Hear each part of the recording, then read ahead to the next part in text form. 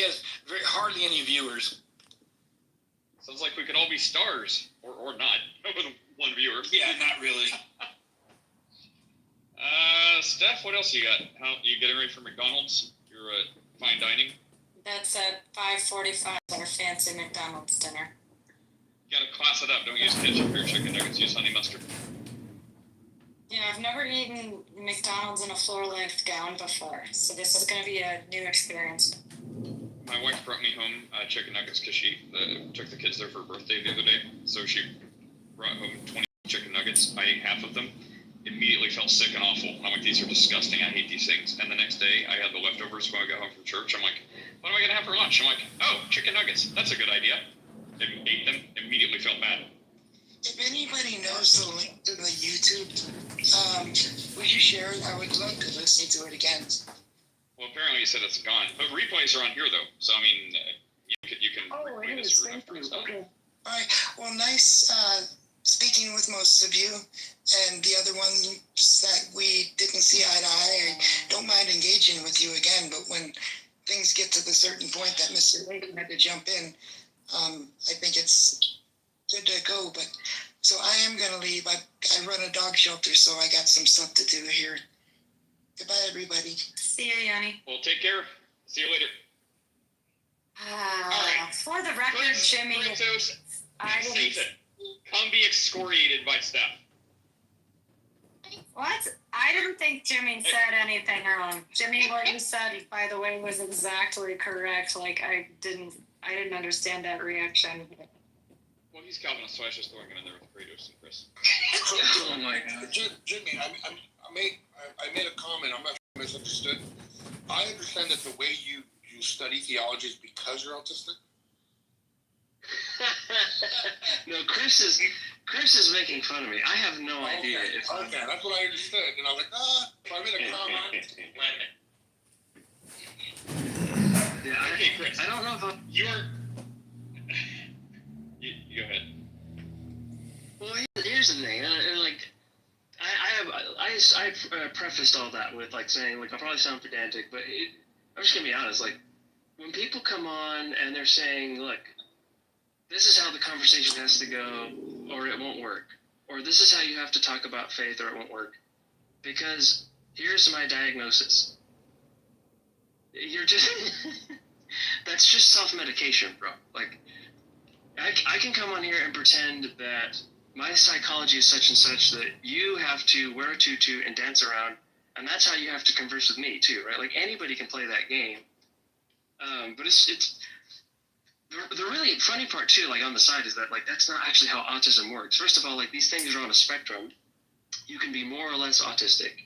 It's always a matter of degrees how far away you are from being able to address your emotions. It's not some kind of abstract black and white, I can or cannot have any access to my emotions whatsoever. That's ridiculous. And I mean, look at the last comment. I would love to see the video. Oh, you mean you have like an emotive sense of preference to see the video? Fascinating. Interesting how that works. Well, that's okay. I was just saying. I mean, I forgot to ask her. She said she wanted to watch the replay. Maybe she will. But I would have asked, well, if you can, I mean, maybe you don't think autism is something that they would want to be healed from for whatever reason, whatever thing it gives them. So maybe she wouldn't say she wants to be healed of that. Maybe she didn't see it as bad. But I would say if you did, like, why wouldn't you do this healing or whatever that you do for others, for yourself, to, basically fix anything that you'd like to change about yourself? That's a question I would have liked to ask, but I wasn't thinking about then. But also, let's see. Yeah, I imagine that Johnny would say that autism is not something that needs to be healed, which, I mean, this kid talking right here also has autism. He is literally in the bath right now, and he has these foam blocks, and he puts them in his mouth, and he bites them, and they shoot across the bathtub, and this is what he'll do for, like, hours if I don't stop him from doing it. Like, this is life, right? I don't necessarily think it's something that he needs to be healed from either. But I agree. Yeah, like, I know that's not what you were saying. So if that was Yanni's answer, it's a curve, buddy. I don't know what you'd call that. So, Hey, Dr. Tira, but you're yeah, back from to Jimmy's point, Ireland. like, yeah, this is not a barrier. Like, you need to teach me Christianity this way because of how my brain works doesn't make sense. Like, that's not at all what is going on here. I gotta clean them all. I will tell you, Scrape the I have a skin from cousin them. who is now Peel 'em. 25, 26. Boil 'em. He has the strongest Then we're gonna mash faith, 'em in a like little of butter and all the people. cream. Maybe not the strong. He Put is some in the parsley top on there. like 5 And then we're gonna Christians make I've a ever double met. baked He has the potato. strongest faith. He just loves the Lord. He has Down syndrome, and he just has like, I wish I had faith like him. T-Rose has got He Tourette's is just on point. syndrome. He's got scripture memorized. He is just. You ever in hear love with the Lord. T-Rose Everything talking? that comes out of his mouth has something to do with how good God has He's been got to him. Tourette's And for I the wish I had faith N-word. like that. Like, nobody needed He's to got sit what? down and figure out Down He's syndrome got to give him Tourette's the for the gospel the N-word. correct way. He got the gospel the same way I did, and he He loves says the Lord. what? Like, I don't He know. says The whole thing. Like, we would really need to unpack. Like, what are your beliefs about who God is? That, you know. I mean, well, yeah, and a lot of that stuff, it's like, you know, I mean, if you're Elon Musk, yeah, I wouldn't feel that for, I probably wouldn't feel that. If you're Chris, I'd absolutely do some digging. Anyways, just had to get that in there. Okay, so, but, I mean, it's like the Bible has an answer for like every single thing that happened. Like this is like, I mean, I kind of tiptoed around it to not be offensive, but and I also don't know or have no idea what she's gonna do. But I mean, it's like this is a case where there's not a lot of gray area. It's like the Bible is full of answers to like directly address what was going on. Like, hey, I want to do this. I want you to surely prove yourself. Like, I want to like get all the demonic verses, and that's your answer. Like I receive it this way, or I receive it that way, and I receive it this way. Great, get all the verses about like pride and ego, and it's hard because you want to be respectful, Chris. But on the other hand, it's like, well, I think these really are like spotlighting some of the things. It's like, well, why can't I come to Jesus? I'm just as open to believing in Jesus as the next person. If Jesus wants to prove himself to me, he can come down and put himself right on my couch. It's like, how do you not see this? This is not going to go well. That kind of thing. Again, not saying she did all that, but that's kind of like the idea. So it's like, well, at a certain point, it just kind of hits critical mass. It's like, look, repent and believe the gospel. Can you absolutely not do on that? Like, if you call on the name of Jesus right now and throw yourself before God and say, will you forgive me? I will follow you. You have obviously believed, you are saved. If you can't do that, that is like the only time you can say, maybe there's some evidence you're not one. I'll stop there before the Calvinists chime on. But I'll just say that. It's like, look, anyone can have it right now. Just repent, believe the gospel, say, Jesus, save me, Jesus, forgive me. I will follow you. That's it. If you can do that, congratulations. And I think people just try to like put up different like blocks as reasons why they can't or won't or whatever. It's like, well, I can't believe a lie. I can't believe something I don't believe. Like, Mojo, what's up? Hey, I was just wondering if I could reserve 60 seconds of your precious time to read some Bible flashcards. Sure. Be happy! Yes, leap for joy, for a great reward awaits you in heaven. Anything is possible if a person believes. Your faith has saved you. Go in peace. My Father's will is that everyone who looks to the Son and believes in him shall have eternal life.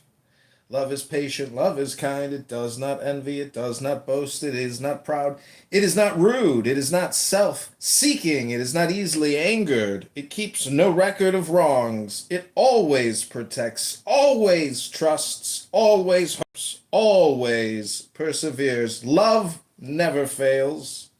I am the Lord your God, who takes hold of your right hand and says to you, do not fear, I will help you. The steps of a man are established by the Lord when he delights in his way. Train up a child in the way he should go, and when he is old, he will not depart from it. It is not that we think we are qualified to do anything on our own. Our qualification comes from God. Well done, good and faithful servant. You have been faithful over a few things. I will make you ruler over many things. Here's what I want you to do. Take your everyday, ordinary life, your sleeping, eating, going to work, and walking around life, and place it before God as an offering. Embracing what God does for you is the best thing you can do for him. Surprisingly, that is one of the highlights of our day. That's true. I'm just going to say thanks, Mojo. Well, thank you for letting me get 60 seconds of your time. It's hard to even get 60 seconds of people's time, but if you read Bible flashcards, you can kill two birds with one stone. You know, maybe we'll take that up.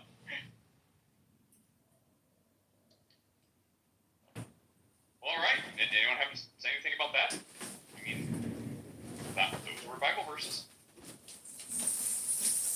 To go with the faith comes by hearing conversation we earlier had.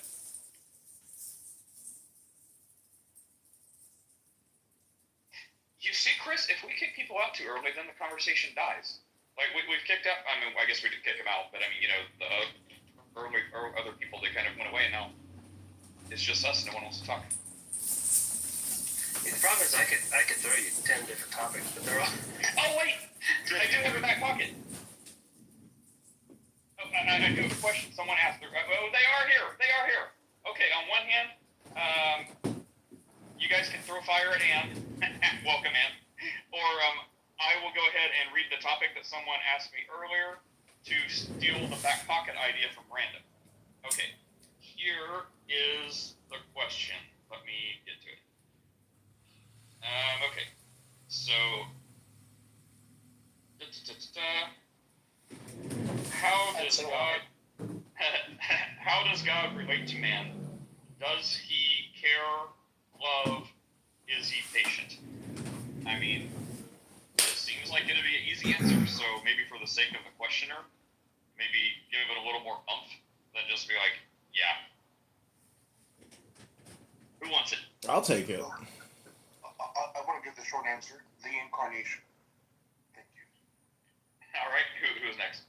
Listen, God deals with wisdom, and so that is the mirror you want to have because that's the superior position, and that's what wisdom intelligence is. I mean, it's a mirror. So the divine principles, the divine characteristics are what you want, and that's why people search the scriptures. It's for self-enlightenment, self-education, self-improvement, and that's the beauty and the intelligence of the Bible. If you study the wisdom, it's beneficial for you in your life now.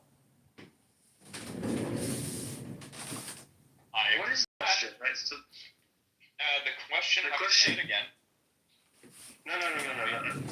Because I remember it, right? It's like, how does God relate to man? Is he patient? Okay, but that is clearly a very general question for something that I would suspect the questioner means much more specifically. Like that sounds like the kind of question where somebody has a specific tension in mind between who God is, stuff that he does in his interactions with humanity, and how those two are put together. That's the sense that I get, but I don't know what the questioner has in view in The particular. clarifier is, yeah, and I honestly am confused, questioner, because the follow-up is, does God love man? And, I mean, I don't know how deep we can go, because the answer is, it says it like probably 1,000 times in the Bible. And like Malik's answer, that's the entire point of the incarnation. So, I mean, the answer obviously is yes, but how is another follow-up. So how does God love man? So we've established God loves man. So the follow-up is how does God love man? I mean, Malik's answer still stands. But what would you say, Jimmy? I would just build up Malik's answer, right? So, like, if you, I don't, where is, I mean, what's the Bible verse that Where says, is in that, this Paul? way Is that- God demonstrated, like in this way God demonstrated love for us, like while we were still sinners, Christ died. Like what's that Bible verse? I'd say that has to be the answer. yeah, I was going to give a similar, there's that passage in Paul where he's like, right, I think it's Romans 5, right? Seldom would a man die for a good man, while we were still sinners. Maybe someone died for his friends. Yeah, exactly right. Isn't that Romans 5?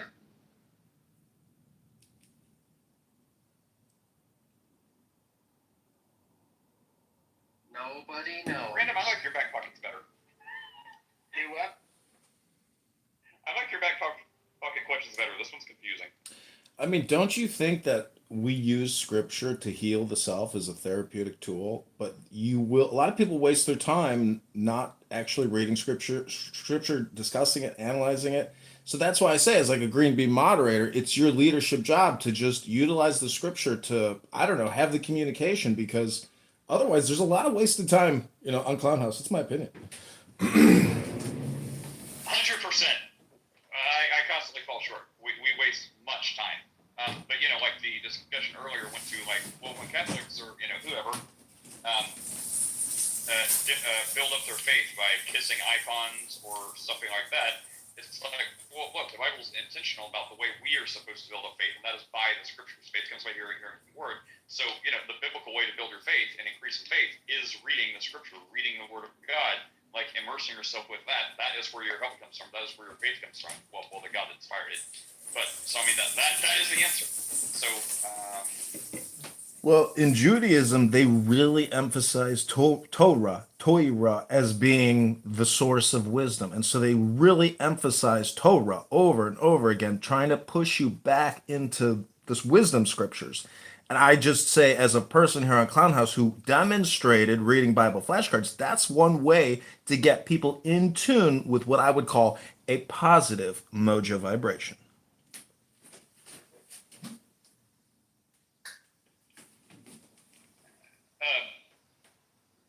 Did anyone think about that? Jimmy, were you still looking for the Bible verse you're looking for? Or... Hey, Mir, good to see you. Let me look it up. I got distracted.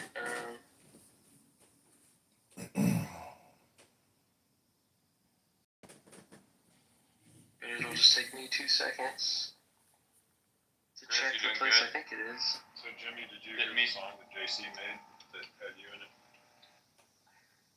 Here it is. I found it. Sorry, 1 second, Chris. 1 second.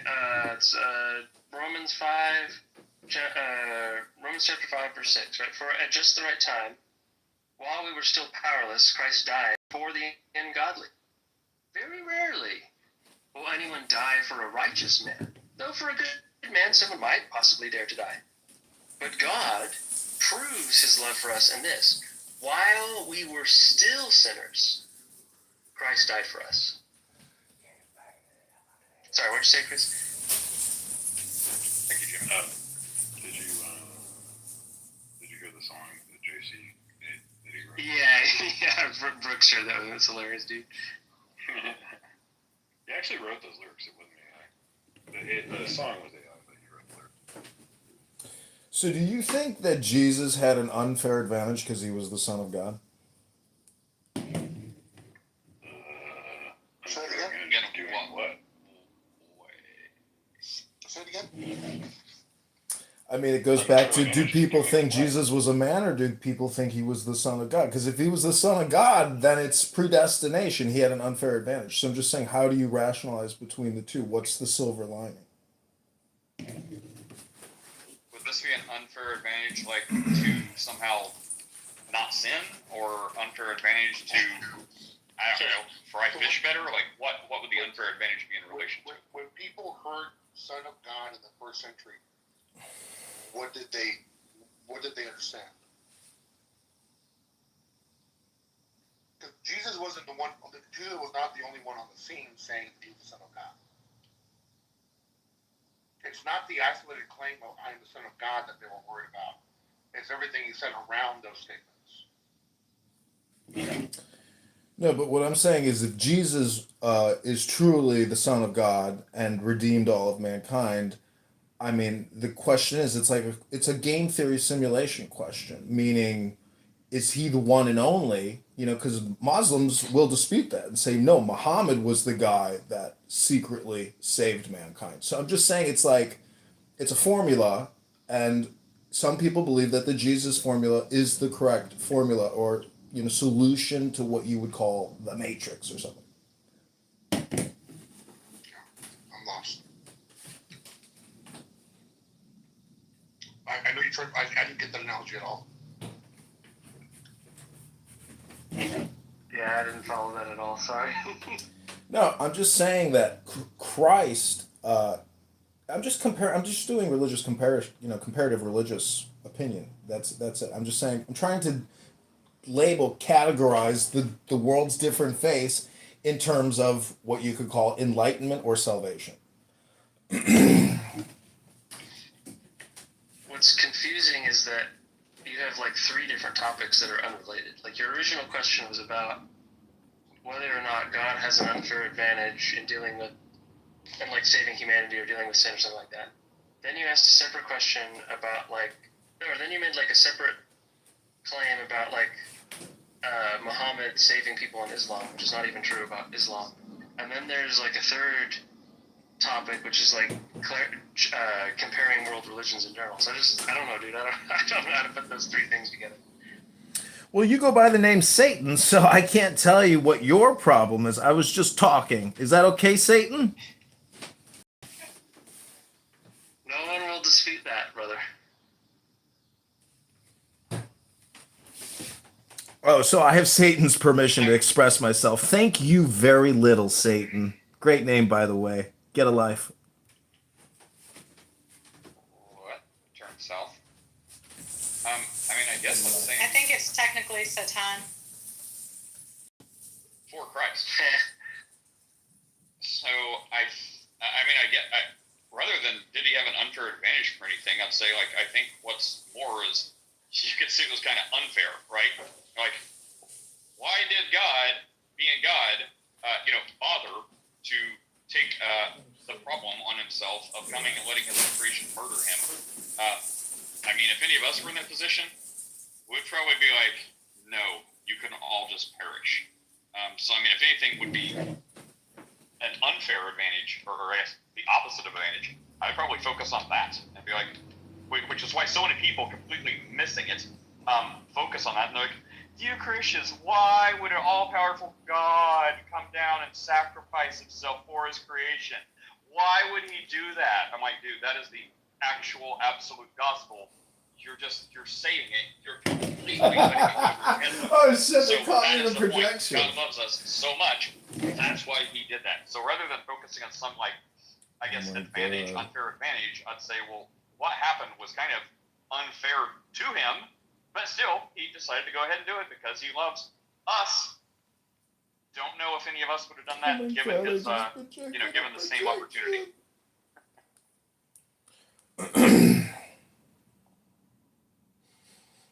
Yeah, definitely not. I think the more you understand it, the less it's explicable. Well, does anyone have a way to get in touch with the source of the Holy Spirit? Prayer. Called prayer.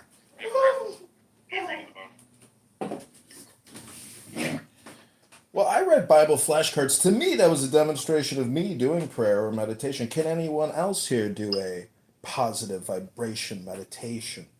I'm going to point you towards, on one hand, point you towards Yanni to answer your question. In the same breath, I'll also say, don't do that for your spiritual wellness. So there are people you could talk to who would be in that category. It seems like you're going to, but I would say that won't be any of us, and it probably shouldn't be you if I'm picking up the vibration. I would just say simply focus on Christ alone and faith in him. And yes, meditating on the scriptures. I don't know about the vibration thing. That seems extra. Hit the calorie. Well, the metaphor would be music, because what you're trying to do is create peace, calm, stillness, joy, and get to the center of the truth, or energy in a way, or gravity, or anti-gravity. I think the name Mojo fits. I really do. It's called Jesus. So Jesus said, hold on. The words just escaped me. I conquered the world. It sounds like you got a bagel in your mouth. I'm eating a chicken noodle soup. For the soul. You got any croutons on there? No, they're tortilla chips. Oh, I had some chicken enchilada soup the other day. It was really good. What do you think Jesus' favorite soup was? Matzo ball soup. You think they had matzo ball 2,000 years ago in Jerusalem? That came out of Poland. What are you talking about, Malak? We're guessing. Well, there's no archaeological evidence. They never found any petrified matzo balls in Jerusalem. Are you a troll account? Are you projecting? You must be projecting, Satan. You go by Satan, and you're asking Mojo if he's a troll account? That's projection, Satan. It's Satan for Christ. You want Satan to be saved, or I don't know. What is that thing, Jimmy? So if you do a little word study on the word Satan, it's not originally a proper name. It's not like God, like one day was walking. No, it doesn't mean tempter. It's not a proper name. It doesn't mean tempter. The original use of the word is someone who opposes. It's an enemy. Adversary is a good synonym, right? And so you see that word used for things other than Satan. In fact, if you go to Numbers, it's used of God.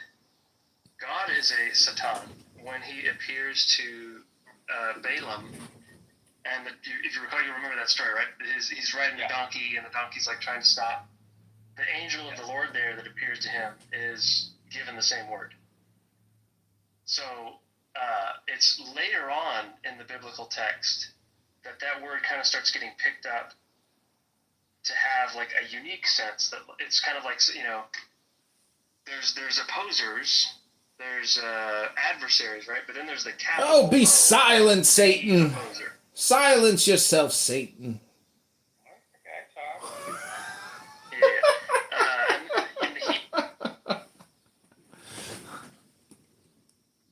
This definite article before the word, and that's like a cue to tell you, like, oh no, we're talking about like the guy, the enemy, the Lord Morgoth of the real world, blah blah blah, that sort of thing.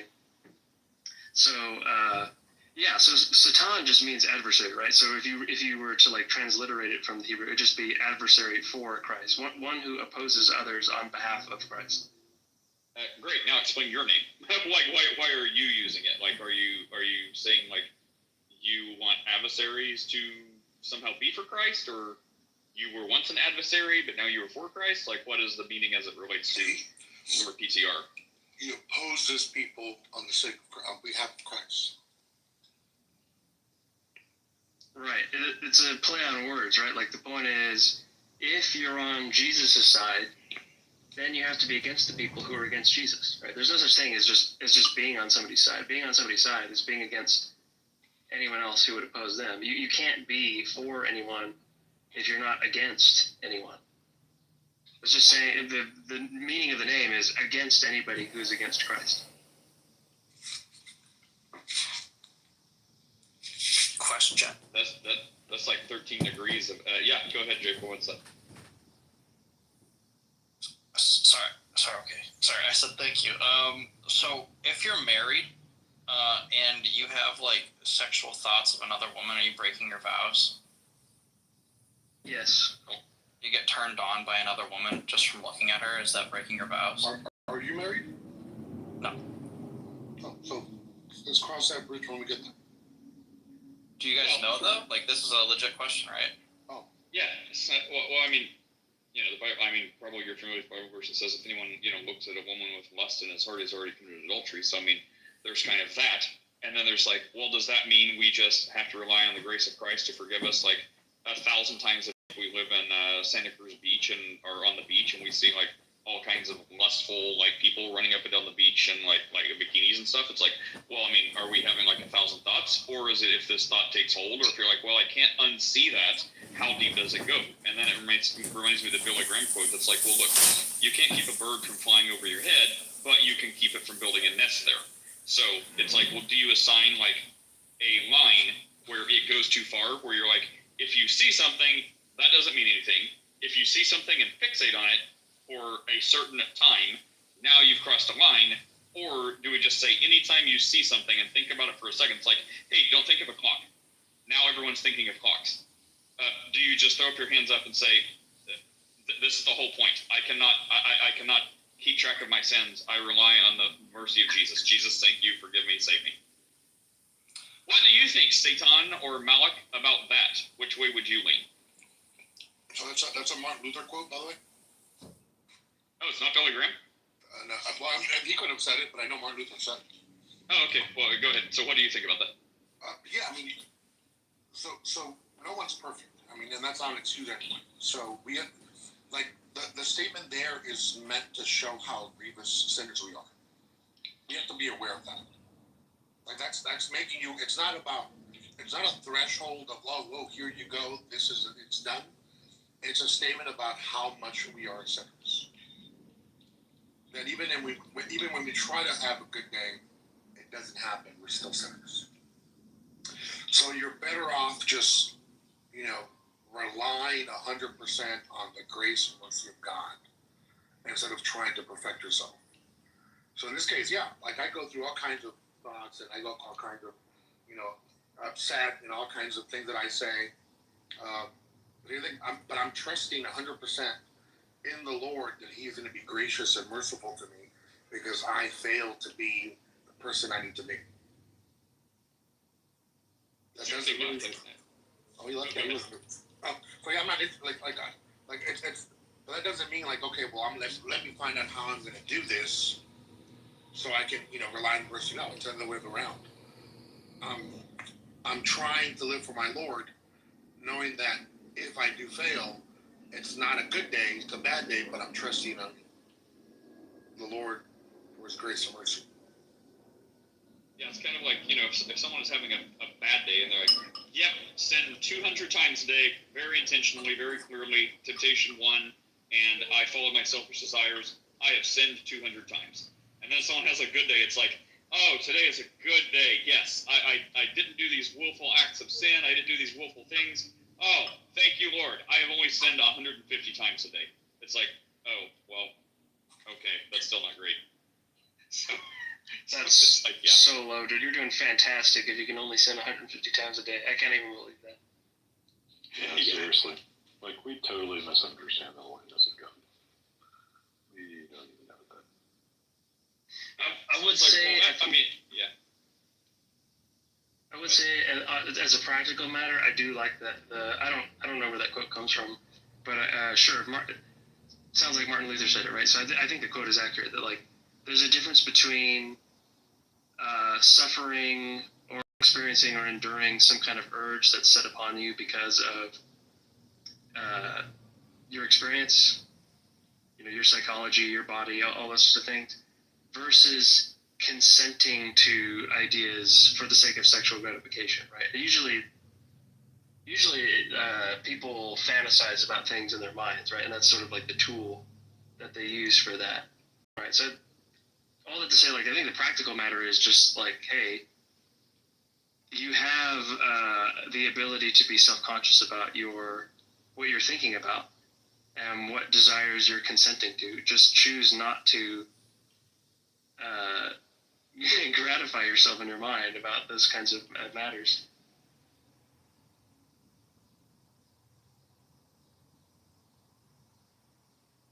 Chris, you were saying what a terrible sinner you are? Worse than you got. I don't know. I don't want to get into a contest, but woo! Hey, Lou, what's up? Nothing. Chilling. Just getting out of work. Somebody hit the light bulb. No way, Jose. What have you to say this day? Go ahead, you may. Alright, shout out to all the Christians in here. I got a question. No way. Now, I want to know, do y'all speak with logic or y'all just going to go off of y'all so-called beliefs? Now, both. I done asked a few Christians in my life this question, and I always get the craziest answer. So here's the question. If someone's not a Christian, and they are the nicest, kindest, straight to hell. human-loving person on the planet. They ain't stole, never killed, gave to the poor, did Everyone's stolen. If they don't believe in Jesus, can that person go to heaven still? No. All right, cool. But someone that's a killer, a thief, a rapist, a murderer, all of the above, yep, straight to heaven. On their last second of they living breath, the last second, if they ask Jesus for forgiveness, and they acknowledge Jesus as their Lord and Savior, that person could go to heaven. Yep. Yes. That's called the power of grace. That is a mighty thing you just mentioned. Thank you. So God doesn't. So y'all God or whoever this God is doesn't have grace for the people who were outstanding human beings. No such thing. Could you read John 3:17? There's no such thing as being an outstanding human being. There's no such thing. All right, so there's such thing as being a bad human being. Yes, like right now. Jose, if you have the presence of mind, go to John 3:17. No, I don't want to go to none of that shit. Because the thing is, all right, see, what you're doing as a Christian. I want you to just keep it. Oh man, I was gonna say I didn't want to drop him yet. Can you stick around to the answer? Look, I want to give you the answer. You come in here acting like you're a man of logic and get beside yourself in 2 seconds. So that makes me think you don't want to be a man of logic because you're illogical to ask a question and then go completely crazy. So listen for a second. Here's your answer. Everything you said, you got your answer. Can the most kind, loving person not believe in Jesus go to heaven? No, straight to hell. Can the most wicked, evil person, say you, just for example, can you reject God and be evil and all this other stuff, but right before you die on your deathbed, can you confess Jesus as Lord and Savior, ask him to save you and forgive you, and go to heaven? Yes. What you're missing, which you couldn't calm down for 2 seconds, hold on. I'll actually bring you back after this. If you can be patient, I'll bring you right back up and let you respond. Please respond to this. The Bible tells us sin hardens the heart, so the chances of you actually doing a life of incredible evil and then having the presence of mind and being able to believe Jesus and call on his name on the last moment on earth, the chances are incredibly small because you've got a hardened heart from a life of sin. So can you? Yes. What are the chances of that? Probably very small. That's the answer. Okay, come on back up and watch the language too. But all right, let us know what you think. Please be logical. See, you want to say basically that I'm illogical, that I'm not speaking from logic.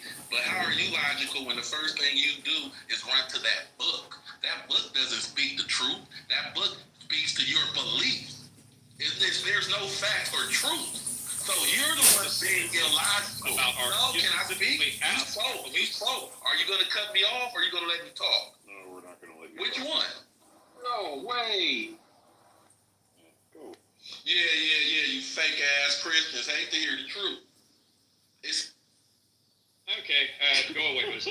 Look, bro, you're like, hey, what do you believe? And we're like, well, based on the Bible. You can't use that book. You just asked us what we believe. Are we supposed to pull a rabbit out of a hat? Like, bro, that's illogical. So really, what you're asking is about yourself. Not the good person. I mean, I think you kind of demonstrated your character.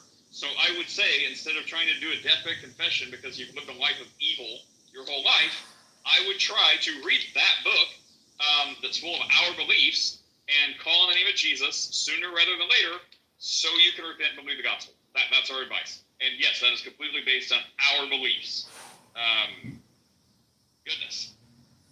Oh, I bet you believe Jesus is white. Now, Nate, what I want to know is, are you going to use your mind or are you going to use your beliefs? See, I mean, that's just a true dichotomy right there, don't you know? It's your mind or your beliefs. I don't see you using your mind. You go into that book to get your beliefs, which, by the way, is in your mind. But ignore that fact right now, brother. Oh, boy. It's like, man, what do you do with that? Remember that, JP and Lou? It's like back in the day, like this is a time for Royisms to run free. It's like, how do you know? What was it? How do you know? Throw a rock into a pack of dogs. How do you know which one got hit? The one that yelped the loudest. Like that applies to that dude all day long. Hey, I want to be logical and understanding. Can you be logical? Okay, I have a question about your beliefs. Well, my beliefs come from a book. Y'all gotta use that book. You had Kanye logic. Hey, what's wrong with you? Sit down, Kanye. I just said it. I'm a cop. Well, Jesus is, I mean, you know, I don't know. Was Jesus white? Like, what shade of white?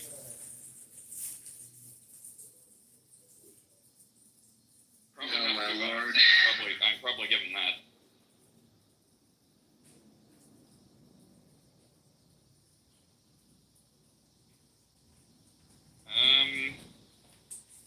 Well, everyone else, how are you guys doing down there? Apparently, it's been a crazy day. Even I was away.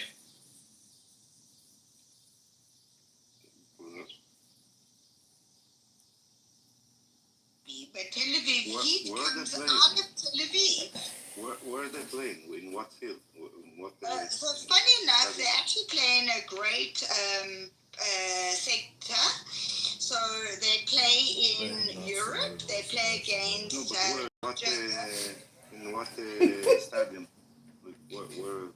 Where they're I don't know where they play in Israel, but they're part of the European League. So they play in the European League and they play in the South African League. Yeah, good.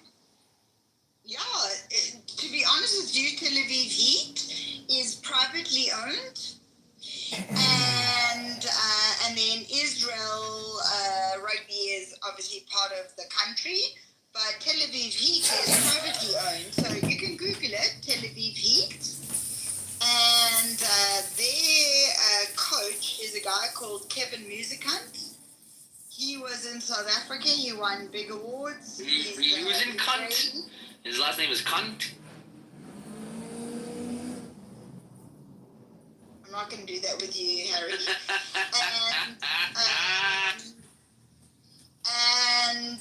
Yeah, so they're doing very well in the European League, and they're a great team. Good to know. Yeah, so you can Google them, Tel Aviv Heat, and then Israeli rugby. Yeah. Heat and humidity. Huh? It's very humid. Yeah, very humid. Tel Aviv Heat. Yeah. Yeah, very original. They stole it from an NBA team here in America. But, you know, what do you expect from rugby?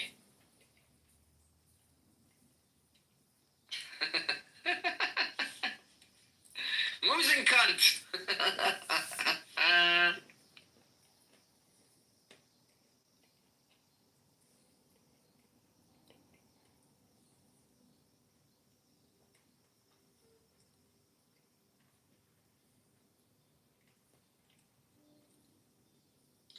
To be honest, Harry, in a room like this, I would have thought you would have just been pro anything Jewish, but clearly not. So, you know, playing the game you want to play. Well, I mean, that doesn't make me not pro-Jewish because I don't support a rugby team in Israel. I don't support most of the football teams in Israel either. That's fine, but Harry, you're knocking someone's name for doing something. Yeah, I think it's a funny name. Why? I mean, you don't think that's funny? I think it's hilarious. Yeah, it is hilarious, but I mean, you've got nothing to stand for. So I don't need to stand for anything. It's not like I'm trying to make a stance here.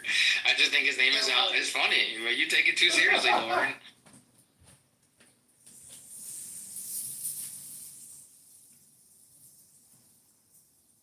They have a website.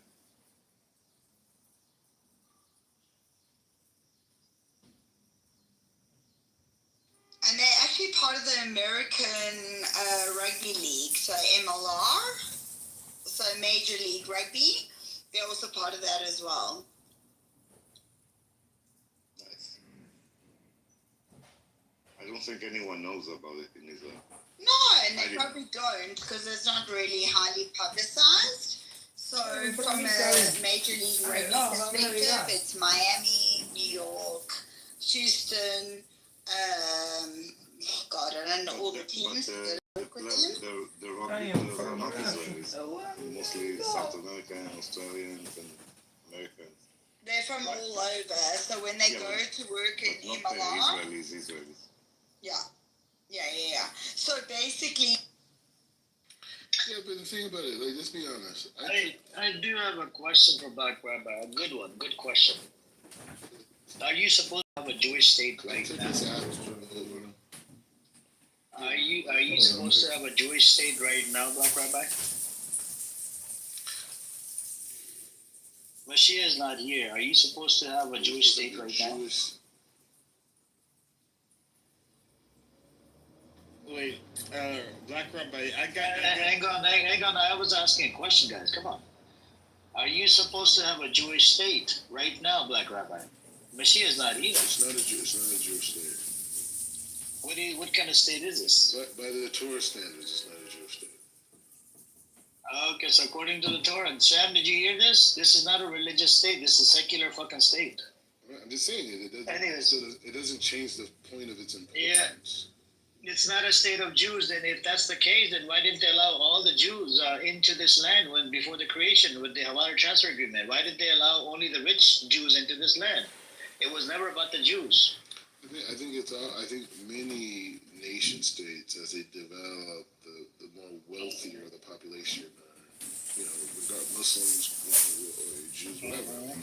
It's nation state building. I mean, it's not a... Nope, there was a big controversy around it. Go look it up. Hawaii Transfer Agreement, they only allowed the rich, well-off Jews into the land called British Mandate Palestine. They didn't allow all the Jews into that land. Those Jews that were living in the ghettos, they didn't allow those Jews. There were Jews that were middle class, they didn't allow those Jews. They only allowed up till... Okay, what else? I'll tell you something else. Those people are the ones who are the people of the Supreme Court here in the country. I didn't ask you those people. I said before the creation of the state. I'm not making a claim right now. Those same families. No, I'm not talking about those people right now. I'm talking about the state from the jump. It wasn't about the Jews. It was that's the only okay, if it was about the Jews, then why didn't they allow all the Jews into that land? Why did they allow only the rich Jews? Yeah. We have a book in our Talmud. It's called Kitover, right? Which is like contracts, and it talks about us reintegrating in the land of Israel, right? The point is saying that the fact that you had people who hated Judaism, who formed this state, allows us as religious Jews to live here, because there was no desire to create a religious state. A Jewish state can only have a king. There's no prime minister. There's no you can have a. There's no capital city.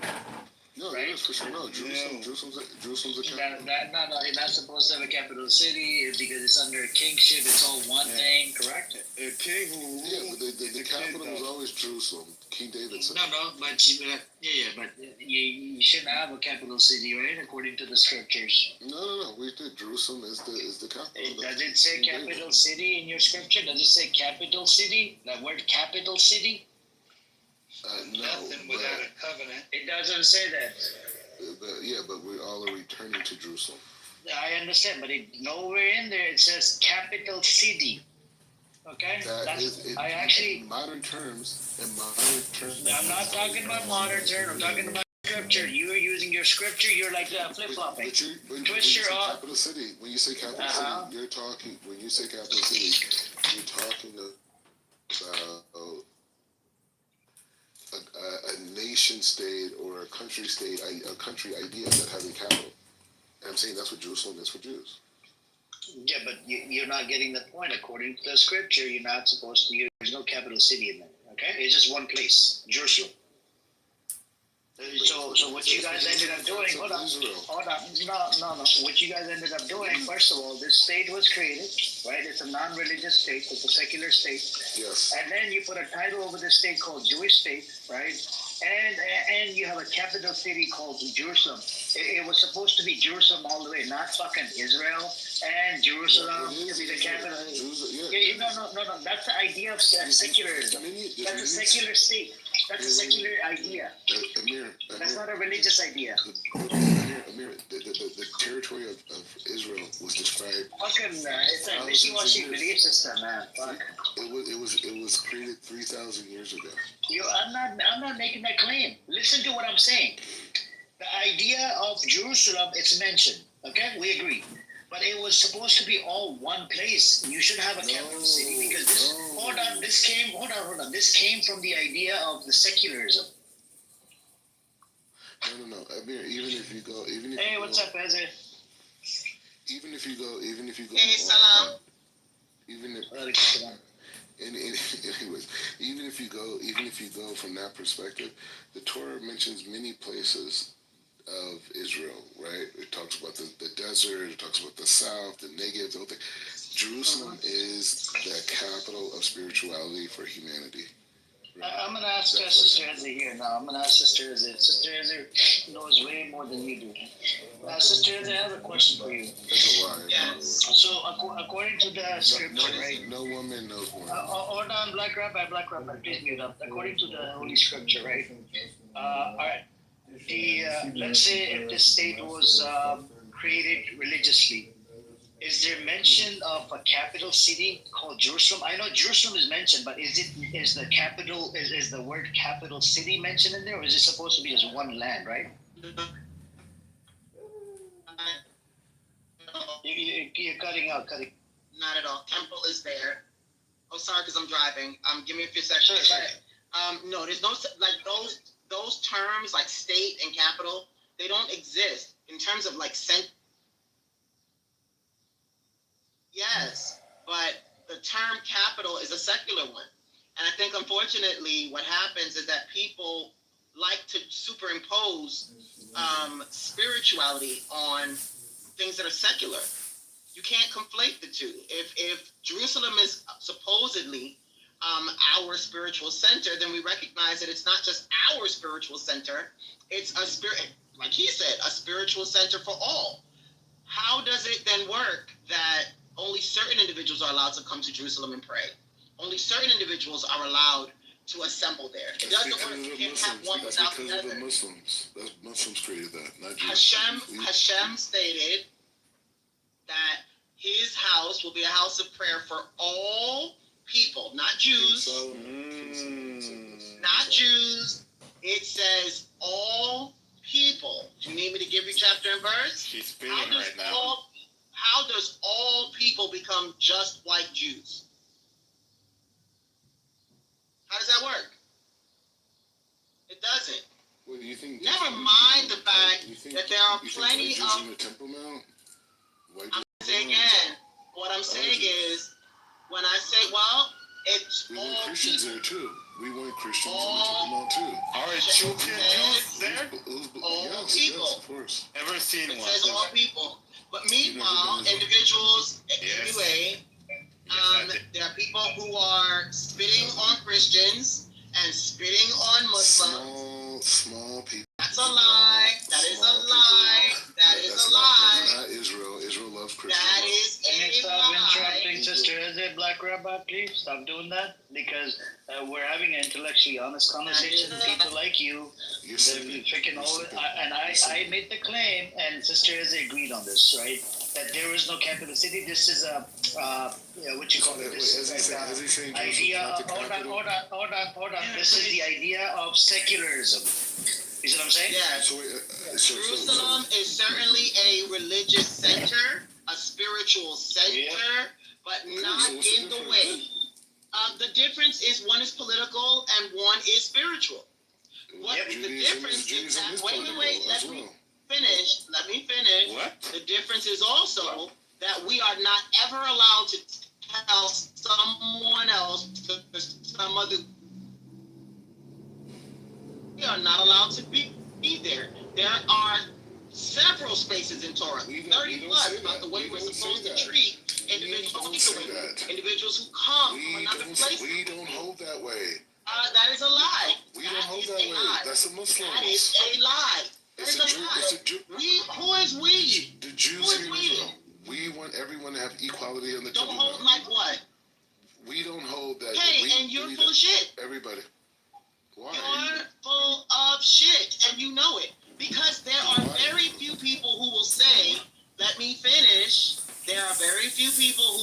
say that Muslims and Christians.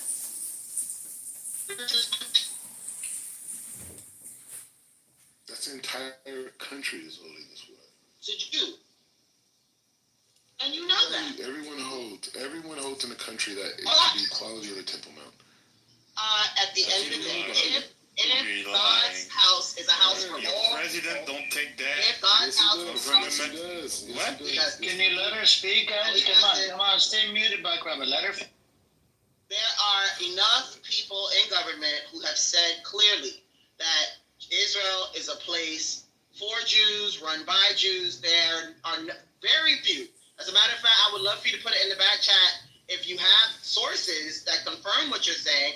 I would love to hear the Smotrix and the others say that, oh, God's house is a house for all people. Bring the Muslims, bring the Christians. Let's all bend the knee before God together. It's nonsense, and you know it's nonsense. It's cute in terms of Hasbara. It's cute in terms of what we're saying on a public stage, but the term.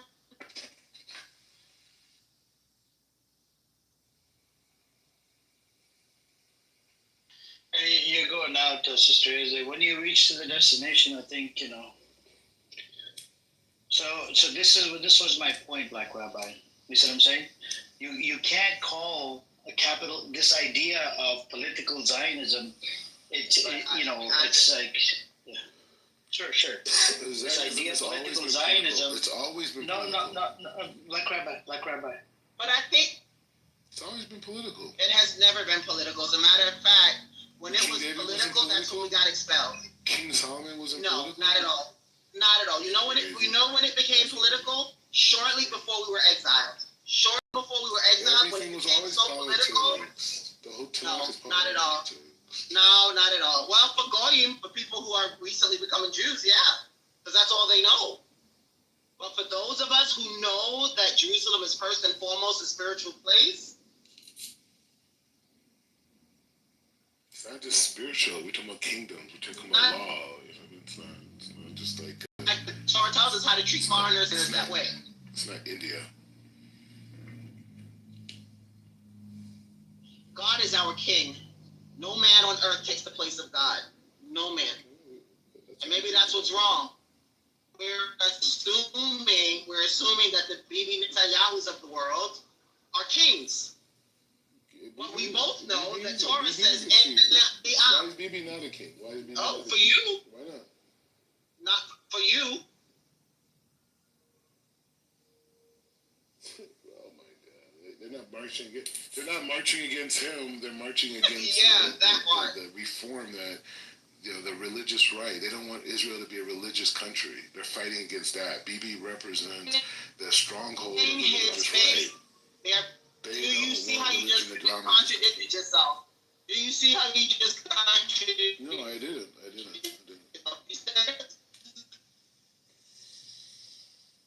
The spiritual center of the universe. It's the spiritual center of the universe. 300,000 people are marching because they want it to be spiritual, and it isn't. Wow. They don't want it Didn't you just say a to be mouthful? spiritual. He does it all the time, Sister Izzy. He doesn't want to acknowledge that this state, he said it earlier that this state was created. It's not, it's not according to the Torah. So then why do you support the state?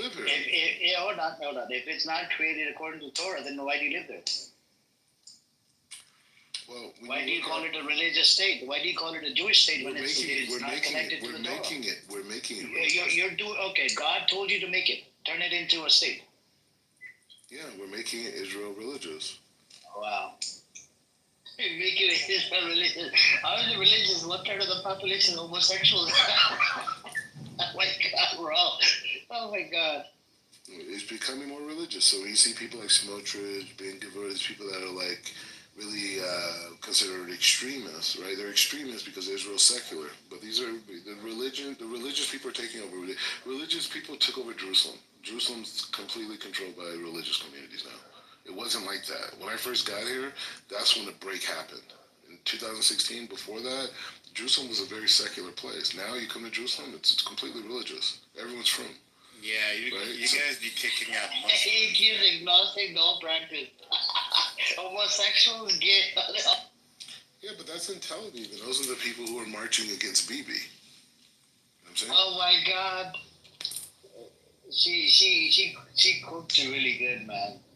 This is, you know, you call it capital. This is all part of like secularism.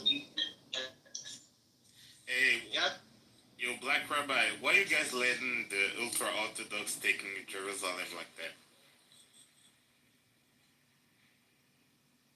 I'm ultra orthodox. Yeah, why do you guys kick the other people like that? No, I don't think kick. I just got that we're making the land of everything's becoming holy. We're returning back to God. We're repenting.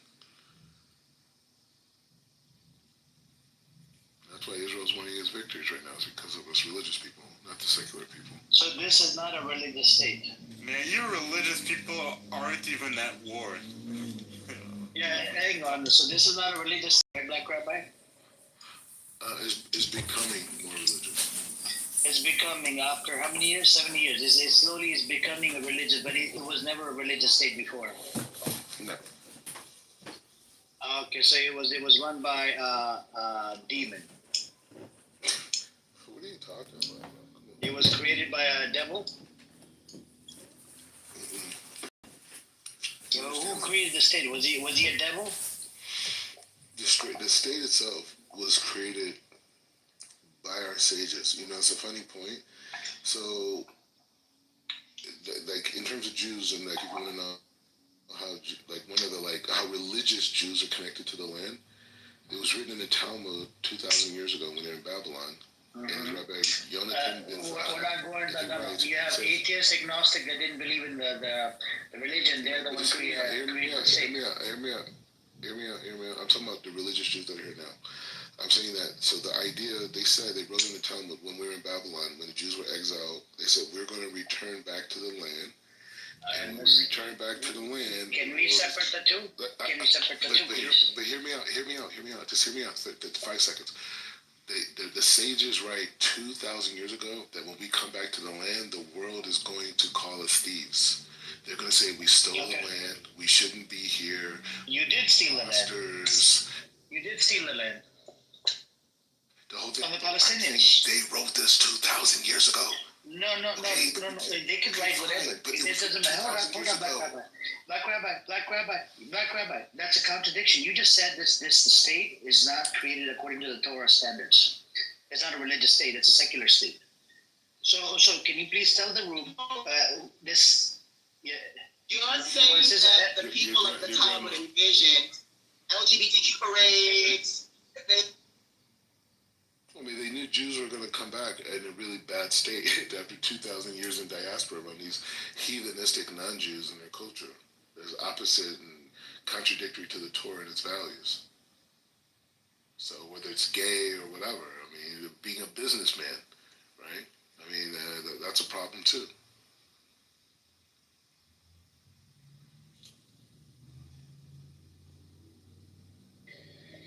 All right. We finally acknowledged today that this state is actually a not religious state. Yeah, but the fact that it's not religious is why we can all be here and make it more religious. If the intent was... Why do you want... It's just like living in America. Why do you want to be over there when it's not a religious state? No, because the land is holy regardless of who's here. The land is holy when it's on. So it's okay to steal a holy land from another group of people? They don't really have any connection to it. No, they do have connection. How? They're living over there. They're native to that land. Native how? What do you mean how? They've been living there thousands of years. No, they Palestinians. No, yeah, they have. They have. You know that's not true. Okay, somebody that converted to Judaism about 8 years ago. Why does it matter? It doesn't matter. You converted to Judaism 8 years ago, and then you get to go live on a stolen land. That's justified. That's justified. No, that's justified. Your religion tells you that lie. No. It has nothing to do with Islam. It has nothing to do with Islam. Of course it does. It's their land. It's their land. They're native to the land. No, it's not. It was taken. They got conquered. Well, no, they did not get conquered. They had little guns. We had big guns. They got conquered. No. They were stolen. No. Jewish militias. Hold on. In 47, Jewish militias start going from one village to another to ethnically cleanse them. You know what? American pilgrims went and killed American Indians. Did they get conquered or did we steal the land? Which one is it? Are they allowed to move?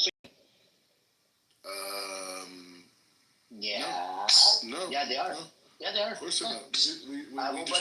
We destroyed everything. I know. Everything. Just like you did it with Palestinians, you destroyed everything, but now they're able to move freely. So I'm saying, did America steal the land?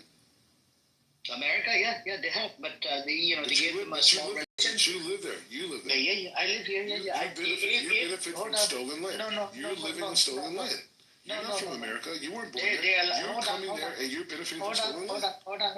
If tomorrow Native Americans, they come to my property and they take over the government of America or California, whatever. Sure, they don't take over. They can't take over. Hold on. It's too small. It doesn't matter.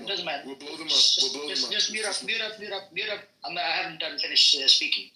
If they come back and they're like, okay, we need to get the land back or whatever, we have the paperwork, and they topple the government, whatever, then I don't mind. You know what I would tell them? You're a liar. Hold on. Do you know what I'll tell them? I don't mind. You can take the land back. Can I coexist with you guys? Yeah. Can I coexist, or probably leave back to wherever the fuck I came from? You know what? You're an opportunist. You just proved to everybody. Seriously. You are an opportunist. You are an opportunist. This is the problem. This is your You live on stolen land. You live on stolen land. I just told you. You can't point the finger at anybody. You're not born in America. You chose to live there. American Indians, Spanish people, other indigenous groups that live there. They don't even have If I wasn't born, I'm not born here. I can leave. If I wasn't born here, I can leave. And there's a difference between living on a land that was taken over years ago, like before we were even alive, to where you're choosing to live there and be part of taking over. So because you were born after Americans killed millions of American Indians, millions of Latino Americans. You want me to bring them back to life? That's retarded. Now you sound like a Zionist. Now you sound like a Zionist. Hear what she just said? Oh, I can't bring them back to life. No, but I wasn't alive. You are white and privileged. You are white and privileged. You are white and privileged in your mind. And the reason why you don't feel other people's pain, you just want to feel good about yourself. Because if you want to point, do the white girl giggle, you want to sit there and point fingers at Israelis, but you don't want to point fingers at your racist ancestors. Your racist ancestors who sat on the necks of my ancestors, and the only reason why you even have them, you live Hold on. Since when? No, he has a point, Amir. One second. Since when did you become black? According to your Twitter feed. I'll put the link in the chat for you guys. He doesn't think he's black. Hold on. I'll put the link in the chat. He doesn't think that he's black. He tweeted on Twitter. I am the expression. I'll put the link in the chat so everybody can read up your tweet. I am Martin Luther King. I'm Malcolm X. I'm Malcolm Carter. Let me put the link in the chat. Booker T. Washington. Here's the link in the chat, guys. Please read it. Please read this. Please read the Twitter. This is what he tweeted. He doesn't think he's black. Learn from me. He doesn't think he's black American. I am greater than all. Amir. Yeah, yes, Chucky. Learn from me. Look, this is why we need to accept Black Rabbi in our hearts, man. He's gonna help bring world peace. Yeah, I don't know. In this life or next life, finally he acknowledges this state is not a fucking religious state. He acknowledges. Okay, thank you. He said we're about to turn it into religious state. Such an idiot. Then why would you live on a stolen land? And also, Amir, if Black Rabbi was to cease to exist today, then the world would stop. In his dreams, I don't think in reality anybody will give two fucks about it. Even if he goes missing tomorrow, I don't think anybody will give two fucks about it. These people are so crooked. They're mad at me saying that I'm a human being. This is how lowly they think of us. I put the link in the chat for you guys. Please read up on his screenshot. This is what he tweeted. He doesn't think he's black American. But why don't you consider yourself black? The white man's imagination. But why don't you consider yourself black? Any little skilled white man could ever create anything. I'm greater than anything he could ever create. And I'm rejecting that, and you want to talk down to me? I am the opposite. Nobody's talking down to you, but you gotta stop using the race card when you don't think you're black. Yeah, you gotta stop using the race card. Black. I'm a human being. Then why the fuck do you bring up the race card in the middle of a conversation? Why do you do that? I'm a human being. I'm not black. Yeah. Your Twitter shows how racist you are. You black than me. They call me that. My ancestors never called themselves black. Oh, the white Ashkenazis, they call you that? They call you that? They were forced to do that. Who call you? The white Ashkenazi Jews, they call you that? You could say. Yeah, they're not racist towards anybody inside Israel. They're very good people. The Ethiopians don't get discriminated against inside Israel. Nothing happens to any of the black folks inside Israel. It's a beautiful place. It turned into a holy place from a secular society. What according to that scripture. What happened? What happened? Tell us what happened. Yeah, I'm just saying. Tell us. No, but you don't think you're black, so you're not from that history. No, you are not from the history. No. I'm bigger than white man's thinking. Did you check out his tweet? Anything that white people created, I'm greater than. Anything they've created. They have nothing. They couldn't. They're not even. The hairs that I have on my leg, a white man can't even hold.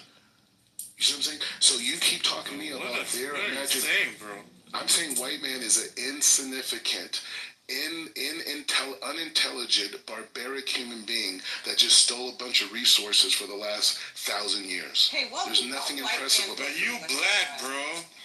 There's nothing impressive about them. There's nothing impressive about them. Unintelligent. I wouldn't say they're unintelligent. I think they are unintelligent. Evil is very intelligent. They're very intelligent. No. Okay, but yes, I agree. To do evil Cunning is different than intelligence. Being cunning is what evil is. That's what the serpent. The serpent was said to be. Yeah, but to do the evil that they've done is. I mean, you can't underestimate your enemy. No. I could take a gun right now and kill everybody around me. That is not a form of intelligence. That's a barbaric, unhumane, not a non-human. The system a non-human. Set up in the non-human. They're not. Look at the system. Look at the value of the dollar. No. Yes, they're very evil. I'll teach you. That doesn't. Who cares about the dollar? Do evil is a very intelligent thing. Who cares about the dollar? Who cares? No, but I'm just saying. I mean, who cares about their dollars? Who cares about their enemy? Who cares about their dollars? Who cares about their houses? They are the enemy. Who cares about their houses? You like their guns, though. Who cares about anything? You like their guns. No. Yeah, they have nothing. You like their guns. They have nothing. We can admit that if every white person on the planet, if every white person on the planet were to disappear tomorrow, 85% of the problems in the world will disappear tomorrow. That's not true. That's not true. No, it's true. If every white person on the planet were to disappear tomorrow, 85% of the problems in the world will disappear tomorrow. That's why I'm the leader of the generation and not you. Okay? The issue is people who are evil. There's black people who are evil. There's yellow people that are evil. There's red people that are evil. There's white people that are evil. It's evil people. Bro, you shut the fuck up, you freaking nobody ass person. You're not at a level to talk to me. Go to your little Crown Heights. Go to your little Crown Heights and talk about how you're abused by your little white Jews. How you're abused by your white Jews. I don't connect to you. I don't know you. I don't connect to you. I don't know you. I don't connect to you. I don't connect to your little black Jewish narrative. Your little black Jewish narrative and your little tiny existence. I don't care about it. You have nothing. You think white people are Jewish. You think the white people, your parents were converted by a Jewish. I don't. Rabbi, do you take pills? He really does. It's not a joke. Maybe he takes pills and he just lost his prescription ran out. Alcohol with medication. Well, maybe his prescription ran out. Whatever. You guys are drunk. You guys have been Jewish for what? How many generations? And you guys don't mean shit in the Jewish community. None of you mean shit in the Jewish community. None of you. Compared to you. No, but they don't mean shit. They've been Jewish for how many generations? They ain't got they got little kids. They ain't got nothing. No rabbis. No rabbis, no Torah, no kids, nothing. What's the difference between her and you? What good do you have? Waste of Jewish education. I don't have a kid to have kids. I'm getting married next month. But how many times? The third time? Here's the third time. Second. We've never never seen one by you. told us to Or your say brother, shit about or it. your You sister, know the white none of y'all, none of y'all. Y'all grew up Jews. We've never seen none of, we have seen, Get it out. yeah, sure. You would, You know, great, telling cool. people that you Great, that. but what about your brother though? You were What so about your brother? fat. What about your You were so sisters? fat you couldn't What reach about it. you? That she You guys have no lift kids. your listen. tongue Because you guys are cursed. You guys are cursed. Your family's cursed. Your whole family's cursed. Nah, that's not nice. That's not nice to say, but They got no kids, nothing. They're cursed. listen. The whole your family is It's cursed. not cursed. Calm down, Rabbi. Calm down. I'm trying to talk to you, man. Oh wait, this is what I'm doing now though. I'm putting him on record. Cause the moment I get around other black Jews, I'm gonna make sure that somebody punches him in his fucking face the way Ariel should have. Now I'm saying it in front of all the witnesses. The first time I'm gonna play this for any black Jewish man who's lived underneath my mother, who's lived underneath my father, they're gonna punch you in your fat, nasty fucking face. And I hope it's on replays. Yeah, that Make sure everybody heard me. Amir, you heard me? Everybody else heard me? that wasn't nice. He's a clubhouse warrior. But I'm and if I'm blessed to be there, I'm personally gonna do it. Personally gonna do it. You will never talk about my mother. You will never talk about my father or my family and get away with it. Watch and see what happens, you fat fuck. You done got yourself into something you can't get yourself out of now. Watch and see. Hey, Rabbi. Watch and see. I wouldn't care if Rosh Hashanah, I wouldn't care if Rosh Hashanah and Yom Kippur came. Your sorry bipolar ass is gonna pay for what you just said. My family's cursed. Watch and see. Nah, don't mind it. Matter of fact, we don't even have to Don't mind it. I just want to say, but Rabbi, if you're going to be like a president or something, you can't wait till like the last. He ran away. Oh, he left. Oh, he knows how strong my family is. He knows very well that he's surrounded by my family a little too much to be talking shit like that. I was going to say, because like, if he's going to be like the president or something, then he needs to come back to America and start setting himself up. You can't wait till like, what year did he say he would be president again? But 2032? You have to understand something. You can't wait till like that year to show up and say, oh, I'm going to be president. You need to start establishing yourself like 10 years in advance. At all. He has a mental health condition. He does. Yeah. We know that though, Easy. I mean, why are you freaking on this guy? I mean, just no, I'm not freaking on this guy. But what happens is even crazy people get a little too crazy. End of the day, he has a mental health condition. He's bipolar. He suffers from narcissistic personality syndrome. He has a serious issue. He's the president. He's the king. Come on, man. Really? Poor thing. I feel sorry for him. But what he won't do is come for me and mine. That he won't do. Sister Ezin? Yes. Are you Shavua Tov to you? Are you able to look at your screen? What you mean, look at my screen? Like look at your screen, like you can look at my PTR. It's like you might need to handle that. That's the fourth step. You know what happens, unfortunately? He comes up against the likes of Ariel. You know what I mean? And Ariel will talk a good game. We don't talk. Not at all. You're sitting in the same rooms as people who love and honor my parents like their own. If they were to hear half of what he would say, Lord, I wouldn't have to do a thing. They would lay him out on the floor. And it wouldn't be about violence. It would literally be about, you know what, you talk too much. And now we need to sit you on your flat ass. That's Black Jewish 101.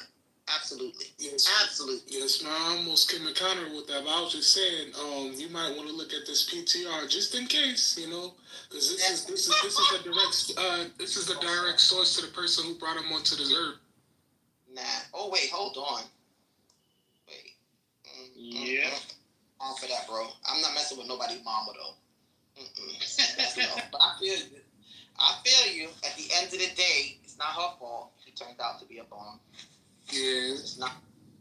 There's certain places you don't go, and whenever he crashes out, that's what he does. That's why he ran, because he knows. He knows, brother. Please come to New York. Please, I'm begging you. Is that Rabbi? Hey, Chucky, that's Rabbi, right? In your PTR. That was his mom. So you know what? That was his mom. Get the fuck out of here. Nah, don't play with people's moms. You know who that looks like, though? You know who that looks like? As soon as you showed me that, I saw it. It looks like Eddie Murphy, the Nutty Professor. Remember that? You're looking at a different picture. You're not looking at the one of her at the university. Oh, the yeah. Let me click on your name because I'm on club deck. I gotta do it differently. No, that's what I see. I know, Picture of a guy. Wait, hold on. I'll put it back. Allegedly. Picture of a guy with his teeth. I'll put it back. It looked like Eddie Murphy in that movie, The Nutty Professor. Is that the one when he gets real fat? No, that's not the one, right? That's a different one, right? What's that movie where he gets real fat? You're talking about Norbit. Yeah, Nutty Professor. Norbit. Looks like Norbit. You're talking about Norbit, the one where he's a woman? Norbit. Yeah. Okay, yeah, that's the one. Yeah, he looked like that. And that actually, he looks like he needs a dentist because he looks like his mouth is a can opener. There you go. There you go. He's good. Y'all listen.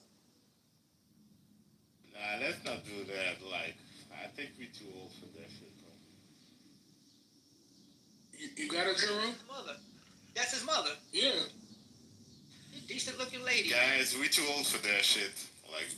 No, seriously. No, seriously. She look like a decent lady compared to this friggin' maniac. And she probably would not co-sign half of what he's saying. Look at that. She acts about Muslims. Isn't that crazy?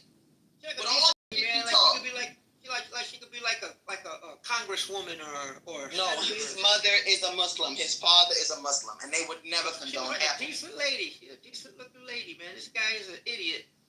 He looked like an idiot. And his mother's like a decent lady. He's a straight bum. That's a shame, right? What do you call it? They call it the white sheep, right? The white sheep of the family. He said the white sheep of the family. No, He's but the like, white sheep of the family. I would never in a million years curse his mama. Mm-mm. We go in, but at the end of the day, he knows better than that. He knows better than that. And the sadness is that my brother has asked me 1,001 times, don't even talk to him because he doesn't even want an excuse to knock him on his ass. Just leave him alone. He's crazy. You know, he's tick, 3 seconds from boom. Have little or nothing to do with this, bro. But as a disclaimer, that wasn't his mother. They just look alike. I think that's his mom, but it's not. Well, his mother teaches, I think she teaches at, She's very light-skinned. She's very light-skinned for him to be that black. That's one thing for sure. His father's gonna be black as night. I got nieces and nephews who look like they're Yemenite. So I get it. But at the end of the day, listen, black comes in every kind of shade, light brown all the way through. But no, we're not messing with his moms. No, but that's his mother, man. I keep saying, man, she's a decent looking person. She's very professional. No, what I'm concerned about is if this is the faith of your father, if this is the faith of your mother. Even Torah says you're not supposed to disparage that. You know what I'm saying? Like, lest it be said that you came from another place and you cursed that place once you got to Judaism. Nah, that's not how we rock. Definitely not how we rock. And he's probably feeling very, very insecure in this moment. And I get that too.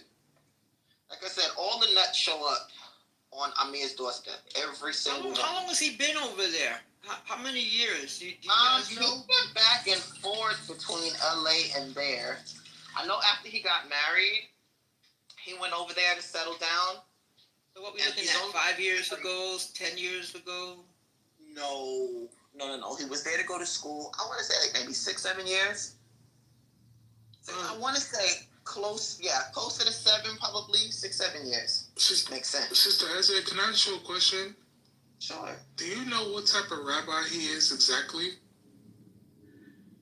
We go through this all the time, y'all. Okay. So, I was raised in Crown Heights. He made reference to that.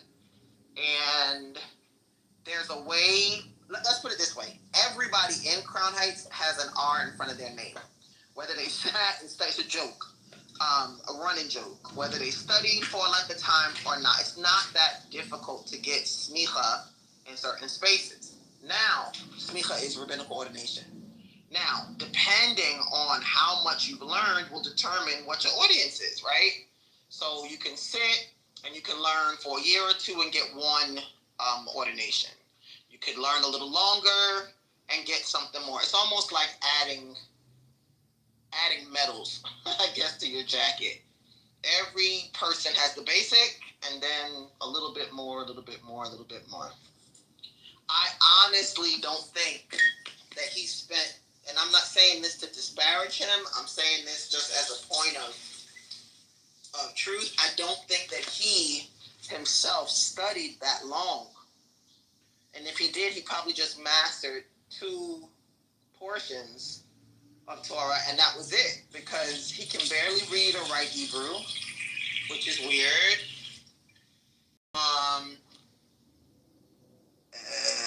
Oh wait, now that was funny. He has Smicha and Basar V'Chalov. Because the reason why I'm asking you, Sister Ezra, is because you're a little more tapped into the Jewish world, you know. And no, I said the reason why I'm asking you is because you're a little bit more tapped into the Jewish world than I am. You know, I hang out with my Chabadniks, and that's why I choose to stay until the day I die. But it was brought to our attention on this app that you know, the school that he claims that you know, he teaches at, they can't find it. It's not registered in the state of Israel, and they're saying that they can't find anything on it. No, it's not like that. What happens is, okay, he went. You know how you go onto an online pastoral, like you can get CPE, you can get pastoral. What do you call that? It's like a CPE license. I know what you're talking about. Like you can go online and get that, and it doesn't take much. You know what I'm saying? If you have a bachelor's, you have a degree, you take another couple of courses, some in psych, you know what I mean, world religions or whatever else, and you're done. And you still have the certification. Now, how much do you know? Really depends on your continued study, right? Yes, ma'am. I'm almost positive that he went to Pirchei Shoshanim. And that's it. I don't think he did much more than that. Okay. Because I kind of broke it down to them. I was like, I'm not really exactly sure what type of rabbi he is. And when I asked in the Black Jewish spaces, nobody knows. No. But because, like, you can listen to him and know that there are things that he's missing. He didn't go to he didn't get smicha from Orsaman. Okay. At all. He got smicha from Pirkei Shani, which is an online. I'll put it in the back chat. Which is an online ordination. That's what he got. No more, no less. That is the truth. Because I'm thinking about getting a smicha when I return back to the U.S. How are you going to use it? What do you want to use it for? I'm not sure yet. I haven't really thought that deep. Well, don't do it before you know what trajectory you're trying to move towards. I mean, I'm back. Everybody wants to be a leader, but not everybody wants to be a leader of the people. You know, are you doing it because you want to learn? Doing it because there's something that, you know, you need to grow in? Be clear before you even get started. Yes, well, because I've always been a leader, you know, my whole life, and I would love to lead people, you know, back to Hashem and His Torah. But as far as the area expertise, you know, I'm not really sure yet. You know, there's so many things I would love to do. It takes a lot of work, a lot of effort to be a good rabbi. Yes. Not for everybody. Yes, ma'am. And one day, Sister Ezra, when that day comes, man, I would love to have you at my Shabbos. Oh, you can do that without becoming a rabbi, I promise. No, I know, I'm just saying, but it's going to hit a little bit, you know, harder. Rabbi Chucky Shabazz here. Yeah, I definitely want to sit at Rabbi Chucky Shabazz's Shabbat table. That would definitely be rich. Yes, ma'am, and the only requirement to come to my table, you got to wear your Timberlands. That's it. On Shabbos, okay. I don't do my Timbs on Shabbos, but I hear you. You're so funny. Yes, ma'am. You are funny. Oy vey. Poor thing. I think he's got serious issues. Tell that nigga to stop rapping. That shit was whack. What happened? What did he say was whack? Who is that?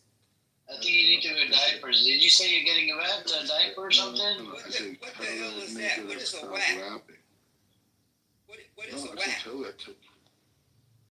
No, but what is a whack? You're not listening to what I'm telling you. Oh, he said, tell that person, stop rapping. It's whack. Tell that whack ass nigga to stop whack. Yeah, stop a whack. rapping that Like what is a shit. whack, man? Is Stop that something running like up from the Jewish men with that 1980s or whack-ass shit something? that he's Is it putting like out. is a whack like something from like the 1980s? Tell him to stop running up that whack. What Are is you whack? talking about like white boys like Eminem? Whack. Y'all just y'all say less. I can make sure that I get a clear recording. Can y'all just make sure that I can say less? Because he's the type to sell a whole lot of wolf tickets. I can't wait. Cannot wait for folks to hear him. Cannot wait. Keep talking. Who's he referring to? I don't know, but whoever he's talking about is gonna hear it.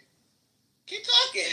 Hey, I hope he took his medication this time. He's a little bit calmer. Think he did. No, I think he did. He sounds calmer. To go hit a blunt, because he's gonna need that pain relief. I hope he took that medication. Is it the bell rang and you got the little thing on your phone? Right, that tells you it's exactly. time to take your Wait, keep talking. Keep talking. Y'all be quiet. Repeat what you said again. Repeat what you said again. Because you're that gangster, right? Clubhouse terrorist. Come on. See? That's how you know, guys, the difference between black men and black men. Real black men don't have to talk shit. They can just show up. You're like, I'm gonna get you now. I'm gonna hang up on you. Like, right, that part. No. But what he doesn't know is that every single person that he thinks takes him seriously takes me even more seriously. I will put this shit on blow it up on a billboard, broadcast it to every person he thinks values him as a person. I have never come for Mordecai. Never come for him. You know why? Because I felt sorry for his simple ass. Is it because he's black that you won't go for him, or is it just you know what it was? I thought he'd outgrow the stupidness. I really did. I thought at some point he'd become bigger. But it's a new year. We could do this. We could definitely do this. I mean, Amir's been working on. You want some of this Mordecai? Amir ought to be getting paid like $1,000 an hour for psychiatry. Yeah, guys. While he spends his time on Rabbi. Right, but I'm going to make sure I don't say anything out of pocket because I want this video recording to be crystal clear. Come on, Nana Boo Boo, what else you got? Come on. But Black Rabbi, I think, but as he heard about him, he wants to shoot Prophet Moses, peace and blessing on the head. I told y'all he crashes out when he doesn't have his medication. Yeah, there's something wrong with this. Definitely something wrong with the city. And then he'll go right back to acting like everything is okay. Can one of y'all that has knowledge about the Torah tell me who the Shiloh is? And who the what? I'm talking about what Shiloh is? SHILOH? Is it Shiloh? Yeah. Are you talking about another name for Jerusalem? Well, I'm talking about Genesis 49:10. Can you read it? I don't have. I'm driving, but it basically says it's scepter. The scepter shall not pass from Judah, nor a lawgiver from between his feet, until the Shiloh come, and unto him shall the gathering of the people be. I think that's how it Well, I think translate that a little differently than KJV, but I can look at it for you. Yeah. No worries. But Amir tries to keep his room Switzerland. He doesn't really do a whole lot of religious stuff here. Yeah. So he might be up in the back chat. Yeah, that's fine. Okay.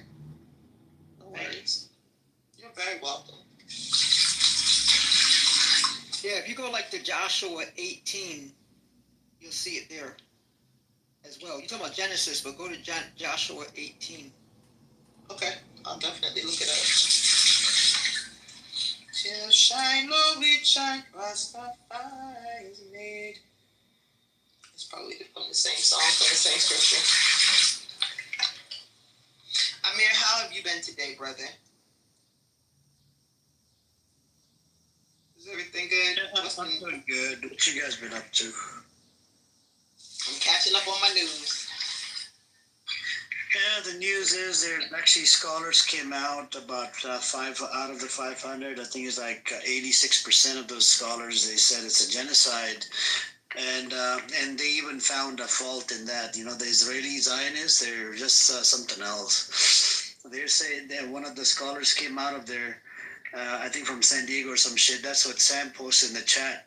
Oh, they didn't discuss about it. Like, what's there to discuss, motherfucker? There's so much evidence. World War II is a generalization term. It's like once historians decide that's a genocide, there's no going back. Hey, brother Eric, can you bring up my friend, please? No, Rabbi, be quiet. I want to keep it real. I'm talking. back. Adults are talking. Nah, the king is back. The king is back, man. The only thing you're king of is your ego. So this is the thing, bro. You sound like you're like constipated. No. Adults are talking. Take it. The thing is like this. No, I'm talking to Ezzy. I'm talking to Ezzy. You're not talking to me at all. You just Yeah. Respectful. The point is the thing. I mean, Rabbi, other people were talking. Black people who claim that they're Jewish. Can we talk about current events? Because he's already. The black people can be Jewish. That's not what we're arguing. No. Arguing there's a The genocide. Torah that they have is weak. They have weak Torah. They have weak Torah. Bro, there's no They're weak still Torah. liberals. They're still liberals. It's just a fucking book, brother. All these religions you think today in the 21st century would be connected by more than... Black Rabbi, we're gonna pivot. Thank you. Stop with the bullshit, right? So this was the latest news about the scholars, and Hamas accepted the deal, but Netanyahu is not doing anything about the deal. He's not willing to accept the deal, and there's a lot that's going on, and I think there's a lot of protests that are going on inside Israel as well, and protests aren't going anywhere either, right? Because at the end of the day, you got these people running the show, Ben Gvir, Smotrich, and Netanyahu, and they're gonna keep on denying the ceasefire deal. Even if they were to have a ceasefire deal, they're still gonna be killing people. That's a normal thing for Israel. So that's where we're at right now. But anyways, what's up with you, AK? Honestly, I'm having a good time, except the fact that the shit that's happening around the world. Hey, Amir, can you bring up my... No, he's not in the room anymore. Dang.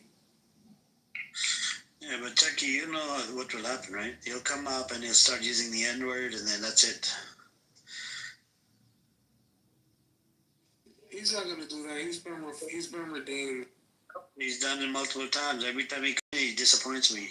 He got baptized. He's a new man. He even gets kicked out of the Zionist spaces because they don't like him.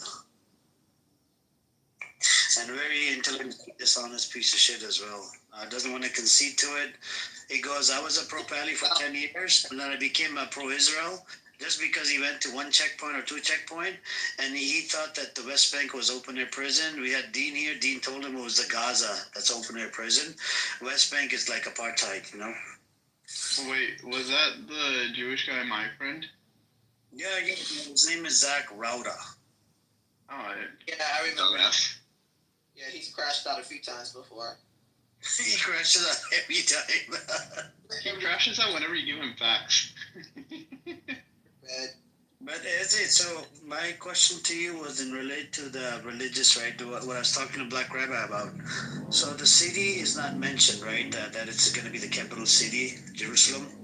Now, how are the people inside that are religious one? How are they sort of like aligning themselves with a secular state? That part I just don't get. That's the tough part, because you know what? There's no denying that I pray towards Jerusalem. Yeah, that's a holy place for the Jewish folks. Yep.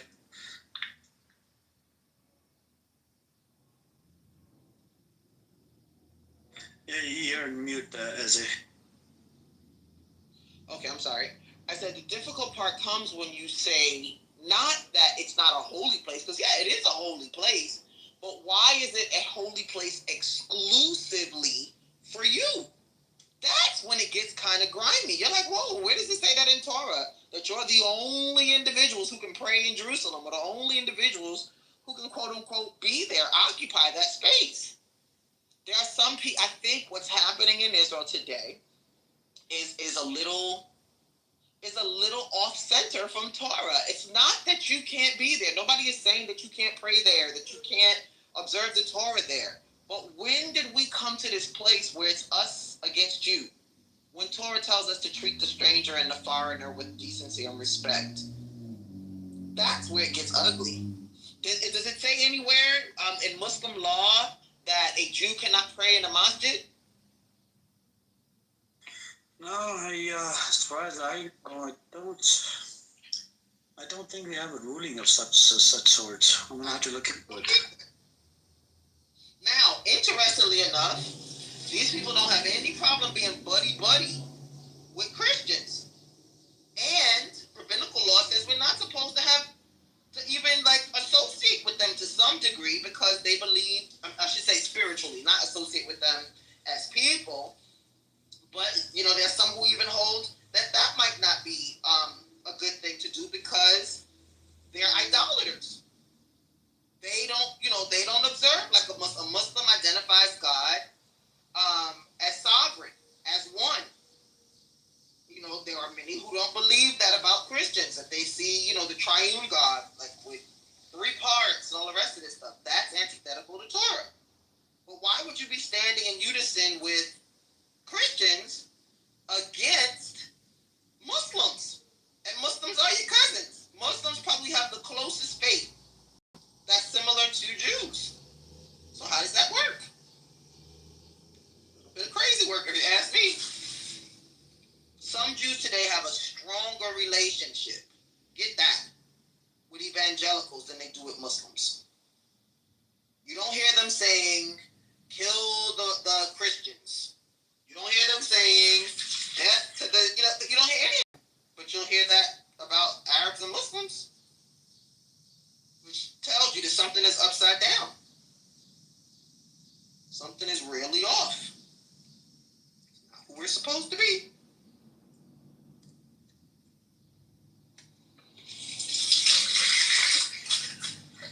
Let me see. I would love for you to find out for me whether or not Jews are allowed to pray together with Muslims, because that would answer a lot. It would answer.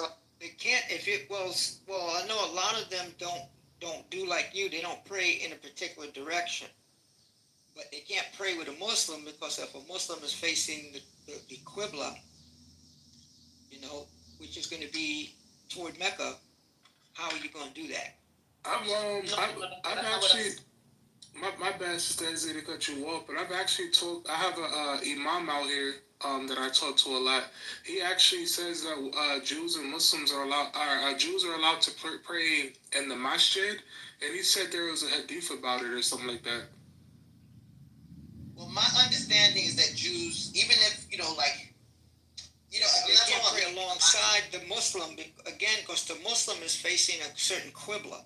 We're facing the Mecca. We're facing Mecca. Same direction? Mecca's in the east, right? No. How not? No. Huh? Do you guys face the Kaaba? If you're in what they call like Moab, right? Let's say you're in Moab, right?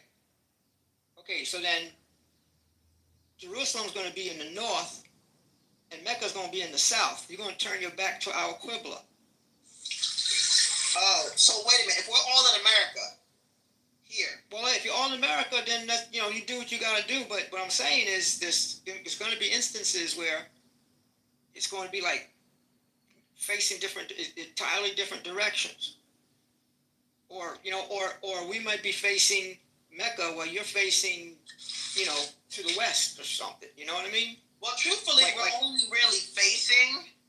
But that's not everyone, because I know a lot of you, well, not you, but a lot of the people that follow that faith don't have a direction.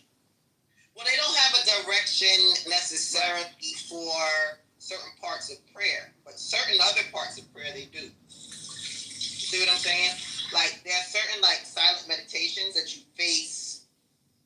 I mean, I face Jerusalem for all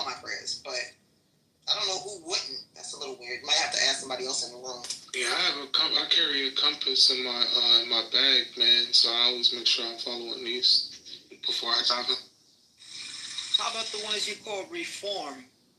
Right? They don't have a Qibla, right? They don't have a direction, right? The reform. That's a good question. I would assume that they would. Why would they? I don't know, but I thought they didn't have. I mean, they tend to be a little less orthodox. Not to say, but you can because if there was a guy, I have an article where a guy was talking about how he was at an airport and, who followed Judaism and he needed to find a place to pray. And so he went to the Muslim, room, where there's in the airport to go pray. I mean, you can do that. Like if you're on your own, I don't, you can pray where you want, That's an interesting question. I gotta ask. Matter of fact, let me see. Who's in the room? I've never heard of Reformed Jews not facing Jerusalem. Well, one would have to assume that they do because a lot of Messianic Jews they pray towards Jerusalem. Yeah, that would be kind of weird. I don't know. Like I said, I'm not aware. I'll definitely look into it. I thought we all did. Yeah, Rabbi Caleb said Reformed Jews face peace. It would be weird for them not to even, like, where you put, like, the way the synagogue is situated, the place where the Torah is kept, or the Torah scrolls are kept, are usually in the east part of the synagogue. I don't know, bro. Anything is possible. Anything is possible. Because that's kind of... Go ahead, Winston. Sorry, I just wanted to say assalamu alaikum, shalom, hello, and fatizine. Shalom wa alaikum salam. That should be her, like, radio call. Hello, salam alaikum, and... Fatizine. Get it. Well, yeah. But it's actually fascinating, Sister Ezra. When I started my journey, man, of course, everybody ends up at either some type of Reformed or conservative shul, or they end up at a Messianic congregation. I learned a lot from the Reforms. I ain't gonna lie. I guess it depends on your starting point. It's not that you can't learn anything from them. It's that their point of view tends to, at least for me, come from a place that's very different than that of Orthodox Jews. I'll never forget, I used to teach back in the day at a Reformed synagogue, and the things that were natural for me, or the things that were kind of normalized for me, were abhorrent to them. Like, they didn't like for me to say things like Hakadosh Baruch Hu, like the Holy One, blessed be He. I had to refer to God as He or She. I couldn't give God a gender. Not that God has a gender, but I couldn't refer to God as He ever. That they definitely, and again, it could be different from one Reform place to the next, but this place definitely wasn't about that life. What else was there? They didn't like to focus too much on commentary. That was another thing. Like, they wanted historical references more than they wanted, like what you guys, I guess, in Islam would call the hadith, or they didn't like commentary. They didn't like Masara. What else was there? Because I kind of look at them, like, I'm not going to lie, because I tell anybody who wants to convert, like, let's just say they were leaving the Christian background and try to jump straight into Orthodoxy. It's a little extreme, you know what I mean? So, like, the Reformed, like, for example, like, I learned how to dive in the Reformed synagogue.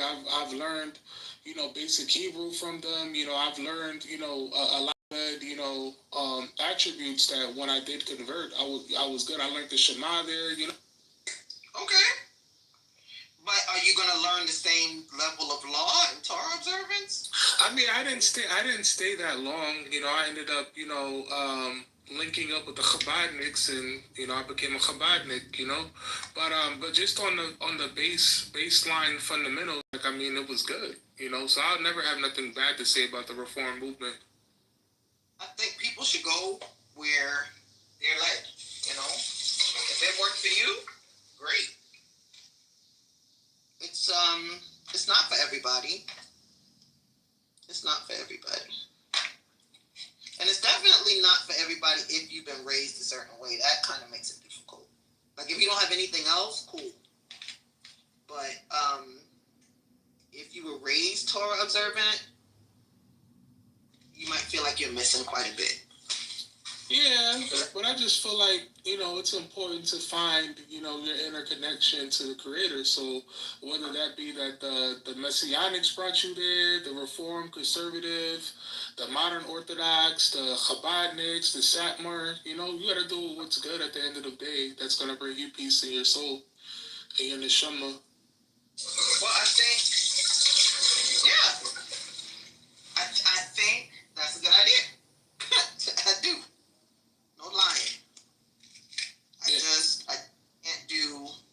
For me, I feel like a lot of it is so clinical, it lacks depth. That's just me. Not to be wrong, but. I get you. I kind of look at it like once I, my first time ever walking in the 770, I knew from that day forward, this is it. You know what I mean? The feel of it. It's like walking in. My bad. Oh, go ahead. My bad. Go ahead. People who will say that's the one reason they do not like Chabad, because it's all emotion. It's not a lot of discipline. It's feel good Jewish. But I kind of feel like I'm just gonna say, because I wasn't really religious, my being Hispanic, of course Christianity played a huge part in my upbringing. You know what I mean? So learning that, and no offense to any of the Christians in here, but being taught by the Jews, you read the book, it talks about the Jewish people and how much Hashem loves the Jewish people. Jesus was a Jew. You see what I'm saying? So it's kind of like, you're leaving that, you know what I mean? Finding out that Christianity may have it wrong. You know what I'm saying? Their interpretation might be wrong. So it's like when you're going out, you need to go somewhere where you're not going to be ostracized, but somebody who's going to meet you where you're at and help elevate you. And that's how I felt with Chabad. Like, they seen me for who I was, and they helped me elevate. Okay, wait a minute. Jesus wasn't a Jew? Who said that in the back chat? Good boy. I can't take it. People like Ezzy have grown past racial grievance, politics, Torah. Nobody's listening. So she can't get past that stage because the Torah she received is weak, and all those little black Jews that are sitting up there in their little liberal high horses with their little weak Torah, their little weak American racial politics, racial grievance politics. The white people, they harmed me when I was a child. They said mean things to us in Crown Heights. They were mean to us. They cursed us when we were kids. Oh my God, I hate everybody. Ashkenormative. Oh my God. The Ashkenazis really were mean to me in schools. Finished? And you guys still talking about? I was called a cushy. They call me cushy. I know. It was bad. Schwarzer. They call me Schwarzer. They call me Schwarzer. Do y'all hear that this person actually is wasting his time on Clubhouse in the wee hours of the night in Israel, trying to get attention from individuals on Clubhouse? How pathetic. It's not attention. I'm checking you. I'm checking you. That's what I'm doing. I'm checking you. I'm checking. You don't come close. Go find a bunch of Schmitz. And all that little weak shit you come from. All that little weak shit you come from. I'm checking all of it. Okay. Make sure you do. Make sure you do it to our face. We don't need to talk right now. We need to talk face to face. Weak. Do me like you did Aria. Please. Please, as a woman, I would flatten your fat ass like with weak Torah, Please, can you stop talking? This next time you're in the United States. When's the next time right now? When's the next time you're in the United States? When? We don't have to do this on Clubhouse. Come on, stop being a Clubhouse. Show and prove. Show and prove. Wait, Show and prove. That's part of your ghetto-ness. That's your ghetto-ness. That's your ghetto. Right, it'll be ghetto. It'll be ghetto for about 5 minutes. I'm from Calabasas. I'm from Calabasas. You call them out. That'll be all it would take. All it takes. You can go find a fucking dentist. That's what you need to do. Massad will deal with you. Massad will deal with you. And you need to go find a shaver because you look like somebody who got thrown out of a old age home and thrown into a gravel pit. Yeah, whatever. I'm getting more. I got more girls to get brother. I got more girls trying to get married though. I'm getting married again. Your brother ain't got nobody. Well, guess what? We were having an intellectual conversation before you decided to enter. So do you, but at the end of the day, you might want to go get your green jello and your medication and sit somewhere down. I don't take medication. You do take medication. No, I do not. No, I do not. Bipolar, and you take medication to get your stuff on. Yes, you do. Stop. Yes, you do. Matter of fact, I need to get her on Clubhouse. Stop. You ain't got no connection to her, though. She would never talk to you. Yes, you do. You're just mad that it took 3 years to realize that you couldn't give her kids. Yeah, that part. Oh my God, she would never talk. That part. She's upset about that, and that's why she divorced you. You did not divorce her. Fine. That's right. Imagine a woman telling the great black rabbi, "I don't want your sorry ass." Imagine a white woman telling a black woman that you are not equipped. That speaks volumes. Whatever you need to say. It's okay, little boo-boo. It's okay. We understand. It's not true. You could not satisfy her, and she kicked your sorry ass to the curb, and now you're making the rest of us suffer. When's the last time you had sex? You're making them. Hey, Rabbi, the only thing black about you is your skin. Everything else, white boy, is some little European man from Poland, which is why you think you're white. Like, look at my dick. It has to be white. I have to be white. You don't understand. And you smell like fish. That's another thing. I smell great. I wear expensive cologne. I wear expensive cologne. When you put cologne on a French whore, it's still a French whore. And there you are. There you are. I wear cologne. And you know what? I said that I was not going to even look in your direction because I don't spend time focused on trash. So I'm going to go back to the conversation we were having before your sorry ass walked in the door. Okay? Guys, I didn't walk anywhere. I definitely do not want to come hard for Ezzy, I'm your leader. I'm your leader. Miserable man. You know what, guys? I forgot to tell you this. They gave him a room in a spot because they felt sorry for him after his divorce. He does not have his own house at all. He has like a room in the attic of a synagogue. How pathetic. Isn't that sick? And then he talks about, oh, I invited people over for Shabbos. You invited people to the synagogue. Stop. How pathetic. Stop. That's funny though. Right, exactly. What kind of conversation is this? That's like an American concept. People like more to fool, more to cool. Those are the names we have in the Black Jewish community for this. Wait. First of all, you guys are liberals. You literally you follow a different religion. Eaten for the last 7 years. You follow a different religion. We don't follow the same religion. Can you change your suit? Can you change your shirt? Please. If they're using it for a tablecloth and a napkin, please. It's disgraceful. It really and truly is bottom. It's giving bottom feeder in the worst way. I feel like when you eat matzah on Pesach, the matzah is like doesn't want to be in your mouth. You know what I mean? I feel like that. I feel like that. Dentist for the last 35 years. No, I feel like that. I feel like you only have 3 teeth and 2 of them are in your pocket. Yes. Go for it, son. Go ahead. My teeth are beautiful. I'll take a picture right now. Good money on my teeth. I don't know what the hell. Have you been opening cans with your teeth? Matter of fact, Chucky, where's that picture? Look at Chucky's quick PTR. Please. What in the hell is going on there?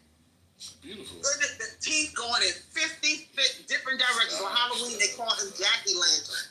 Yes. Jackie, first name Jackie, second name Lantern. You're secular. You watch TV. I know. I don't have that's to part of your problem. That's part of your problem. That's part of your problem. That's part of your problem. I feel like you look like some. You know the kids in the community call him Hit. H-I-T. Hit. And I'm like, why would you call him Hit? They said, Kata, doesn't he look like he's been hit 11 times? Doesn't he look like he's been bust upside his face a few times? Oh, Who talks like that? Who talks like that? Listen to her. People looking at who talks the way she just did? Right. She just made it up. She just made it up. Like there's just some black Jewish community. We should tie a stake around your neck and let dogs chase you. That's the only way that you're going to lose that 200 pounds you've been trying to lose for the last 10 years. The only way. Come on, anybody got a stake? No, wait. First of all, I have body. You have body underneath your chin and on the back. I have body. I am a heartthrob. Literally looks like an anvil. I am a heartthrob. Literally looks like an anvil. That's why I'm getting married again very quickly. I am a heartthrob. Shoulders. No one can see a space between your chin and your shoulders. You literally look like an M&M. Going and coming. Hey, I am a heartthrob. You're an M&M. I am him. That's not lying. That's not lying. I am him. Please, I'm about to hurl. Wait, Izzy. That's not lying. I am him. I know that. You know that. You know that. God chose me. No, you look like a chicken nugget wrapped in a bag of hair. Izzy. Hey, Amir, thanks for the invite, bro. No problem, man. No problem. I mean, we have characters like that, Rabbi. I actually just got back. I was trying to sit in the back car. This idiot, man. And I asked you not to go out that way. You too, bro. Sound like a booker. I am him. I know. I'm just saying, you guys are blessed because you guys are talking to me, though. Like, I'm humble. I'm humble. I'm humble. No, okay, you can't. And he wants to be the president in 2032, is it? He wants to be the president of America. Giant meatball. 29 followers. Right. Hey, you know what? All you need is 29. All you need is 29. All you need is 29 people who believe in truth, and they could conquer 100 million people in lives. All I need is 29. What, by your stupidity, by your ignorant, like. You can say stupidity. I'm a genius. Obviously, I'm a genius. So either you can look at it two ways. You could try to reject it right now because we're in this conversation, or you can sit back like, hey, I'm really talking. Who pays your bills, Black Rabbi? Actually, funny. I do. Like listening to you actually makes me think like, wow, there's actually people out there that think like this. You know? Yeah, that's what I'm saying. That's why you should learn from me. His mommy and his daddy pay his bills. He has no job. None. That's why they let him sleep. That's why they let him sleep in the synagogue, because he had money for an apartment. His wife had all the money, and when she left, she took it with her. He sleeps in the synagogue? I didn't know that. You can ask any of our people friends. He has no income whatsoever. That's why he punts so hard on these classes. He tries to get people to pay for them, and they don't want to after the first or second class because they know he's a fraud. Sorry, but not sorry. Real talk. He has no job. Ezzy, honestly, if you were younger, I would really check you. But because you're older, I'll give you a pass. No. It's you're kind of senile. You're senile. No, you're the crazy auntie. You're the crazy auntie on Thanksgiving. You're the crazy auntie on Thanksgiving. I'm going to leave. You come in drunk. Oh, I come in drunk. We actually have heard you talking about your wife and little penis while drunk. There are people who have. Yes, we have. I'm here. Has he not come on? Yep, Ariel said that. About his drunkenness? Ariel. Yeah, her and Ariel. He's been up here drunk. People have recordings of it. Right around the time he was getting ready to get a divorce, he came here sloshed. Sloshed.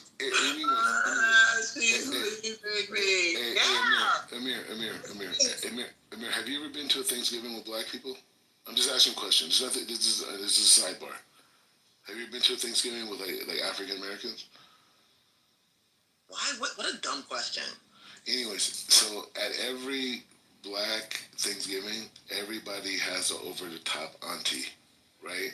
She didn't really fit in. She was different. You Is Thanksgiving a Jewish event? Or was it Amir. But I mean, is it a Muslim thing or is it a Jewish thing? I mean, you know what you can relate to? Every single person has a crackhead uncle with bigger than big dreams and ideas about what you should have done and could have done and would have done. I am doing it. We've been on Clubhouse. Ma, I am doing it. I am doing it, Ma. We've been on Clubhouse with you at least 3 years. And in that 3 years, you have not done shit from shit on what you said you would. You told us that you were going with the delegation to Saudi Arabia. Remember that? It's political complications. It's political complications. We're going to get to that. We're getting there. We're going to get there. We're going to get Saudi Arabia. Then he told us that he was going to go to Nigeria. Then he was going, oh, that's right, I forgot about that when he was going to Nigeria. I'm not into the narrative. I'm not into the narrative anymore. He ain't done nothing but chew on some schnitzel and watermelon. That's it. He literally will sit up here. Yeah, I'm going to Saudi Arabia. Wait, hold on 1 second. Let me get this bone out my mouth. That's all he's ever done. All he's ever done. Well, I would say like this. Chucky, what else did the black rabbit say he was doing? Wait. No. I'll just say like this because. Right. Did you do anything that you told us you were going to do? Wait. No. I'm just. Can I speak for 5 seconds? Tell us the truth. What did you do that you said you? Can I speak for 20 seconds? You can lie to us some more. Go ahead. Okay. So I will say like this. Since October 7th. As a rabbinical figure, blamed on October 7th. No. Since October 7th, as a rabbinical figure, I have been the most present inside of the media, and the Israeli PR machine told me that my rating, they call it like a Q rating, like how your likability. He says at the same height as Barack Obama. You know what I'm saying in terms of me in the media. So I've been everywhere. Do me a favor, make sure you say a giant I'll-take for that big-ass lie you just told on this public stage. That was such a Trumpian lie, it's not even funny. What the fuck? That was a Trumpian lie like nobody else's business. Israelis told you that you were like, oh, Barack Obama, probably because they don't know the difference. Even Chucky has more followers on Instagram than you. What in the hell? He's a black Barack. He's a dark-skinned Barack Obama. I have heard it all.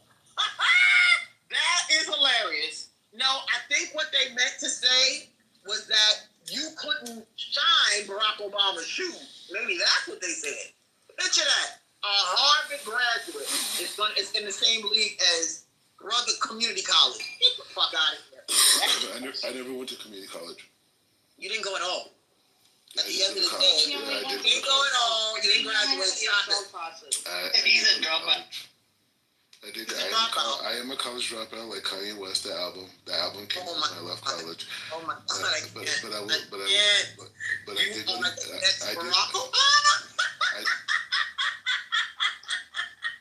In what lifetime?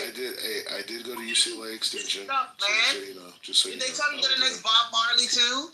And I started an internet company when I was in college, and that's why I left. Okay, what are you doing now, bro?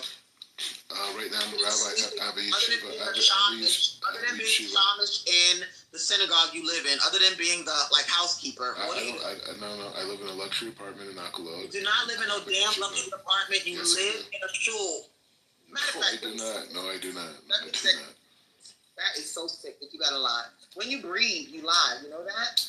I live in a luxury apartment in Akalo. And when he wakes up, he's lying. He breathes, he's lying. When he opens Clubhouse, he's lying. I throw at least 2 events at my house a week. So. Oh, can you stop? I have Nakaloon on lockdown. I do have it on lockdown. Unlike you guys, unlike the black peasants, Unlike the black peasants who just want to be accepted. They just want to be accepted. They just want to be accepted. The little black peasants, unlike them, I'm actually Jewish. I'm not black. Whatever it is that he does, Make sure y'all hear him saying, I wish, make sure I made you this. He's not black. He's just a black rabbi. I don't know why do you have the name black in there in your He's not black. Well, even if you check his Twitter, same thing. He doesn't think he's black. I'm glad. I don't want to claim his ass. Not at all. First of all, the concept of black is a joke. White people have enough. White people. Yeah, record it right now. I'm about to turn up. Record. Sharif, what do you have in your grinder? That's a good one. Outside, they don't even know what you're talking about. Anyway, but the point is like they don't. Everybody knows. I used to sell a grinder at my store, Black Rabbi. Yeah. Amir. The greatest moment in your life is to me, okay? But the point is like this. Wait. Hey, Wednesday, what's up? Eddie. Hey, Amir, how are you? I hope you're doing good. Alhamdulillah, what you been up to, sister? You good? Assalamu Getting ready to go back to work soon. School's about to start. You know how it goes. Alright, cool. All the best to you. You got caught on Clubhouse with the grinder, Sharif. I don't get caught. Oh, we all heard. Isn't Grindr like a gay thing? Isn't it like a gay website? Nah, it was another grinder. Yeah, we're talking about like a weed grinder or some sort of, I don't know what he's smoking. Sorry, my apologies. I don't know what he's smoking. Everything. Rat poison, it sounds like. Soon I'm gonna get it. Honestly, like I'm not worried. No. Soon I'm gonna control when you talk. To yourself. Soon I'm gonna control when you talk. Soon. Oh really? Okay. Soon I'm letting you know. Okay. Like I said, well then don't waste your time now. Don't waste your time now. You're right. Because I'm gonna use sign language when I see you. I'm not even gonna speak. I'm just gonna punch you in your fucking face. First of all, you would never. That's what I'm gonna do, and I want to make sure you would never be in my vicinity because I don't hang out with the black spaces. I don't hang out in the poverty spaces. I know. I don't do poverty. I don't do poverty thinking. I just moved to Brooklyn and yeah, but I don't do poverty I thinking. know. So then just shut up and wait for it to happen. Then you don't have to worry. Then. No, you're not gonna be around me. You're right. You're not. You said that about Aria, and he was watching you piss in Jerusalem. So watch and see what happens. He never saw that. That was his claim. His great. He even described your nasty, fat, flabby butt cheeks. Yes, he did. Let's not lie. That's an image in your head. That's an image in your head. Fix Fix yourself, sister. Fix yourself. You're describing my body parts. Fix yourself, sister. I do not in any way want to do that twice on a black man. Sister, purify yourself. Sister, purify your thoughts. Purify your thoughts. Disgusting. He looks like sister, purify your thoughts. And this single tail we used to play with, it's just like eyes on a head. That's literally it. He has no shape at all. You're disgusting. You're disgusting. You are disgusting. You're disgusting. And you're you know what? You mean like Grimace? Like, you ever see McDonald's? That little character from McDonald's, Grimace? I have a beautiful Jewish body. Full of Kedusha. Let's keep it real. I'm part of the 0.1 percentile on planet Earth. I am pure. I am kosher. Nothing that is not holy enter my bodies at all. Okay, other than your voices when I come on this app. But the point is saying even that God protects me, right? And so the point is saying people like Amir, when they go to the next world, when Amir goes to the next world, he's going to say to God, he's going to say to Allah. He's going to say to Allah. He's going to say, Allah, when I was in your world, I allowed Rabbi Mordecai to learn how to defeat the Palestinians in their discourse, and because of that. You let me into heaven.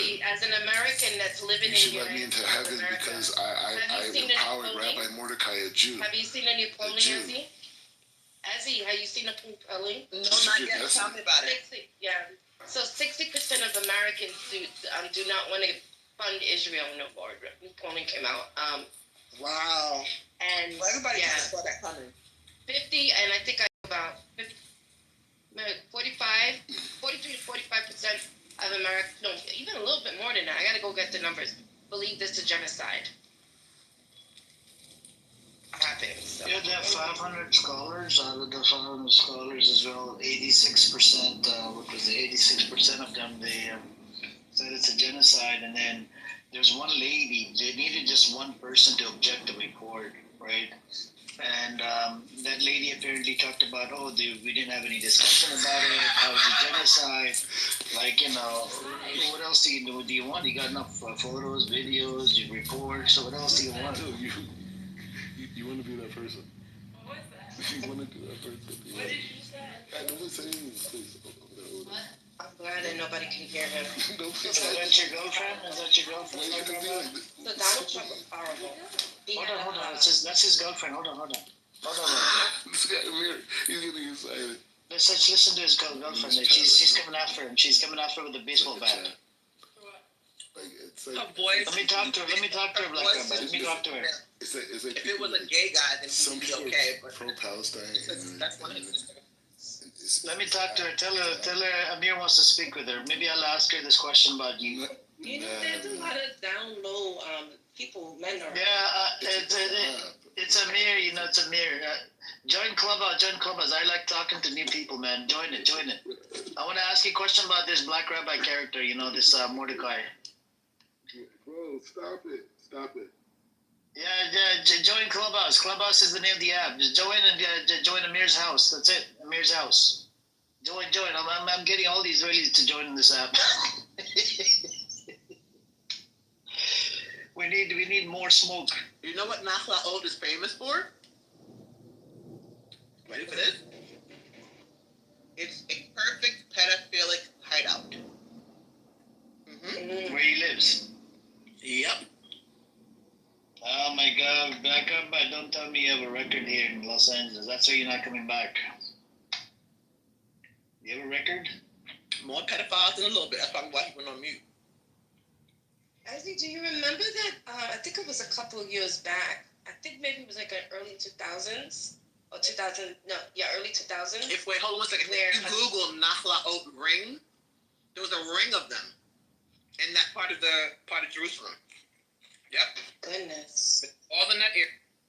Go ahead, Mama. I'm sorry, I didn't hear you. So it was in the early 2000s. It was in Brooklyn, and a Jewish boy who went from home to synagogue was missing. And at first, Levi Kletzky. I was on the job there. Yep. I remember it like this. This my time. Mm-hmm. Yeah. So it was the summertime. It really was. The predator was Aaron Levy. Yes. Yep. I remember it like yesterday. Kidnapped him and butchered him and put him in a freezer. Yep. Very sad. Very sad. You know what was even more sad? That those people ran around going to Harlem and Bed-Stuy thinking that some black or Puerto Rican person.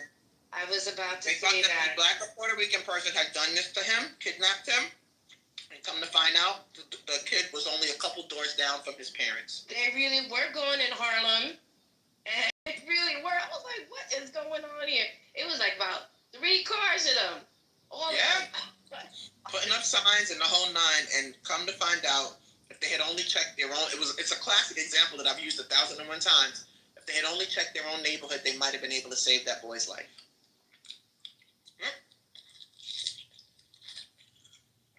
Sorry, guys. I ate all day. It's okay. And I'm crunching on my salad. I'm sorry. It's okay. Apparently, I think there's some sort of war that's about to happen with Venezuela in America. Is it true? I think so. I think in the Caribbean right now, supposedly a ship that was supposedly carrying drugs in the Caribbean Sea, Navy ships is bombing it right now. But I don't know. In this administration, I really don't know what to believe, to be honest. I honestly think they just want Venezuelan oil. Hey, Amir, calm down, all right? Calm down. Let me talk to that girl, man. Let me talk to your girl. From what I remember, this is a religious Jewish when Saudi Arabia and hiked up the barrels of oil. He's saying he wants to Biden took some of it. Can we talk for real? She's saying, why do Nobody you gives want a to talk? fuck about your fucking things. What do you want to talk about? I ain't gonna let the Venezuela was speaking. Just hang on for a second, Becca. Right, yeah. So when I remember when Saudi Arabia raised up the how much barrel of oil the United States was gonna pay, Biden did something. He took some of the sanctions off of Venezuela because Venezuela has their oil is pure. It's pure oil. But I think this administration just wants it all, to be honest with you. And they're using the scapegoat as the cartel. Well, I'm not saying there isn't a drug cartel there. I'm just saying that a lot of the drugs that are in the United States are not from outside sources. It's easy to make fentanyl. Okay? Like, what are we talking about? And a lot of people, it's an opium crisis. A lot of people are on these painkillers. So, like, I just think it's the United States trying to get Venezuelan oil. 100%. There's always a mission behind it. It's never about the actual thing that's going on. But anyways, Black Rabbi, let me talk to your religious woman. Maybe I'll ask you some questions. She's very religious. Okay. Let me talk to her. Tell her this is Amir. Tell her bring her on this app. I gotta ask her this question to see what her position is related to this state called Israel. She's very religious. Why is she with you and you guys are unmarried and you're together? It's not something that a religious woman does. She's a seminary girl. She's from. Okay, put her on the phone. Put her on the phone. Oh, so you do a seminar and then you do a little grind with him after. All right. She said she doesn't finish. Is he here? All right, let me talk to her. She's not a seminary girl. She said she's not. Okay, let me talk to her. Let me ask her some questions.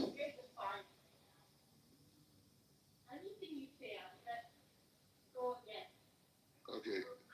Anything I say right now, she's going to go again. So she's already gave that. Did you ask her for ID? She sounds like she's 14. That's right. That's what she's having now. She's going to go again. Tell her, put her on the phone. No, she's like, she's taking care of stuff. Tell her it's very important because we need to know, does she support Israel? Does she support this non-religious place called Israel? Okay, so wait 1 second. So the guy asked me, he says, does she support Israel?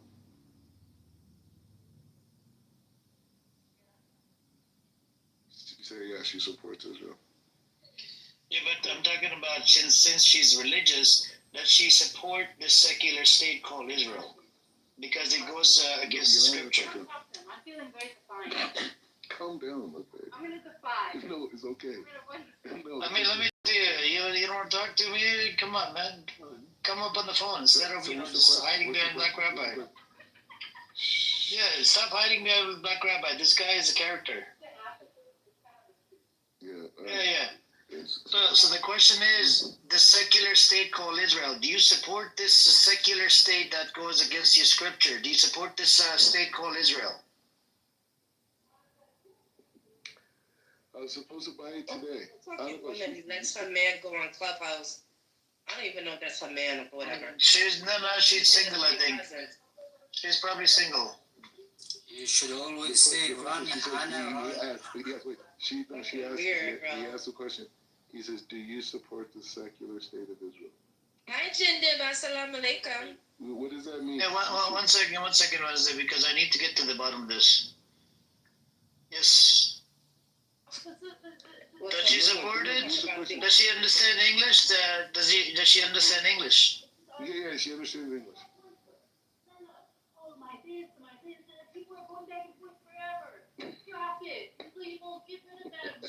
Why is she shouting? Run, Bambi, run. It's okay, we can talk to shouting people. We have a lot of people shout on this app. Go on. She says she's done with taking sides. She doesn't want sides. No, don't tell her not take the side. Tell her not take the side. I'm asking, this is a very genuine question. Does she support a secular state called Israel that goes against your scripture? Woman, just a goddamn answer the fucking question, you Zionist woman. What's up? There's too many Zionists freaking living inside Israel. I forgot.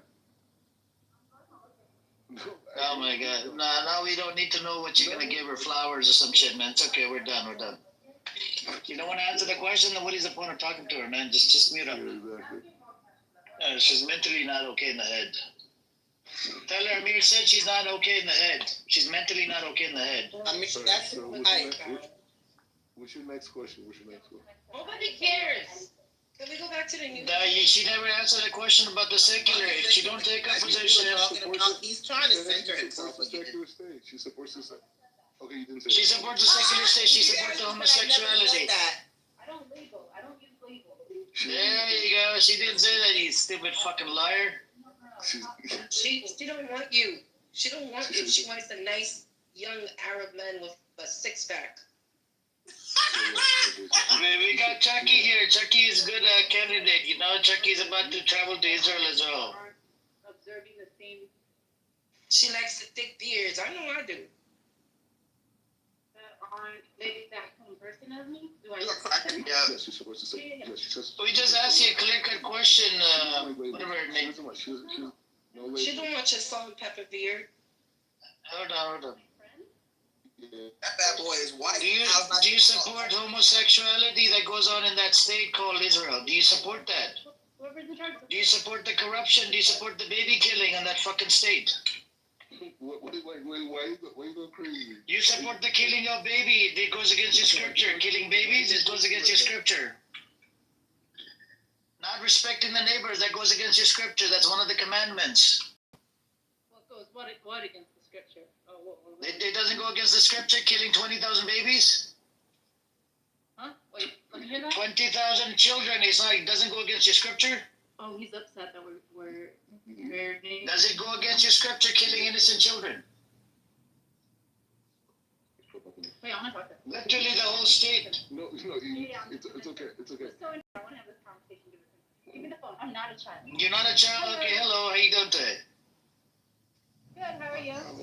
I'm doing good. Do you support the state of Israel that's committing crimes against humanity? More than 20,000 children dead on the other side. Well, this is really interesting. Okay, Hashem, help me know what this thing. She sounds like an Ethiopian sister. Hold on. Everybody please stay muted. Wait, can I tell you something? Wait, you know what? Yes. Wait, should I tell you something? Okay, I'll tell you what I think. I think ideal is that we all make peace with each other and stop fighting. That's ideal. Okay, who's killing right now? Within the next. Okay, Black Rabbi's girlfriend. Who's killing them right now? Our army is dancing on you guys. Is that what you're saying? Who's killing 20,000? Who has killed 20,000 children on the Gazan side? By the way, I like that dove. That's a nice. Okay. Thank you. Who has killed 20,000 children? Okay. My question again, can you please, I agree with the peace. I understand you agree with the peace, but do you agree that so it is committing genocide, correct? Uh-oh. Wait, can I tell you something? I actually really take away. You're in the matrix, man. Black rabbis, they're different people. I understand. Do you believe it's committing genocide? I have a different perspective than you, because I might own different. Okay, is it committing? It's a yes or no question. It's a genocide, yes or no? Wait, so let me tell you something. 2 years later. It is committing genocide. Oh, it's exactly okay. Wait, so here's the thing. So I think what do you think is the good solution for us? No, forget the solution. I'm not talking about solution. I'm talking about is it committing genocide? Yes or no? You just want to label me and make me feel bad for what? No. I'm not labeling you anything. I'm not labeling. It's a genuine question. Is it committing a genocide? Wait. So you're generalizing, saying that I agree with. B'Tselem said. Physicians for Human Rights inside Israel said it's a genocide. Do you agree or yes or no? Wait. Okay, wait. Do I agree? First of all, okay. I don't like people being in pain, first of all. So is it a genocide, yes or no? It's just a yes or no question. Why are you giving me this whole freaking speech? I'm not here for the speech. Because I feel like you're trying to label it to make yourself. I'm not trying to label you anything. I'm not trying to box you into any fucking corner. I'm just asking you a genuine question. Is it a genocide, yes or no? A No, forget about the peace deal. That's after the fact. We need to find out. Upset and label and Oh my, label what? I'm labeling you a baby killer? No, I didn't call you a baby killer. Amir, you sweet guy. Wait, listen, you're a sweet. Did I call you a baby killer? I did not call you baby killer. I want to know. Just ask her whether or not people are starving in Gaza. Are people starving in Gaza? Amir, I'm not mad at you. Wait, listen, hold on, Amir. Ay, abuela. He didn't ask you for all this ideología. Oh my God. Give him an answer. He's asking, are people starving in Gaza? I don't like to see that. Honestly, I really, really don't. I don't like. I'm asking you. He just asked you, is it happening? You're in Israel. Okay, so you're saying that people are starving there? Solution. What? I'm asking you, are people we're not there, we're here. Are people starving in Gaza? I think you guys should ask her if she needs help. Are people starving in Gaza? Yes? No? What? I just want to warn her. El bebé es chiquito. Muy chiquito. Muy chiquito. She doesn't speak Spanish. She speaks Hebrew, Wednesday. He's at the religious school right now. Is a good solution. My question. I don't care. She doesn't care. She doesn't care. Did you say she's are you a child? Is she a child? Oh wait, but I'm a different person. I have a different perspective than the guy you're talking to. So don't assume we have the same. Oh my God! I said genocide, yes or no. You couldn't answer the fucking question. There's no point, man. Starving. You didn't say yes. You didn't say no. Guys, listen. You're all beautiful human beings, and I love you, and I'll care about you. And yeah, she was definitely there smoking weed with him. 100%. 100%. There it is. There it is. Can I give you guys all a Listen, he's going to try to take advantage of you. Run away. No, she can have him. We don't care, Wednesday. We don't give two fucks. If somebody like this doesn't want to acknowledge it's a genocide, she can have Black Rabbi. Wait, I give you guys all brachas. Yeah. I would never. If you need help, just say so. Okay, can you guys listen for 1 second, please? Living in such denial. I can't believe this woman right here. What? Me? Why? You're living in denial. You don't want to answer any questions. I asked you about the genocide. You didn't want to say, answer it. Sister Eze asked you about starvation. You don't want to answer that question. Do you ask? What do you think about apartheid in the West Bank? Do you agree? Yes or no? Apartheid in the West Bank? Yes or no? It's not about. Okay. It's not about like. It's a yes or no question. I don't want your stupid speech. I'm not here for the speech, man. It's freaking Zionist. I can't believe this. What? Do your parents know where you are? Let me give you the bracha, please. Okay, can you guys listen for 1 second? I'm here. We're not here for your speech. I don't want your speech. I already know how the speech is gonna go. I've heard it multiple times on Twitter space, on here, in real life. I almost got into fist fight with the fucking Zionists. Wait, no, I'm saying. Listen, I'll tell you something. I actually grew up in We can't hear you, Black Rabbi. Get her a phone and tell her to come on this app, and let's see if she knows what the hell she's talking about. She sounds American. I've been through a lot, so I actually empathize with you guys, and you guys are probably going through a lot. I just asked you about the genocide. You don't accept. You don't say yes. Okay, Amir, hold on. Do your parents know where you are? You don't have to suffer anymore. You're right. I don't I'm serious. See you guys suffer. Do your parents know where you are? Do you need help? Do you need help? What? Do you need help? I like this. It's fun. Do your parents know where you are? What? Are you over the age of 18? Are you over the age of 18? Okay, I give you the bracha that Hashem. Are you over 18? Black Rabbis. Do you guys know the brachas? It's a blessing. Okay. Are you okay? Can you pray for us that let's pray on that land? Whoever's the oppressor, may Hashem curse them. Whoever's oppressing one group of people. Can you make that? Can you make that prayer? I don't do that. I only cherry pick which prayer I'm gonna do today. Oh my God. What? I'm gonna cherry pick today. I'm gonna cherry pick what I'm gonna curse and what I'm not gonna curse. What? Wait, hold on, Amir. Can I tell you something? Can I please give you a blessing? Can I give you a Are you over 18? Are you over 18? What? Are you over the age of 18? Why are you asking me that though? That's very personal. The reason why, because in this room, I don't allow kids in my room. I don't allow kids in my room. Wait, Amir. What year were you I'm born? trying to give you a blessing. What year were you born? Thank you. I don't want your blessing from a baby killer. I don't want a baby guy. I don't want blessing from a baby killer. Thank you. I don't know. She sounds kind of young. Wait, Amir. Yo, he's entertaining little girls. Fucking pervert. Are you over 18 or under 18? Like, what's your age? Are you over 18? I'm so sad. I really wanted to give you a blessing. Are you over the age of 18? Yes or no? Wait, I don't feel comfortable. I feel like you're... I am worried about your safety. That's why I'm asking you. Are you over the age of 18? Yes or no? I don't know, man. This black rabbi character or something. What's the Ezzy in Israel? Because I know in the UK, an adult is like 16. What's an adult in Israel?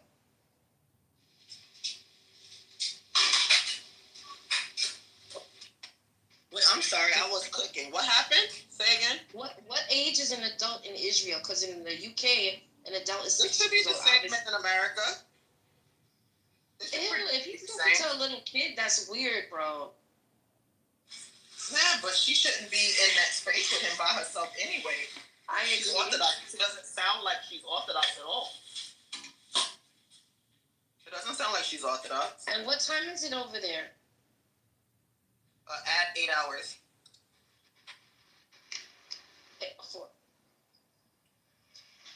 Yeah. No. She should be in her room, sleeping. Yeah, but you know, like I know. He nasty.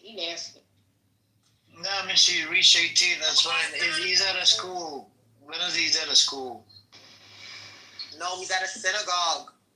A synagogue, yeah. It says, you know, people come from different background. I mean, even at the mosque, there's people, you have kids, you have adults. He lives at the synagogue.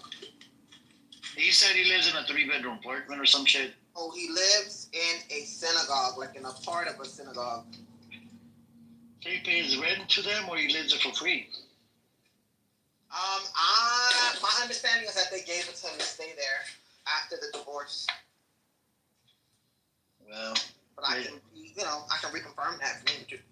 Are they allowing him to live there like what synagogue is open now? There are services. Well, our synagogues are open 24 hours, but if he's living there, it would be open.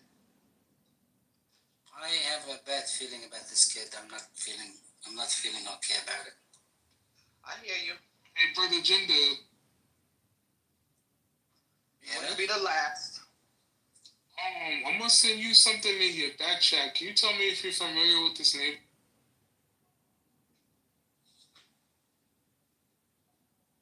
Hello?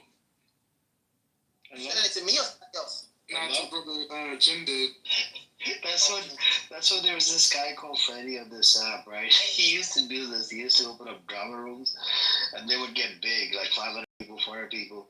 Every 2 seconds, he'd be like, "Hello." That was funny.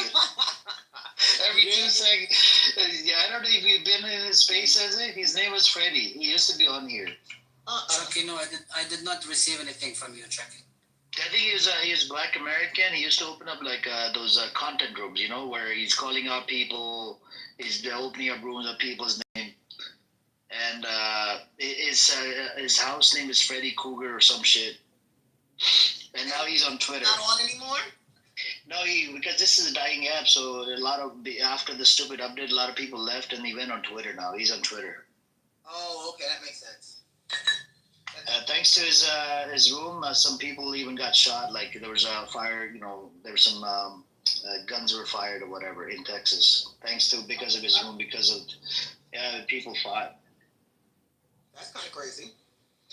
Yeah, but you know, sometimes you don't have any room to go to, and you just jump in there to listen to the content. You know. I get you. Yeah.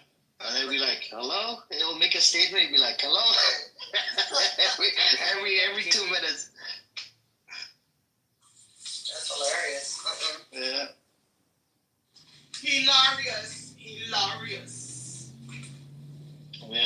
can't believe we spoke to somebody new on Black Rabbi's phone. Yeah, but why would you put a young girl this time of night in a synagogue? Not cool. Yep, we don't know. We're gonna have to find out. Do you have anybody over there that can find out? Does anybody? Maybe Caleb knows. Nachlaot, that area, just so you know, if you look it up, Nachlaot, they are famous for being a pedophile hideout. Yep, famous for it. We got Leib comes in. Oh my God, he's disgusting. Another special character. Yeah, he the one that's went to the Chinese one. Yep. He's special. Disgusting. Funny enough, he has an appreciation for Torah, but I don't know what his deal is with the self-hate. That part we're gonna have to work on him with. I actually thought him and Black Rabbi would have got along. Well, the difference between him and Black Rabbi is that he appreciates scholarship. You know? So because he appreciates scholarship, Are you talking about the two of them Sam? would not get along. Huh? Are you talking about Sam? No, Leib. Oh, Leib. Yeah. Have you met Sam? He's another Black American in Israel. Sam is Black and Jewish? No. Yeah, that guy, as you know, his own name is Black Stem, and him. I know him well. Yeah, he's definitely a self-hater. Yeah, he's an idiot. He booty claps for the Zionists. He'll go in there, talk smack about this room, the other room, and he'll just just an idiot, man. Yeah. And then when we give him, I debunk his claims. Even Chucky tried to debunk his claims last time he was here. He wouldn't freaking concede to anything. I'm like, and the question I asked him, this one question he couldn't answer it. I said, if Anthony Blinken, which was the Secretary of State, right, in America under Biden administration, he lied in front of the Congress about the aid, because we have a law called Leahy law in America. We cannot provide weapons to an entity that that's stopping the humanitarian aid, and that violates laws or whatever, right? It's against our law. I said, is it justified? Just a yes or no question. Is it okay in your opinion? Just in your opinion. He said, oh, they need to investigate. I said, that's after the fact. They can investigate all. I'm talking about your opinion. Is it okay? Is it a yes or no? Is it okay to keep giving them weapons in spite of having enough evidence that they're stopping the aid? Because it violates American laws. The guy didn't even give me the answer. He kept on deflecting and derailing the topic. Wow. I said, just a yes or no. Which guy? The Sam guy that comes in the audience his old name was Black Stem, and I think the other name is like Michael or something. I know he was using Sam as a name. Yeah. I had no idea.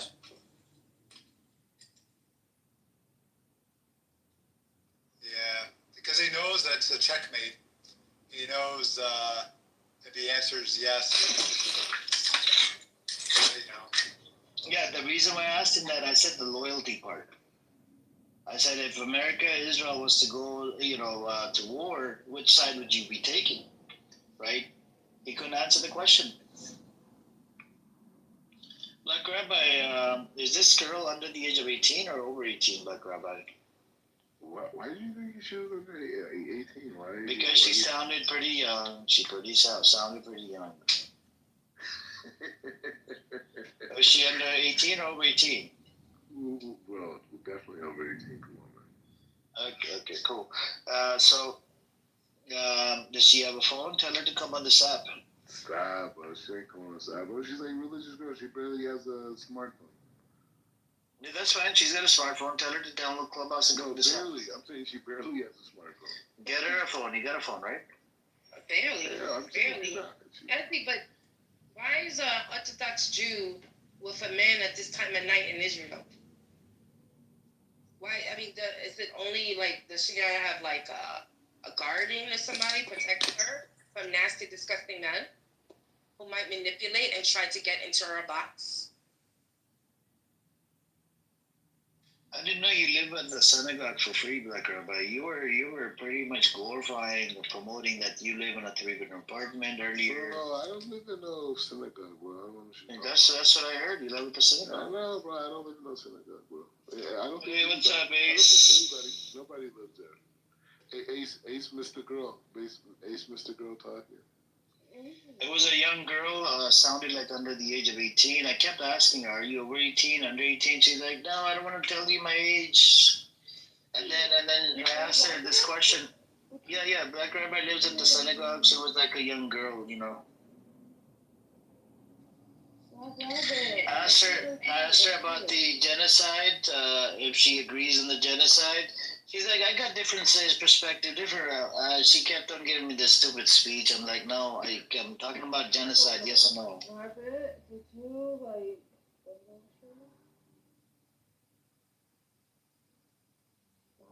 Ace, What did those you say? shoes are nice. Those are nice. Those are cute.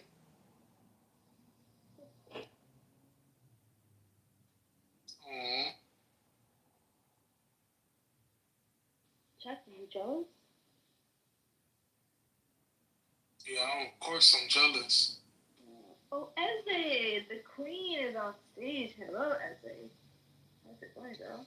We're gonna just start calling Sister Eze the Queen Mother of all Jews of color. I think she's busy. I think she's cooking something. And Jidda, the poorest, the king of the West Bank. Sorry, Black Rabbit, that will never be you. He's the queen of the Caribbean and American Negro. He's the king of the West Bank. Hey, Chuck, you heard that religious girl thing get different, don't it? Chucky, do not put yourself in something yucky like that. It would make you seem like you're a predator looking for religious girls to get into their box. And that's your Jewish sister. You wouldn't want to do that, right, Chucky? I actually agree with you for 120. Well, thank you. No, but he said she's over 18, so yeah, I don't know, man. She's supposed to be a religious woman. Her box but should be for her husband. Just because that they're over the age of 18, they're still too young to me.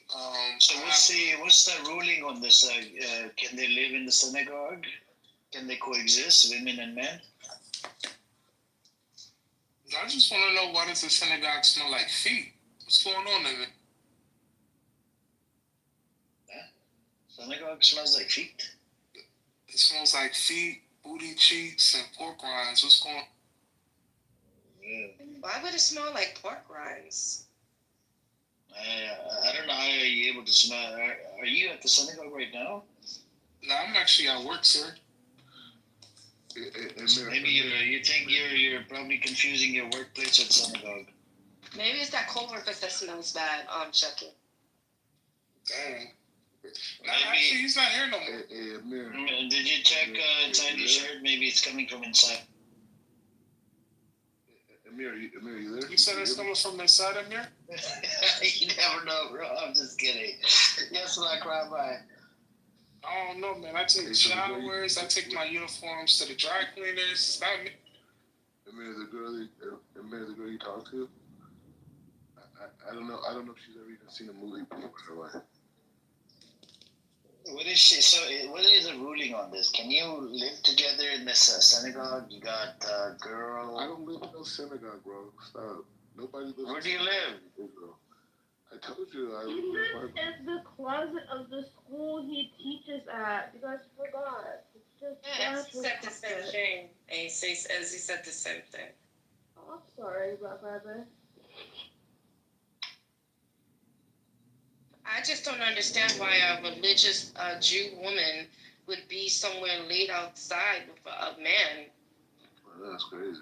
No one around. That's really weird unless shenanigans were happening. I mean, but then again, this is these like. I mean, let's keep it real. Like, I am him. You know what I mean? I'm the guy. Shenanigans are happening, so you can't really be that religious. Well, the thing is like this. I'm a rock star, you know?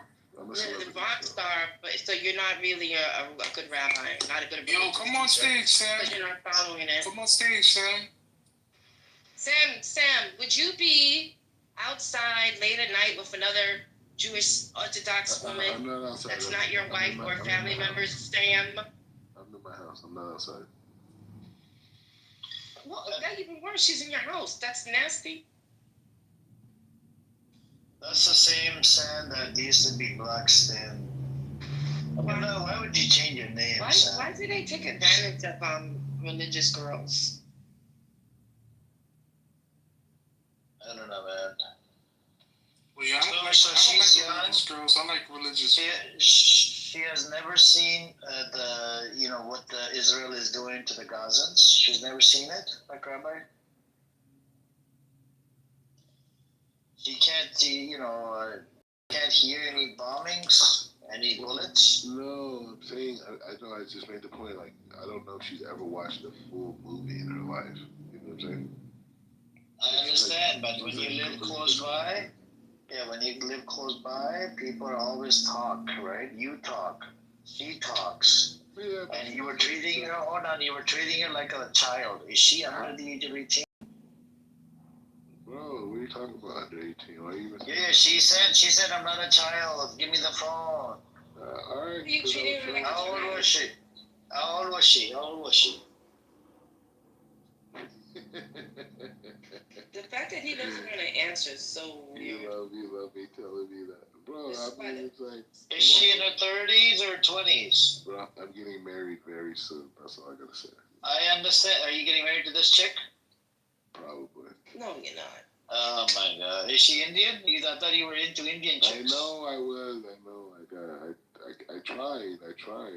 I really did. Unfortunately, she's gonna have the worst wedding. Wait, Amir, he tried, he got rejected. No, I didn't get rejected. It's just hard. It's very hard. You can't eat chicken tikka masala every day, Black Rabbi. No, you can't take it. But I'm with the Indians though. She works with me now. She works with my school. But are you allowed to have sex? Chucky, are you guys allowed to have sex out of marriage? No, ma'am. Oh, okay. Men and women are separate. So this is why I like the Muslim way.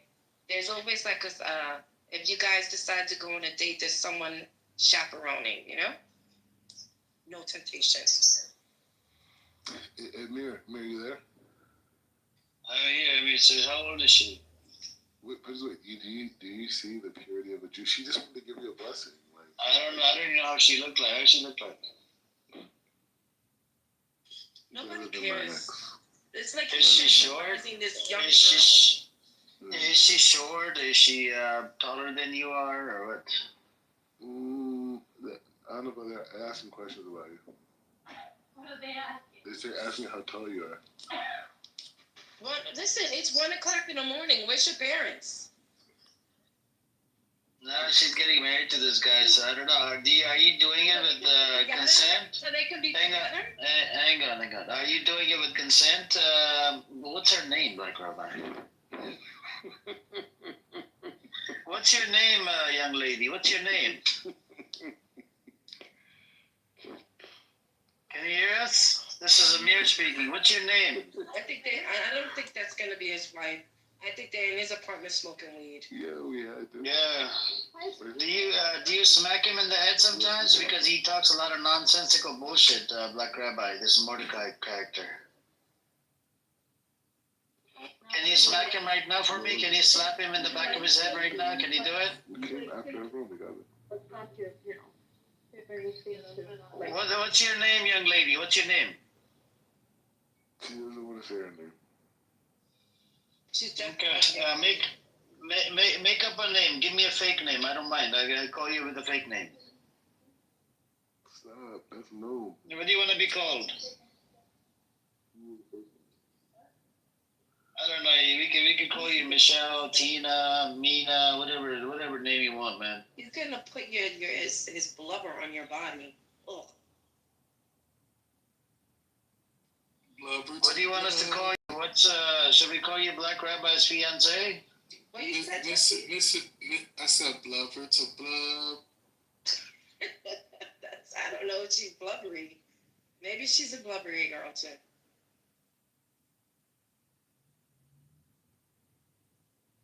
Why is it on mute? What is that? Don't be shy. We gotta call her Mr. and Mrs. Water. No, Mr. and Mrs. Rabbit. So what should we call you? A black rabbi's fiance or girlfriend or whatever you want to be called, man. That ain't his fiance. That's some chick he said he got weed and she's over there smoking weed. They hooking up.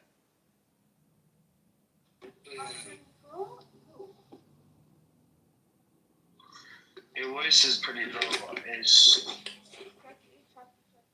Your voice is still low. We gotta get you new pods or something, man. I want something in the morning. Fuck out of here. You gotta bring the phone close, man. And if that was my husband or my fiance, he would not be in Clubhouse while I'm there. I'm gonna let somebody know. Amir, can you hear me or no? Yes, I can hear you. Yes. All right. So she wants to give you a blessing, but she's gonna say it from a distance. So what's the blessing you want to give to Amir? Well, I want to give her a blessing too. Just tell her to curse the oppressors on that land. Huh? Can I have a blessing too? I need a prophet. No, only one blessing. She's gonna give. Just give it to Chucky. I don't need blessing, man. Because I hate the fact. Amir needs a blessing. The blessing is going to be the weed is better than the Korean. Amir, can you listening? She's giving me a blessing. No, you're gonna do it. No, because I'm controlling you. Okay. Amir, I give you a bracha that Hashem should comfort you and give you knowledge. Okay, God. God, everyone, yeah. Okay, so God should comfort you and give you knowledge and give you understanding of everything that's going on in the world, like true knowledge. And God should be able to give you so much knowledge that this whole conversation no longer bothers you, and you just have clarity and peace of mind. It's a baby. And you no She's longer very struggle with the whole She's very. Hold on, Black Rabbit said a second ago that I'm controlling you. Hold on. Sweetheart, did Black Rabbit not say a second ago that he controls you? She sounds Southeast Asian. And then you're gonna see that it's like. Doesn't she sound Southeast Asian? Yeah, she sounds Southeast Asian. Yeah, let her finish and then let her finish. Happy and peaceful and I give you another blessing that you should have really good night's sleep. And this conversation should help bring salvation towards your life and our lives and everyone in Israel's life. How many languages do you speak, Black Rabbi's future fiance? How many languages do you speak? I just got a blessing. Is she from the Philippines? Thank you. Hang on. How many languages do you speak? Amir said thank you. We gotta give him that. Is she from the Philippines? Hang on, Chucky. How many languages do you speak, Black Rabbi's fiance? How many languages do you speak? She said Hebrew and English. What is her ethnicity? Is she from India? No, she's not from India. Is she white? Ashkenazi? Are you Ashkenazi?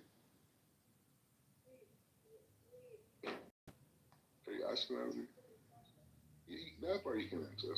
That's not a big deal. You can answer that. Ew, why you let him control? No, he said that. Wednesday. He said that to her. I'm controlling you. Hang on, guys. Hang on. Is she Ashkenazi? She said is she Ashkenazi? She said. Listen, but is she Ashkenazi? Is she white or is she black? Is she white? Brown? Is she white, brown, orange, yellow, I just want to say one thing.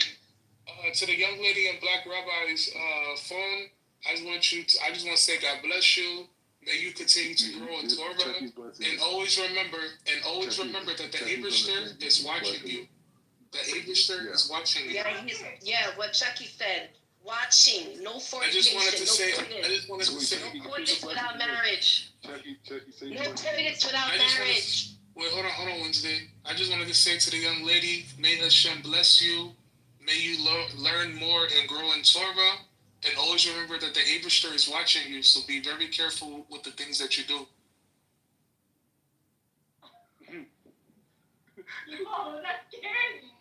I think I'm gonna give blessing to both of you as well.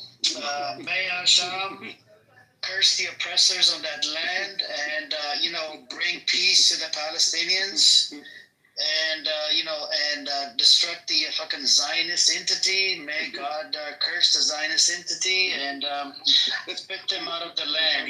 Because they're not from that land. Amen. Yeah. All right. So I would like to also bless the young lady. She doesn't understand that he's a scammer. The weed is better than a coitus, young lady. The weed is better than a coitus.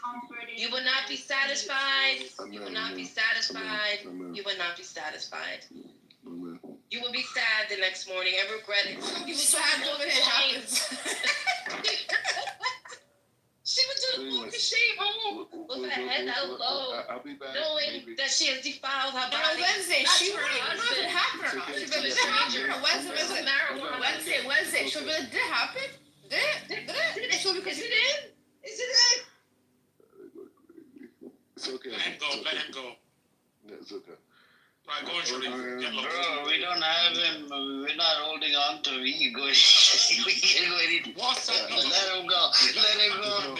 Just know every time I General, I think if it was up to you, probably push him down the stairs. I think. I fucking throw him off the Burj Khalifa. Every time I bring blessings to you, she wants to give another blessing. No, we don't want any more blessings. That's okay. Thank you. Go tell her to get educated on Palestine, Israel, then come and talk to me. She said Listen and pray. Whatever you did with him, you don't get an HIV. Yeah, but get this. He's on here when he has a guest in his house trying to prove something. You fucking scumbag. Go and enjoy that person. Go and entertain that guest. Get off the fucking That's what I'm saying. That cannot be his wife or his fiancée. Because I couldn't give a shit who it is. No it could be someone he's paid for the night. I don't know. It doesn't make a difference. It doesn't make a difference to us. He's got someone there in person, a guest. Go and entertain that person. He's proving to us that, oh look, I can talk to an underage girl. Yeah, but this is what Sister Eze has said several times. He always comes on here to prove his fucking delusion, and we entertain it. He left. We don't give a shit. He's gone. Thankfully. You're embarrassing him. Hey, welcome. We gotta invite new people to the What's Up with the General. Welcome, A. Good evening. Good evening, A. Did you want to say something, A? A, where's B at? I think this is I don't think. A, can you speak, A? Can you come up to mic so we know who this is? Yeah, just say hello really quick, do a drive-by. Say hello so I know who this person is.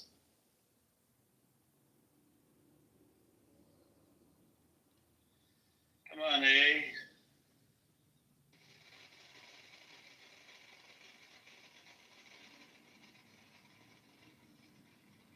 It must be crazy to make all these numbers just to come up to someone's room. Look what house he's part of. He's part of a house called Amir Terrorist Call. Is it? And there's a live room in there. Amir is a terrorist promoter. Call the FBI. That's a good one. Oh. That's nice. Hey, do you want to come off the mic? Damn, that stupid weirdo. He's not at work. Okay, have a safe flight to the hallway. Bye-bye. Get lost. He's on the permanent block list and a safe flight to the hallway. Aiden, go F yourself. You're the same guy who's begging for money on this app for your stupid fucking campaign. His name is John Kitover. John, he thinks he's going to win something. Can somebody put a commercial on? So if anything, YouTube will. Oh yeah, give us that. It's okay. It's okay. We don't need the commercial. Sure. It's okay. We do. We Yeah, do. We it's need okay. to. No, we don't, bro. It's annoying music, bro. Your commercials are pretty long. Yeah, the ad. They're about 50 seconds. They're so And long. American commercials, real quick. 1, 2, 3. Next. Anyways. Yeah, but Wednesday, you know, these commercials, you're getting paid for these commercials. Nobody's paying me, man. Don't lie to us, man. That's what the Zionist thing, that I get paid, and especially Caleb. He goes, he's definitely getting be honest paid. with me. Nope, I don't get paid shit. Caleb, I wish I did, but I actually want to ask Caleb as a married man, I think he has daughters too. What do you think about a rabbi entertaining a woman in his house at 1-something in the morning that is not his wife? It's a secular society, Vanessa. They can go out and date. But wait, this is supposed to be black rabbi. He's not a rabbi. He literally cursed Prophet Moses, peace and blessing upon him. Sister Esme, I love your PTR. Why is it?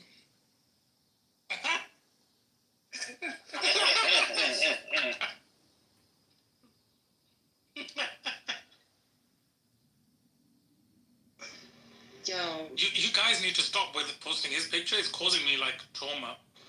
Oh man. I'm sick of this cunt.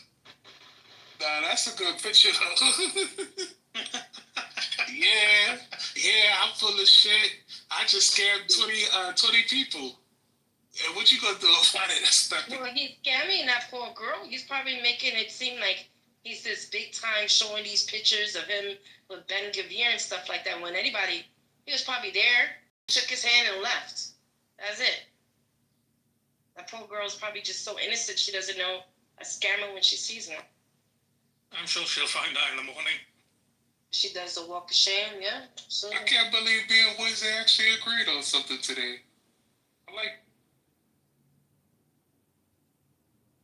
Okay.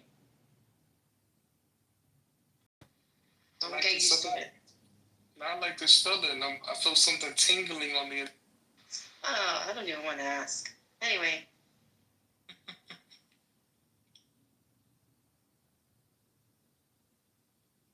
See, that's why I like the way Muslims, like the way we do it, because there's always a guardian. It's similar, but yeah, but the thing is, he's not rabbi. He's not a representative. I just told you he wants to kill Prophet Moses, peace and blessing. That doesn't make you can't be a rabbi or Jewish. No, but he's not a representative of the Jewish faith. We're not going to judge Judaism by what he does. But we do have bad apples on Muslim side as well, by the way. Exactly. Yeah, true. There are Muslims, they're dating, sleeping with each other. You know, exactly. So.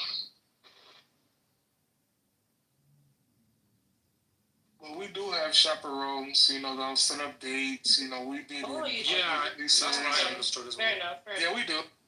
It's almost exactly the same.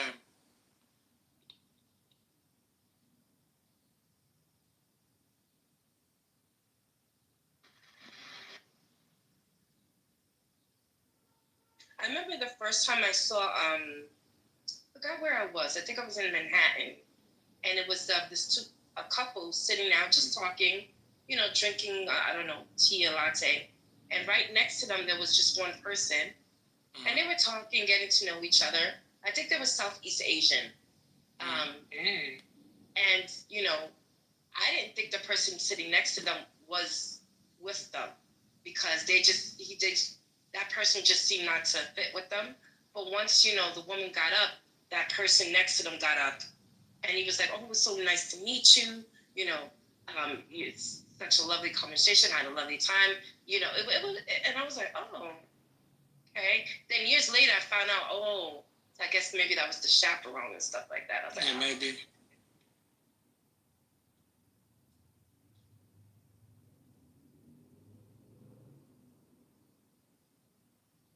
Yeah, like we'll go to like cafes, we'll go to like hotels, or like we'll go to restaurants. I can't wait to be a chaperone. Public people. I'm gonna have snipers trained on the target. Well, you gonna say you have sisters? Four sisters. But they're already married. Oh. They're older. Well, thank goodness. Yeah. Thank goodness. So Wednesday, can I ask you a question? Sure. So, how's the chaperone thing gonna work with us? When we go get some coffee and a slice of pizza. I'm going to chaperone you. Yeah, General's he's gonna snipe you. There's actually a really good pizza spot in the Bronx. He's gonna be like, where's that? I don't live in the Bronx. So No, I was just saying though, there's a really good pizza spot in the Bronx, or I know a really great kosher pizza spot in Brooklyn. Oh, perfect, Chucky. You can take me on a date. Yeah, of course. All three of us. That'll be fun. I don't think that's gonna happen. I think you would love it. Why not Wednesday? You'll have some nice pizza. I have nice pizza already, thanks. Or I could take it to like the best. And first of all, I can eat. No. The only thing I can eat out of a pizzeria is just regular plain pizza. You're boring. Oh no. Or just little mushrooms. That's good. Yeah, so that's why we go to the kosher. Yeah, but if it's a kosher place, it's okay. Yeah. Why would I want to go to a pizzeria that's kosher? You don't have issues like with other places, contamination with other meats and stuff. Oh, makes sense. Kosher, you're allowed to eat the meat. If there isn't another option. You know, we got kosher. Such a weirdo black rabbi. That poor girl. What did he say? He's getting married to the girl? He ain't getting married to no girl. That's his weed person. They just probably like smoking up and stuff. And probably not even that. She about it. You know what it is. I mean, I don't like to talk ill of the sister, but maybe he's paid her for the night. You never know. That's She's a queen. Anyway, moving on.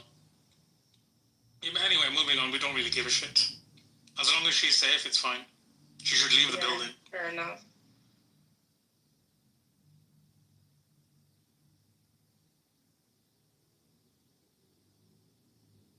There's this woman. that I found on TikTok, and she's a New Yorker, but she used to be an ex prostitute, right? Right. She tells the story of her clients and stuff. Mm-hmm. And she said she had this one Jewish Hasidic client for years. Because she used to live in Chelsea. I don't know where this person used to live at, but he would know where to find her. She was like, it was going on 10 years.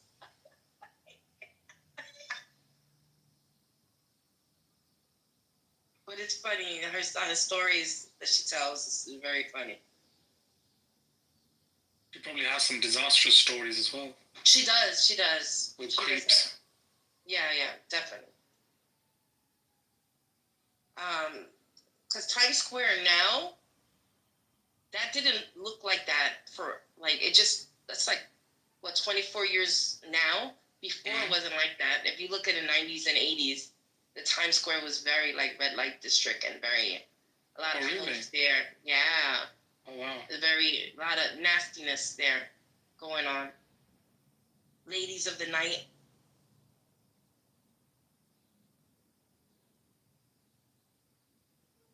I think it was Bloomberg that cleaned up that area and bring businesses in.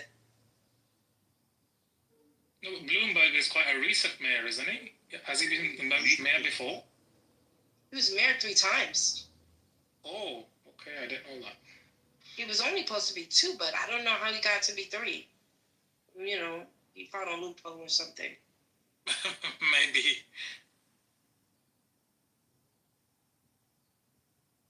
But he did horrible things with the stop and frisk, but I have to admit he did fix up Times Square and bring businesses in and stuff and make Broadway look better than what it was before. Yeah, maybe he made a lot of money in the property around that area. I'm sure he did that also.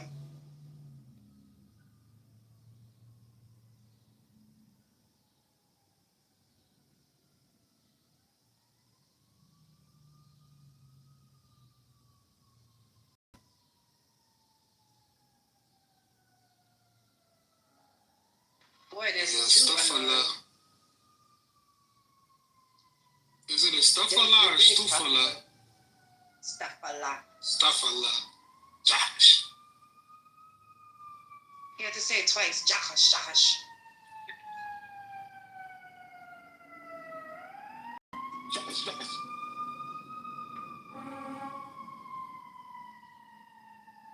Back to the old grind. Thursday. Josh, I want.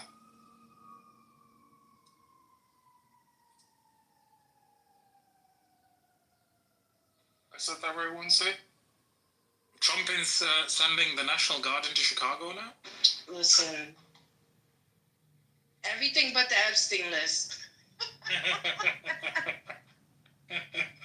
Yet, if you look at the statistics, Chicago's crime rate has went down for the last, it's a 30-year low. So this is all bullshit. And he looks back horrible. on the flotilla? He looks really bad. He looks bad. I saw his press conference, and he looks bad. That's a lot of makeup. I'm sure he hired the most prestigious makeup artist in the world. But you can't hide death. It's knocking by your door. You can't hide it. He's not going to last 3 years. Another 3 years. He's not. I disagree. I think he's in a much better state. I told you yesterday, I think. He's in a much better state than Biden was. Yeah. But then again, we don't know when we're going to drop, so it could be. Yeah, mentally, Biden was probably like wandering around, and he had just good people watching him, especially his wife, Jill. Biden. Yeah, Biden was literally like a robot that they were remote controlling. Right. I'd rather have somebody control the president than a lunatic, narcissistic piece of shit going on with that can like touch the red button. Once he got to the no. I don't honestly think he's gonna last another 3 years.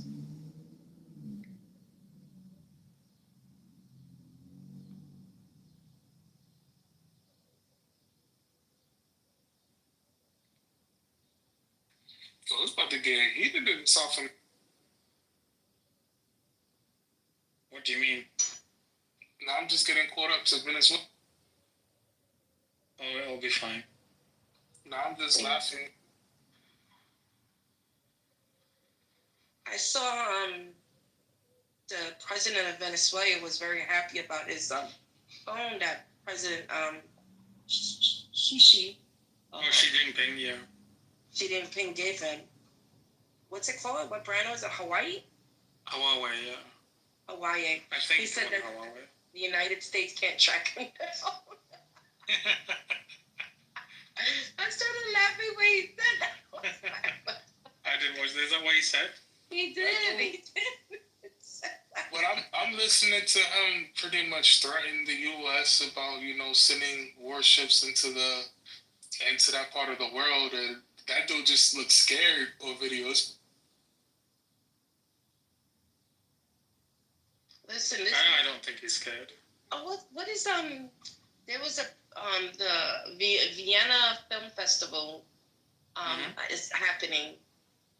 Emilio del Toro, he's a famous director, and he told everybody, he was like, the real monsters wear suits, and I agree. Now, I have a question though, Wednesday, in your personal opinion, right? Let's just say that the U.S. went to war with Venezuela. Who would back Venezuela? I could see Cuba backing them, but who? What do you mean? Listen, I honestly think it's just smoke and mirrors. They want Venezuela for their oil. And Venezuela has one of the purest oil there is. I said it earlier in this room. When Saudi Arabia put the prices up for the barrels of oil, Biden took some sanctions off of Venezuela, and they started trading oil. So it's all about the oil. It's always about the oil. Starting to get annoying at this point. Yeah, but Venezuela has more oil than Saudi Arabia. Yeah. But my question is, right, this is just a hypothetical situation. Let's say that this war does pop off. what countries would join that war, because majority of Latin American countries like fuck with the U.S. Excuse me. I think the war would be a different war. I think there's the world has come far from where the US can start invading countries at will and the world will simply stand by because it can't do anything. I think any more wars that the Americans get themselves involved in will simply hasten their decline even further than they are doing. Because other countries will start banding together. I mean, look, we have, I think, I'm not sure if it's they've completed, but the Shanghai Cooperation Council has been meeting this week. There have been countries meeting, and this is probably one of the largest gatherings that China is hosting. And I think there's a military parade going on as well tomorrow or the day after. So the world is shifting, and the Americans are kind of stuck in their imperialistic mindset that we can bomb, take over countries at will. But the world has moved on. The world will hold them to account. Well, maybe it's time for a new leader. I mean, I don't like China either. They do a lot of fucked up shit to their people and stuff like that, and they're doing a lot of messed up shit to the Uyghur Muslims, but nothing that America hasn't done. So yeah, but it should go from a unipolar world. You know, when you're moving from a unipolar world, when you have a single superpower, and you're transforming into a world where there's several superpowers. I think that a multipolar world is much better than a unipolar world. Because superpowers will be able to keep each other in check. I mean, in my hypothetical utopia, there's no such thing as superpowers, but that's just me. Okay. So I just chat GPT the question that I asked, and it says the key partners for Venezuela would be Russia, China, Cuba, but I can see Cuba like playing devil's advocate because they need the U.S. as well. But no, they don't. And Iran and Turkey. The Cubans don't get anything from the Americans. But they're trying to get relationships. It was normalized, and then the Trump's put the sanctions back on. Yeah. Sorry to interject. I heard they're putting drones over flotilla again. Is it? Oh no. Really? It set sail, was it yesterday or today? Yeah, check. Ask Google Bob or something. I'm gonna look into it. But would have been cool if a foreign military would have escorted them as close as they could. That would have been cool. I think that would have been a lot better. Yeah, like what countries are participating in this one again? They're setting sail from Spain. Barcelona, Spain. That would have been cool if a Spanish warship would have sailed alongside of them and up until they got close to the border, so that way they can guarantee their safety. So I'm just reading here, on Saturday, workers in Genoa, Italy, issued a stark challenge to Israeli authorities should they attempt to intercept the flotilla. So they've basically threatened to lock down the port if Israel harasses the flotilla. And it's one of the ports where Israel kind of docks quite a few things as well. You know what I'm thinking? I don't think, I do believe that China is going to be the next superpower. But I don't think China wants the responsibility of being like the police of the world, right? I think they're going to want America to keep that little label for themselves while they just run everything else. That's just my opinion. I mean, I could be wrong. I think the Chinese simply want to do business. Yeah. There's a big space running on on Twitter. The brother Suleiman's running about that drones in Chicago and all of that shit. I don't know. If you guys want to listen to it, I could probably ask you to jump in. I don't have any energy for this man. I don't understand. He looks sickly. What's going on? Is it not? Why does it bother you, Wednesday? Let him die in peace. I want him to die in peace. That's what I'm saying. Yeah, but leave him. He died now. Why are you worrying about it? Is he your uncle? No, I don't care. Then leave him alone. Leave the orange man alone. Leave him alone. I want He's going to destruct you. Isn't it a coincidence he's doing all that shit the same day the IDF is going into Gaza, the ground forces, ramping up the genocide? It's bad that I wish death on another human. But this man, I think the world will celebrate if he died. I think some people will mourn him. Of course they will. Yeah, the his MAGA face. Yeah, but not just MAGA, as in the right wing in Europe. You know what's his name in Hungary? Tommy Johns. There's all over the place. Tommy. Tommy Will. What's his name in Hungary? Yeah, they're everywhere. These fucking morons. Yeah. Yeah, but they're basically, the right wing has been funded by Musk and his crew in Europe, and it's caused chaos. Yeah. It's all strategic. It's all planned. Very strategic, because what it's doing with Europe is, for example, it's pitching. It's creating that culture war, and it's creating an environment where people argue and fight with each other, whilst these billionaires make immense amounts of money. Exactly. The same thing that happens to America is happening to Europe. Yes. Mm-hmm. Yeah. All orchestrated. Operation Chaos in the 60s. Same thing. I just want to go. Because people have literally started fighting amongst themselves, and it's like, I personally don't get it. Like, you've got to understand that the issues that are, facing everyone are not your fellow man's fault. It's the politicians, or it's the billionaires that are divide and conquer, basically, or setting policy.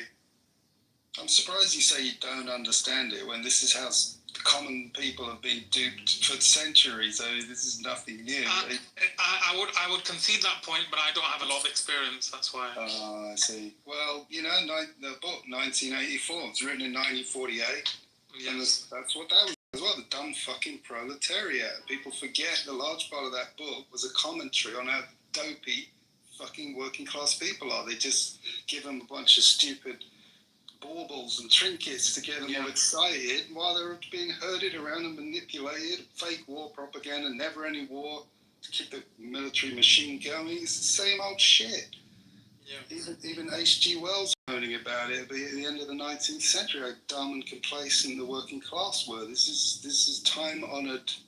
It's just a law of physics that the majority of people are dumb fucking morons and so easily manipulated. And they're never going to learn, apparently.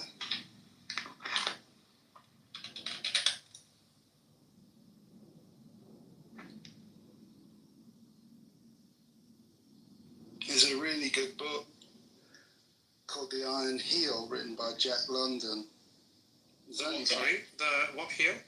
The Iron Heel. Iron Heel.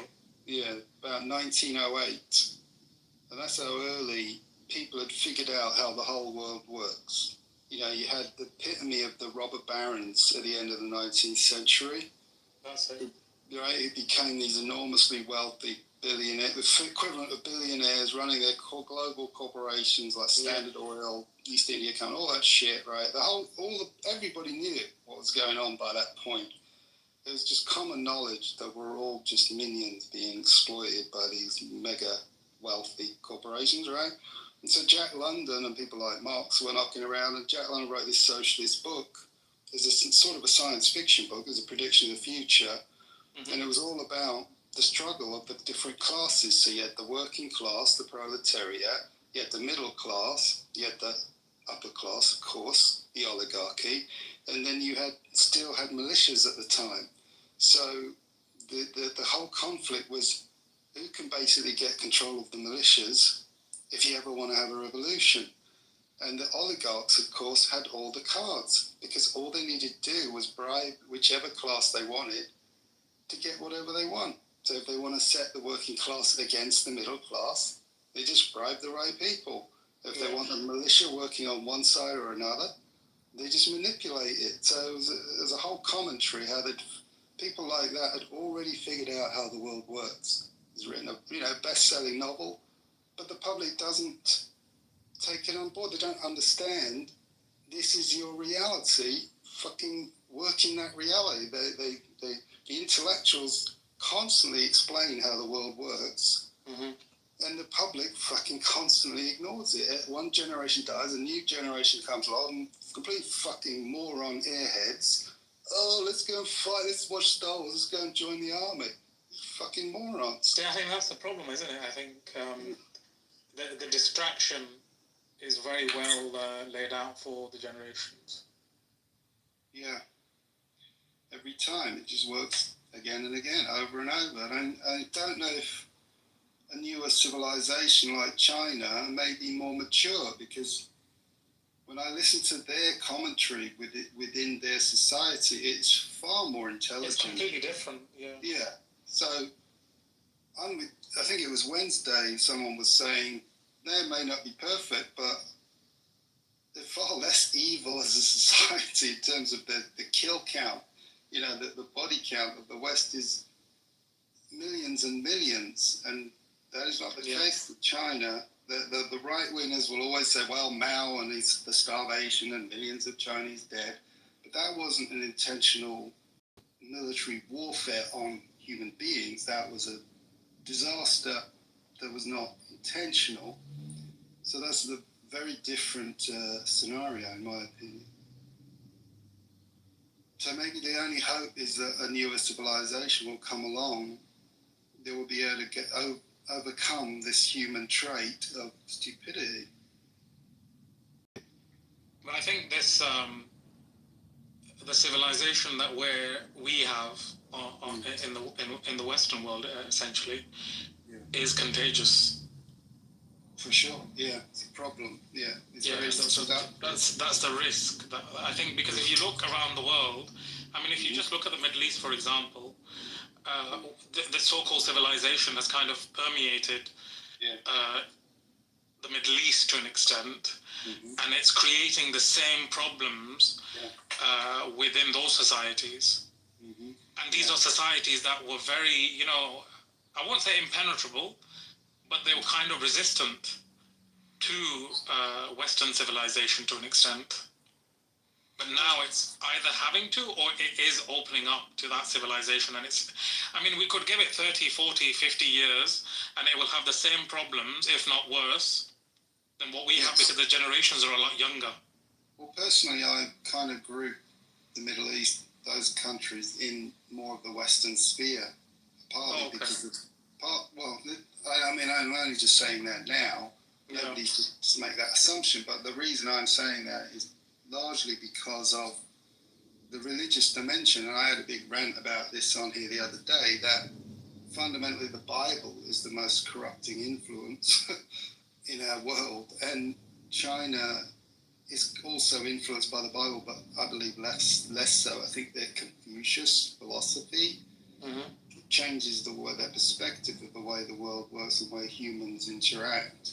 And so the West is encumbered with this idea of righteousness, where it's all about judging one group against another, and that always leads to conflict and animosity, whereas I think the Chinese culture is clearly more pragmatic, and they almost universally say that about themselves. Oh, we're much more pragmatic. And so that means... Plus, I don't think they have like a superiority complex about them. Well, no, I don't agree with that. No, they with do. The Chinese? Big superiority complex, yes. Well, maybe I've not experienced it. Yeah, they do, and that will increase as they become the dominant power. Their superiority will increase, because it will prove to them, oh, see, we're the master race, and they're already. But the point is, they don't translate that supremacy into slaughtering people, right? That's what I meant. It's not a given. Our supremacy is we will slaughter people and we kind of dehumanize. Yeah. Now, their supremacy, they may say that we're better than you, but they're not going to, start slaughtering en masse because someone's a different color, or they don't deserve to run their own country, so we're going to take over and give them democracy. Yeah, currently they're displaying the opposite behaviour. They're going to places like Africa and doing really good deals with them, treating them with respect, whereas the West always looked down on them as inferior societies.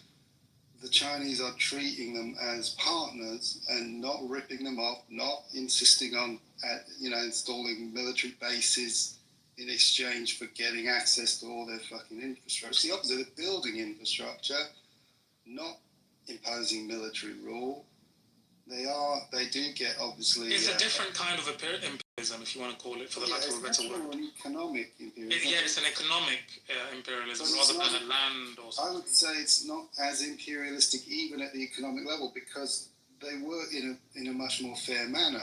You've listened to people like Varoufakis, the Greek. Yeah, I was just going to mention him. He describes the way they arrange their deals, and they're much more fair. The West was more conniving about building in intentional parameters to cause them to fail, and they would be on the hook. The Chinese are trying to that is a fair point. See that the Chinese look at win-win, all ships rising. They don't have an incentive to make states fail like we want them to fail. So they're banana republics under our rule. Yeah. China wants them to be, yes, compliant and cooperative, but not in the sense of lackeys that just do whatever China wants. But currently, that may change as they get more powerful, which is a tendency to superpowers. It's quite possible, yeah. Yeah, but for now, they're behaving much better than the West towards these nations. At the moment, yes, because I think Yanis has mentioned, I think in a few articles, and I think interviews, that it's a completely different kind of China that you're looking at. You can't judge the Chinese with the lens that you're judging the Western world because it's completely different. Yeah. So I agree with him on that part, to be fair. But he's quite a smart guy, even though he was finance minister of Greece when they went through some. Well, he is super smart, but if you listen to how he explained that went down, there was nothing Greece could do. They were screwed by Europe. Yes. So it doesn't matter how smart you are. If you have no bargaining power, you all you can do is stand there and watch it go down and tell people this is exactly what they're doing to us. What can I do? I can't do anything. The banks and the European Union had way too much power. And of course, I'm sure there were bankers within Greece cooperating because there's cooperating, bastards. It's that fifth column that always seems to kind of. There's always one. Yeah. I've added that book that you mentioned in my list, so I'll probably get around to reading it in about 2 weeks. Cool. So hopefully I'll provide you the feedback. Yeah, I'd be interested to hear what you think. It's been a while since I read it, so you might refresh me on some interesting details that I might have forgotten. And I think you may be shocked at how completely and fully aware they were back then, how the things work. And you will see a lot of echoes with what's happening now.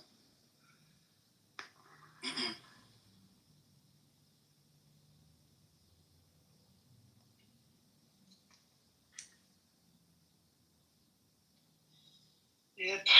Anyways, if anybody else want to come up, you guys are welcome to come on up. Let me see if the hand raising is off.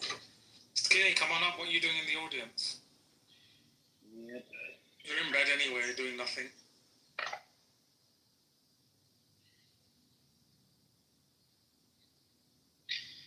Yep.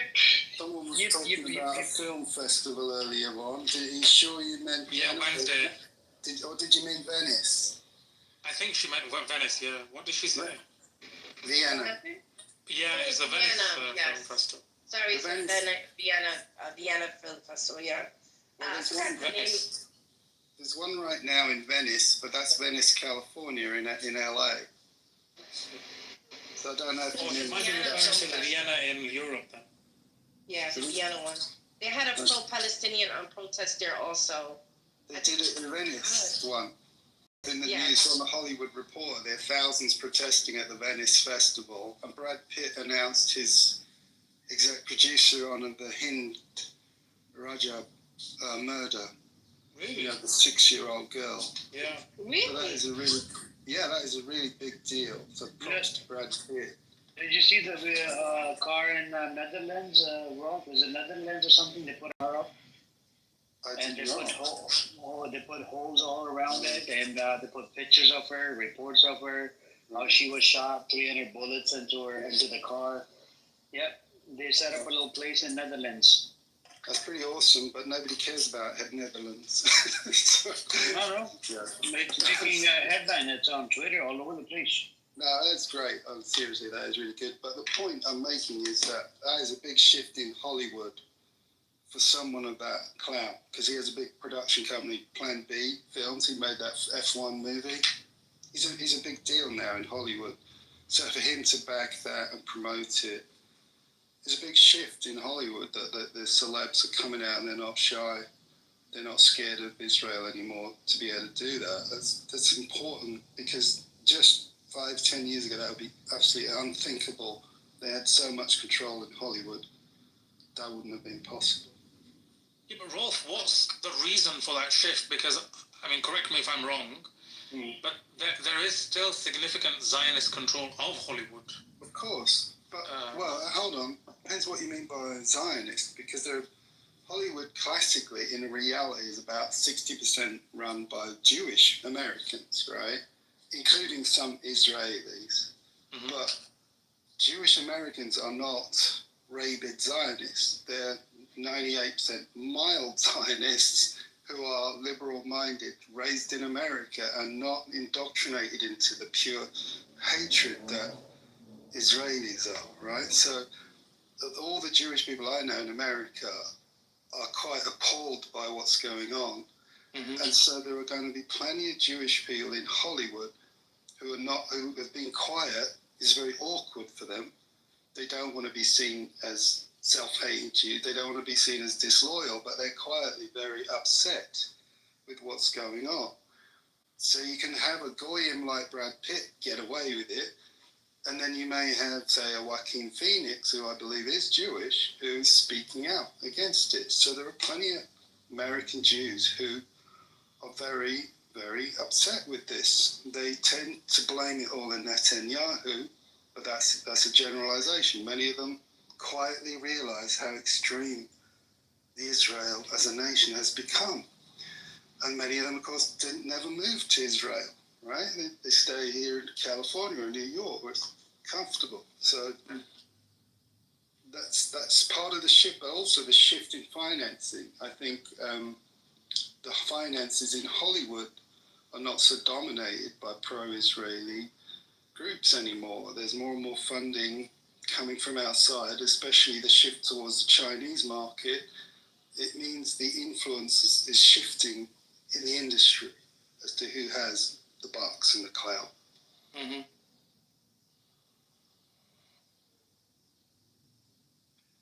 But Rolf, you said the American Zionists are not as wild. I believe they are. Well, I've talked intimately with the moderate Zionists, and I'm telling you they're not. They actually want peace. They're still completely brainwashed, and they're very pro-Israel. They see Israel as vital to themselves as a group, but they do not state we should slaughter the Palestinians. They want peace, and they want a solution. So let's not paint too broad a brush, right? I don't know. I've spoken to them in person. I lost friends because of this. There's quite a few of them because I used to do business with some of them, and regardless of I don't know, Rolf. Even on this app and Twitter, when you talk to them, they kind of deflect all the time, and they don't want to concede to the points. And even in relate to the genocide, they don't want to concede to it. You see what I'm saying? That makes you want to believe that these people are and Amos, you know the guy Amos that's on this app? Yeah. You know what he said? He said that I don't really care, but yeah, you can say. Go ahead. No. What I'm saying is that he said he's an Israeli Jew, right? He's an atheist, Israeli Jew. You know what he said? He said people on this app, this fucking app, right? The Al-Normo and a bunch of these New York Jews, they're very wild creatures. They support Netanyahu. Yeah, for sure. I mean, what I'm saying? We know that. I know. So if you do support Netanyahu, then that makes you one of them. Of course, I'm not saying they don't exist. This is a huge number in the US who are fully backing Israel and will never back down. They're rabid, fully Zionist. I'm talking about there is an increasing number of moderates who consider themselves Zionists, and that by that definition I mean they believe in the state of Israel, that it should exist. That's all I mean by Zionist, right? But they're not saying we should murder and slaughter people in order to keep Israel alive. They say we have to try and find a solution. That's all they're saying. Now maybe my personal friends might be different from the people you do business with, right? I develop long-term friendships, and I'm in the creative industry, so there's naturally a more tendency to be liberal and wishy-washy and lovey-dovey, right, as people. So my cross-section is probably different. Yours probably reflects a more typical cross-section of society.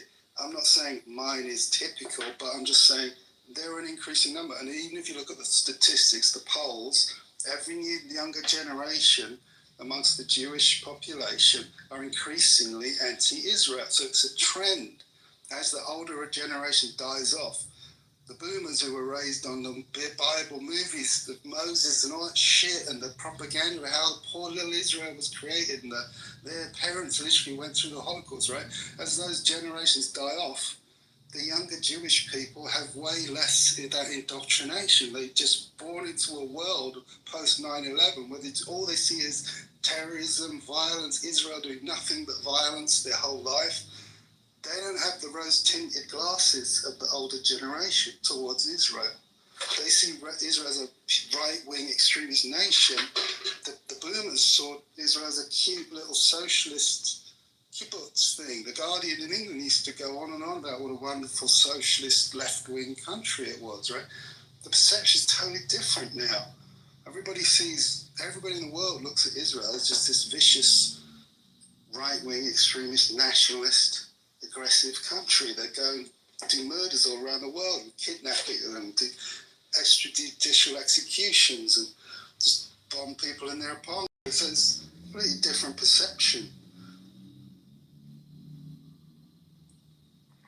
Would you disagree?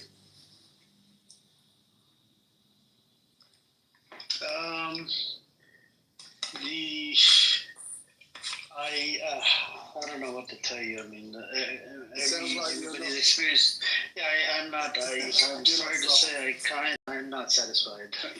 Well, I'm not satisfied either. But there is a trend. The kids, yes, the kids are changing, but the older generation, they're not changing at all. Yeah, but they have less influence financially as well. They're losing their grip on Hollywood, which was the question General was asking. So it's also just a practical thing. They don't have as much financial influence. Well, of course, I say that, but they've literally just made a massive move to re-grab influence, which is the Skydance takeover of Paramount, because that's Larry Ellison's son, which means Larry Ellison, and he's the guy who created Oracle.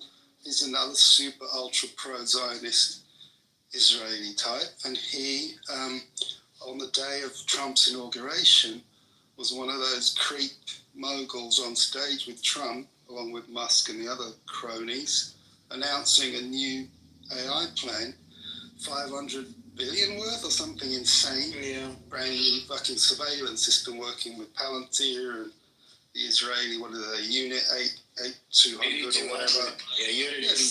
So these fuckers, I'm contradicting myself here because they've just done another massive power grab to regain control over a large part of Hollywood. So yeah, I'm somewhat contradicting myself. But I've worked for Disney, and Disney are super liberal progressive.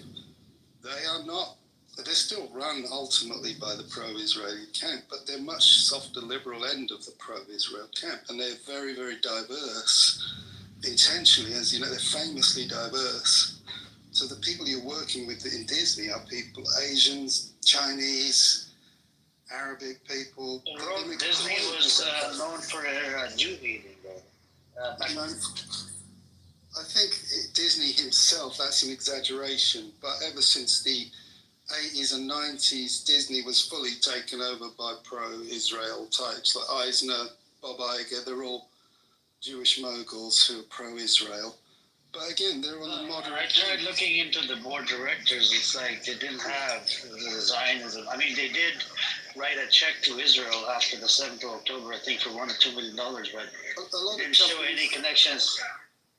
Yeah, it's all behind the scenes. It's on the board of directors and all that. They are ultimately pro-Israel, but they're very moderate on the scale of things, right? That's all I'm saying. And don't you guys ever, do you ever get tired, Rolfo, of anti-Semitism? I'm not anti-Semitic. I just spent quite a while talking about some of my best friends who are Jewish. Yeah, but you always talk about Israel. I don't always. I was in a room hotly debating people about Russia and Europe. You weren't in that room, so no. I don't always talk about it. Every time I see you, you're talking about it. That's because you're in this room, and the topic of this room usually revolves around Israel because we of can talk about something else. Palestinians. No, I fucking won't. Certainly not for you, you stupid cunt. How fucking dare you tell me what I'm going to talk about? I'll talk about what the fuck I want, especially when there's a fucking genocide happening. So fuck you, you stupid cunt. But it's anti-Semitic to talk about Get the Israel. fuck out of here, you stupid cunt. You see my PTR? I don't give a fuck about your fucking stupid PTR. This is the definition of anti-Semitism by the Anti-Defamation League. They're a fucking bunch of clowns. The ADL who defended that fucking child rapist. Fuck them. I don't give a fuck what they think. They've completely lost all credibility. Alleged. They've lost all credibility. I don't give a fuck what they say or write in print. Irrelevant. The world knows what Israel is doing. And the IDF are doing another push into a ground invasion into Gaza, slaughtering civilians in tents. What the fuck justification have you got for that, you fucking arsehole? Hamas operates. Hamas. They're fucking starving civilians in tents. Children. But Hamas is underneath that. Stupid cunt. It's nothing to do with fucking Hamas. Why do you think the world's fucking outraged by you fuckers? You keep fucking murdering children every fucking day. 20 to 100 kids murdered every fucking day. That's why even normal people are fucking in tears about this shit. People who never gave a fuck about Israel before, they don't give a shit. But they're seeing the fucking slaughter and torture with their own fucking eyes. Why do you think they're fucking outraged like I am? Because they're normal human beings with a conscience. So shove that fucking anti-Semitic crap up your fucking arse. There's nothing to do with it. Israelis could be Iranians, Jordanians, Chinese. It doesn't matter what they are, what their fucking religion is. They're fucking evil bastards slaughtering innocent children every day. There's nothing to do with fucking Hamas. So shove it up your fucking arse. What have you got to fucking say for yourself? I don't think there's any reaching you. There's no getting. No, you're not fucking reaching me. Far from it. You can hear the anger in my fucking voice. Because these children are dying every day. And nobody's lifting a finger to stop them. What are you doing to protect those fucking children? Yeah, they're going to kill Hamas. It's not Hamas killing those children. It's fucking IDF. On the record, everybody knows it. From medics to doctors to witnesses to reporters. Everybody has seen it. It's in mainstream media. It's not even just fringe groups like Al Jazeera. It's in mainstream news outlets. That is what's happening. So don't come with your shit about Hamas. Hamas is long gone. They barely exist. A fucking ragtag, pathetic group with hardly any weapons. Running what, between tents in the rubble? Where are their fucking bunkers and military tanks or anything like that? They've got nothing. A few people with fucking rifles and homemade explosives, that's it. They're fucking irrelevant. This is a slaughter and it's an ethnic cleansing, it's a genocide. And Netanyahu and Trump have all announced it, that they want to clear Gaza out because they've got plans for it. So don't come with this shit about Hamas. It's nothing to fucking do with it. It's an excuse. Everybody in this room knows that. It's that stupid cunts like you. Do you know who Alan Dershowitz is? Of course I fucking do. One of the biggest cunts in the whole fucking world. One of the most hated public figures. Because everybody fucking hates him. He's a lying, slimy douchebag. Why would you mention that cunt other than to get me really fucking angry? Eh? Well, I was going to say, he said in order to get to a resolution here, we have to get beyond the terms like ethnic cleansing. Yeah, well, he's fucking wrong, isn't he? Because it is fucking ethnic cleansing every day. And the more you ethnic cleanse, the less we have to remove that word, the more we need to emphasize that word. Because it is fucking ethnic cleansing, and it's worse ethnic cleansing every day. If you keep adding more people, get it and relocated and starved, you're increasing the ethnic cleansing. So no, let's not remove that language. Let's increase that language and emphasize that language, just as the South African report did to the International Court. And the International Court absolutely recognized everything that document and agreed that what they said was true. And they're fucking sitting on their ass debating whether it's a fucking genocide or not. It was a genocide a month in. And the fucking Western media, BBC and Guardian's just come out today. They fucking collaborated with Israel to keep the story fucking straight so they can keep a lid on it and propagandize stupid fucking Westerners that Israel's going to defend itself when it was a pre-planned fucking genocide from day one. This is why they allowed Hamas to do that stupid October 7th stunt, which the fucking Israel, it's our fucking 9/11. It's not fucking 9/11. It's a pathetic little attempt at an attack that was completely used for justification for their plans that they already had for Gaza, all in service of Greater Israel, because they want to expand their territory, which they're doing into Jordan, into Syria, into Lebanon, and try and pick a fucking war with Iran that they can't fucking win because Iran's much too strong for Israel, and so on. That's what's fucking going on. So yes, we will continue to highlight that is an ethnic cleansing going on. What else bullshit have you got to say for yourself? Are you always this contrarian, or only when you talk to Jews? You can have a break now. I think you've riled him up enough. Rolf, I wanted to pick your brain with regards to Iran. What's your assessment? Do you think the Israelis will attack Iran again? Because there's been a lot of talk about it. Yeah, there'll be another round of stupid exchange between them. I was in a room earlier today talking about what's it all about. You know, is this really a war with Iran? Is one side going to win? Did one side get an advantage over the previous exchange? The consensus was that Iran came out with more advantage because they had more intel as a result. But I pointed out Israel is not stupid, nor are the Western allies of Israel. You've got the US, Britain, the Europeans all collaborating on the intel against Iran. They have it surrounded. So whatever Israel did was a calculated provocation, again, to assess Iran's capabilities. It also appeared to highlight collaboration with China. So all of these were useful data to help the West replan. And so that's what I expect to see, increasing exchanges where both sides recalibrate against each other. China ultimately is more capable of increasing weapons production. It's now faster at innovating, and Iran's now going to probably start using their satellite and GPS system, which will all help with their missile technology. So as that trend continues, the advantage may well go towards Iran rather than against it. But then again, China doesn't want to get directly involved militarily. The West is happy to wage all-out war. Yeah. And Trump's just announced the change for the name of the Department of Defense to Department of War. So the kid gloves are on. They're not pretending anymore. Everything's going to be wars of aggression now for the rest of Trump's term. And so they're happy to go full-on war with Iran. Trump announced that way back in 2023, November 23. He put out an ad campaign saying he wants war with Iran. So this has been long in the planning.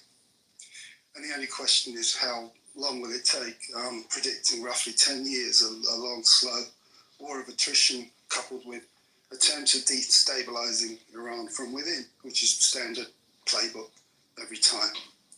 That's my guess. No, thank you for that. Yeah. Would you sort of disagree with any of that, or question about any? No, I'm not disagreeing with it. I just simply wanted to pick your brain because I think, I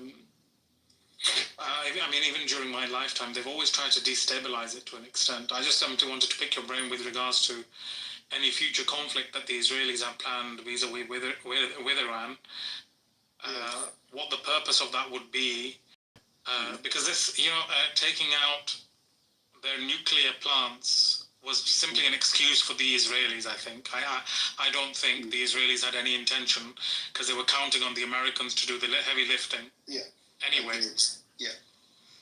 I do think a lot of that was somewhat performative, because people like Scott Ritter pointed out that they would have already moved their facilities out of there by the time it happened. So it felt performative. The fact that they were willing to telegraph that to the public so well in advance means they're sort of going wink wink to Iran.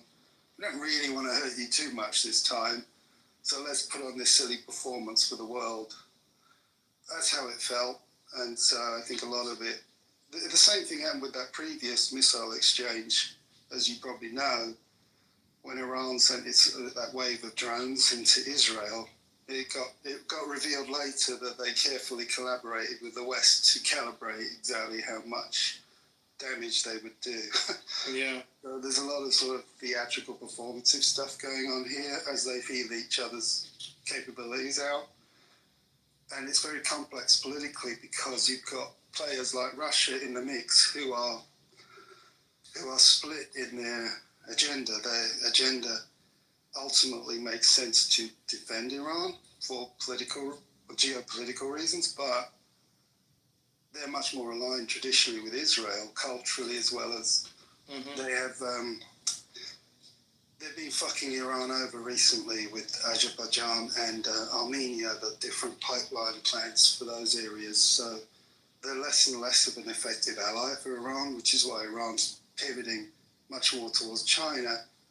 To be fair, I'm not sure if you agree, but I always find that even, for example, with the Iraqis and the Syrians, to an extent, the Russians have always been an unreliable partner. I mean, for example, and I'm not sure if this was the Iraqi campaign or the Syrian one, when the Israelis went in and took out the nuclear plant, one of the books I read on it was that the Russians had given the Israelis the codes for the S-300 systems up.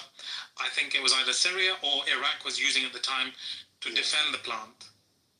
So it always feels like whenever, for example, an ally like the Iranians or basically a Middle Eastern ally, or even anywhere else, to be fair, the Russians always come out as not being very reliable. They're not. They're probably the opposite.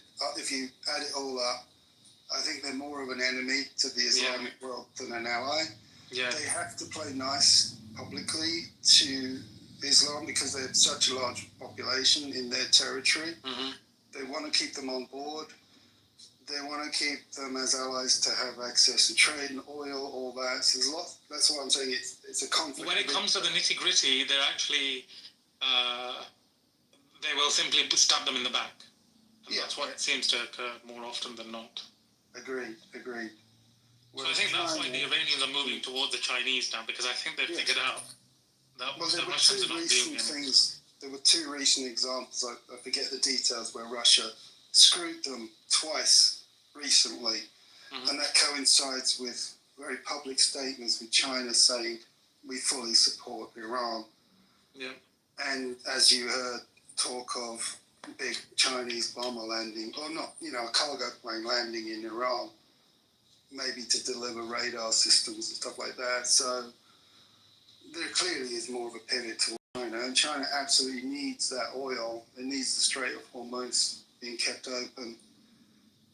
And I think China would be a natural partner for the Iranians as well, because I think the Chinese manufacturing capacity and capability is there, whereas the Russians are not really. I mean, some of their technology is not. I mean, people like to boast on about the S-300 and the S-400. I don't think it can. It doesn't live up to its name. I agree. It's not all that hot anymore. And the one thing they are good at is producing munitions. So they're very capable of cranking out missiles and artillery. They're very good at that. But so are the Chinese. And so are the North Koreans to some extent. So. Yeah, but I mean, for example, let's just look at Chinese and Russian equipment. The Chinese can afford to crank it out. The Russians are still struggling with their Su-57 or whatever it is They're one of their stealth fighters, whereas the Chinese have 2 operational stealth fighters. Yeah. So it's a completely different ball game.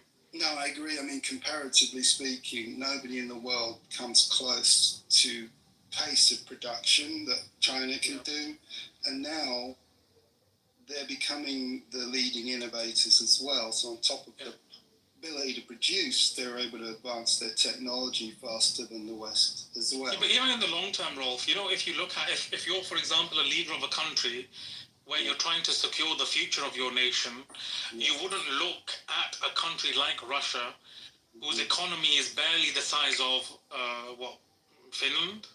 Or maybe Italy, I don't know. Italy, maybe Italy. I mean, it's a very regressive, because if you look at population growth, it's not really growing.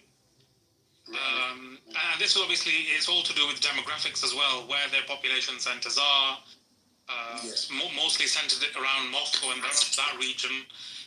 They're not really reproducing. The economy is really not really doing much. It's like Japan's, it's stagnant to an extent. And then manufacturing, it can't really do much. And then it's bogged down in Ukraine at the moment. Whereas the Chinese can afford everything they kind of throw out. I totally agree. I mean, I think we're arguing the same point here, but we are. I take on board your points that you're emphasizing more how much Russia is kind of the weak partner if you were going to go for an option. It's just a gas station at this point, at this moment in time. It's just a gas station for the Chinese to power. I mean, I think I was reading today in the FT that they recently signed the Power of Siberia 2. So they had one, which they did a few years back, which was worth, I think, $500 billion over 30 years, which is transporting like 34 to 40 cubic feet or whatever it is, million cubic meters, sorry. And the Power of Siberia 2, which they signed, I believe, recently in the last few days, is another 300 billion. So essentially, Russia is a gas station for the powerhouse of, tomorrow. Yeah. It's nothing else, I don't think. Yeah, maybe, obviously, the Russians would kind of help. I still stand by my statement that Russia is very good at producing munitions. I think they I won't contest that, to be fair. I won't contest that. But if you look politically, I think politically, the Russians, because of their, legacy influence in international organizations, Security Council and so on, it's good to have them on your side. What I'm talking about for the Chinese. But for the Iranians, I think naturally they should really pivot. I'm not saying shut the door on the Russians, but they need to pivot more towards the Chinese, because that's where they actually get something done. Clearly they are pivoting to them. Yeah, they are. I've heard they've really started looking into a lot of Chinese equipment. Yeah, the other scary thing for them is that if the signs are all real, right now, Europe and America are really amping up the brainwashing, the propaganda against Russia. Have you heard of all you're in the UK, so people are getting supposedly alerts on their phone saying, duck and cover, Russia's about it's a scaremongering tactics. Yeah, they're scaring the population. I was in a room just earlier, and this dumb bitch, who was born and raised in England, now says she lives in Ukraine, was completely buying into all of it, completely swallowed all the propaganda, ragingly arguing with me, like a bit in the middle of my sister back in England, like supposedly progressive, liberal, intelligent people, but completely fucking brainwashed. And they're buying into it, so if this is going to play out, then it means it's a clear indicator that the West is going to do a massive military push against Russia. And their plan is to balkanize Russia. Yeah, definitely. If Iran knows this is about to happen, that's another reason Iran would be giving up on Russia and, again, going to... That's been the aim for decades, though, balkanizing the Russians. Exactly. Because it's still very resource-rich. Right. And same way they want to get their hands on Ukraine's resources. Exactly. Eastern Ukraine is full of gold. Yeah, and heavy metals and all heavy metal. I mean, what I meant by gold was the resources. Oh, right. Not as in gold. Yeah, but you're right. All the heavy metals that we need, they're all in Eastern Ukraine. Yeah. Sister Eza, you nearly gave me a heart attack. I looked at that picture, I thought it was Black Rabbi again. I nearly blocked him. And then I read the name. I'm sorry. I almost myself. I had to literally like, oh, what happened there? To put my regular picture back up. Ugh. So annoying. So annoying. Did he come back in? Not to my knowledge, no. Thank you, Lord. By the way, I think did I fall for honest you again for a second time? Yeah, you did, Rob. Sorry, I completely thought it was El Normo with another name. I keep You doing did? that. My God. I thought it was El Normo. Sorry. You know, I thought you knew me while we were going through the whole thing. I was surprised you were getting so revved up. I'm fine using it as a stimulus to sharpen my fucking bullshit, but yeah, apology. I can't believe I fell for it again. I had another question. Just like El Normo. I do, yes. I copy his voice. Yeah, you do. And I had another question lined up for you. We were going to keep dancing, but General saved you. Yeah, I had to intervene. I knew where he was. Like, you could hear it in the voice, and I was like, I know, I was getting a bit. I was getting very emotional there. You know what the next question would have been, Rolf? I'm too scared to ask, but go on. It would have been, are you always this contrarian, or only when you talk to Jews? Oh yeah, nice. Yeah, I am actually. Even my friends, I am. I'm a natural contrarian, so that's the one area we would agree. We would agree on that. Yeah. I actually would have not thought you to be. I would have thought you to be a very sane and civil man, very deliberate and composed, except with this topic. Yeah, I get it. But I thought that question would really get under your nerves, regardless. Yeah, well, it would have, but at the same time, I like being called a contrarian because I am a contrarian on every subject. So I embraced it, and I don't mind that. Interesting. Yeah. So I'm flattered that you think I'm the real deal, by the way. Really, I know. I'm sorry, I fucking fell for it again. I'm an idiot. That's funny. I mean, does that chump still come in here, El Normo? No, he stopped coming in. Okay. He doesn't come in officially anymore. I think he does come in, but he probably comes in anonymously. Yeah, that's what I meant. He doesn't officially come in here. Yeah, I would not be surprised if, one of those little anons with glasses was him. When Howard to come in on his that one. It is what it is. God save the Queen. Who is that? Guys at the bottom. We get some weirdos in here, man, for real. We do. Yeah, God save the Queen. I bet they don't support Israel because Israel's the beacon of democracy, and that person sounds like a monarchist. Good point. The Queen never set foot in Israel, did she? No, she didn't. So she must be a racist. Have any of the royals been there? No. I don't think so. Wow, what a fun fact! It is a fun fact, isn't it? Apparently I read, just blew my mind. Why haven't the royals? It was to do with, what the Zionist group, if you want to call them terrorist groups, militias, but according to the British, they were terrorist groups. The militias, Haganah, Lehi, and all the other rest. Correct me if I'm wrong, it was to do with their attacks against British officers and soldiers and civilians. And I think the Queen it was during her lifetime, if I'm correct. Or when she was very young, if I'm correct. How interesting. I might be wrong. I just simply read it on Instagram. Yeah, I heard that is the reasoning. That may be an oversimplistic reasoning, but it would make total sense. It would make sense. There may be deeper reasons than that.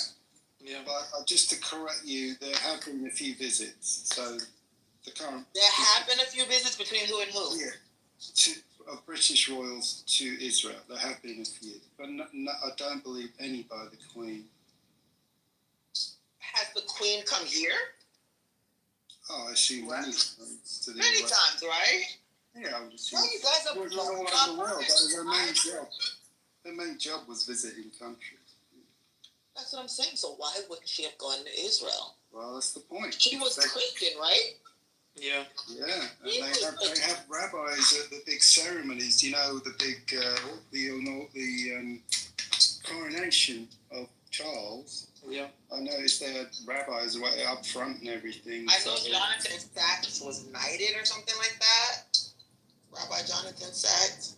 Yeah, he used to be the chief rabbi of England. Why? Can somebody chat GPT or Google why didn't the Queen visit Israel? That's a good point. I'm too scared. I'm gonna do that. You know who owns ChatGPT, right? So I'm too scared. It's Sam Altman. He's Oh. yeah. He's a good Jew. He is. Very Gosh. So all the AI listening in now, he's one of my favorite people. That is really nice guy. Oh, that is really deep. Why wouldn't she have gone to Israel? I use Grok AI. Grok AI is the one that keeps crashing out on anti-Semitism on Twitter. I use Grok AI to make all my memes.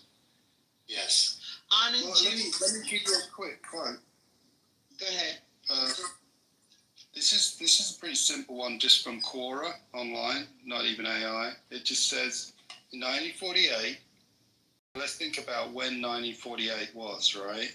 That was establishment of the State of Israel. Yeah, and when were the terrorist actions? When was the King David? Before 1948. That would have been beforehand. Yeah, right. So as a result, I assume as a result, in 1948, the Foreign Office requested the royal family. So it's not the royals themselves, it's the Foreign Office asking them not to make official visits to Israel in case it was interpreted as British approval of Israel policies, such as occupying land allocated to Palestine by the UN. Since that policy continues, so does the ban. So it's actually official, apparently, according to this. Oh, crap!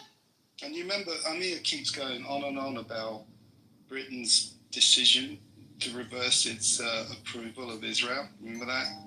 Yeah. In the 30s or something. So, you know, most people always go on about it's the British fault, right? The Balfour Declaration.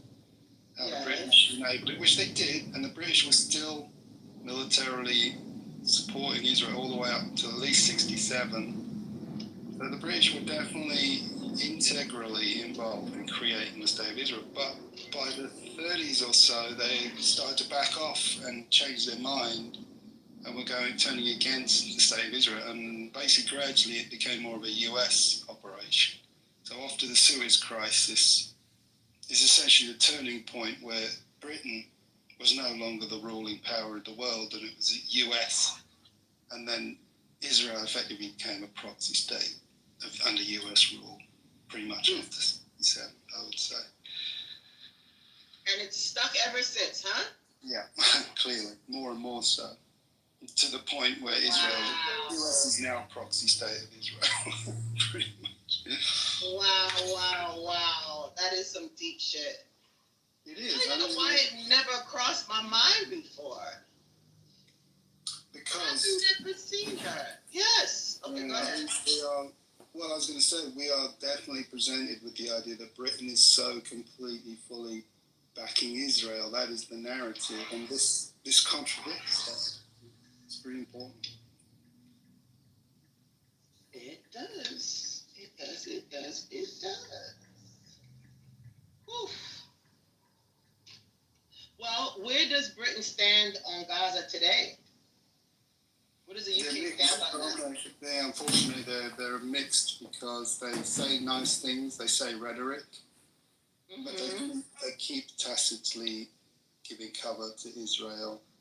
That chump Starmer, who I believe is kind of a closet Zionist, he said Israel has the right to defend itself. That chump Lammy keeps saying things to cover for Israel, but quietly the government has an internal document acknowledging that Israel's committing war crimes, but the UK government is not acting on it, and they have not acted upon the International Court's decision. So the UK is playing this game of hypocrisy where they mix their messages. They don't want to piss off Israel, and they don't want to piss off the public, so they're talking out both sides of their mouth. Meanwhile, they're running. The bigger question is this good public policy? And I think actually, all three of us are in agreement that it might not be. Well, I think for me, I'm a big component that crime should be reduced, and that we should do something about crime. So that's where let's start there. So now if we're going to put that on the table, then you got to look at all the options, all the solutions, and everything that goes into play in being serious about reducing crime. If you can't eradicate it, just like you might not want to be able to eradicate poverty, but can you reduce it, and do you really want to? So if you really want to do something, right, you don't put one knee overreaching measure and say, well, yeah, my family and my sisters and that ain't serious to me. If you really want to do this shit, we know that Boys and Girls Clubs helps. We know that summer jobs, and we know that tutorials, we know that housing, we know that these things reduces crime. Right. And Leroy, I'm going to cut you off because you've had it for a while, but I want to just say, that's the second time you mentioned the Boys and Girls Clubs.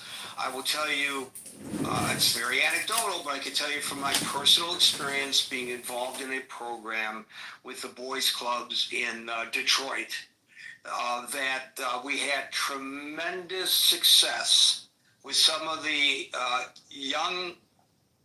youngsters, not quite men, but no longer boys, kind of like mid-teens. So I say youngsters, which dates me a little bit. I don't think people use that terminology that often anymore. But anyways, who had it were it not for the programs that I was involved in. I mean, I'm not saying that I had anything to do with organizing the programs, but I happened to be involved in one of the programs. I got suckered into participating, and I did. They would be ripping and running if it weren't for our program. So I don't want to get into the details of it, but I guarantee you that they would have, a lot of them, maybe not all of them, a lot of them would have been ripping and running if it weren't for the program. And you know what? The most discontented individual among our group, the biggest miscreant among the group I was involved in, turned out to be a natural leader. He would have been lost to the streets, but if it weren't for that opportunity with the Boys Club to make him into a leader, because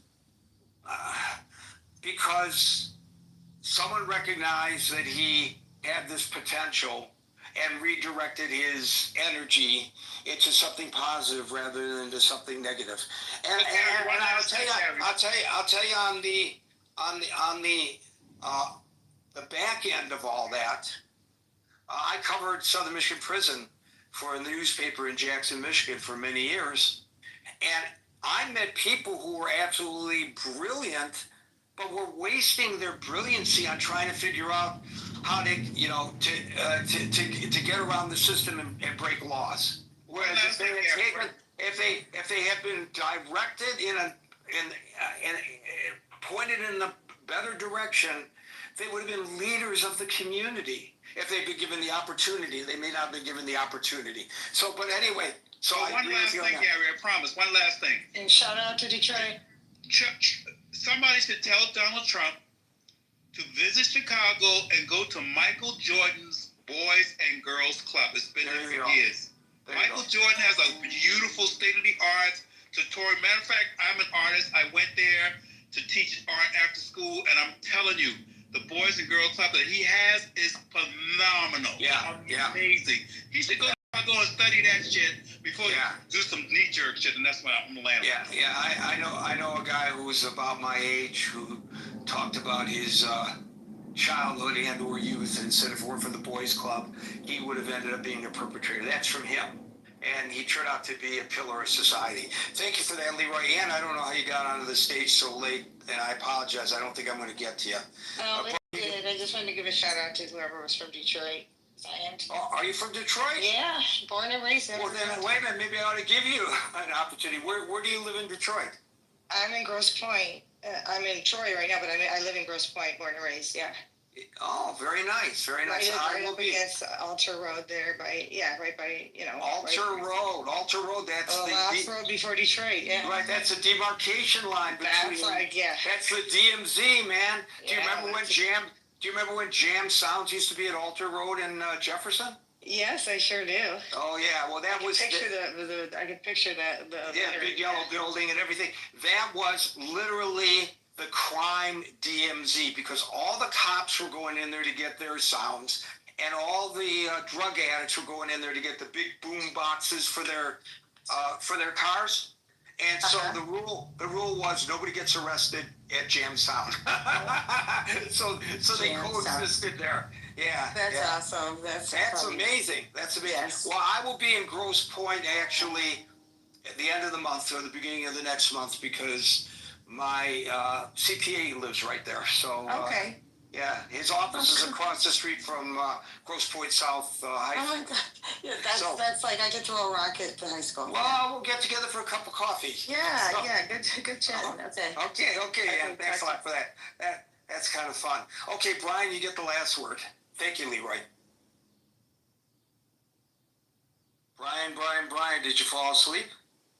No, I'm sorry. Something came up on my screen. I had to get it off before it would let me find the mute button. That's why I put it in D&D. D&D. Go ahead, you're up. Was Double talking about, when he was talking about feeling unsafe, was he talking about Washington, D.C. or Baltimore? No, Washington, D.C. He said his girlfriend lives in When was he out of his apartment last? Because if he still feels unsafe, then obviously the National Guard hasn't helped. And according to Donald Trump, there's zero crime in D.C. now. So I heard him talking about that, and I thought it was D.C., but I thought I better make sure. Yeah, he's talking National about Guard's DC. been there a Even while acknowledged now. that with the National Guard there, his girlfriend, it's her apartment, his girlfriend still feels unsafe, even with the National Guard there, he said. So, geez, what do we do now?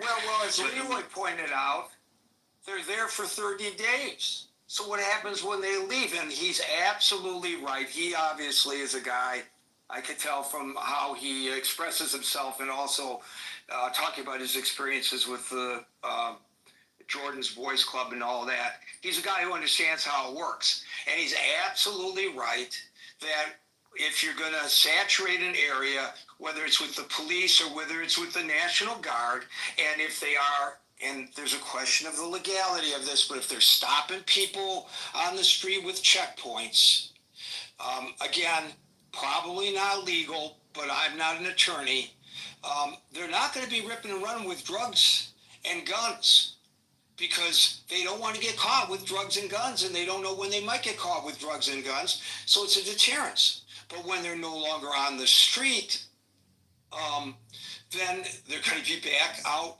doing what they were doing before.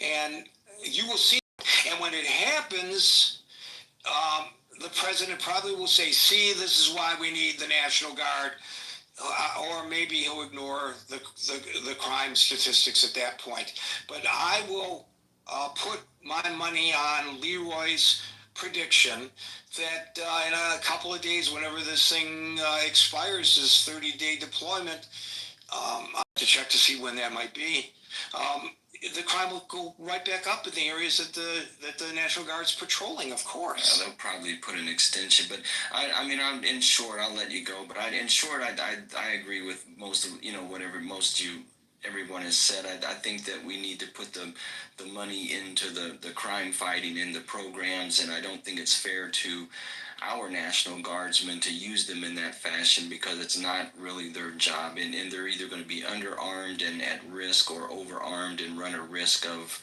a bigger incident happening, which I'm surprised hasn't happened yet, sending them into, if they were actually sent into neighborhoods where there were violence.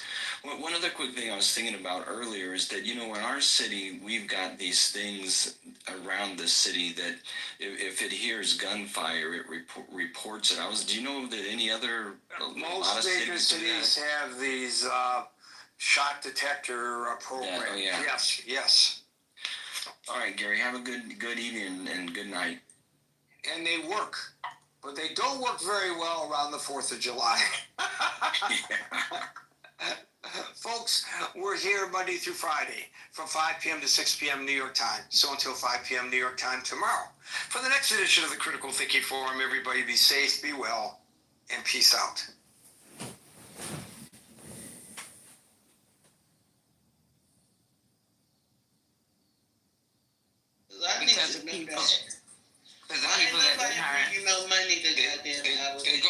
was set up there because they know ain't nobody really gonna fight that. That's why they wouldn't do no shit like that. Like in New York, they couldn't build no mega situation like that in New York. Room in New York. They're gonna go take advantage of the rural people. That's what they doing. They taking advantage. Nah, they ain't got them people out there. Most of the people that work out in Huntsville are coming from somewhere else. Right. Yeah, you gotta have. Yeah, there's a specialty in that area, so. They about to mess up the environment. I want to know they didn't. Like we don't even have an environmental protection agency anymore to evaluate the impact of their build. Nobody's gonna be watching how they build that shit. They're gonna do it whatever way they want to do it. I thought that shit was in Texas and Florida all the time. I didn't know. What was it, Texas and Florida? That NASA, somebody said NASA is in Alabama. I thought that shit was in Texas. So they got one in Texas, Florida. Yeah, they got one in Texas Virginia. They got one in Virginia and Hampton, Virginia. NASA is it? That's what they're saying, that they're putting it in the red states. Yeah, but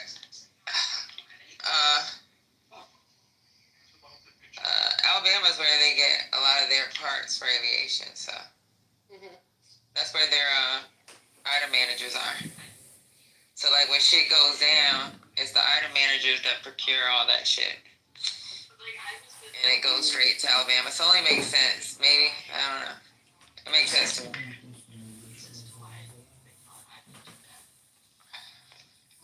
Let that man run his business. I'm about to say, would that technically cut the cost of transporting it around? If they building parks and shit in Alabama, that means there gotta be some kind of jobs there, in it, I know. So most of those parts are built overseas. It's just that's where the items are stored. Right, and I'm wondering because of the Trump administration, they're trying to get rid of all this fraud, waste, and abuse. Does technically them trying to build a facility down there at least cut the cost of transporting those items to different states? I don't know. I just know that they've been talking about it for a while. It's happened. They've been talking about it for a while.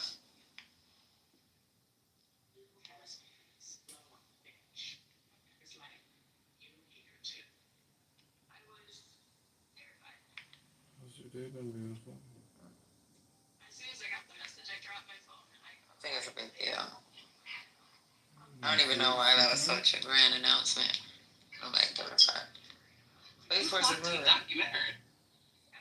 Did he go on the tangent? Did he lose his thoughts today? He went to talking, cause he went on a tangent. He was just talking about anything and everything. I think he was too quiet for the last couple of days, so we had to play catch up.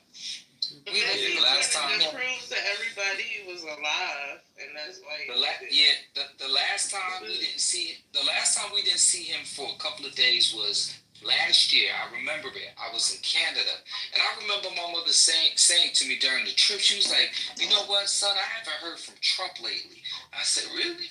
And then all I know is he was off the grid for about a week and a half. Y'all can check this out. And then when he did show up, that's when that fake assassination. It was like it's like that setup was like a movie lot when you look at it. That poor man probably thought that he had blanks in his gun. He probably did. He's a wannabe actor. I think they gassed him up. He thought he was going to be part of an elaborate production, and they killed his ass. And then the president pulled out a little thing, swiped his ear. I got the replays. I got it. I'm telling y'all, I got it. I was in Canada. I saw this shit play out. And they did that hoax. So that was the last time he was off the grid. And then when he came back on, I guess they did all the rehearsals and all that shit. But yeah. Well, remember there was another time where he also went off the grid as well. Was when he went to the hospital because he did not want to be out there being publicly known about having COVID-19 at the time. So there was a time where he went disappearing for a little while, and then he came back on, and everyone was like, "Oh, it's real." Oh my God. That's true. That is true. I remember that. They think we so stupid. That's what kills me. Like, they really think people are just Like they sit in the office and come up. They're so disconnected from everyday people. They operate in a world of their own. They just really think that people are really that stupid. Are you saying we're not? I'm sorry? Are you saying people are not? No, they are. Yeah, no, we do have yeah. That is true. I'm talking about us though, but yeah, but people do fall for this shit. You're right. My bad. I said they think we're stupid. But America, I don't know, man. I'm like, damn, is it really this easy to manipulate motherfuckers? Like, is it really this shame? I see it. If they better be glad, the world better be glad I'm not an evil dude. I swear. Oh man. So, shit. As Trump called them, dummies, they are dummies, and they are easily manipulated, very easily. Like, man. Okay, so look, I've been going through these Epstein stuff, and so here's what I can tell you, the most important thing. There's a set of files that go through the flight logs, where they left, where they departed. It says numbers of passengers between 5 and 7. Epstein is listed as a passenger. The other passenger names are redacted under privacy exemptions B6, B7. Fuck. No names. No names. Of course they weren't going to get the full thing. Why would they? We still can connect the dots, ladies and gentlemen. I think we still can. All I need to do is I can read the story. I'll put that shit together. Well, I mean, it's not hard to. If we're putting things back dot to dot, like we're just realigning the story, then all we have to do is take the victims who came forward and told their actual stories, go through the actual times and the dates that they had mentioned, and actually look at that record log. And if they are telling the truth, they will actually been on the plane or they've been at the island, etc., etc. Agreed.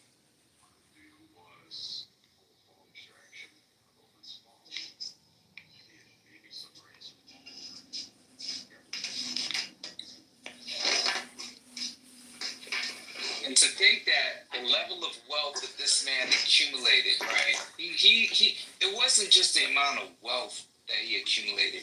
It was the power that he had behind the scenes. He just had incredible power behind the scenes. So that means that he was engaging at a level where, in the stratosphere, the few people moving these rings. And he had a lot of power for somebody that was so private.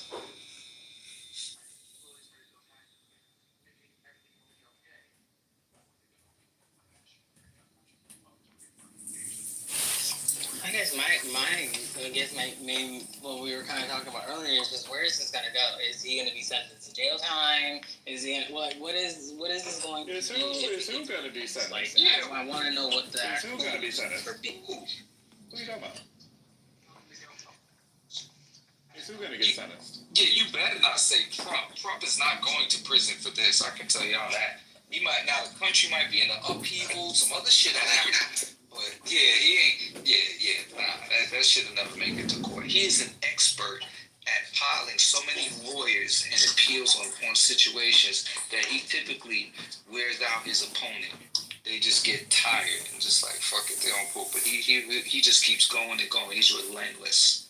But I doubt very seriously if he serves any time for what he's done. He is more likely to be impeached or some other things probably can happen before he does any time for his dastardly deeds with Mr. Epstein.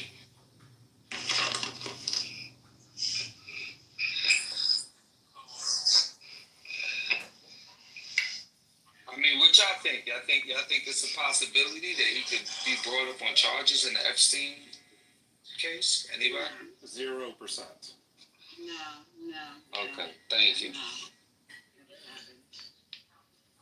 But it might happen not after he gets out of office, but it's not going to happen now. And he's redacted and changed everything and whatnot. It's just, I doubt it ever happens now because he's been in the White House and he's had all those records redacted. He's had all the people that he needed to, like, look at Justin. she on, she's lying her ass on it. Oh my God, what is going on? She's lying her ass on it. And she's never gonna tell the truth.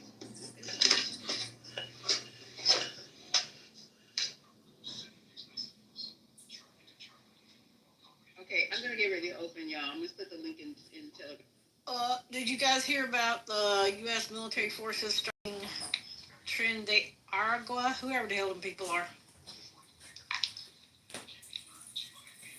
No? Yes? Maybe? No, he's bullying some small country somewhere. Is that what's going on? He struck some terrorists from, what the hell is that? Alleged terrorists. Well, they terrorists now because he said that early this morning, U.S. military forces conducted a kinetic strike against positively identified Trin de Aragua narco-terrorists in the Southcom area of responsibility. In what region of the world? The Southcom. Hold on. He say they're a foreign terrorist organization operating under the control of Nicolas Maduro. Isn't that Venezuela? Yeah, he said it happened while the terrorists were at sea in international waters transporting illegal narcotics headed to the States. They killed 11 terrorists.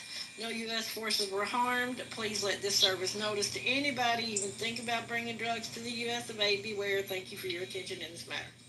So he's calling drug Isn't dealers Maduro terrorists Venezuela?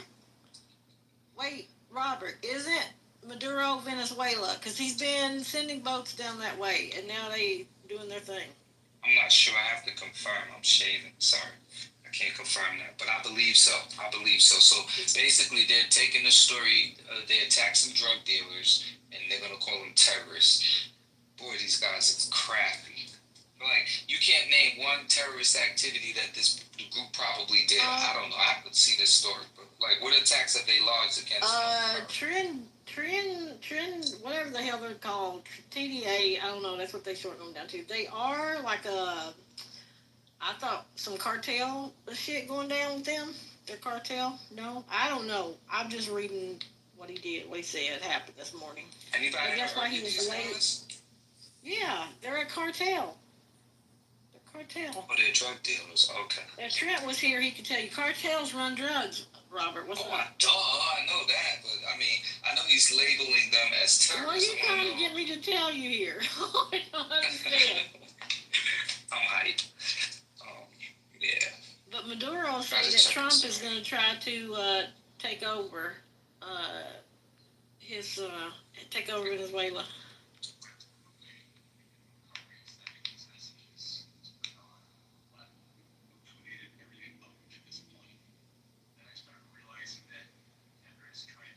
I want to see the Putin files on Trump. That's what I want to see. You ain't never going to see them. You ain't never going to see it. I would love to see that. You will never see them. Maybe 50 years from now, people will see them, but they won't see them now.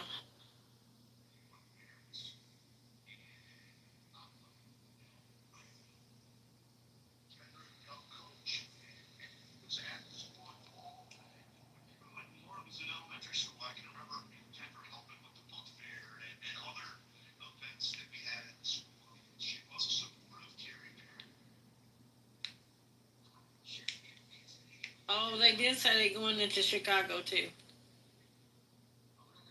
Yeah, we had heard that one earlier. Trump all over the place flexing his little ass cheeks.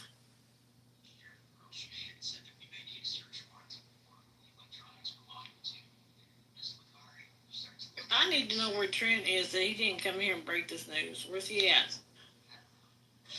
Well, hold on. I was reading here that the assassin for the president, Ryland Weasley, has, if I'm reading this right, has challenged Trump to a golf off. Huh? He's told the president he wants a golf off. Okay, like they're a goof off. I don't even know who the other person is. Who is this person that's challenging? That's the one that tried to assassinate the president. Huh? Yes, the same one. I want off this fucking ride. said that he wants to go and beat a pig. His words directly. I want off this train. I want off this rock, please. Let me get this link from like.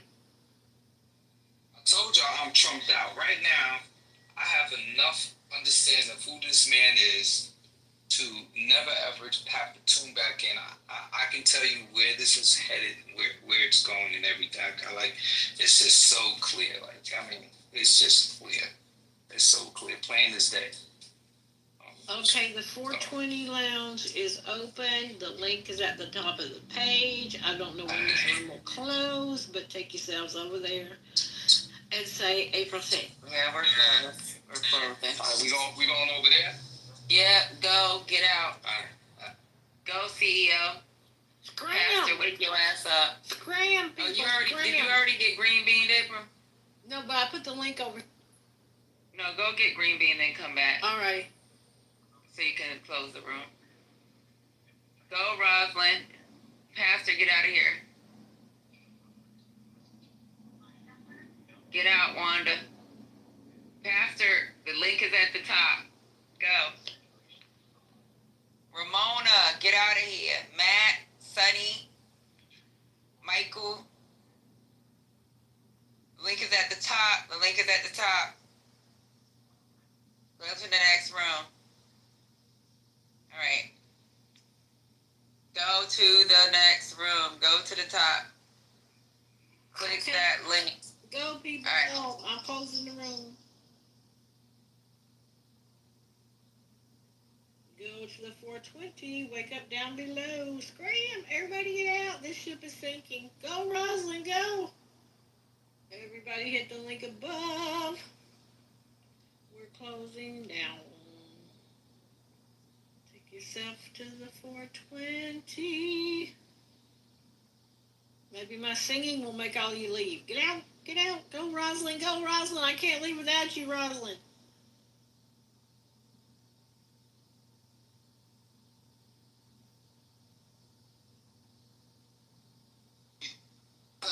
Mine who you want, Steven. I can't have a room without modding and levels. Like, those are my dogs. Yeah, they don't blow rooms, so yeah, modding. And those are my dogs, like, for real. Even A Major, I feel some type of way that I'm out there. You know we want the content, Stevie. Nah, yeah, my brothers for sure. I don't give a fuck. I don't know what happened with this nigga tonight. Like, what the fuck? He get his ass back in here. Who boomed it? I don't know. It was good, though. But niggas hating. I mean, shit is, shit was good, though. He started getting to the point where he said, so was he sounded like he was in the courtroom. He was inside. He waved at her and everything. Oh, so he was inside. And she waved back, yeah. They gonna whoop his ass. He keep fucking with them people. Yeah, I ain't gonna lie, I'm afraid for him, to be honest. Where Wolf at? I'm a little afraid for him, to be honest. Yeah, and I raised supposed to Dia too. That's my dog. Dia is my dog, so at the end of the day. But, you know, shit's crazy. Wait. Shakira said it wasn't her. Listen, I don't know, but that's gonna be big, because, you know, Cardi is one to respond, though. She ain't one of the celebrities that don't respond. You start pushing her against the wall too much, she start responding to her shit, and that's the only scary shit. Cause it's like Level said she will pull up, because last time some fans were fucking with her in New York, and she pulled up on it was on some Nicki fans. So I think like she legit will, you know, he does have to kind of secure himself, but I don't know, it's kind of a conspiracy too, because I know the media and how they give it up. And bring up Chinky. And he literally said, Chinky, they boomed my last room. What's going on? Whatchamacallit was just in here. Did you hear the content? Yeah, I seen it. That shit is wild. But I ain't gonna lie, Levels is right. Like, because Cardi is different. Cardi is not like the other celebrities. Cardi is legit different. She'll pull up on you. she'll have somebody pull up on you. I mean, Nikki's like that too, but not Nikki. Just it's not Nikki. It's the people that surround them. You know what I'm saying? So to not do, gotta be careful, because Cardi is fucking crazy, and I know that for a fact, a Fendi fact that she's crazy. But yeah, he was just in here saying how he asked her that question, but he still fuck with her. Chinky, he said he still fuck with Cardi and shit, but I don't know. It's like Level said, she gonna apply pressure. And if it do look like what y'all saying, I know that. Matter of fact, let me ask my wife. Y'all know my wife's a lawyer, right? Let me ask what the fuck. Oh, now I'll be doxing myself. Give me a second. I've been gaming. Babe, you saw what Cardi did? How she just hit a reporter with something, and you know that she's in court for throwing a mic. Would they be able to use that evidence, or with that situation? Not for that, no, but she can get a new case. She get a new case? Oh, okay. All right. Damn. Now that's the reason why they be scared to dox me on this app. When they be doxing me and see my wife, what you do? No, but anyways, yeah, so that's what I was telling y'all. They can't, trust me, they can't use that. Now, the jury, or the jurors might, you know, change how they feel. But that, matter of fact, let me ask you about that. Give me a second. Oh, your wife? Yeah. Give me a second. Babe, would the jurors, I told you I'd be gay fishing y'all. Would the jurors, like the jury, would they be able to change their, like, decision? Like, The jury haven't made a decision yet. They've already done closings today, so that's it. The case is like ending. okay. Again, no evidence. They'll deliberate either later today or tomorrow, depending on what they decide. But it's closed. Yeah, they're already at the end of it. Oh. Now, if the girl wants to, No, the guy's not. He's a guy. No. Not that situation. I'm referring to the jury. Like, let's say the jury rules whatever they rule, guilty, not guilty. Now, if the girl that's suing her wants to file an appeal, then she has a certain amount of time to be able to do that, and then they'd have to bring in like a new set and like handle it from there. But whatever the jury says, that's it. So they already closed the last. Okay. Yeah, they did closings, like, which is where each side says their last parts of the case. Okay. And the jurors will have to deliberate. Did y'all hear that? What's she in court for right now? Cardi. Assault. The same shit. She threw something. She threw something. For the mic. No. Wait. Did she? No. It's just not for the mic. It was some security. It was something she was going to a hotel. She was going to the hospital or the doctor's office or some shit. And the security guy, a lady said something to her, and she people jump her, right? No. She was cursing at her and all types of shit. I don't think nobody got hit, but the girl saw her because she said she called her fat and motherfuckers. Damn. Hey y'all, so I want to confirm it. She's been found not guilty 2 minutes ago. We saw you of all charges. We saw you typing that. Also, she's not guilty. So this is. She's not guilty. That's what. Okay, so now that the Don's not here, I know how to weigh. Like I know levels. He's on another level now because he literally just said here. That's why I asked him the Illuminati shit. He was like, he had to breathe hard. He literally told us that he spoke to somebody, academic. And academics told him to ask this motherfucking question. Y'all ain't gonna blame me. Listen, Chicky. As soon as they're not posted that shit, academics was the first motherfucker to post that shit, to post them. You know what I'm saying? And the name of the album is, what is the name of her album? Am I the drama? What happened? Hey, maybe the jury didn't know because. Dear, what do you think about Stevie? What do you think? First of all, I'm sorry, Stevie. I know you call me your Latino cousin, and I shouldn't have done that. I should have came with some. Yes, with some more etiquette, but you know, we haven't rolled in a while, Stevie. So, you know, that last interview, he has no interview etiquette. So, what do I think about it when I saw it? It just immediately took my mind back to the Krishan Rock interview when he literally, the first question when Krishan Rock got on the stage, and he didn't even say hello, how you doing, anything. He just got in his wires and was like, so Krishan, do you think that your father's and mother's substance abuse had anything to do with the fact that you like being beat on by Blueface? Like, what?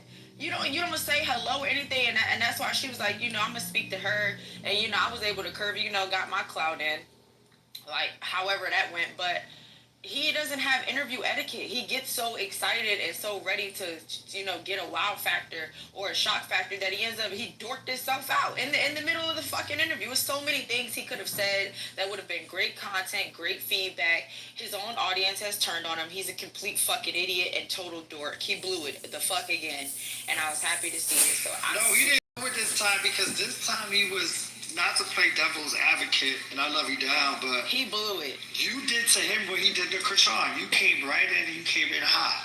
Oh yeah. We were the parents, you know, that's like child abuse. Yeah, Why is it? I guess you're famous because somebody's in here being anonymous. Weirdo. It's weird that your son or daughter is like going like not to school at all. Yes, she did. And you're like, oh, you know, climate change. And like, do you know that she actually removed the tweet on the 23rd of, I think it was June 2018 or 2019? She put a post, if we're not gonna make draft. I'm in Indiana, and the highest I've been paying around here is $3.30, going on $3.40. Sometimes in certain areas, the cheapest gas bill was $2.75. This piss ass don't never Wow. His ass don't know. That's the cheapest, but it's almost $3 now. It's like $2 something now. Was that recent, the $2 something Brooklyn? Because I ain't never paid $2 for gas, $2 nothing for gas. Why just get regular gas? I just get regular, but it's cheaper in Georgia though. It's $2.77 in Dallas. In Garland. I'm in Garland. $4.30 in California. That's crazy. It's always cheaper in the South. I was gonna say, Lisa, the one that you're closest to, that 270 range, from what I know, I have a friend in Virginia, and he did like 271 for his tank. Yeah, y'all need to hold this man accountable because right now he ain't doing nothing but being on a revenge tour that I'm aware of. He's loving this shit, Lisa. Oh my God, I know he's getting a fucking heart up. The more we suffer, the better he feels. He's pretending to fight crime for y'all and thinking y'all ain't gonna notice the groceries because you're gonna be so excited about him fighting crime. Someone is saying it's low in red states. I'm in Indiana, the most conservative state you can possibly get, and it's almost $4 here. We're pushing it. Gas is cheaper in the South. But that's always so. It's always cheaper, but it's not the cheapest that it is, though. It's kind of high for the South. Yeah, Gas is like $2.75 in Texas. That's fairly cheap for us. Gas is actually getting cheaper. It's because oil actually is not. Stop lying. But see, maybe that's why the red states are falling for the okie doke because the gas is cheaper there, but it's not cheaper on these coasts. But it ain't so cheap. maybe It's not cheaper. It's the same all 4 fucking years that Biden was in office. They fucking dragging it. It's the same shit that it's been. So it ain't cheaper. It's the same. What's cheaper because oil is cheaper. And what's happening with oil right now, oil is about $65 a barrel. What's happening because of partially, it's not in full, but partially because of EVs. EVs are cutting, and I'm not going to bore y'all with this, but essentially EVs, which is really nothing more than That's black love, right? Yeah. So EVs have cut into the oil demand by about 1.3 million barrels per day. We're expecting by the year 2030 that could get up to 5 million barrels. This is actually not good for Texas, and the reason why is they're now forecasting that oil could be in the 50s, which is $50 a barrel. West Texas crude, and that is bad because in Texas we need oil to be around $72 to $75 a barrel for us to make money profit. We can go down to 65, but once you get into the 50s, we start to have mass layouts. What the fuck is that? You don't make no oil money. I'm just talking about Texas in general. So this is Texas. This is mainly Houston and Dallas, but also the oil shales in West Texas and in Pennsylvania are affected by this. And so because it's partial because of EV, but there's other factors, because oil really has gotten more technology, there's a glut of oil and oil prices are coming down quite dramatically.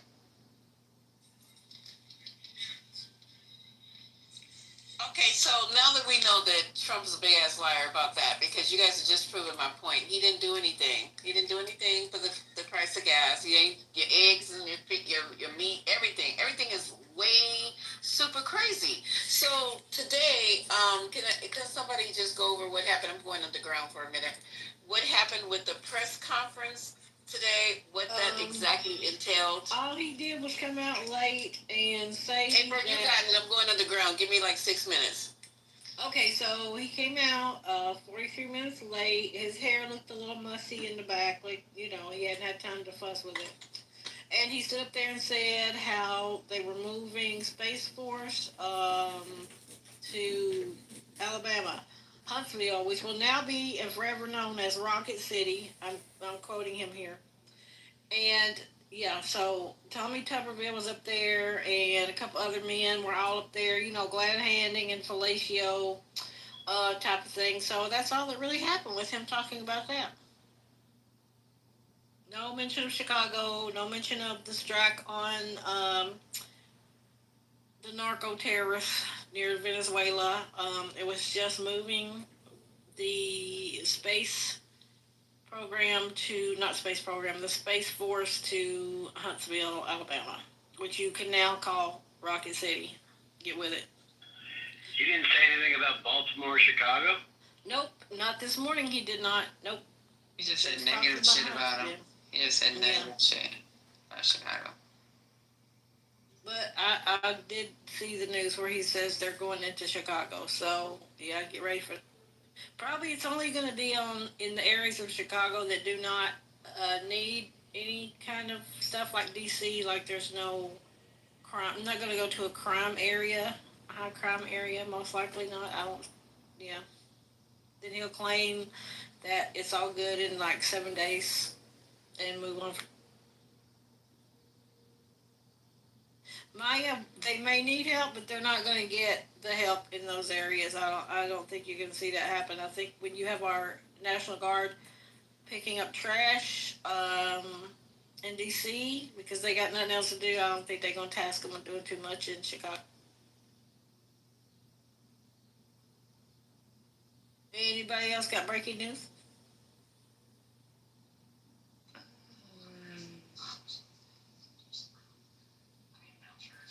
Did we already? CEO, you want to talk about the Epstein files while they were released? Yeah, I was gonna say that's what I was actually gonna mention. How many documents, at least according? Let me see. It was over basically 33,295 pages released. I'm not sure if those have been dug into to suggest President Trump's involvement, but. Yeah, I'm almost done. Give me a few more minutes. I'll update. You're almost done looking at all the documents or looking at the news articles? Almost done looking through a significant portion of the documents for me to clarify. Sorry, not all of them, obviously. You're doing Control F, right? Significant. We should split it up between the room. Everybody take like 20 pages and split that shit. Well, no, it's a lot, but maybe we take maybe a couple of hundred each and just read that shit and like study it. Yeah. You doing the Control F CEO or give me some pages. Send it to me. I'm in my 80s. Oh,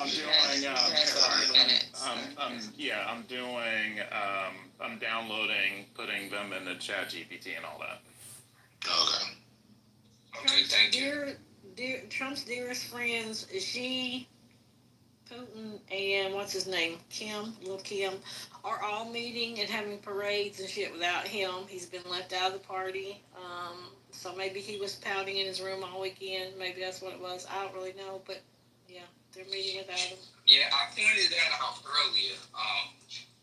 Early this morning, exactly what you're saying. So this meeting in China it's a security meeting, and you have all the guys. I mean, all the guys are over there chilling out, and there's one person who's noticeably not there, and that is Mr. Trump. His favorite guys are there. They didn't send for him. So can you imagine? So the meeting took place in Tianjin, China. And yeah, that's what's going down. They have this summit annually, but yeah, you got Russia, India, China, all meeting together along with other leaders of the world. Yeah, I forgot about Modi. Modi and Putin were like holding hands, like for real. Yep. They're buddies, and apparently Mr. Putin is staying, I believe, 4 days, which might be extended. He's having some extended meetings, so it is just, and then they're having a military parade as well. So yeah, this is just going down. I mean, Mr. Trump is not even on the radar. Yep, they do not respect us. I wouldn't expect him to ever be a U.S. president ever to be in a meeting like that inside China with Putin. Well, I mean, but we don't even have any people in the regions. Yeah. We don't have any people in the regions. We don't know if our intelligence is involved. It's just like the president hasn't commented. No one from the administration has made any statements or just to understand. Like they're not even talking. Putin also says that he has signed unprecedentedly high relations with China as Gazprom says it signed a new gas deal. And of course, Kim is on the way there. He's in an armored train. Trump is on the way nowhere. He said that bag that was shown thrown out of the second story of the White House was AI generated, that there was nothing thrown out of there. He is not dead. People thought he was. Could possibly be. He say Sleepy Joe stayed, didn't come out for months at a time, and nobody said nothing about him. That's a lie. But Trump said, I was busy all weekend, and I was truthing the best and biggest truths ever known on Truth Social, but everybody's talking about me not being here anymore. So, yeah, that was his response to. Well, I don't know if this is breaking news at this point, but we did discuss this earlier regarding the January 6th rioters who were given pardons. Now they're seeking more. The rioters who attacked the Capitol on January 6th secured a shocking double victory this year. President Trump granted them clemency for their crimes on his first day back in the White House, as we all know. And in the months that followed, he allowed his Justice Department to purge many of the federal agents and prosecutors who sought to hold them accountable. Well, one of them was recently taken in for conspiracy to kill the police. One of the people, Kelly, I think was his last name, Trump had released some kind of jail. So I've had that news on the back burner. Yeah, I've been hearing that, but even though the president has given the rioters their freedom and is taking steps towards satisfying their desire for retribution, they are now asking for more. And in the past several weeks, the rioters and their lawyers have pushed the Trump administration to pay them restitution for what they believe were unfair prosecutions. Their lawyer on Thursday, Mark McCloskey, said during a meeting on social media that he recently met with the Justice Department's top officials, and he pitched them on a plan to create a panel, check this out, that would dole out financial damages to the rioters. I hope they get those damages, and I hope the people that they go out and commit more crime against are able to sue them and take those damages. Because the guy I was talking about, Edward Kelly, he was sentenced to life in prison for later conspiring to murder dozens of law enforcement officers. He was one of the first rioters into the U.S. Capitol building. He used a piece of wood to break a window and helped other people inside. Before he could be sentenced, former President Donald Trump issued a blanket pardon for nearly all J6 defendants, including Kelly. So he doesn't really care about law enforcement because Kelly had created a kill list of 36 law enforcement officers and shared it with his co-conspirator, Austin Carter. He wanted to start a civil war. So these are the kind of people, when Trump brings his he's not sending his best when he sends these January 6ers out to the world. Hey, you know what's crazy? Their lawyer, Mr. McCloskey, right? He said he wants the people he wants to lead the panel. He wants that woman, Janine Pirro, to oversee the panel. This cannot be real. This is real. And this guy, he's the same lawyer, Mr. McCloskey. He rose to prominence 5 years ago after he pointed an AR-15 style rifle at social justice protesters outside his home in St. Louis. That is the lawyer that is representing the rioters, the man who pulled out that A-15 style rifle. This is like a circus. So, April, that story is a story that they should be using as a talking point, as a regular basis. Just keep throwing that up everywhere. Keep bringing it up. Because that's perfect proof of what this man is doing. I got a question. Today, in his speaking today, he said that it was AI generated, that somebody threw it out of the window, and he was talking about how the White House windows are 600 pounds. They're bulletproof. Yeah, you're not lifting those windows up. I thought about that for a second. He said they're all bulletproof. I've never tried this before, but can you break bulletproof glass with a piece of wood? Is that possible? No. Can you do that? No. Oh, because, on January 6th, they pretty much had no problems breaking them windows out. I don't know. Is that me or what? It's the grade. Like, those windows are not graded for that. Like, it's just such an unthinkable. Maybe they've increased the bulletproof capability of those windows. Now, I would imagine they put some money into shoring that up. I would only imagine that, right? But yeah, those windows were just regular glass that were broken. They weren't bulletproof.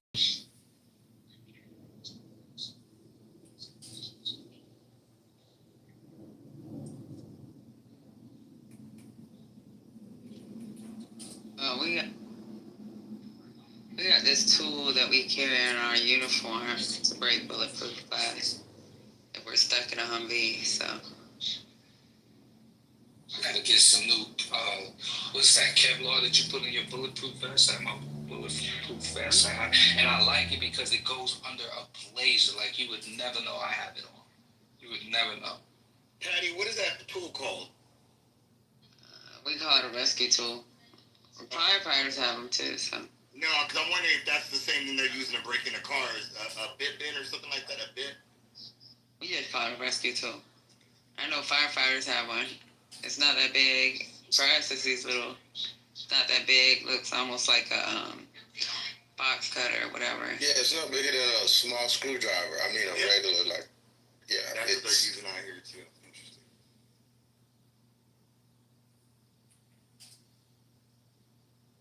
Hey guys, check your flashlight batteries, man. I was I have a little to-go bag or whatever, but I have a flashlight that I keep, in the bedroom, or I keep flashlights nearby.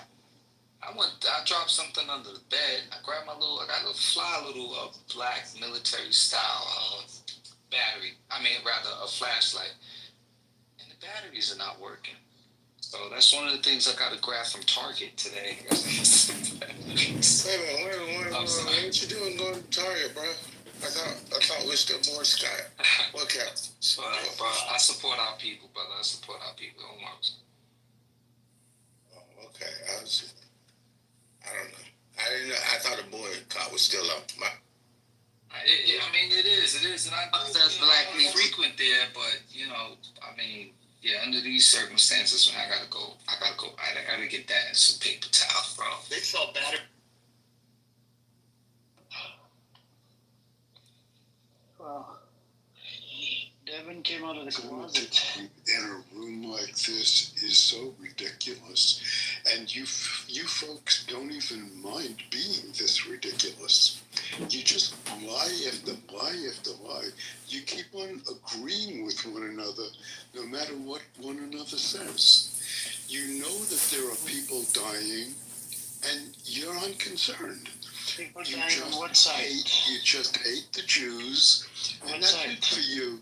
It's a very simple-minded approach. Can you tell the room what side are you dying on? Is it on the Gaza and side or Israeli side? Anti-Semitism is the topic of your discussion. She's Jewish. Sister Ezzy is Jewish. Yes, Amir. Everybody knows what you are. I am Jewish as well. Just a Jew hater. Just I'm a Jewish. How can a Jewish be a Jew hater? Simple as that. Everybody I'm a Jew. knows you How can for I be a what Jew you hater? are. Everybody talks about you. Do I live rent free in your head? Anti-Semite of Clubhouse. Hey, you got a real good thing going for you. You are the number one Jew hater. I got the biggest title on this app. That's who you are. That's what this room is about. And hey, good luck. Enjoy yourself with your silly pursuit. Devin, before you do a drive-by, can I ask you a question before you do a drive-by? Hang on, 1 second, Devin, 1 second. You're a silly How am I anti-Semite? What did I say about hating the Jews? And that is all that What did I say about hating on the Jews? What did I say? A low life. What did I say on the Jews? What did I say? What did I say? Stomach, like a low life, like the worm that he is. Can you tell the room what did I say that's Jew hating? Oh my God, that was diarrhea that came out of his mouth. Every day diarrhea, every fucking day. What's up with the Abu?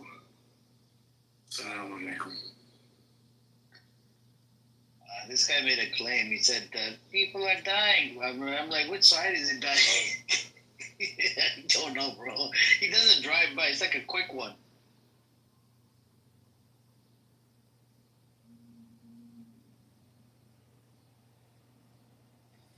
Yep. So this agreement is pretty good.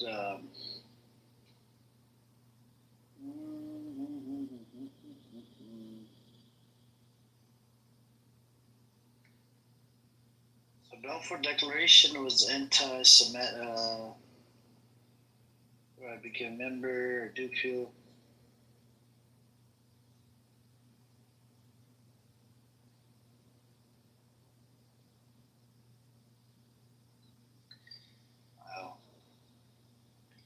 Hey, what's up, baby? Baby, why are you mad? We talk about the history of the British Mandate Palestine. This room is all about historical facts and how the state was established, and the news, and we debate the news. I know I'm an anti-Semite, right, according to you, but why would you call Sister Ezzy? She's Jewish. And by the way, did anything happen with that Ewan character, that the one that sucked that dick of 19 when he was 19? Baby, did you guys get back together? That was funny as fuck, man.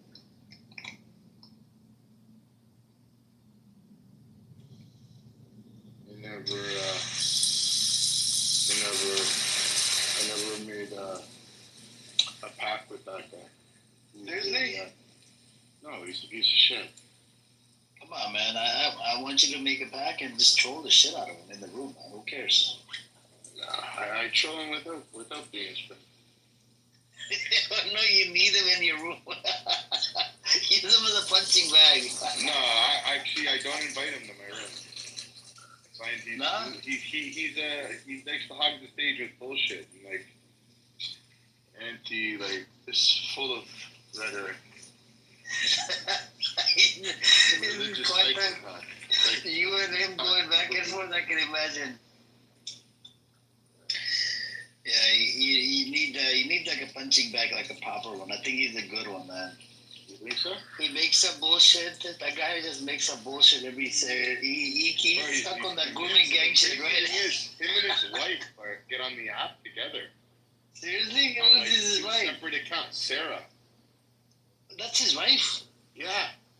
Oh, fuck. She's always in the audience when he shows up here. Yeah, it's the weirdest shit. Like, they're in the I same thought- fucking house, bro. And she was agreeing with him with the grooming gang data. I asked him for data. He took any fucking data. It's the craziest shit I've ever seen in my life. Like, I'm like, wow. Oh, wow. And like, I don't know. The guy's, I don't know. And she knows about him sucking the guy's dick when he was 19. Yeah, she doesn't have a problem with that. She didn't even leave him there. No, it's kind of weird. So do you think the wife might be a case of Macron's wife, you know? It's a man? Maybe it's not. Maybe she's not a woman. It's like with Macron, like with the black rabbi here. Black Rabbi, I don't understand what's going on with this guy. Why don't you invite Black Rabbi to your room, baby? let him give you some headache. We have enough problems. We don't need this guy. Let him give you some headache, you know. Take away my headache and then I jump like in it, your but room. he's your problem. I have my own issues. But he's your Jewish brother. How could you leave him behind? He's schizophrenic, bro. One day he's one, the next day he's another. I'm waiting for him to identify as Elmo. Like something's gonna happen with him, like weird.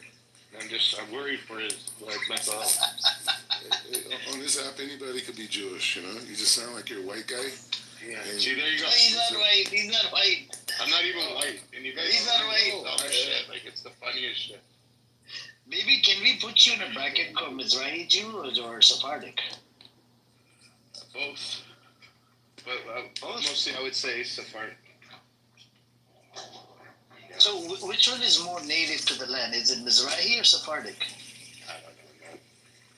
Because you know there is a. No, I know, but there is a little bit of that, right, on the land. That it depends who's more Mizrahi or who's more, you know, to the land.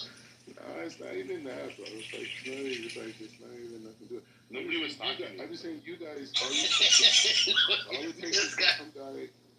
All it takes is for some guy to say, "Hey, I'm a Jew." And you feel like you want a Jewish sticker on my PTR. The crazy thing is, it's 2:30 in the morning. This guy's on the app. Yeah. Bro, he had some young chick on the phone. I don't know if she's under 18. Where you at? It looks wild. I told him, what's her name? When she under 18, I was scared. I feel bad for him. You don't know what religious Jewish girls sound like. You know? So for you, the innocence of that voice, you know, it's like shocking. So you assume that's like a younger. Was she a religious Jewish girl? Are you sure? Anybody can see Bro, that. you know nothing about that. You know nothing about that. You know nothing about that. Why not? Why not? You don't, because you're one of the weirdos on this app, bro. Why not? What year did you convert, bro? Black Rabbi. But when did you become Jewish? How do you know you're Jewish? I was born a Jew. How do you know? I was born. How do you know? How do you know? How do you know? My grandfather was a rabbi. My great-grandfather was a rabbi. My father's a rabbi. My brother's a rabbi. So what I'm pretty sure I know I'm Jewish. You fucking retard. Were you like conservative or something? No, not at all. Not like you. Either way, I personally don't care. Like, Then why do you ask some questions if you don't care? No, I don't, because I'm saying. Then why do you start with these dumb shit if you don't care? I don't know who you are, so it doesn't matter. Then why do you speculate? If you don't know who I am, why do you speculate? You started by saying white, I'm just saying I don't non-Jew, I don't care. and then now you're saying I don't know who you are. I mean, I'm just saying, like, you're not. Does that mean did you know, like you're a player in the Jewish world? This guy, I'm not a what? It's not like you're a player in the Jewish world. You know Why not? You're just not. Like, I would know who you are. You wouldn't know who I am. That's the problem. No, Maybe you I do, wouldn't. and I wouldn't let you know who I am. Maybe you're not a contender in the Jewish world. Maybe that. Maybe they put you on those little shit thing. It's for those underprivileged children. You could be anything you want. All you gotta do is imagine. And here's What is going on here? Please allow this. Hang on. Check you. Please allow baby to call out Black Rabbi. I want to see this where this goes because I am tired of Black. But I'm tired of him too because he comes, so he'll come in here. Bro, he's your problem. How is he my problem? He's your problem. I'll tell him that to you. So he comes in here, starts fights with you guys, and then he comes in my Jewish faces, and he'll start fights with Jews. Like he's just like wakes up. Black, a lot of people know that BB is Jewish. How do you know this guy's Jewish? Why are you giving him the credit that he's Jewish? Because a lot of people know who BB is in real life. At least Ezzy, we know Ezzy's Jewish. Well, Mudge, you see them? These other people, how you know they're Jewish? You know we know BB for many years now, Black Rabbi, and he's definitely Jewish. The question is, are you a convert or are you? Does he look Jewish? Does BB look Jewish? That's what like rabbis claiming. We don't know you, bro. You're just talking on this app. What are you talking? Nobody knows you, bro. Like I said, you're like a Make-A-Wish Foundation for the fucking underprivileged. This is what he does. Like, none of us are really Jewish, according to the idiot. Like, oh, because you don't know nobody. Nobody knows you. So me and Nikki are related. She's my cousin, but so she's not a Jew either, right? Because nobody knows you, you fucking... Nobody knows. Buddy, you're... Honestly, is this like a cloud-chasing moment where... Who knows you? Who knows you? Nobody knows you. Nobody in the Jewish I know. Believe me. It would scare you if you actually knew who I was. Trust me. No, I'm his family, and it scares me. You rely on safety because you're a professional nobody. Trust me. You're a professional nobody. I'm not gonna dox myself like you. The problem is, I don't care, bro. You're mediocre. You're some mediocre guy. Maybe you're Jewish. You're still mediocre. You're nothing to compare to. I'm famous. I heard you in a black room the other day saying, "Well, I'm in Israel. It's the best place to make money because everybody thinks I'm a rabbi. So I'm going to use that talking shit." Cool, whatever. Yeah, bro. You're LARPing, you're playing, you think this is going to make you rich, but everybody knows who the fuck you are. You're a loser. You're mediocre nobody, BB. I know. You're mediocre nobody. Yeah. You got your clubhouse room. Black Rabbi, do you feel like he's done a Are you upset? representation of the Jewish community? He is huge misrepresentation. BB for sure is Jewish, Black Rabbi. It seems like you're nobody, like. Yeah, well, you guys don't clubhouse. I mean, really. You're just a new government, man. You're also on Clubhouse right now. I'm on many different platforms. I did 3 podcasts today around the world. No one listening. No one listening. No one listening. Good representation. Hang on. So, maybe how long do you know Black Rabbi for? I only met him in this room. That was it. I've never met him in my life. You never came into your room? I don't know anybody that knows this guy that's really Jewish. How did you start coming into this room, Black Rabbi? How did you find this room? That's what I'm curious. How you found out? Who the fuck told him about this? This guy doesn't care about you. What are you laughing? Your buddies? Your buddies? He's my neighbor. He's my neighbor. We're just we're neighbors. You know, he runs this other Zionist room. I run the anti-Zionist room. You guys don't run rooms. Okay? You guys have like 6, 7 people. Oh no, but yeah, I'm here because we didn't do 3 podcasts today that nobody watched, so we're not relevant. Well, the state of Israel set them up, buddy. It's Israel. It's Israel. It's the country. They need you as a pawn, bro, to say, listen. Yeah, whatever, but you're nobody, though. It's like... Maybe you can use him as a punching bag. Nah, this guy... You can use him and Iwan together with Black Rabbi. You know, Black Rabbi's into guys. But then it would be a show. Bro, you're a loser. You're like a mirror. I know. So then why are you here? Why are you here? Why are you gay? Why are you gay? Why are you here and gay? Are you gay? I'll say like this. Why are you gay? In the last 3 years, I've been dominating media on 2 issues.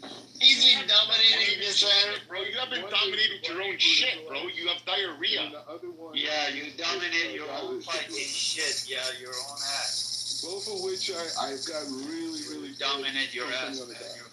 He's dominated the toilet seat. That's what he's dominated. Yeah. Well, go to your room. Go to your room and change the world, little baby. Go to your little Jewish room. What are you doing to change the world? Little Jewish room. Okay. Put your little Jewish room. You got the mic for a minute. What are you doing to change the world to be a better place? Tell me. Besides chasing Ariel around Israel. You're helping us so much. You see this video? Oh, it's an embarrassment, bro. Every one of your family's rabbis, and we're embarrassing. Yeah, because you're the real one, and we're fake. No, I never said that. See, that's the difference. You're calling out Jews saying that they're fake. I never did that. You did that. You're a joke to me, bro. You did that. You're a joke to me. Then why are you talking to me? You and all these other Jews, just like you guys are. I know. That's the problem. I know you think you're the superior Jew. Keep no Torah. Sit around and you walk around like you're a Gentile. I'm a Jew. Sonny, why are you doing that? Shut the fuck up. Go talk to your little Hebrew rabbi. Maybe make you feel better about yourself. Black You're a joke to me. You're a train-feeding joke to me. So Bibi, in your opinion, I think you met him about 3 months ago, right? 3 months ago. Yeah, about 3-4 months ago. I was embarrassed. Yeah. So do you think that this person, he should just come back to America? I mean, he's a disgrace to the Jewish folks, right? I don't know about that. I think the way he talks is fucking very foul and it's horrible, and that's what makes him disgraceful. Bro, do you know that he said he wants to kill Prophet Moses? No, he didn't. He said that. Yeah, he did. It's on YouTube, man. It's on YouTube. Yeah, he should go back to the U.S. This guy wanted to shoot Prophet Moses, and I had to move him down like that's blasphemous. Wow, that's horrible. And listen to him. He's the super Jew, this guy. Yeah, no, you don't even keep shop. It's Jews like you think you must Jews like real Jews. A bad name. You should be stoned to death. You don't even keep shop. Stoned to death. He's not gay. He's not gay. You want to meet up again? That E1 guy, that guy's gay. you gotta let him meet him. Hey, all fairness, he only sucked one dick. Rabbi. Okay. Black Rabbi, fucking, you got your boy Caleb down there. The booty rabbi, right? The booty Kedushin rabbi. It's you're an embarrassment, bro. See, even look how you're talking about Caleb. He's an actual rabbi. That's the difference. Caleb's an actual rabbi. That's the difference. No, he's not. Yeah, he is. Where? And he left the room. Where? Embarrassed. Where's your rabbi at? Where are you a rabbi at? In Nakalot. I have a yeshiva. Where? In Nakalot. Nice. Where's your rabbi at? Where? In New York. I give shir. You have a yeshiva? I give 3 shirs a week here. Maybe we check his credentials. He's got no certification from Israel. I'm gonna find out right now. Make some calls. Yeah, your circle's pretty small. Everybody knows everybody. Can we read about him? Can he come up? Can you put it in the chat? I don't see him in the room. Where can we read about him? Where is he? Nah, it's okay. He's busy when it's okay. I'm the only person that's out there. Refresh your screen. I don't see him there at all. I'm the only person that's out there. No one else. Hey, Black Rabbi. Why not he's fornicating with a young lady? It sounds like she's younger than 18 years old. Wednesday, please don't get involved. I've heard that before. Your mother's a girl. See, this is what I'm trying to avoid with it. This is why I'm trying to get involved. Stop. I'm not attacking a sister. Black Rabbi, stop.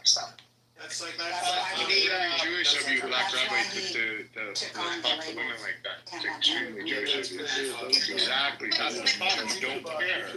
He's always like that, baby. Every woman he has. No, I know. This guy is a fucking piece of shit. How would you? Okay, so hold on. So how would you know if I keep Shabbat? Prime example. Oh, so then you're not keeping Shabbat. No, I am, dickhead. You see me on the app on Shabbat. What a fucking loser. You're such a moron. You're a loser. That's why. You're a loser. I know. You just got caught in your own words. You're a little small-time Jew. You're small-time. Oh, I know. You're a big little boy. What is a small-time, big-time Jew? I don't get that. How is that a small-time and big-time? Jewish is Jewish. Come like my menorah. And most of the time, bring the their treat that they were providing, they were like bagels and living. Now, that girl that you were speaking to, is she young? Is she really young? Don't incriminate yourself right now, Black Rabbi. My grandparents and them were doing. You're probably going to go to jail for that. I heard how you They were doing domestic work and things like that. Wow, would you always be from your mother on the app? Hey, can you tell me exactly what yeshiva you run? You eat trade to that boy? Now this guy's calling me fat. You don't even know what I look like. You know, what are you talking about? Girls, you Black Rabbi. This guy, he's gonna convert now to Buddhist. I guarantee you, that's the next thing he converts to. Yeah. I laugh at fools like you, man. Yeah.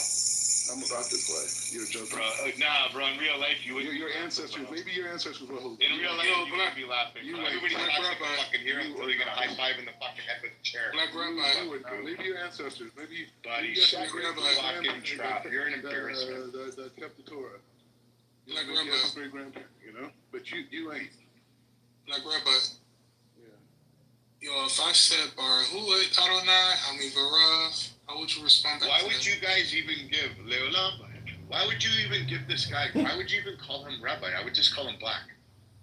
Yeah, I know you because you're a racist. His name is Mordecai. You don't deserve the word. Yeah, okay, Mordecai. That's it. But Bibi, he tweeted on Twitter he doesn't think he's black. I know. I'm a man.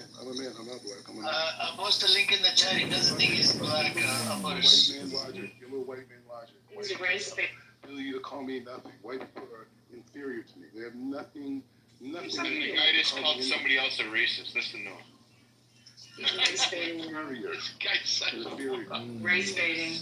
Wednesday, please don't get involved again. Wednesday, please. Yeah, he doesn't want to go to the recording website. Yeah, record it. What did you say? Amir doesn't want you on the recording Wednesday. Nah, bro, I don't record. Because I hate this idiot when he attacks women. So do I. He's disgusting, and I don't know why we platform this moron. He hates his own people. He's not even his people. He's just a punching bag.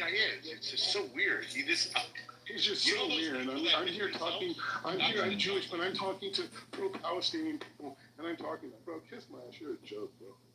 What are you doing here? You're a joke, bro. What are you doing here? I'm demolishing people. Discussions and debates about pro. You don't do shit, bro.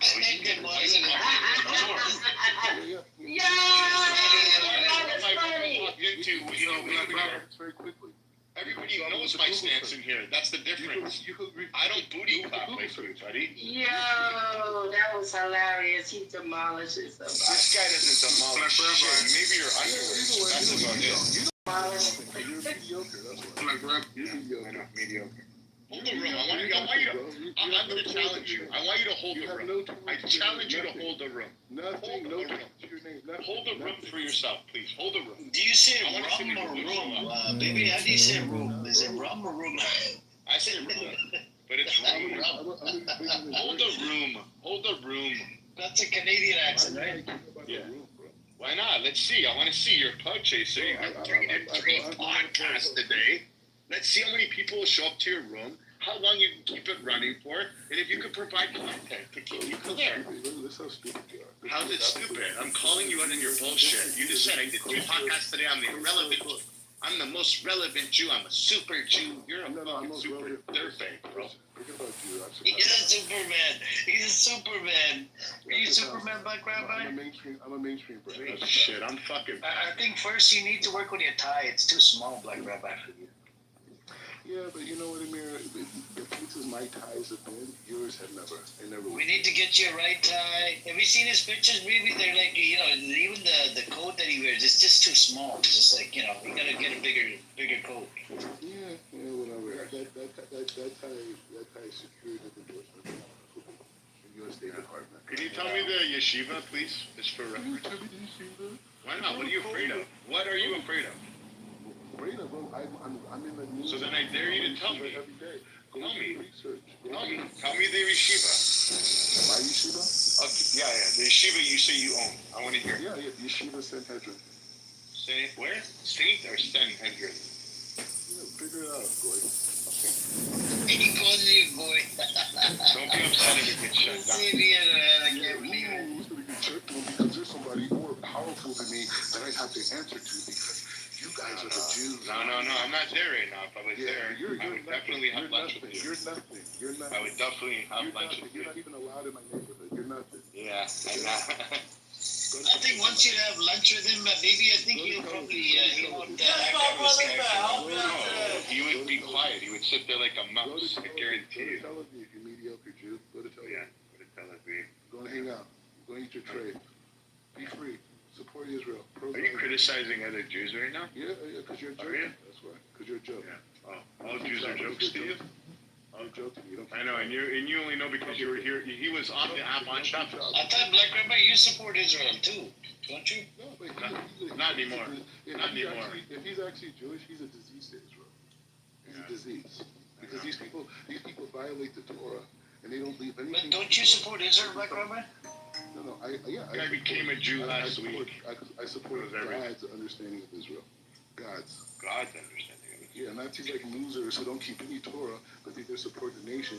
When the Torah teaches us... Bro, you conduct Lashon Hara every fucking day. You're not keeping Torah. Because Jews don't keep Torah. You're conducting Lashon Hara every chance you get. Because people like you exist, we have a Palestinian room. As Jews that don't keep Torah and Shabbat... That means insulting your own Jewish brother, right, baby? Yeah, talking shit about other people. Yeah, you guys are a cancer. So this guy he's constantly involving himself in this thing by doing Lashon Hara. It's not even talking about Jewish brothers. It's talking about other people. You don't keep the Torah. You don't keep the Torah. You don't talk about like a backbite? Is it a backbite? You are an enemy. Yeah, like if I were to walk into another room and I say, fuck Amir, he's a piece of shit, that's Lashon Hara. That's backbiting, right? Yeah, it's not good. Yeah. This guy's the biggest one that does it. You're not a, I don't have to treat you. What are you going to tell me next? Your dick's bigger than mine? I don't have to treat you. No, oh my God. Yeah, you don't keep You're not allowed to talk to me. You're not even a witness. You don't exist in the Jewish world. God does not acknowledge your existence. Somebody type in the chat, the yeshiva, just because I'm watering my plants right now. This guy's watering his plants. What a loser. Anyways, the point is... Wow, I'm providing life for this earth. Yeah. Why don't you provide life by keeping Shabbat? Somebody can put it in the chat for me. And you'll see an example. Why don't you... You're going to come on here crying. Loser. I'll flex a little for you. I'll flex a little bit for you. Loser. Oh, I support Israel. I support Israel. Mordecai, I'll flex a little for you. Watch, and I'll show you. I'll show you. I got my flag. I'll show you. I'll show you. No problem. Maybe you should invite him to your room every day, man. You should invite him. Well, I don't come on here for the app, bro. I come on here. You could be the other. So I could dominate. No, but you can refute their claims. The Zionists make the claim, you can refute his claims. Amir, you gotta realize these people on this app don't exist in the Jewish world. They don't exist. So you're on the app, so you don't exist. But BB doesn't exist? No, he just says people on this app don't exist, but he's on the app. Zero, he exists. So you don't exist? Yeah, sure. You just said people on this app don't exist in the real world, so that means you don't exist either? I would never try to associate with these people. They don't keep Shabbat.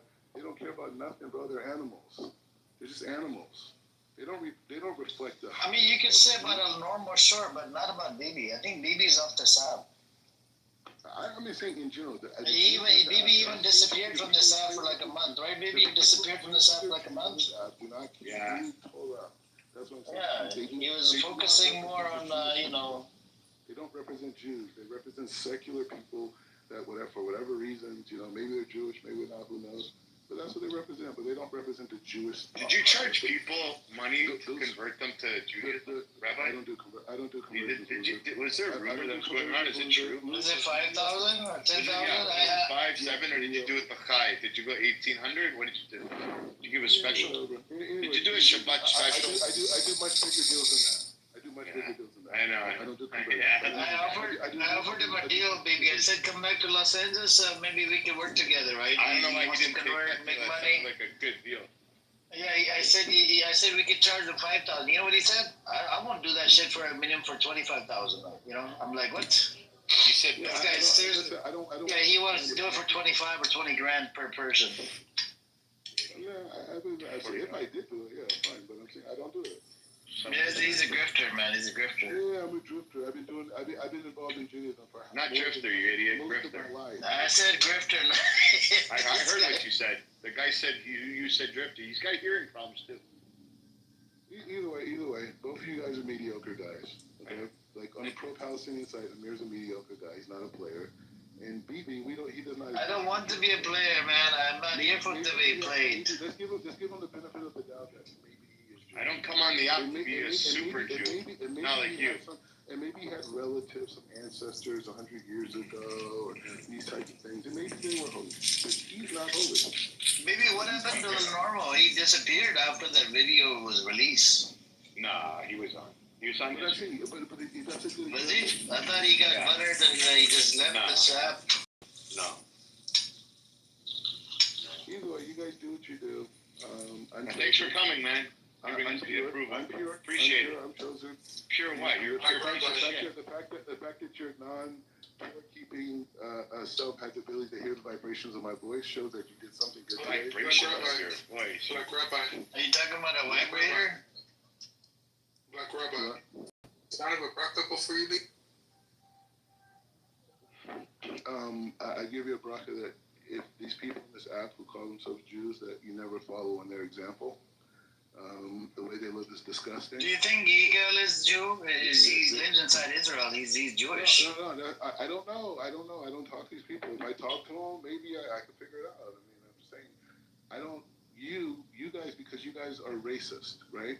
So you think Jews are white. How are we racist, man? No, I'm gonna explain to you. So you think You're the one that started off by saying, you dirty white guy. You're the one that started off by saying that. What happened to my bracha, Black Rabbi? Yeah, I'm trying to get there. Do a nice bracha for the whole room. Wait, hold on. Isn't it like Amir. a bad thing that a rabbi speaks like this about other Jews? Who cares about what you rabbi? Huge problem. Like, It's a isn't huge problem. I don't know. Like, do you know any rabbis that speak like him? None. Who's that talking?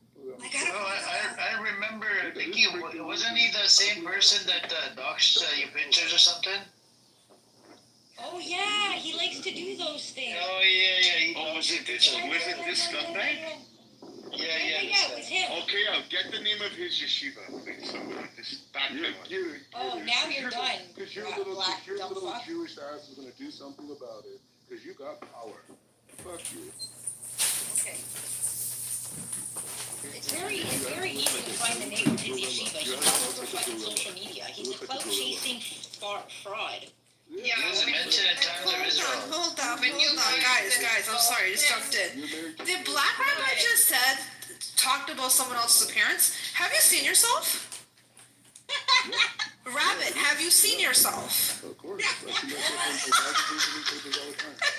Rabbit. You got a pretty good microphone. When did you get a better microphone, Ace? What happened? I just switched phones, okay? Thank God. Oh my God. Thank God. Android? No.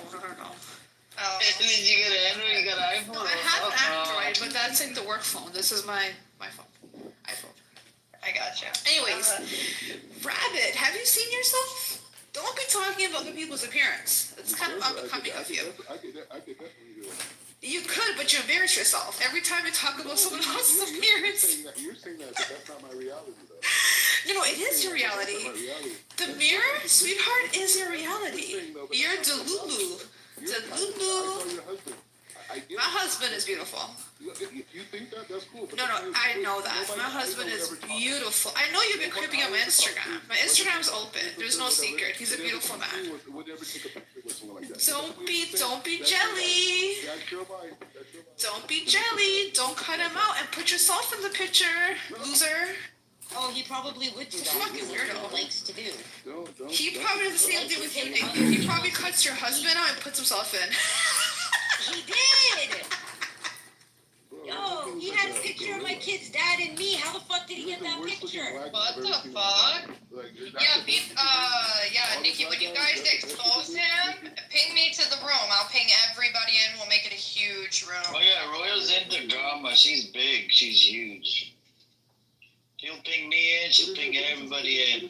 We need everybody in one room. Black Rabbi, are you saying something about my kid's dad? Really? Is that what you're saying? You're saying you're better looking than my kid's dad? Are you fucked in your head? Yeah, he looks like a gorilla. Looks like an ape. Oh, good God. Wow, this guy's a rat. Hold on. My kid's dad is a black man. A black man is calling another black man an ape. He really does. Hating. Like, he really does, though. I'm not saying black men like gorillas. I'm saying he does. Wow. Yeah, you're a fucking racist piece of shit, Black Rabbi. Racist piece of shit.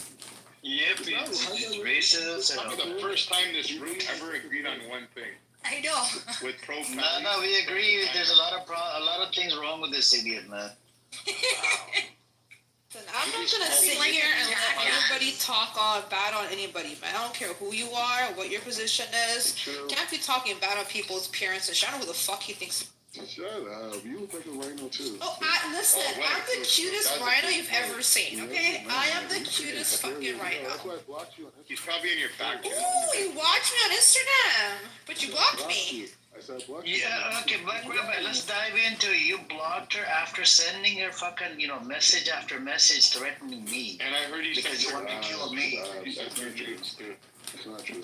Whose nudes? More He lies. said who nudes? His I heard nudes? that Black Rabbi sent you nudes, and you were Ew, so that never disgusted happened. that you reported it. I would literally throw my phone against the wall and have no phone. Ever. I would Done. I would break one. Yeah, whatever. Anyways, we continue to be mediocre with Nikki. Second and Jewish rooms. I think he probably likes sucking a dick like that friend of yours. What's his name again? Okay, because Ariel.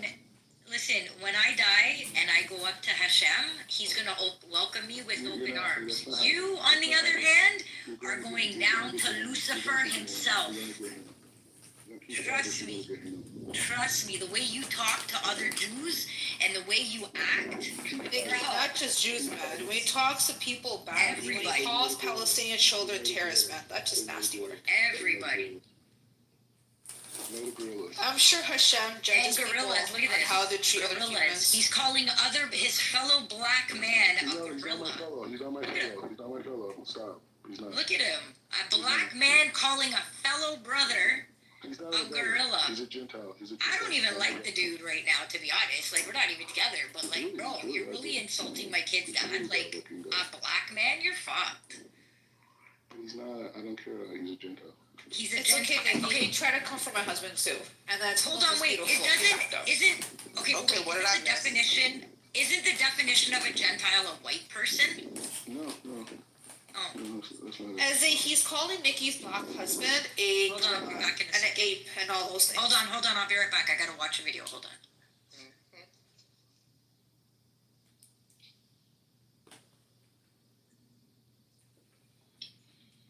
Well, Black Rabbi, what's not working, man? I gave it to you, man. They won't stop talking. Hold on for a second. Eze, can you come check your little? I don't even think you want me to call you. I call him your brother. He was sitting here calling another Jewish woman's gorilla, ape, ugly, etc. So. He's a Gentile. He's a what? He's a Gentile. Have you seen yourself? Have you? I'm not even being funny here. Have you looked in the fucking mirror? Obviously. Yeah, remove the rose-colored glasses. Remove your delulu. Like, actually see yourself. Yeah. If I were you, I would. I mean, nobody should put anybody down, whether they're good-looking or not. Yeah. And you were on the side of not so much. I hear you. Well, I hope you apologize. Your sister. No. He's a Gentile. Doesn't matter. You can't call someone ape. Like, that's disgusting. He looks like an ape. It doesn't matter. It doesn't fucking matter if they're Gentile or not. You don't go put like someone's appearance down. Dude, I'm not down for that shit. I'm saying, like, if a Jewish girl wants to live with a black guy, I mean, at least you're like a girl. Oh God. Aren't your parents Gentiles? Ooh, good. No, they're not. Yeah, they really. And do you think you're a good-looking black guy, Black Rabbi? Do you think that actually? Yeah, but I'm a man of wisdom. I'm not a model. I'm not chasing expert. You're royal. You're so fucking delusional. Oh my God. No, I'm just saying there's different lanes. I'm not a model. I'm not walking on the 6 pack. You know what I'm saying? But Oh no, we know that. You got the chips pack going. You know, triple the chips pack. Women who appreciate wisdom. I'm not talking about your weight. Someone could be heavier and still be good looking. That's what I'm saying. That's not you. I'm a man of wisdom. Yeah, but you don't have wisdom going for you. You don't have class. You don't have sensibility. You don't have wisdom. You self-proclaim yourself as rabbi. Then it's not unbecoming of you to go put someone down based upon their appearance. They did. I didn't do it. They did. They called you an ape? No. Sorry. It makes me good looking. Oh my God. guys look like a hate though. I'm not even gonna say that. Black Rabbi, like we said, like you're not a great looking. One second, hold on. Nikki's back. Black Rabbi. I think you were agreeing with. What did I miss? So he kind of agreed with me that he does agree he shouldn't be talking poorly on anyone's appearance. He's just not man enough to apologize. Okay, I don't really care. Yeah, I know. His opinion is worth nothing. He's an idiot. I'm saying if he had like hair on his knuckles, he would be like able to go to. Oh, shut the fuck up. Shut up. Okay. No, you're Black Rabbi. We've seen what your mother looks like. I'm glad that you're quiet, Chucky. Where'd BB You should be ashamed of yourself. He's shameless. He has no shame. I just think You missed it earlier. This man had an underage girl, a little girl that he met at at the synagogue on this call. And you could tell she was young. He was telling her, he's telling her what to do, and then he forgot to mute. He's like, oh, but I control you, that's why. He's pretty gross. Gross. Whatever, you know what? He should have become a Catholic priest instead of Let's not do that, Nikki. I know you're trying to be funny. Okay, you're right, my bad. Too far, my bad. I know what you're saying, though. I want to laugh, but I also can't, laugh. Yeah. Because we're insulting Black Rabbi at the end of the day. But then we insult, Christians. Let's not go down that path, I gotta keep it, Gotta keep it a buck. I got you. See, look at us.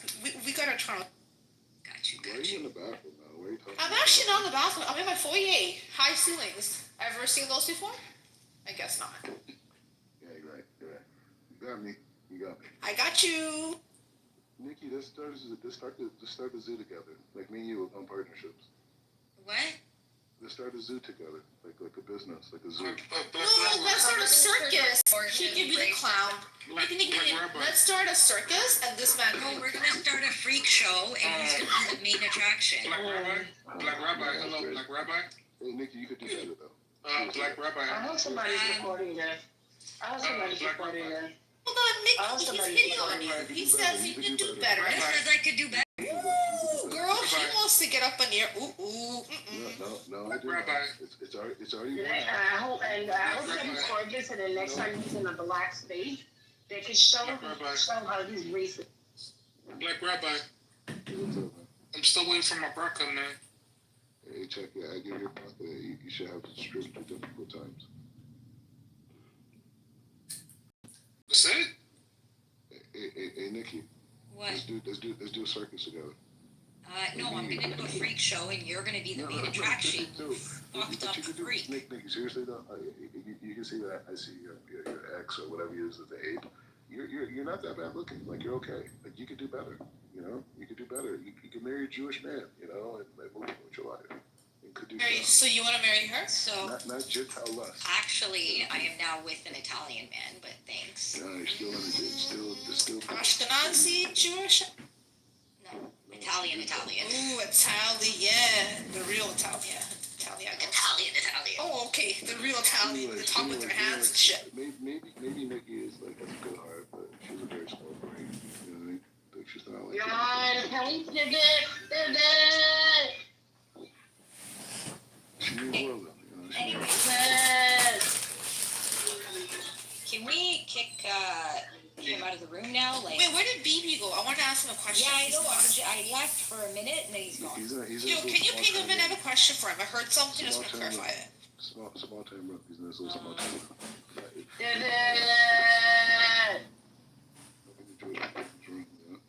Listen, he's from punching back Wednesday. Let us punch him. You guys, I can't say anything because I promised to be our show. We know that. I'm like, we know that. See, the problem is, the problem is when Wednesday attacks this idiot, he attacks her son. He's retarded. He's bro, shut your fucking mouth. Shut your mouth, okay? This is the problem with this idiot. He goes below the belt, directly to the kid. What did the kid do? You see what I'm saying? I heard him in the background before. Bro, it doesn't matter. It doesn't matter. You don't attack people that are. You don't attack the family members. What are you talking about? You heard my niece in the background. She's 2. Nah. That's a boy. He sounds like a woman. That's what it bothers me. That every time Wednesday attacks him personally, this idiot attacks her son. You know, why attack a family member? Why? Look how dumb this is. You see, this is the problem. This bottom, the piece of shit, the bottom barrel, you know, the bottom of the barrel piece of shit, bro, calm down. I asked you this number of times. Yeah, why are you attacking children? The child hasn't done anything. Why are you attacking children? Why? He's and then an you have the Israel, nerve girl. to sit That's up what here they and do. call You attack yourself kids. a rabbi? Are you kidding me? Hey, man, You're disgusting. Royal, you haven't heard You the girl that he was with. We're sitting there and talking about kids the way you're talking about kids. Royal, that girl that he was. You need to get some fucking soap and put it in your filthy mouth. What is wrong with you? Israel taking Gaza. That's what disgusting. Rabbis who wrote against Israel. You know what's disgusting? You sitting here calling little innocent children who have nothing to do with anything and attacking them, calling them retarded in all sorts of vicinity. Yeah, I don't know why he's. I think he likes the boy. I can't even hear you, man. You have such a shitty fucking mic. Like, what are you saying? It sounds like mumble talk. Give me reparations. I want reparations. Reparations? You want reparations? You're not black. You live in according to your Twitter. Amir, check my PTR. I found a picture. Sure. Him and his new girlfriend. Oh my gosh.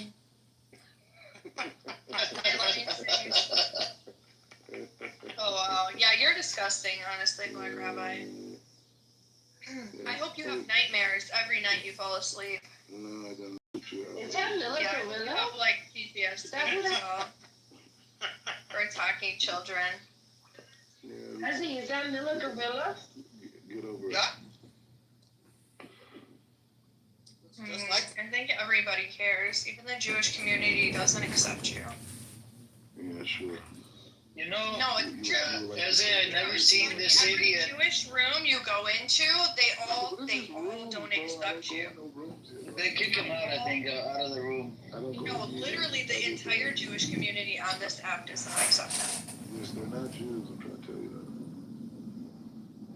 Okay, you're not a Jew. Your mom and dad are Muslim, and your grandmother is Christian. That's just an ideal. And then you're sitting here asking for I think reparations. you're a part of the nation of Islam.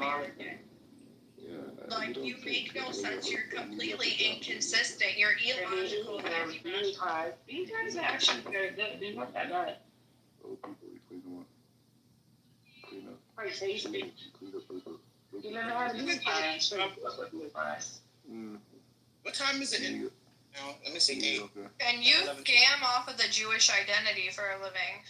Yeah, sure. Yeah, you do. You have to bring his whole back. It's my identity. It's not the. No, it's not. You're Black American. Ooh, you hear that? You hear that, Ezzy? Yeah, she hears it. You just asked for reparations. Ezzy, just to know, he's called another black man a gorilla. Now he wants to talk about the black, being black and racist. Because I'm willing to say things they don't. Right, check his disclaimer sometimes. But you need to understand. You ever see those little dark-skinned kids, really curly hair? We call it nappy hair. Really dark skin. Got teased real bad when they were little. They were fat. They were pudgy. They were dark skinned. Think about him growing up in California.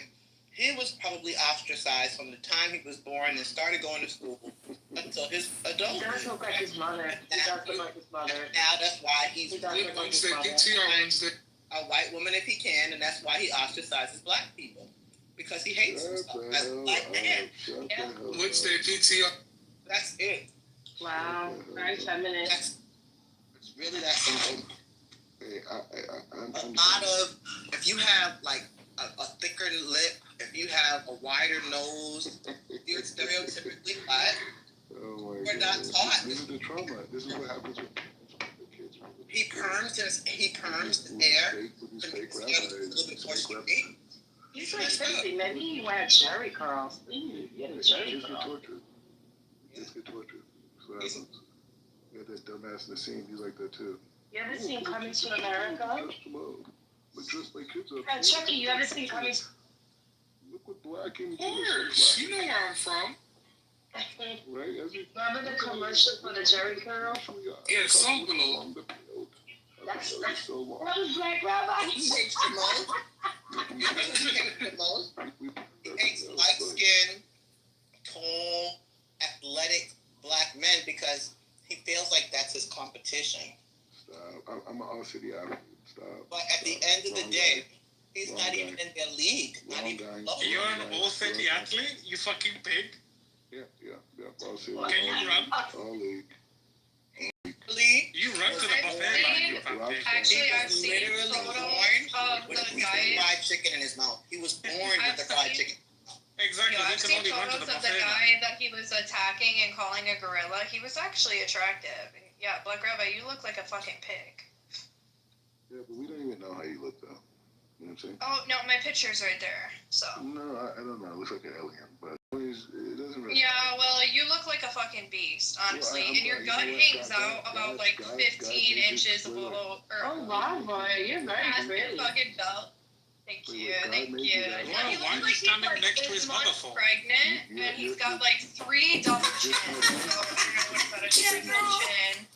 He has a receding hairline. Most of it is gray. He has giant bald spots on his head, and then his beard isn't clean at all. It's Yes, Royal, you're actually very pretty. I wanted to click into your photo. Here's my request. Like that. And see, this is how you can tell the difference between some black men and Black Rabbi. What man worth his salt is looking that hard at the next man? So are you, Ace? Sorry. This is true. A I straight mean, man I've wouldn't do never that. seen a man. Oh, he looks like Straight this, man. he looks like that. Why are you looking at another man that hard? Pause. I got a question. Why is the cow willing us like that? No wonder you were liking those homosexual posts. Oh my God! Wait a second. He liked homosexual posts? Yeah. I can tell my cousin to send it to me again. Yeah, send it. He was literally on Facebook post. He knows he was. And he gave us this whole dissertation about how he needed to be like more DEI and open. Nigga was looking at black men's asses. You know? Like them cheap, right? I like big butts and I cannot lie. Is that your thing? Calm down. But the thing No, is, today. He was all cheaped up. the reason why I'm untouchable because you guys have. You like men. Like men. He love them flapjacks. Yes, he does. Hey, Amir, you need some more YouTube videos out there, man. Chuck Ray ass up. Chucky, have you ever have you ever checked out a man before, Chucky? You need to mention these Black Rabbi. You can't say Gazans are terrorists, the little kids are terrorists. Why do you? I offered you a deal a long time ago. Do you remember what the deal was? What was the deal? Come back to Los Angeles. I'll pick you up from LX airport. I'll feed you. I'll take you to a Mediterranean restaurant or whatever. Right? You could eat. Kosher. You could eat whatever you want to eat. You could buy 2 plates. It's okay. Fuck it. Eat whatever, and then I'll drop you off at your mom's house or something. Condition is you can't go back. You can't live on a stolen land. But here you are. You're talking to some underage girl earlier. The girl was underage. I believe it was an underage girl, and this guy. I don't know. You gotta stop with this bullshit. I don't know what you're doing at the Mayor, synagogue. take him to a buffet. He's gonna get very expensive on his plates. Every other woman in Israel trying to get her to marry him. Those plates have gone really expensive. Yeah. Everybody has said no. Sadly, they were like, "Yo, not trying to be funny." I told him, he can make a lot of money. Come back to Los Angeles. He can practice Judaism here. He doesn't need to live on a stolen land. Doesn't have to fight anybody. I don't know, man. How do you get him to understand all of this shit? Like, he just doesn't want to understand. You can still go to Jerusalem like once a year, once every 6 months. I know it's a holy land for the Jewish people, right? But you don't have to live over in stolen land. You could condemn all of this shit that's No, brother, really? I'm now looking at the picture up close. It looks like he's never seen an iron he liked. His clothes are mad wrinkled. There are 5011 colors. Whose clothes are not wrinkled? Ew. Whose clothes are not wrinkled? Sister Isaiah, PTR, Sister My clothes are not wrinkled. For a long time, I asked you if you owned the iron. That's not the spirit here. We know I walk. Oh my God. We know I've been around. Look at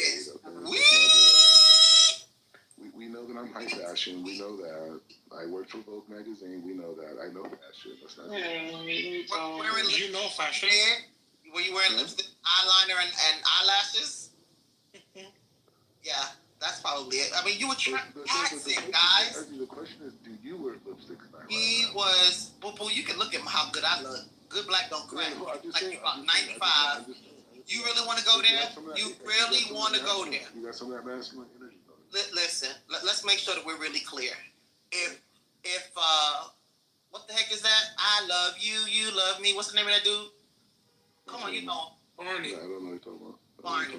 If Barney was black, he'd be your twin. Straight up.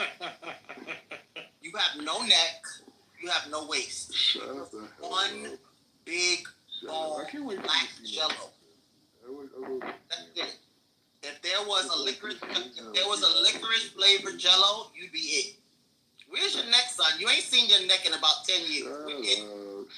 Where is it? And where's your dentist? That's another thing I want to find out. Where is your fucking dentist? You know what? Do you open cans with your teeth? That's what you do, right?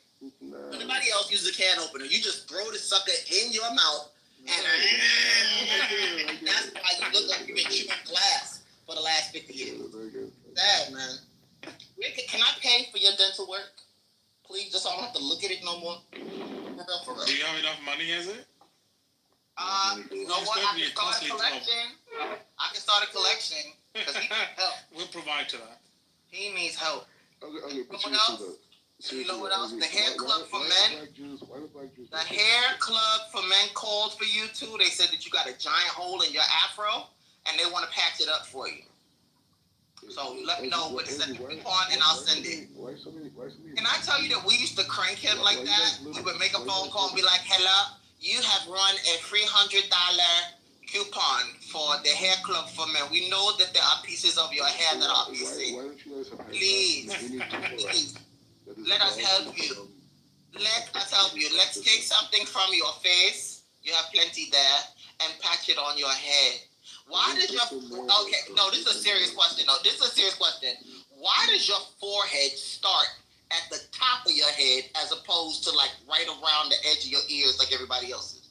Where is your hair from your forehead all the way to the back of your neck? Literally, it looks like somebody just shaved you. Matter of fact, what's that dude, Avatar? Why did you ask them for an Avatar haircut?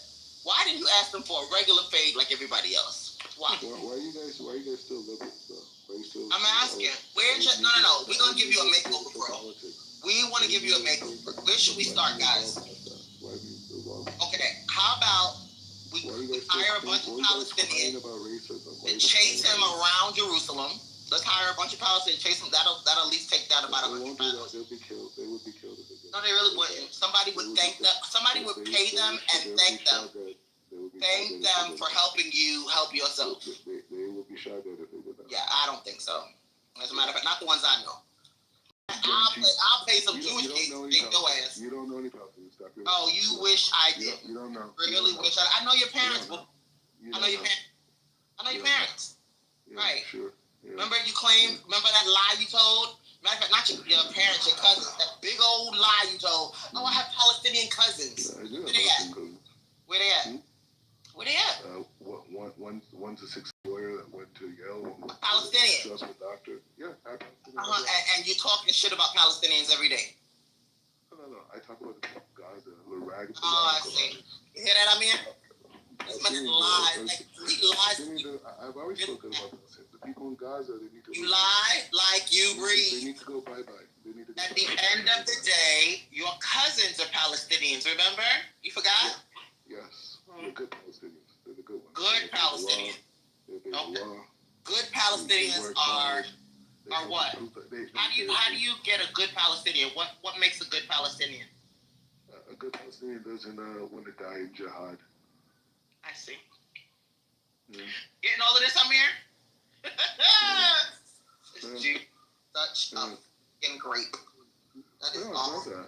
I actually know Palestinians, and I know that they hate. I'm sure you do. You lie like a Greek, bro. Yeah, I lived. I don't want you to have to lie anymore. It's pretty freaking sad. No, I'm the real deal. You don't know any damn Palestinians. Everyone knows it. Because if you did, you wouldn't talk about Palestinians. We don't know who you are.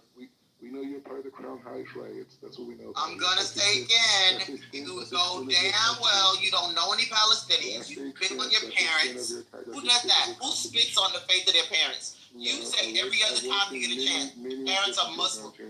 Your parents are Muslim. Your parents are Muslim and you spit on their faith. Your cousins are Palestinians and you say that all Palestinians are terrorists. I mean, you talk out of your neck. It's sad. My parents got caught into a fake ideology like many black people. A fake idea, and they never left. Yeah, they didn't. Unfortunately. No, they didn't. They're still there.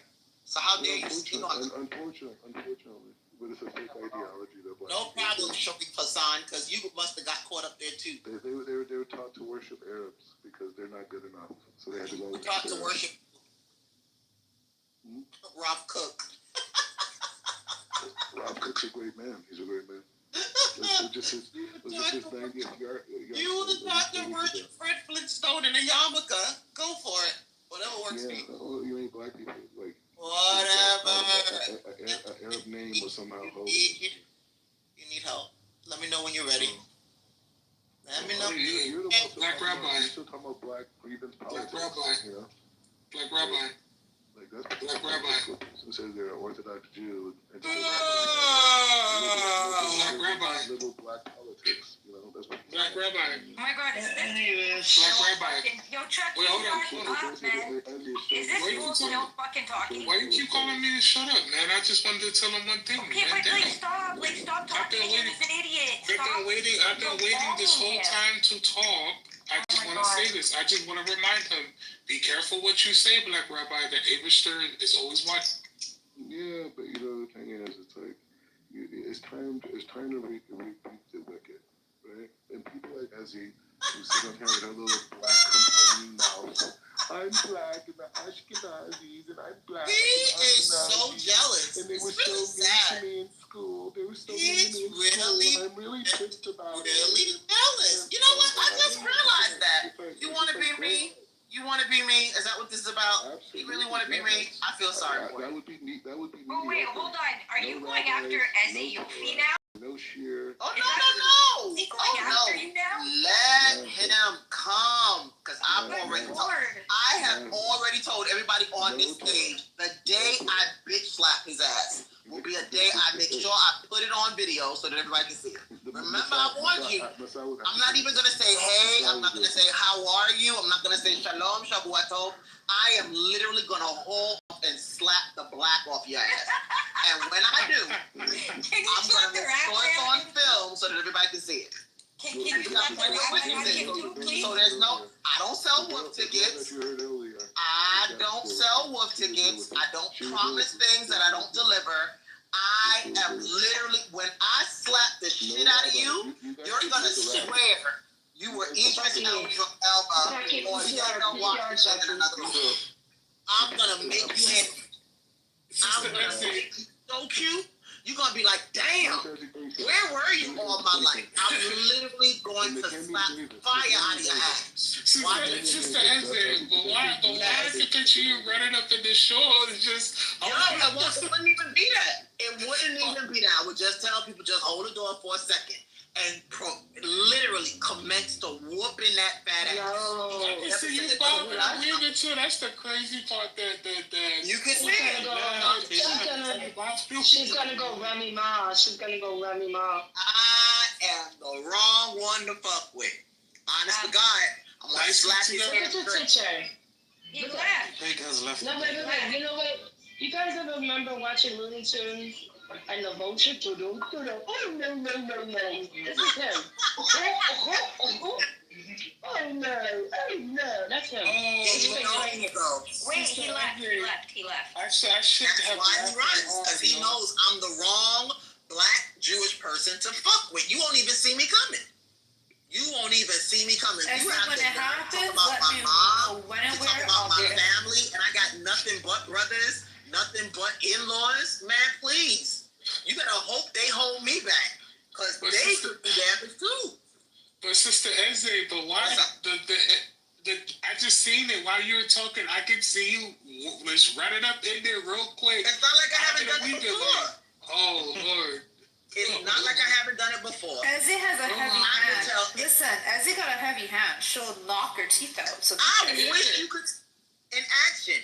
And it wouldn't even be like Ezzy, when it happens, back channel me. If it's in like New York, I'll be there. Listen, I might invite you to watch.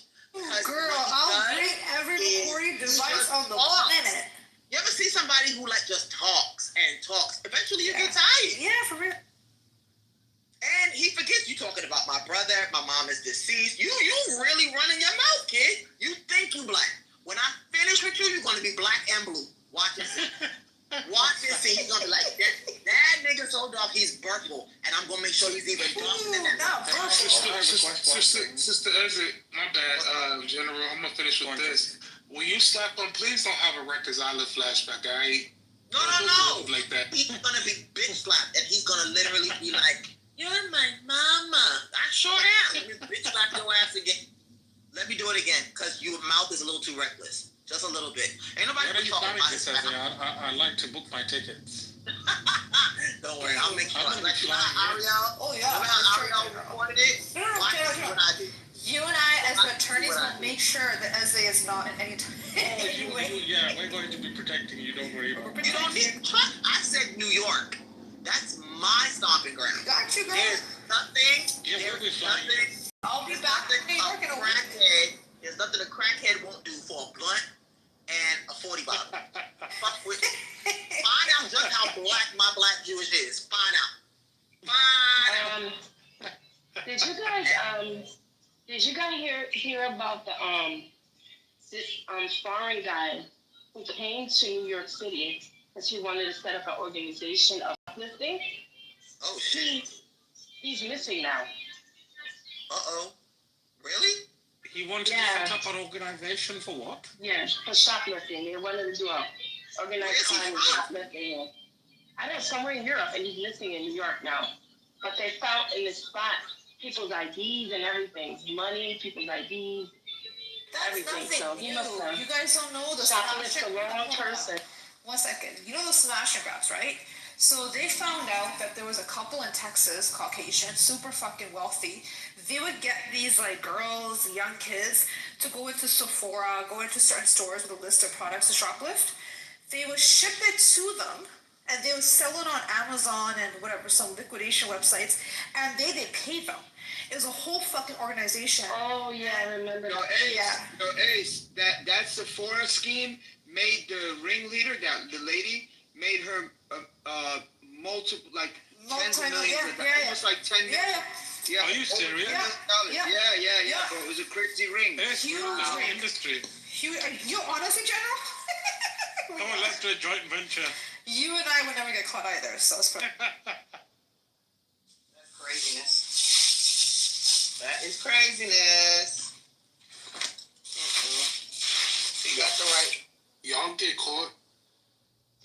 Chucky, we ain't messy and slippery like yourself, okay? Speak for yourself. I'm calling YP. We know the law is not. We know exactly how to break it. Ooh, we do. We know the ways.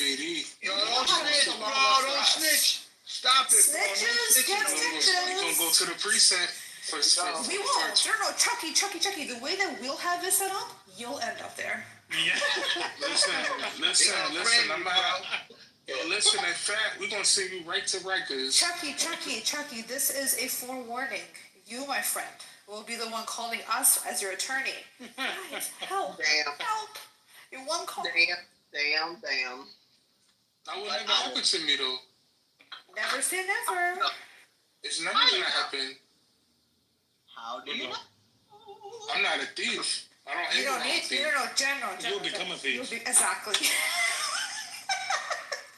Technically, sir, you will be a thief. Technically. It's not what you are or what you aren't. It's what the court sees you as. Exactly. And they see me as a law-abiding member. Not for long. You snitch. Not for long.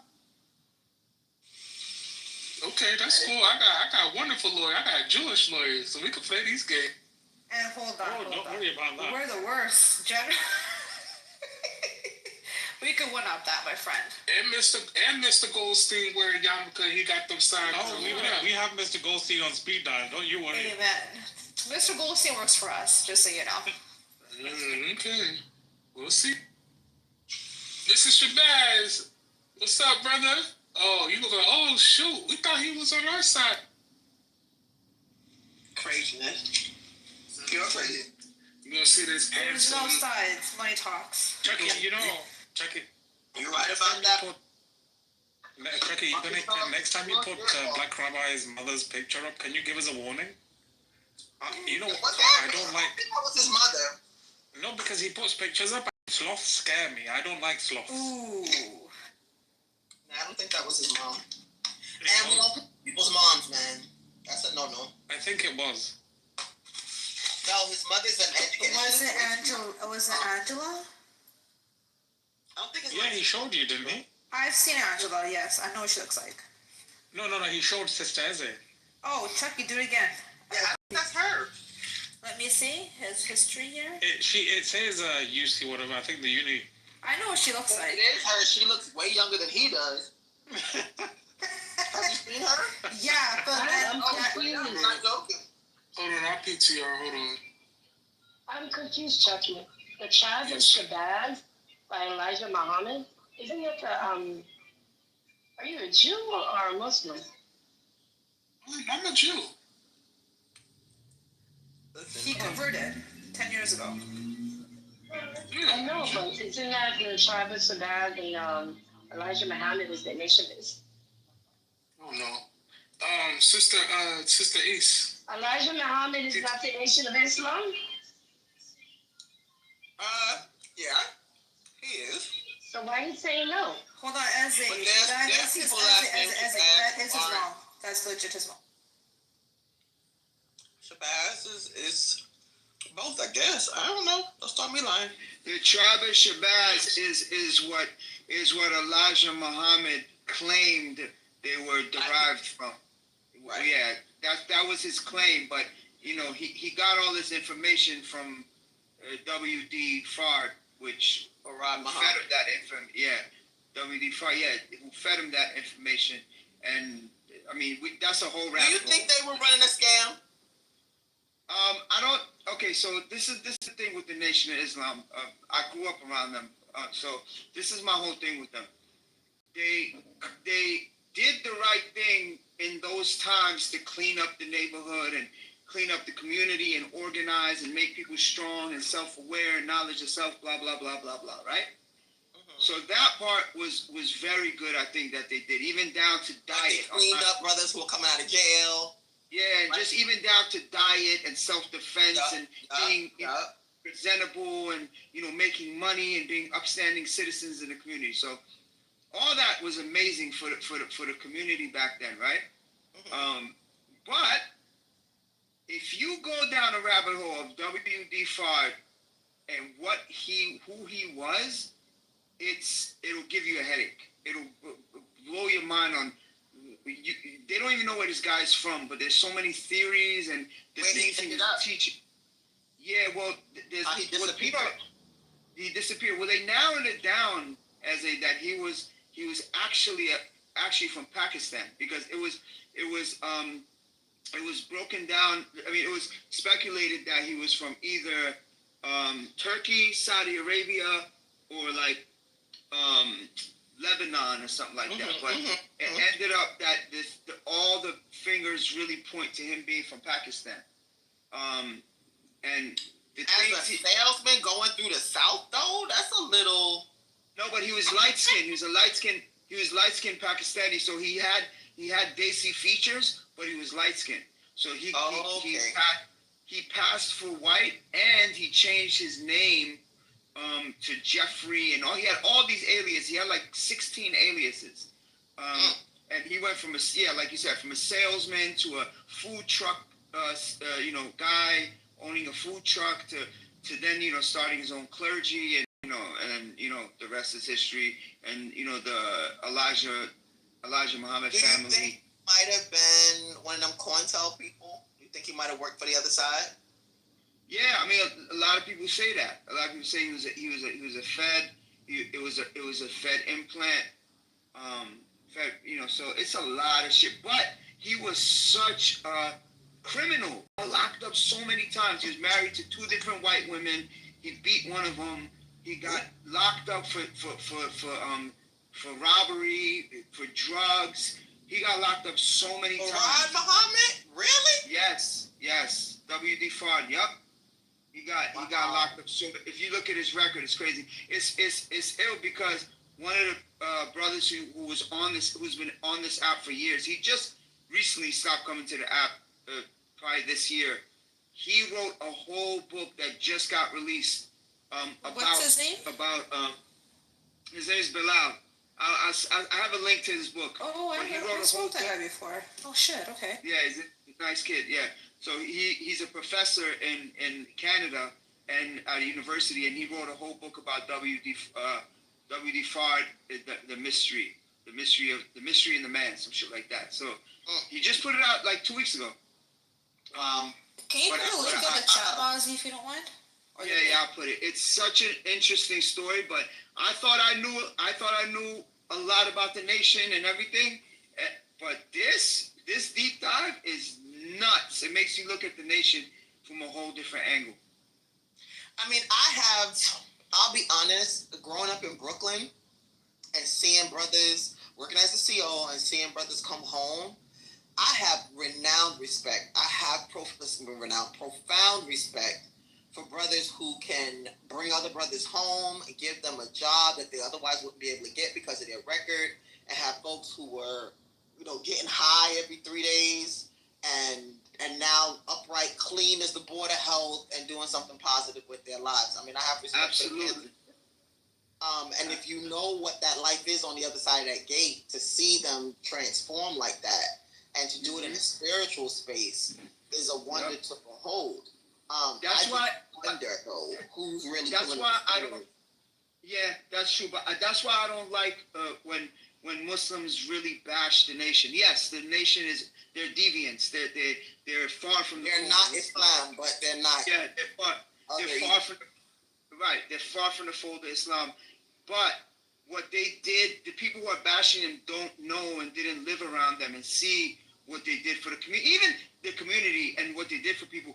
Even the 5% nation, even the 5%ers did a lot in their time, in their heyday. Mm-hmm. So it's like they were an offshoot off NOI. So I just think like, there's good and bad in everything. And yeah, there was tons of corruption. And a purpose, right? And a purpose. You know what I mean? You might not be able to quote hadith, and you might not be, be praying 5 times a day, but you're eating clean, and you're trying to live righteous. You're trying to be. I mean, I got some concerns about some of the ways that they've treated women over the years, but overall, it's a lot better than what it was. It's definitely an improvement.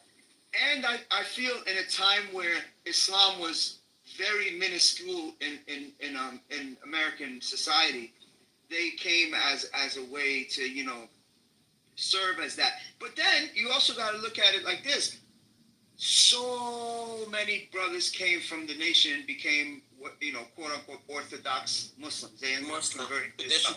Yeah, true too. That was their segue into Islam itself. So you can't be too mad at it. I get it. I get why people mad. You got to see that side of it too. I often say Israelites are to some black Jews, not all, as NOI is to Islam. Meaning, if you're doing it the right way and you're seeking, you're going to find your way to the other side. If you just want to belong, because unfortunately, a lot of times it's all about an identity. It's not about discipline. Islam is about discipline. You know what I mean? Straight, hardcore fasting, praying, Ramadan. There's a discipline to that.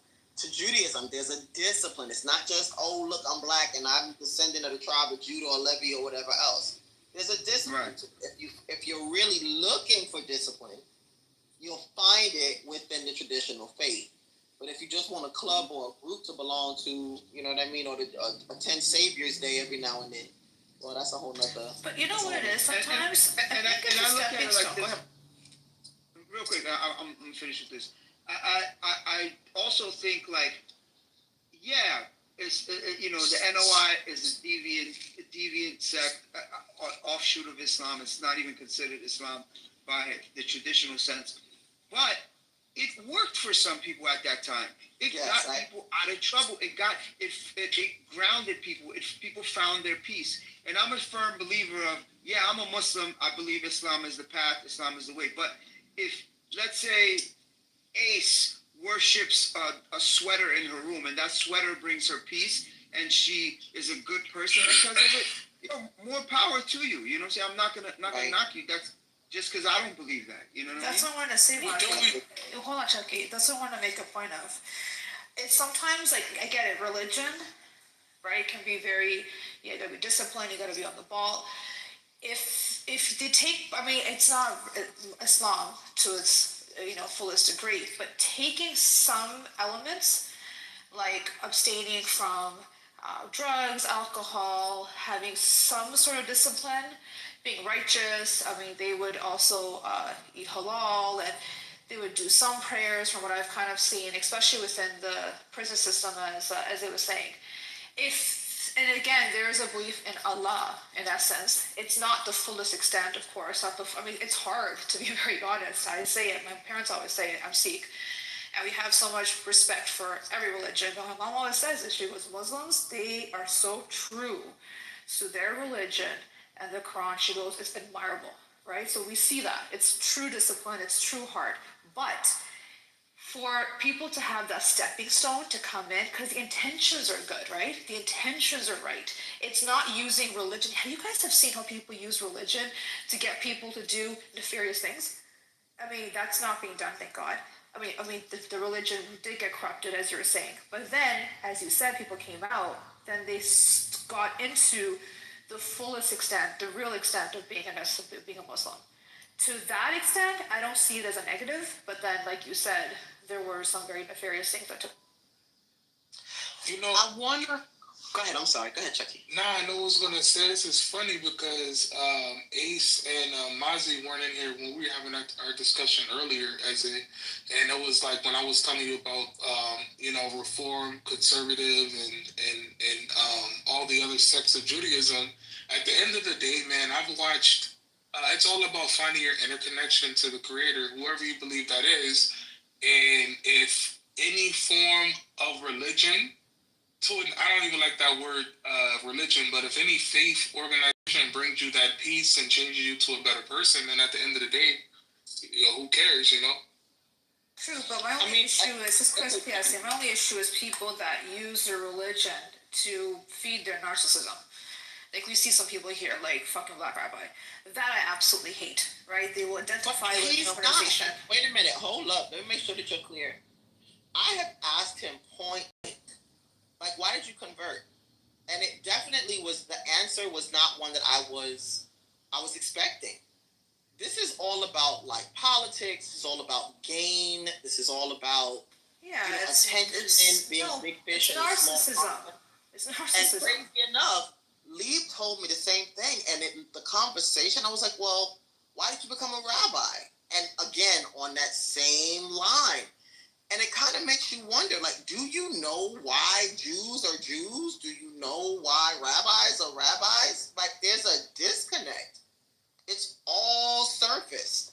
Every bit of it is surface and superficiality. And I'm not sitting here to judge anybody, but if they're saying for themselves, well, what did Lieb say that day? I don't know if he was in here, Amir, but he might have been in here or another room. Might have been another room. No, it wasn't this room. It was in his right room. He basically said that he had gone to the hospital and that he looked around, these are exact words, and that black people were cleaning toilets and black people were changing bedpans and all the white Jewish doctors were surgeons and, heads of departments. And he decided that he wanted that power, that he wanted that type of life. Are you serious? I promise you. What the? Yeah, I've heard that before. Like, that's why you decided to become a Jew? I was in a Facebook group with that client. But understand that, and this is the sick part, somebody let him convert with that mentality. Do you get what I mean? Like, there are people who love to be worshipped. It's one of the biggest problems I have with conversion. In the event that you come in to, let's say, I have this group.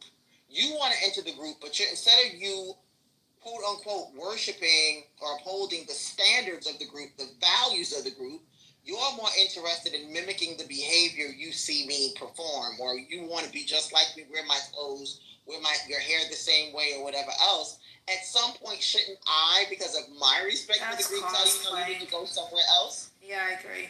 It's actually very disrespectful. Like, you don't join Islam because you want to look like an imam. No different. You don't become a Jew by saying, "Oh, I'm going to go and put on a black hat and a white shirt like this rabbi." Like, where are the values? Like, Judaism is deeper than that. But in the event that you got narcissistic issues of your own and you want to be worshipped, well, instead of telling people that they are made in God's image and can be made over 1,001 times, instead you're going to tell them, well, make yourself over in my image, which to me is another form of idolatry. Real talk.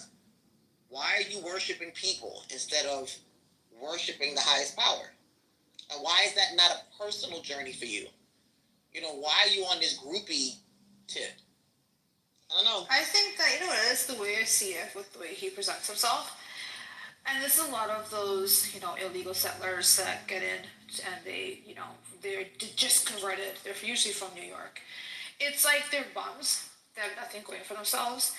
He may have siblings, or, you know, his mom is obviously very well learned, and he can't live up to the standard maybe that he puts himself through.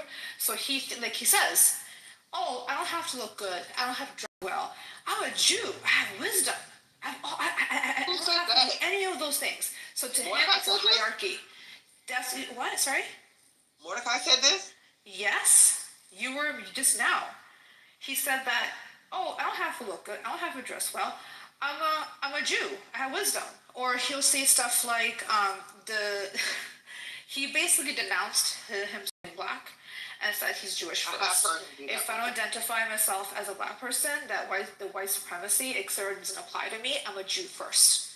So he has a supremacy in his mind. He thinks as long as he identifies and is a Jew and is a rabbi, whatever he does, he is better than everyone else. It doesn't matter if he's successful in any other worldly way. That's his way of identifying. That's his way of giving himself some sort of relevance. It's actually mental illness, to be very honest with you. There's something up with his brain. You know what's funny, Sister Ezzy? I'm surprised him and Lev, a.k.a. Demas Mitchell, don't get along very well, man, because they have the same ideologies. I'll never forget this man, Lev, a.k.a. Demas Mitchell, went live on Facebook pretty much saying that he was praising his Chinese wife and how he has beautiful Chinese kids that are going to be successful. He felt like, in other words, if he had children with an American black sister, they wouldn't be shit pretty much. And I was just like, wow, man, we have people like this? Yeah. That the better half of his children are the Asian half. Which is crazy. He got him taking all these piano lessons. He looked real goofy trying to speak on black issues. You're not black, my guy. Who are you talking about? Lee, a.k.a. Lee Smith. I don't know who that is. And he will send me a text today. "Oh, Kato, what do you think about this? What do you think about that?" But he knows. He knows I do not stand where he does on his celebration of self. Like, what in the hell? I can't love yourself the way Hashem made you. And that's the issue. My bad to cut you off, Ezzy. I have to address this elephant in the room. What is up with people of color when they convert to Judaism? Why is it like they're so ashamed of being black, man? I've never understood that. Like, it's a catch-22. Like, at first, I thought it was something, you know, that they themselves alone were responsible for. But no. Listen, why would any rabbi tell somebody who's coming for conversion that they have to dress a certain way? They have to look a certain way. I had one young brother who was a part of a family. He was told, he had locks in his hair. And he was told that his hair looked, quote unquote, goyish, looked non-Jewish. So he, he pulls me over at, while I'm at his synagogue and says, Sister Katie, can I ask you a question? And I was like, what's up? He's like, you wear your hair wrapped, you don't look like, those other folks.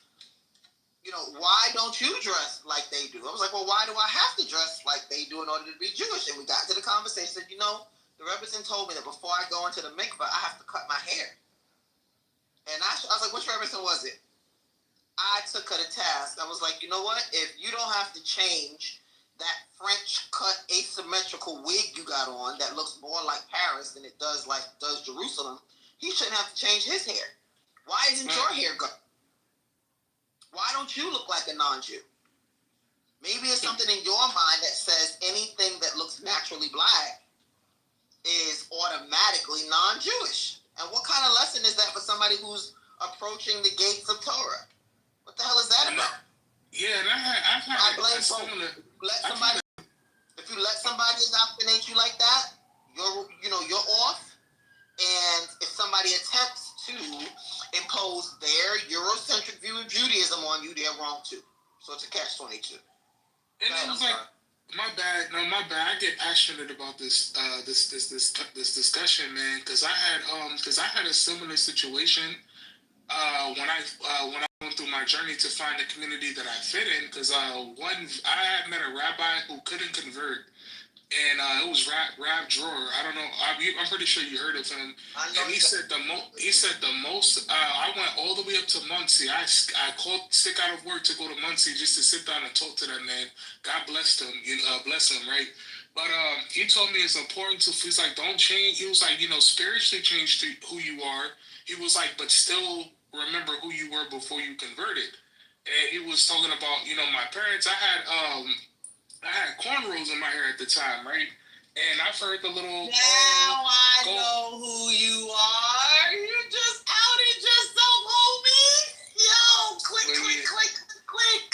I know you are now. But anyway, long story short, right? Well, we ain't going to talk about that. But Wait.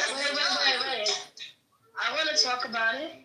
But yeah, can I finish what I'm saying, please? Then we can talk about I want to talk about the cornrows. What I was saying, though, right? I was like, nah, like, so I pretty much told the rabbi, like, nah, if you can't accept me for who I am, then this ain't a community for me. So I ended up leaving and found the rabbi, did my conversion, had no problems. I grew my hair out into an afro. I was chilling, man. Asher Meza. I got it now. Right? Yeah. Check too many anonymous accounts at the bottom. Check.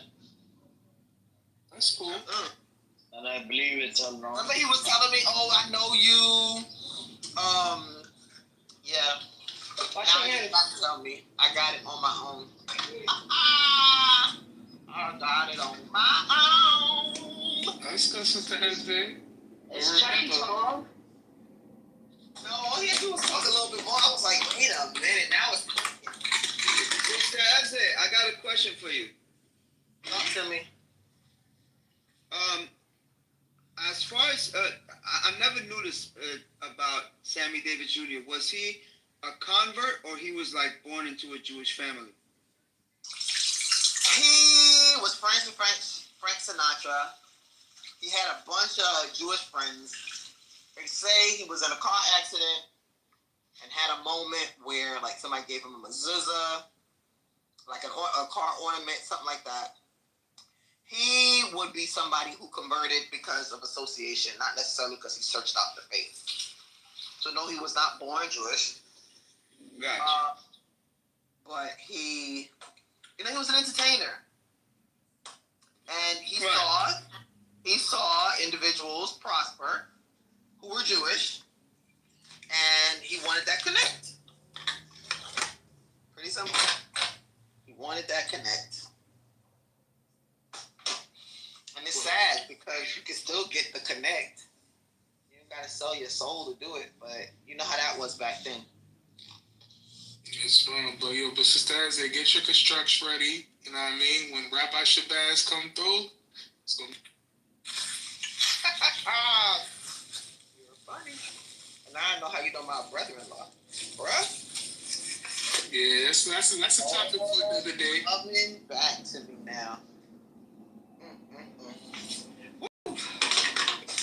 tell you.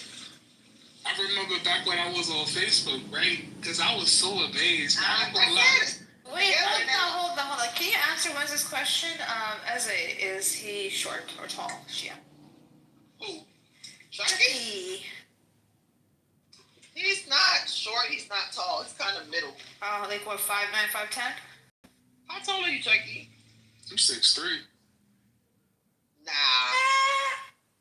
Nah, Chucky ain't no damn 6'3". Chucky style, unless you just don't look 6'3".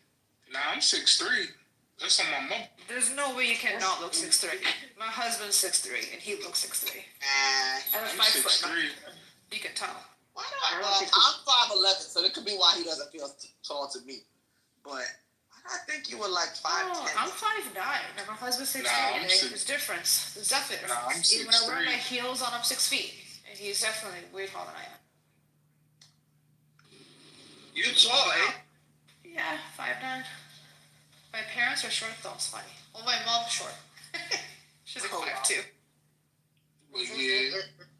But I know who he is. Not necessarily like what he's all look like. But I have a vision now.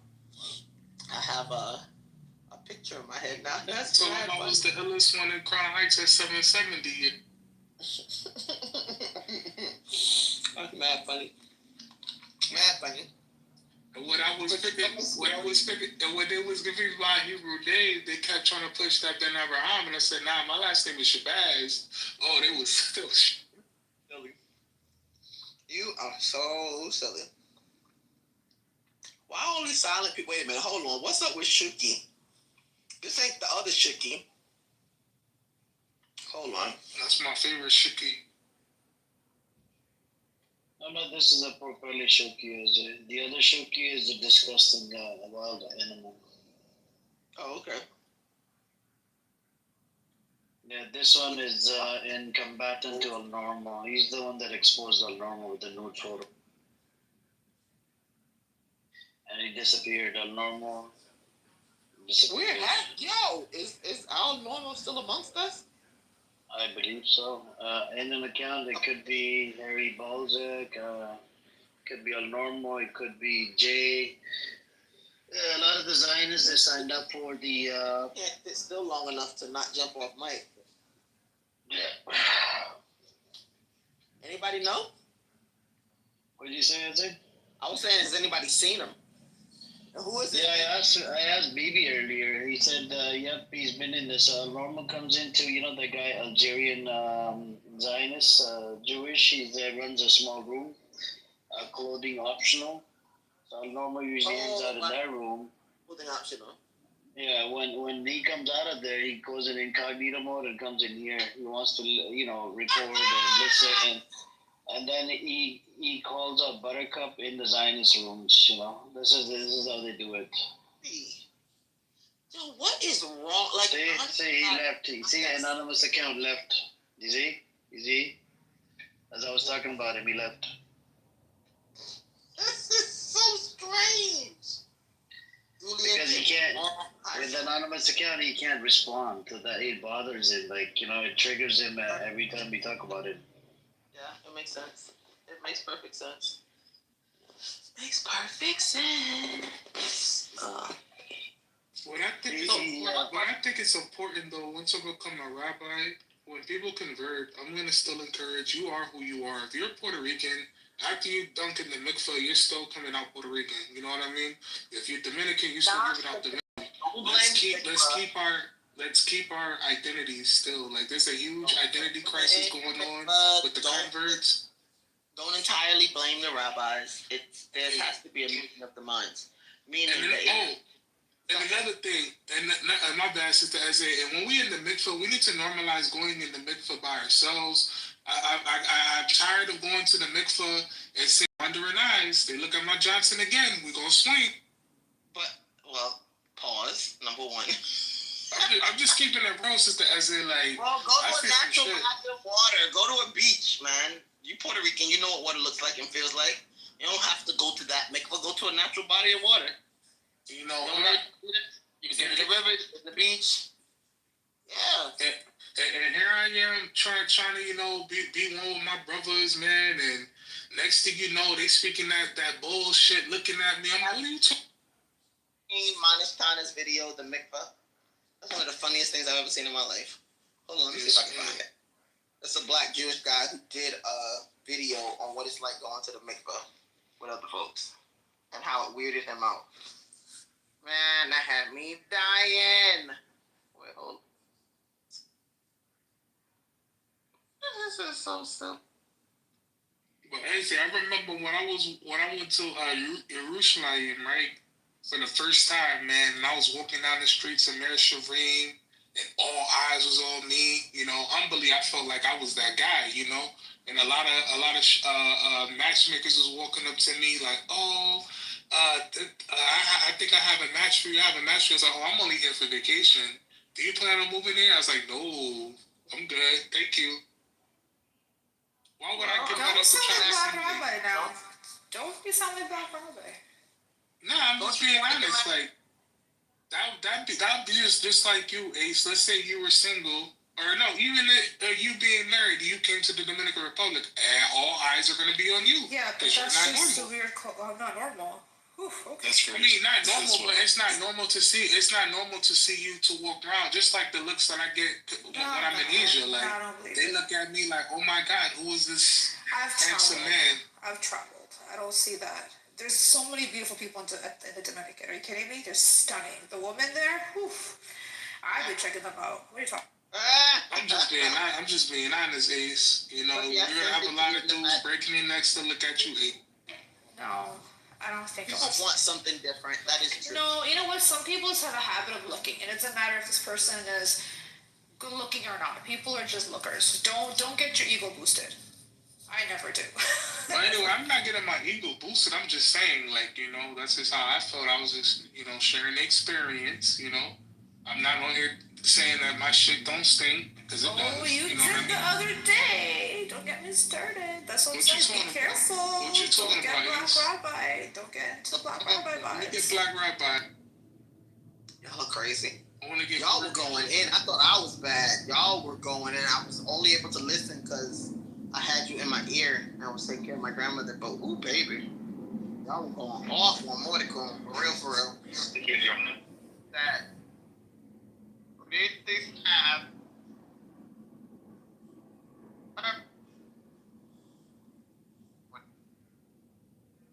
One love.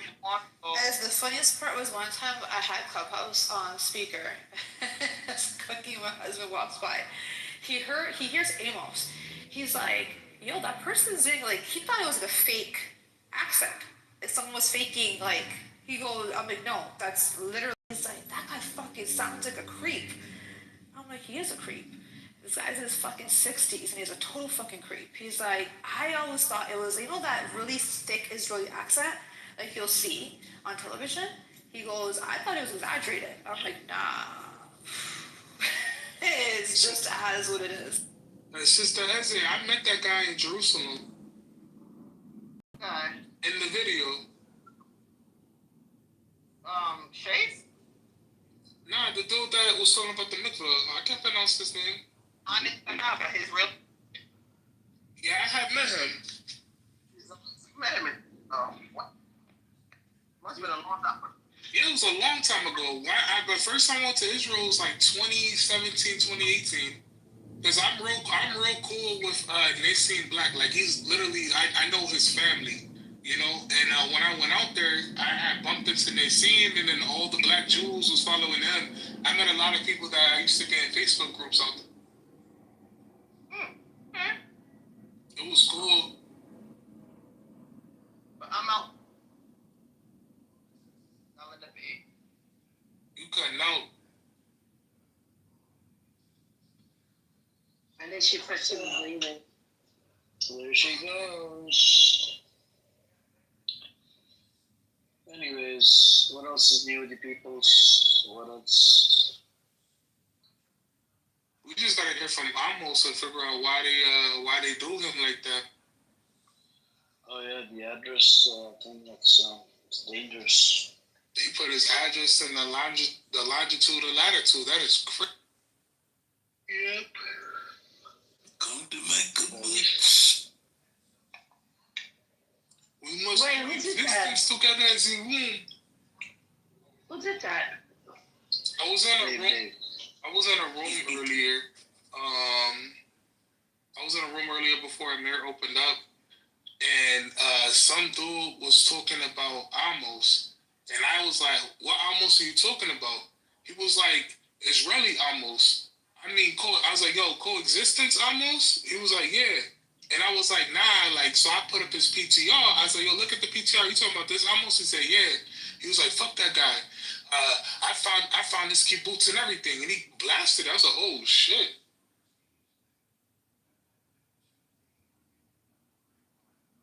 He's one of the big. He called himself one of the biggest hackers on this app.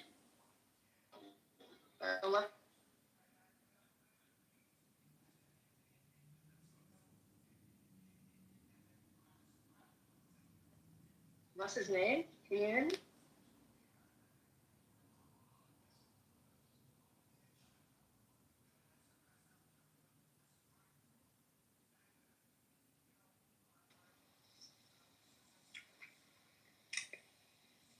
A lot of mediocre people. Shucky, what's his name? Captain or some shit like that.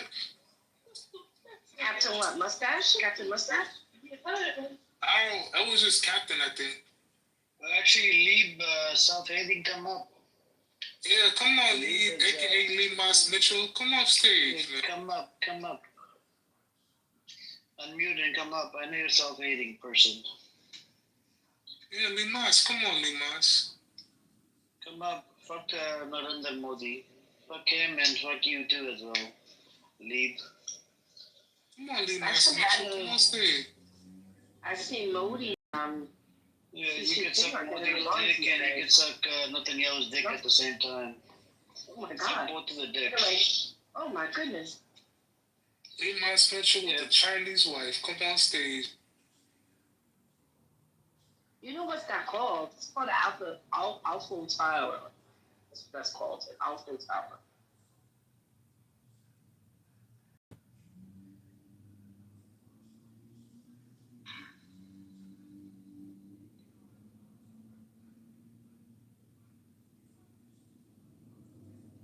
Like Rabbi is about to marry an Indian chick. I think you're mentally not okay in the head, Lieb. You didn't know about the facts. That's pretty interesting. The fact is, over the period of, what was it, I think 400 years or something, there's a lot of folks that actually migrated from Africa to India. I think you're mentally not okay in the head. This is for real. Go do your due diligence, go do your research, and then come back and talk about history instead of fucking talking out of your ass. I know you're a self-hating motherfucker. And I actually hate fucking people that self-hate on themselves, you know, because of the skin color or whatever. Yo, Lee Moss, should be on stage, man. Should be happy with what God has blessed you instead of fucking being a self-hating. Huh? You hate on yourself. I hate on myself? Lee Moss, come on stage, Lee.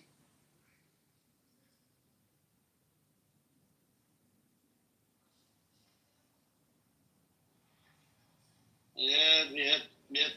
I don't think any girl would like you, man. I'm sure it probably was a struggle. It was probably a jihad finding some girl that, you know, from a different culture, different background to marry your stupid ass. You know, Lieb is just like Black Rabbi. Black Rabbi, you and him, they're the same fucking thing, you know? Lee Moss, is it true that your Chinese wife divorced you? Yeah, I think so. I think he's going through divorce just like Black Rabbi is. Are you going through a midlife crisis, Lieb? You sound like a fucking, you know, going through a midlife crisis. Is it midlife or is it old life? What type of crisis are you going through? Or young life crisis?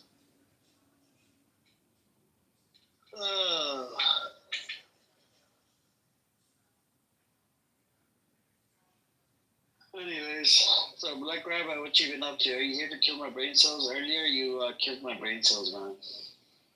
Nah, I just, have Look, company you came in hot with the BB, right? And then after 10, 20 minutes, you killed my brain cells. You like that? You like the BB? No, I don't. I actually have more respect for BB as a Jewish person than I have respect for you because you want to kill the prophet. I don't want to kill anybody. I don't know why you said it. No, I was just saying that. You're trying to make No, you did. You have to stop freaking, talking about killing the prophets. You asked me if some guy. It's mentioned in your book. It's mentioned in your book that you've spread corruption, you killed multiple prophets.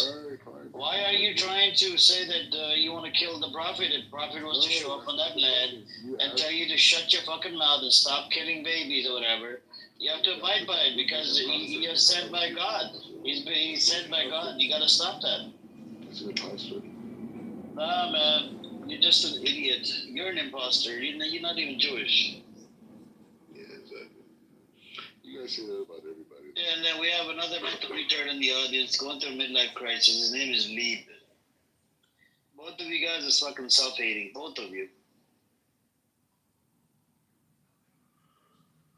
Anyways. I don't know about the Lieb thing, but whatever thing is that I'm saying by me. He literally hates the skin color. Did you know that he hates black skin color for some reason? I don't know what the deal is. My skin is not the color black. Why do you keep saying that? Okay, why do you lie? Okay, can you change your name to White Rabbi? I won't call you black anymore. No, because I need to utilize the system. Can you please change your name to White Rabbi? No, I don't want to be white. That's a downgrade. Yeah, you see, I taught you something new, right, Leib, about the historical facts, the amount of people that migrated from Africa to India. Yeah, you learned something new today. Yeah. By the way, if you learned something new today, make sure to maybe help Black Rabbi out with his the way he thinks. He just talks out of his behind.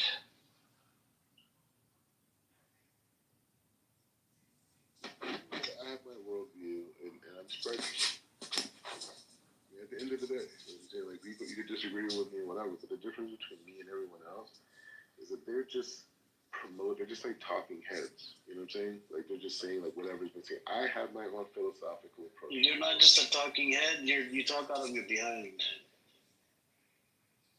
No, I'm saying that I have a philosophical. Look, I don't want you to talk out of your behind. I want you to talk out of your head. Much better, instead of out of your behind. You want me to talk like the system that traps your intellect. You want me to speak. No, it's just when you open your mouth, it's like fucking diarrhea. No, I don't think so. I think so. But I'm saying your brain has been. And the guy with the Indian account in the audience, right? His name is John Kitover. He's collecting money.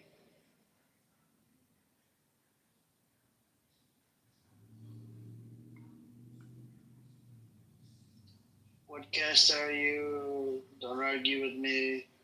Yeah, in Islam we don't have caste system. Leave. Go get your facts straight. You're just an idiot, man. This is on the Hindu religion, by the way. I think you seriously need some education related to what is the caste system, what is the Dalit, what happens to them, and how is it involved? How is the Indian government? I don't know if you guys are aware of it. In India, they genocided 40,000 Jews. Did you guys know this? Ask you a question. Yes, you're gonna ask me anyway, even if I say no. No, I wouldn't. But I'm saying, what makes the caliphs in Islam holy? Okay. So it's signed by God, right? It's sent by God. Why? How a khalifa? It's called caliphate system. Caliphate. Yeah, I get it. Look. If it wasn't sent by God, then they would not have allowed Jews back into Jerusalem. Since it was sent by God, that's why Jews were allowed back into Jerusalem. Otherwise, your religion. Hold on. Otherwise, your religion would have been destroyed. Your people were destroyed by the Christians. They wanted to kill you. They want to chop you into tiny pieces, like literally pieces. I'm just asking you. Thanks to Islam, your religion was protected. Your people were protected. Yeah, otherwise, and this is you see, there you go. There goes the racist shit right there. Leave. I know, man. You're just a self-hating. Leib is he's in love with the Brahmin girl. Do you wanna start doing idol worshiping, Leib? If you do, they drink cow piss as well. You should drink cow piss like a cup a day. According to Modi government, it cures the COVID-19. So you'll be safe from COVID. And make sure to drink cow piss every fucking day. And take shower in cow piss as well. That's what they do in India. The Hindus, not the Muslims, Hindus. I don't understand why. I understand why you don't. I understand why.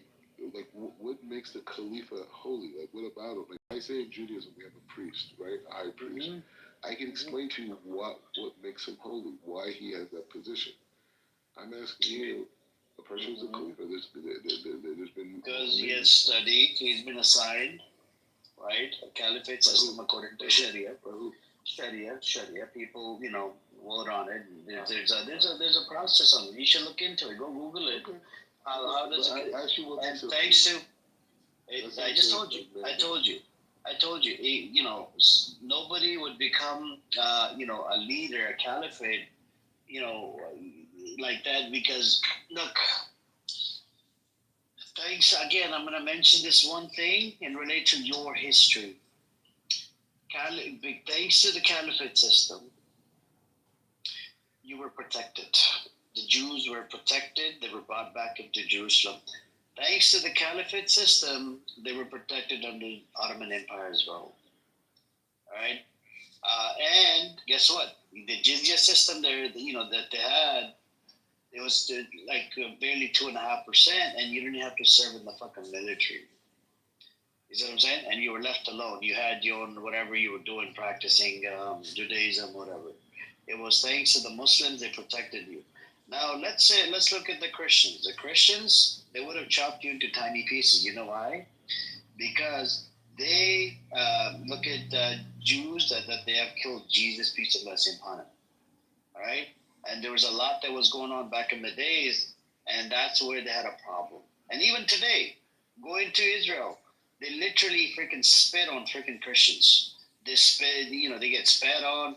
Do you know that the IDF soldier dies? Hold on. IDF soldier dies while serving for the IDF. Guess what?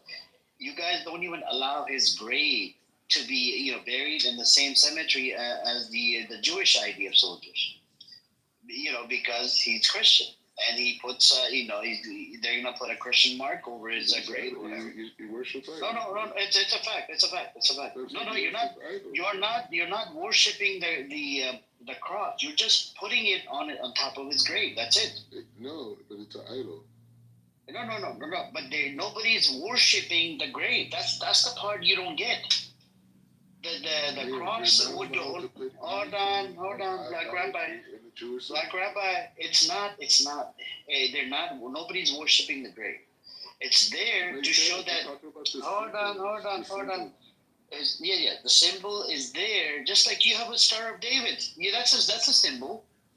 Yeah, but the Star of David is not something that has any real significance other than identifying the Jew. Same thing with the Christian symbol is to identify a Christian. No. You see, Jewish supremacy again. Jewish supremacy. It's different. We have places for Christians, and they have a place to be buried. They shouldn't. Okay. Look. You're not. Nobody. If it's a dead soldier, Christian, Muslim, whatever it is. How he could die, whatever. Maybe he converted to Judaism right before he died. Maybe he accepted a different religion. Let him be buried like the way the family wanted him to be buried. They can put a Christian mark on it because he identified as a Christian, soldier. Nobody's worshiping it. I'll tell you the truth. The main reason why Jews don't want to be buried with Christians is because we believe that in the near future that all the Jews are going to be resurrected, right? And so, and other people, they're not going to be resurrected. So to get away from confusion, we create separation in the grave sites. Liv, are you triggered by this rule every single day? I think Labe, your Jewish brother is triggered, Black Rabbi. You should have a conversation with him. I know you're triggered. You wanna say some racist shit. I know you're just a self-hating person. I mean, we all know it. You're just a self-hating racist piece of shit. Anyways, there's no point of engaging with Leap.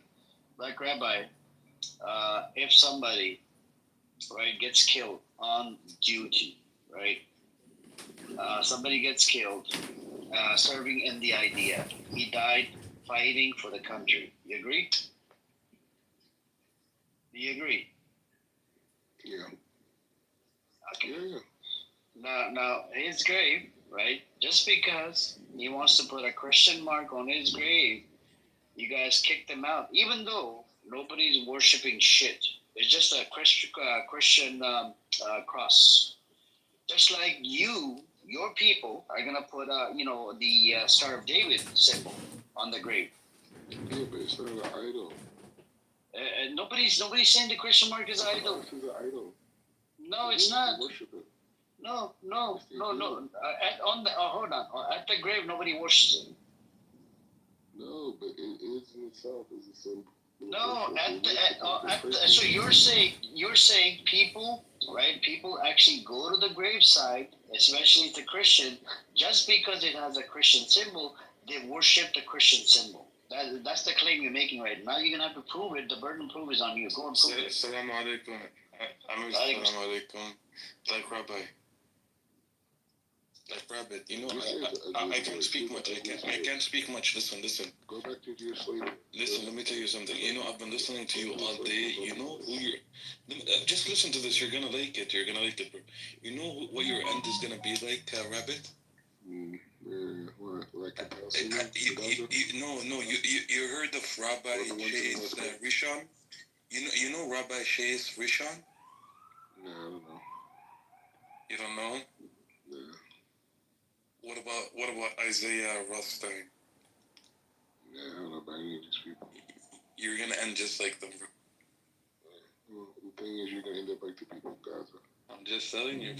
I know this triggers you. You're I'm not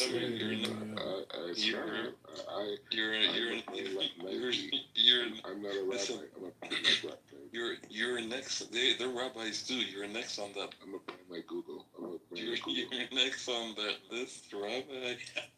I'm a brand, bro. You're next on that list. You know that. Either way. Hey, you know that. To Gaza. You know what you and them have in common? What little? What is it? Take a guess. What do you both? What you and the two I mentioned have in common? You're all black in Israel. Okay, I don't think they're in Israel. And you know why they faced what they had. You know why they faced. They had to face in Israel.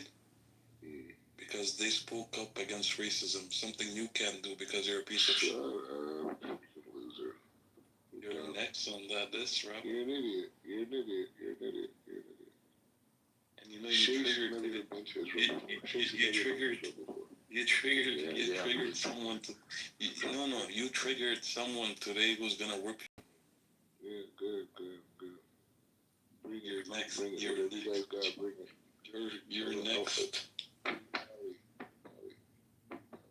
You're next. You're next, Robert. We can't hear. That's it. Now I'm going back down. I know that what I said triggers you. Think deeply about it, and calculate what you say on these platforms. Calculate what you say on these platforms. I don't work, right? Go back to work. Listen. Calculate what you say on these platforms because you might be next, buddy. Yeah. Yeah. Well, you know what? You guys kiss my ass, and I'm moving to Gaza.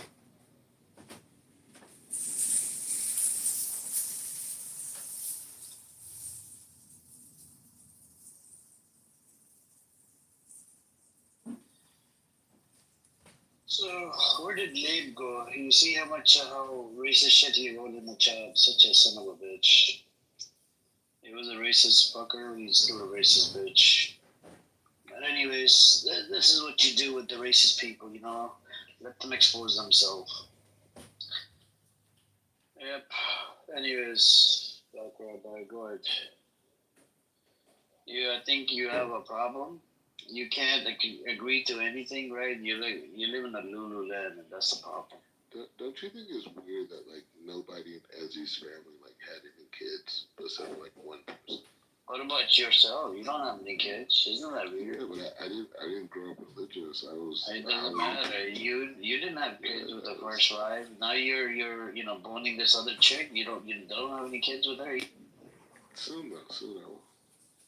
Yeah, I don't know. Are you gonna have kids, or can you have kids? No, I'm the girl you talk to. I'm gonna have kids with her. I don't know. She sounds pretty under 18. Is she under 18? No, she's older. I don't know. She sounds pretty young, man. I know her dad. He's a very successful rabbi. Is his dad selling you his daughter? No, that's only in Islam they do that. Nope, it's not Islamic. In a lot of villages all over the place, including Africa, including third world countries. Hold on. In Africa it happens. In India it happens. In a whole bunch of countries it happens. No. Hold on. So there are people that actually do this kind of crazy terroristic shit where they sell their daughters and whatever, right? They're very disgusting human beings. And either they do it like that or they do it in a different manner. So did they offer you, or did the father offer you his daughter, like on a gold platter here, you could marry my daughter? Amir, he's trying to insult Muslims. Ask him what's Kituba. Ask him what does Kituba mean in Judaism. This filthy piece. What is Kitover? Can you tell us, Black Rabbi? Tell them, Rabbit, tell them. Is it a temporary marriage? No, let him answer. So, why are you saying that Muslims sells their daughters?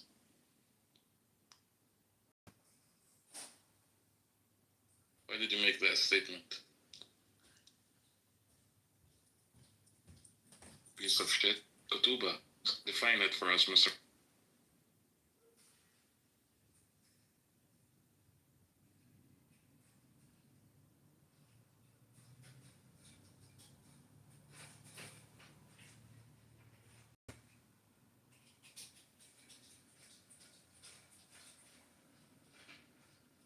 Rabbi, you're under a lot of pressure today. Are you about to explode with that big stomach of yours, like Rabbi? Kituba is Mahar, Amir, in Judaism, by the way. What is it called? It's Mahar in Judaism. Dowry? Yeah. How much dowry did they give you, Black Rabbi?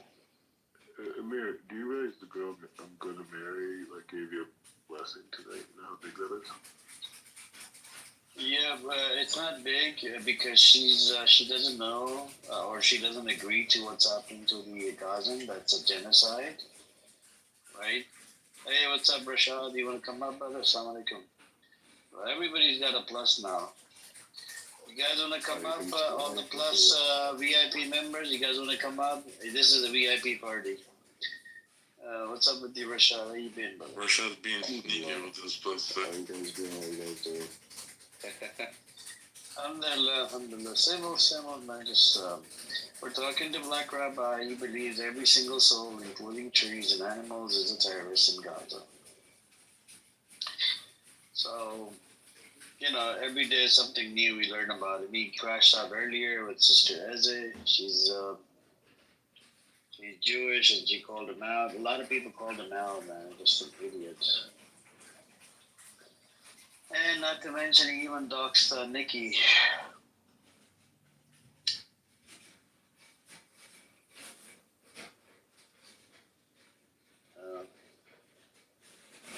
Anybody in the audience would like to come up? The anonymous accounts. We got two. Egel, Mason. What's this other guy's name? Maish Halala. Sam, yeah, he's a Zionist. He lives inside Israel. Anastasia, would you like to come up and have a conversation? Hey, what's up, G? Assalamu alaikum. You want to come up? Come on up. We have another Anan in the audience. Yeah, John Kitover, come up. Son of a bitch. You like to stream my fucking rooms, motherfucker. Shubham. Yeah, too many psychopaths. Amir, you know that question I wanted to ask BB? He was in the other room. Remember I told you how I heard him say that it's a holy war, the Muslims are first coming for the Jews, next is going to be the Christians and everybody else? So I wanted him to clarify. He's like, yeah, I said that. He goes, it's a holy war, what's happening there?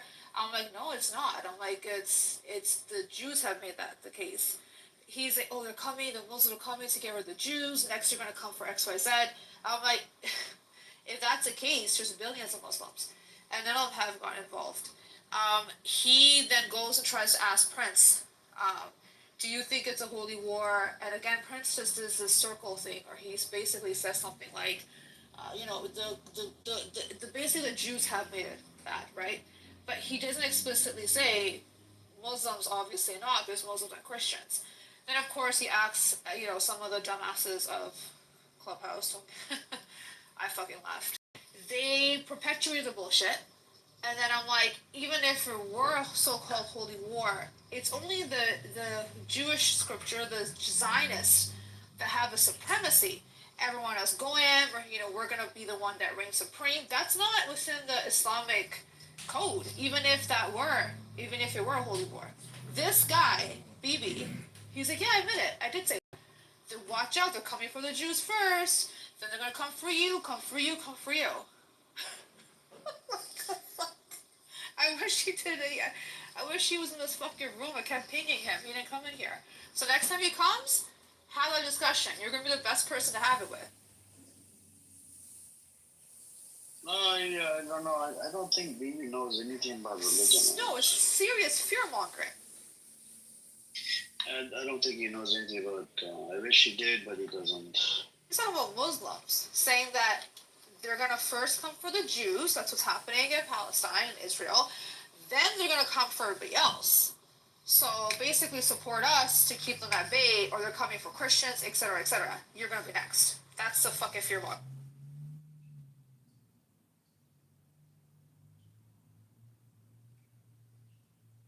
And he stood by it. I want to clarify what I had heard. And he's like, yeah, I said that.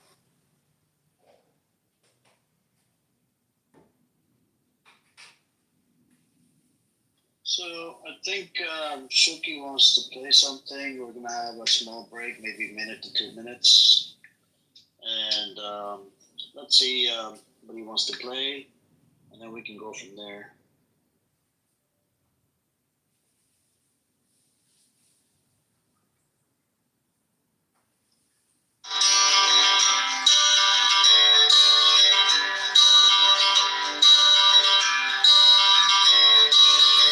Another turning point, fork stuck in the road.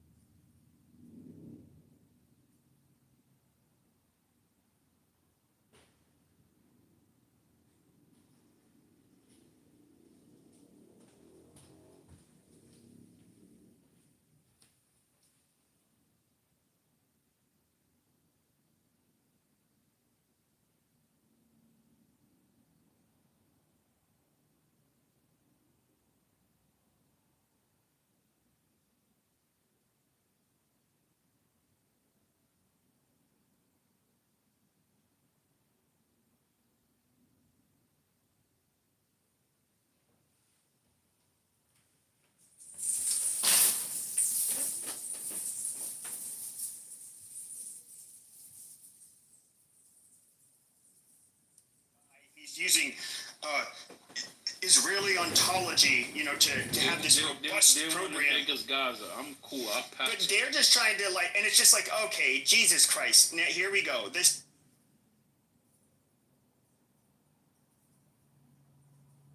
What the hell happened to Pepe? Dude, he got they clipped him. They clipped him. Did he get clipped? God damn it. Oh, He gets clipped once a day. You know, the infighting, Lonzo, the infighting right now is white on white crime. He just got Oh, shit. Who clipped him? We have some white-on-white violence going on this app. Oh, Adam, JB, Roger, all those. Yeah, Othello knows what's going on. But I'm gonna open it up. Let's get back a little bit more closer to the subject, or the topic on top there. I don't know if anybody else wants to speak on what Trump said. I don't even think you even addressed that, what he actually said, and what you think he meant by it. I had a room on it earlier. Bro, I mean, I think that shit was insane. I mean, like I said, if applied fairly, right, I could see some utility in it, and I disagree with it, right? Because I do think that's going to take away a lot of our civil liberties overall. But, you know, it's like stop and frisk, right? It sounds like a good idea unless you, like, disproportionately apply it to, like, one or two different demographics. You know what I mean? Hey, Mike, you got a hot mic, bro. You know what I'm saying? So that's kind of sort of like a shoot. Hey, Mike, you got a hot mic? Yeah. So, I mean, it sounds like a good idea, you know, at face value, right? Because, I mean, yeah, I'm sure there's people walking around with all types of crazy shit, you know, every day. But if four people walking down the street and you're only stopping and you're going after one or two of them all the time, you're always going to miss the other two that's doing crazy shit, or the three that has crazy shit on them. You know what I'm saying? So it's not fair. Just like with this, you know, if Pepe said before he got clipped, right? He said that in Arizona they catch shit like that all the time. So maybe if we gave more funding to Arizona, right? You know, people that want to give cops more resources, yeah, maybe we gave more funding to them. They could like spy more heavily if that was the thing, right? And maybe go after the big wig, the Epstein over there, because I'm sure there's little baby Epsteins all over America. Right, let's go after those people. 200 and something kids go away all the time per year. I mean, homicide is insane. Too many innocent, you know, black and white and Hispanic lives, Asian lives, you know, get taken away too easy. But there's something about kids, man, that we all gotta come together. This is bigger than party. This is bigger than race. The babies are innocent, man. I don't think anybody on the stage is denying that part. That's why I never really understand why everybody kind of like starts their arguments going down that road. But you know, whatever do you, you know, as they say. So it's a lot outside. It's a lot outside Epstein, though. I mean, there was a ton of them coming through the border, not anymore. A ton of them, and the NGOs were involved in it. There's a couple of really great people, or several really great people on it, who are involved in fighting it. I mean, on the field. That if you guys were interested. Wait, you mean people who are actually at the U.S.-Mexico border as not deputized? Mm-hmm. Well, I don't know if anyone knows. Dangerous. I don't know if anyone knows, but the number but one. But you can get the real information, you know. The number one. No, it doesn't matter whether you get the real information. That's dangerous. They don't have the training of law enforcement. They don't have the ability to accept people. They were. You know what you're talking about, dude. I won't let me talk, but you know, you don't know what you're getting. You have to talk about. 25 minutes from my front door.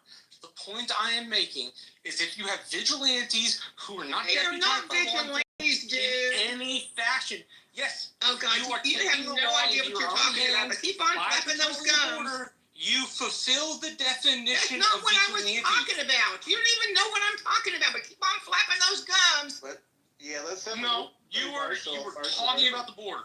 Marshall, let's have more back and forth. Hey, you know what your phone while we drive? Yeah, but don't be. Nancy did have the floor. I think she opened up her mic. And Nancy, go ahead and land, and then Marshall, if you want to rebuttal, go for it. But Nancy, are you done? Or? No, I just wanted to let people know that if you're interested more in what is the reality of what's going on with the child trafficking, that there are people who have organizations that they are very close to Trump too. That she might want to go to X and participate on some of those spaces because they could get more information that way. That's all. Okay, fair enough. Marsh, I don't know if you want to respond to that, but I'll push on. No, push on, man. I said my piece. All right, all good, man. Sister, do you want to speak to the title of the room? Where do you think Trump was going with what he said? Do you think he was referring to race? Where do you line up on what Trump was saying there earlier? By the way, the clip is on the Jumbotron if anybody wants to know what we're talking about. Okay, I'm about to listen to the clip real. All right, no worries. The floor is open. One, Mike, did you want to take a shot at this? Where do you fall on the same question I just asked? No, I have to listen to the Jumbotron, then I'll be able to speak on it. All right, fair enough. Okay. Floor is open if anybody wants to talk. I don't know if someone wants to fill in.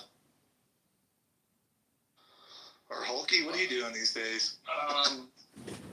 So if the National Guard comes to Chicago, what will that look like? Okay, are they just going to be standing out on the streets in fatigues, and then where's Mike at? I want to ask him. Like, is this going to mean less drive-bys, less looting? Like, what's it going to look like? Just deterrence? Yeah, it's deterrence. Yeah. Okay, well, yeah, Arthello, you're saying that the National Guard. I actually don't know one way or the other. Do you say that it's a good thing to have them there, or no? Regardless of what they're doing, I don't know where you stand on that. Well, no, I think it's a great thing. Like I said, if done fairly, if the intentions are to actually do what they want to do, I don't want this to be stop and frisk to the 10th power, where they're only targeting black and brown bodies. I think it's going to deter a lot of the criminal industry. And so when we brought up the child trafficking industry, I was only looking at the top 10 industries that affect the inner cities. Do you guys know what the number one illegal industry is? It's counterfeiting, making fake money. That's like $1 trillion industry. I said, okay, what's the second highest industry? Sex trafficking and child trafficking. I was like, okay, that goes on city to city, state to state. And I said, okay, what's the third and fourth? That's illegal guns and illegal drugs, right? So I'm looking at it like you deter people from selling drugs. You deter gangs. A lot of those homicides came from like territory and gangs so that people can sell drugs. So you're hitting a lot of dominoes in one swoop. And it's going to affect not only the microcosm, like the kids on the corner that just want to be in gangs and shooting each other. It's going to affect the burglars. It's going to affect the pimps. It's going to affect the prostitutes, but it's also going to affect the traffic people who are doing the things against their will. And it's also going to have an effect where it affects even the bigger conglomerates, the plugs, the cartels, the Russian mafia, the mafia, like the people who actually traffic these drugs into these neighborhoods, traffic illegal guns, because Black people don't have fentanyl factories. Black people don't have gun factories. So this is going to affect a lot of different industries. So I'm not looking at it like, oh, it's going to, because like I said, black on black crime is 12,000 deaths a year. That's under 1% of all black people. Is it bad? Yeah, it's still bad. But this is going to go after a lot of different industries, and I hope we're focusing on that instead of like black on black homicide. Okay, Mike, I know you. Yeah, I was gonna say y'all do. So you do know in Chicago, like y'all do know the police be putting the guns in the streets, right? There we go. Probably. Y'all do know that, right? So you're saying that putting the guns out for, like, how does that look like, Mike? Like, what exactly does it look like? Like they put the guns on the streets, bro. Like, where do you think the gang members and where do you think they're getting the guns from, bro? Like, how are they putting them on the street? I'd like to know how they putting them on the street. There's a black movie, I think it's called like Menace to Society. It's one of those movies, right? Or Don't Drink Your Juice in the Hood. Basically, a car pulls up, right? And they pop the trunk, and it showed like a white man, FBI guy, undercover, just leave the car with the trunk pop. So black people walk up, and there's just guns in the back, and they running off with the gun. They also do it with the train. They comes through neighborhoods. Facts. They bring the train, they stop the train, leave it, guns. Do you know this to be fact? Do you know this to be fact personally? Yes. I think they can buy. No.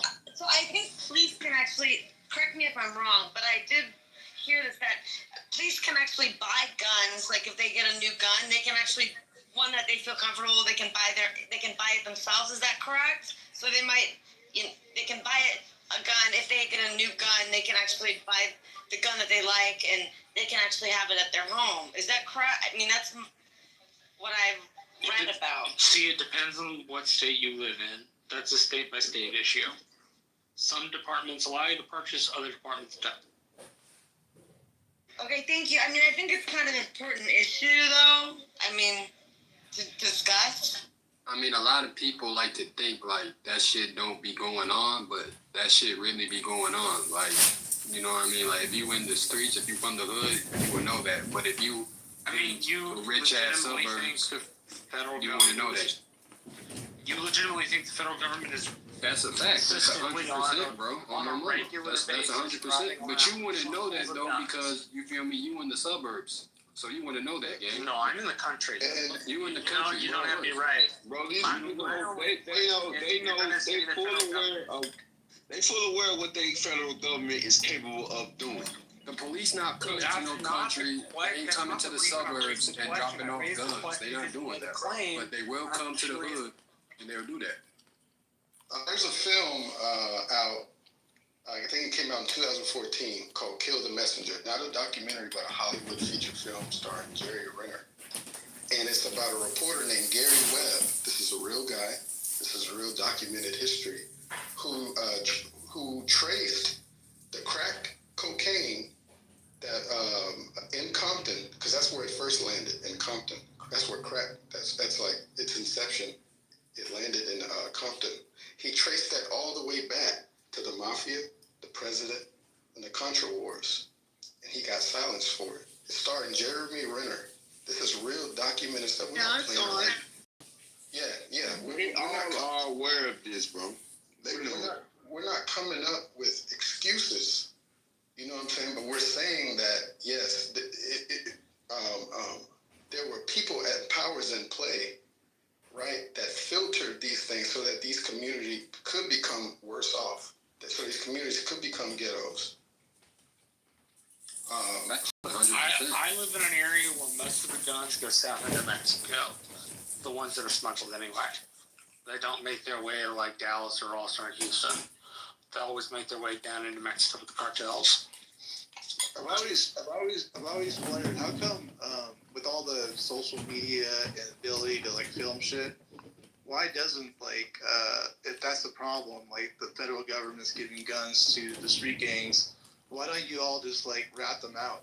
Like just like catch them, Mike. What do you say to that? Like, if it's your case to like rat them out, like we're not. I mean, black people, we don't snitch, bro. I mean, that's just it's just in our culture. I mean, I know that's what white people do. You I know on the cops doing it to you. And bro, if listen, let's say black people have no problem with snitching, bro. What he's saying is like impossible, bro. Like, come on, man. You're saying not snitching on a friend or whatever, but if you're saying the cops are doing this, the government's doing this. Yeah, don't you want to say the cops? Like, those are the people that you like clearly don't like. I mean, there's a lot of gray area. We don't like. There's a lot of gray area in there, and then you're asking yourself to like get on paperwork. No, just take pictures of it and post it under somebody else's name. When they can't trace you. We're not doing Nancy, are you one of Steven's friends from X? Yeah.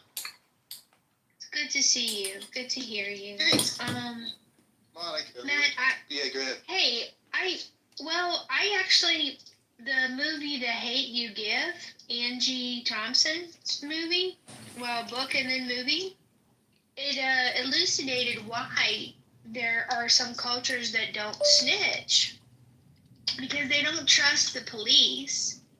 And if they do, the police are not there to protect them. Tupac said the very people people that white people are afraid of that are in my neighborhood, I'm afraid of them too. They're cold-blooded killers. And then some of them provide for their families. Food, shelter, clothing, electricity. So telling on them would hurt the family more than one way. So maybe that's the answer. I don't think nobody needs proof in here. Everybody is well aware of what your government is capable of doing and the heinous shit they already done. Jonathan, but the mass number of people in America aren't. That's the thing. And if they saw the actual proof of it being there, it would do a lot. I think it would do a lot. Well, hell, all you got to do is look on social media and you'll see clips of police killing young melanated, kids or men or women, and that hasn't stopped. Well, but they kill all, guys, because the one thing they've been wanting to do is they're trying to keep us fighting down here, because we'll keep our eyes off of them so they can keep on doing what they're doing. That's what they've been doing for decades, right? We got to stop it. We need to be together to go after them. Yeah, hold on. On Mike, okay, I just want to get back on topic a little bit. I've been trying to get back there. Okay. Did you have a chance to listen to the clip? I think you were one of them. I think I don't have opinion. X. What is that, Twitter? Yeah, that's X. So when I click on it don't do anything. Shit. Can we play it again for the room, maybe? Yeah, who was it that was playing for us earlier? That'll be a good idea. I think it was Dot down here that just joined the stage. Period. Who? Was it the Dot guy? Yeah. No, our boy is back. It was the Dot guy. He's back on stage. For sure, the Dot guy. Make sure you guys follow. Hey, everybody. Pepe. Bro, you got clip? Make sure to follow the Dot guy. Hello, everybody. Do you have that clip again, the Dot guy, or no? Can we get Othello clipped? Oh, jeez, let's not do this right now. Why does he have PTR of my comments? What were you saying? Someone called me a sand N-word. Wait, I don't see your PTR of your comment. But why would you take my comment that's in What did you white say? power What did you say in the out of content and make it your PTR, Othello? What did you say in the comment? Why? I just said white power, but that was in response to some black guy called me sand N-word. Why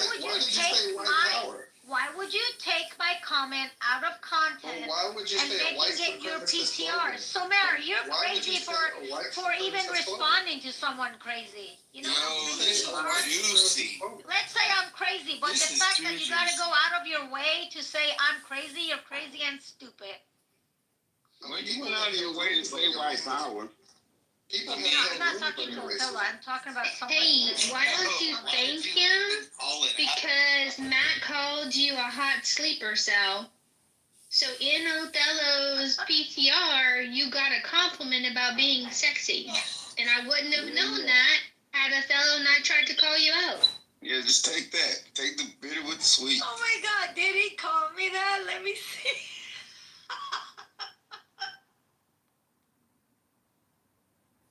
She's a hot sleeper. Hilarious. These are crazy. Hey, yo, roll the tape. Yeah. So I think the military in Philly is they're basically like high paid marijuana monitors, right? They just go around and say, hey, put that out, no smoking, no smoking marijuana in public. That's basically what they're doing. Wait, the National Guard is enforcing In Philadelphia? Yes. Cannabis? Yes. Where have you seen that? Wait, where is that? Every clip, bro, there's clips all over it. Do they? I do really want to see it. No, post it. There's clips all over of the military in Philadelphia monitoring smoking marijuana outside. All right. All right, so let's get back on the title. I'm trying to still get there. One mic couldn't hear it. I don't know. Alan, have you heard what has happened or transpired today with Trump? Yes. As near as I can tell, there was a fight between where the Star Force or Space Command or whatever he called it was going to be located, or actually whether it was going to remain in Colorado or move to Alabama. Hunting, Alabama, I think. Well, Alabama won. Huntsville. Huntsville, thank you. Yeah. Huntsville won, and it will from now forward be referred to as started in Rocket City. Rocket City. It happened before. Rocket City. Yeah, it already happened. He did this before Biden reversed it. Yeah. Well, Biden reversed it. Trump reversed it again. And Bob making these people move. They're having to move every time that SpaceX doesn't want to move because they don't want to. That's the thing. Is like it does this really.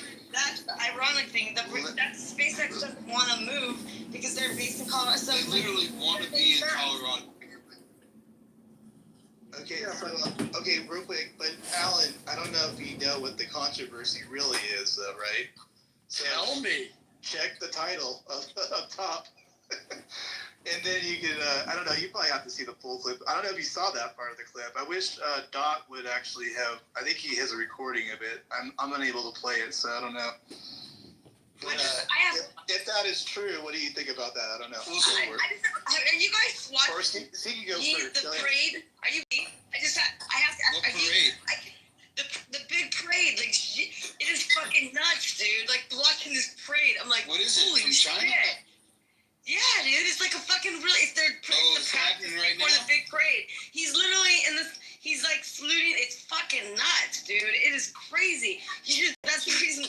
I mean, it is like holy. They're just practicing before the parade, and all these military people are like lining up. It's unbelievable, like how. I mean, it makes the parade that Trump had a complete shit show. I mean, and that's been the. It is. This is really like it's scary actually because when you look at the agreements that are taking place between these partners. The first thing that came up when I went to YouTube. Wait, what? I'm confused. What is a parade? What parade? You hear it? What is it? Look at all the people. Dude, I mean, are you kidding? Like, they're not even. It's private. It is all the people. They are literally in lockstep. It is fucking crazy. Like how? What is it? I don't know. It's a huge military parade in China that's representing China, Russia, India, and Hold on, Art. I'm trying to figure out what parade is this that's going on right now. They're marching together. The countries are marching together. You are R. You're not C. C. Just look. Take a moment. I'm telling you. No, I'm just asking you. Take a moment because they're just. This is not the parade yet. Go to YouTube Live. It's what is it for? You guys, it's not that hard. It's not like I know you're trying to get a point across, or somehow this is some crazy event. What is it? That's the point. I fucking just tried to tell you. You told me to shut up. Well, you're R. You're not C. Remember that little thing I said? Yeah. So you'll be able to talk in a second. But C, I was just trying to figure it out. Maybe that's too hard. I don't know. But okay. R, do you want to take a shot at it? Yeah. Read the chat. Look what James Bradley just said. All right. Let me see what he said. Apparently, some parade with China's military. You guys know what it is, man. Wow, this is. If you're not looking at it, you're missing it. So wait, is it a You guys know exactly what it is. Wait a minute. Is a Chinese parade in the U.S.? Is that what the claim is? No, we're not invited. We're not. Why do we care about the parade in China? I guess that's what I'm asking. All the world leaders are there. How does she feel about what Oh my God! All the leaders are there. I mean, who else is there? Every member of BRICS. Everyone's that. I mean, this is every member of BRICS. India's lead. I mean, they're all going there except America's not going there. I mean, Trump's penis is probably. Europe. I mean, like literally, totally humiliating the whole United States. projection. It's a fact, though. It's I mean, projection. when the India she's a retard. Modi is holding the hand. I mean, when India's holding, like, Modi is holding the hand of Putin, you know, laughing and Modi's giggling. holding the hand of Putin and Holding the tickling hand, walking to go talk to Lizzie. They were holding hands. Are they skipping and jumping and looking lovingly into each other's eyes too? Pretty much. Did you not see that? They really are. Did you not see it? They were so cute. Are they feeding each other grapes? They are. Really, literally. They are. Okay, whatever, lady. You can Is one of them combing the other one's hair? All right, I'm done with the parade. We're done with the parade talk. I don't care about the parade. I don't give a shit about He the sounds parade. like one of the Yeah, so Matthew asked me to Parade. Can we hear I answer the question? Hold on. Can Why is I- everybody coming off mic? I'm just gonna start moving people. Quiet. Okay, Sarah, did you say you could play the clip or no? No, I can't. I said, can you ask C? What does she think about what Trump said? Yeah, let's start with C, then we'll go to Alan, and then we'll go to Monica. We haven't even heard from you from that part. So here we go. C, Wait, I want tell us what you to think. talk. Who's that down there? Oh, Joel, you'll go too. Don't worry. Joel should go before me. I don't even know what the question is. Let everyone else go. No, Okay, what about so- when Trump said that these are born criminals, to be criminal? You know that one, C. Come on, you have to know that one. Yeah, you asked me that. You don't know that, see? She's watching Come on. a military parade in China and doesn't even know this part. See, do you not know that or no? All right, she's going to take the fifth on that. Alan, you're up, and then we'll go Monica and then Joel. Go ahead, Alan. Yeah, what Trump said, absolutely 100% correct. Too bad if people's feelings are hurt. Number one. Number two, is the world freaking out because Modi's talking to Putin? Let's get, I just thought about this today.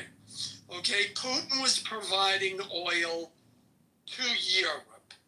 And the Biden administration was, bad Putin, we got to stop Putin. They blew up Nord Stream 2. They stopped Putin from selling oil. You know why? Who's going to sell oil to Europe now? The Turks and the Azeris. It's going to come from the Middle East. The fucking Turks. So tell me, who would, and all of that money that was going to Russia now's going to go to Turkey and Azerbaijan. So tell me, and all of that money, I'll get to the final question, all of that money is going to be funding their governments, their philosophies, their ideologies, which they are going to use to fund their political beliefs and pay off politicians in our country. So tell me, who would you rather have making that money? Some Russians or some Muslims? Take your pick, because if you're voting for the Muslims to get that money and sell all of that oil to Europe, go fuck yourself. I'd rather have the Russians doing it. Why? Why? Because the Russians are not a threat to our country, our democracy, to anything the way Muslims and Islam is. And the fact is the Democrats, those dumb fucks, have been selling this Russian collusion narrative, which if you just watch the news, they've released more files about how Obama and other Democrats colluded to undermine Trump in 2016 by creating the false narrative, 100% false, that Putin was trying to corrupt our elections and trying to destroy our democracy. Russia is not trying to destroy our democracy, but I'll tell you what, we see some active participation on the part of Middle Eastern countries. All right, Alan, go hit your breathing machine one time. Good job. That's okay, Otello, you dumb fuck. I can breathe just fine. That's not, No, that was good stuff. Man. That was good it's stuff. not the dumb That was good fuck. stuff. Okay, I think Monica, you're up. Do you want to speak on what Trump said? What do you think he's inferring to, or what the story is? I have been known as the Trump whisperer. Nobody understands Trump like I understand Trump. Ask anybody, they'll tell you. I understand Trumpian speech. So I was thinking about this. Plumbers have their kids around and they teach them the craft at a young age, and the tendency of their children to become plumbers, like doctors, lawyers, and such, and car mechanics, tends to be high. They have a knack for it. They have a genetic disposition for it. They tend to run in families. So I asked Grok, hey Grok, can you determine if there's any patterns in criminality like there are patterns in career paths in families? And there's a link in the chat for people to review.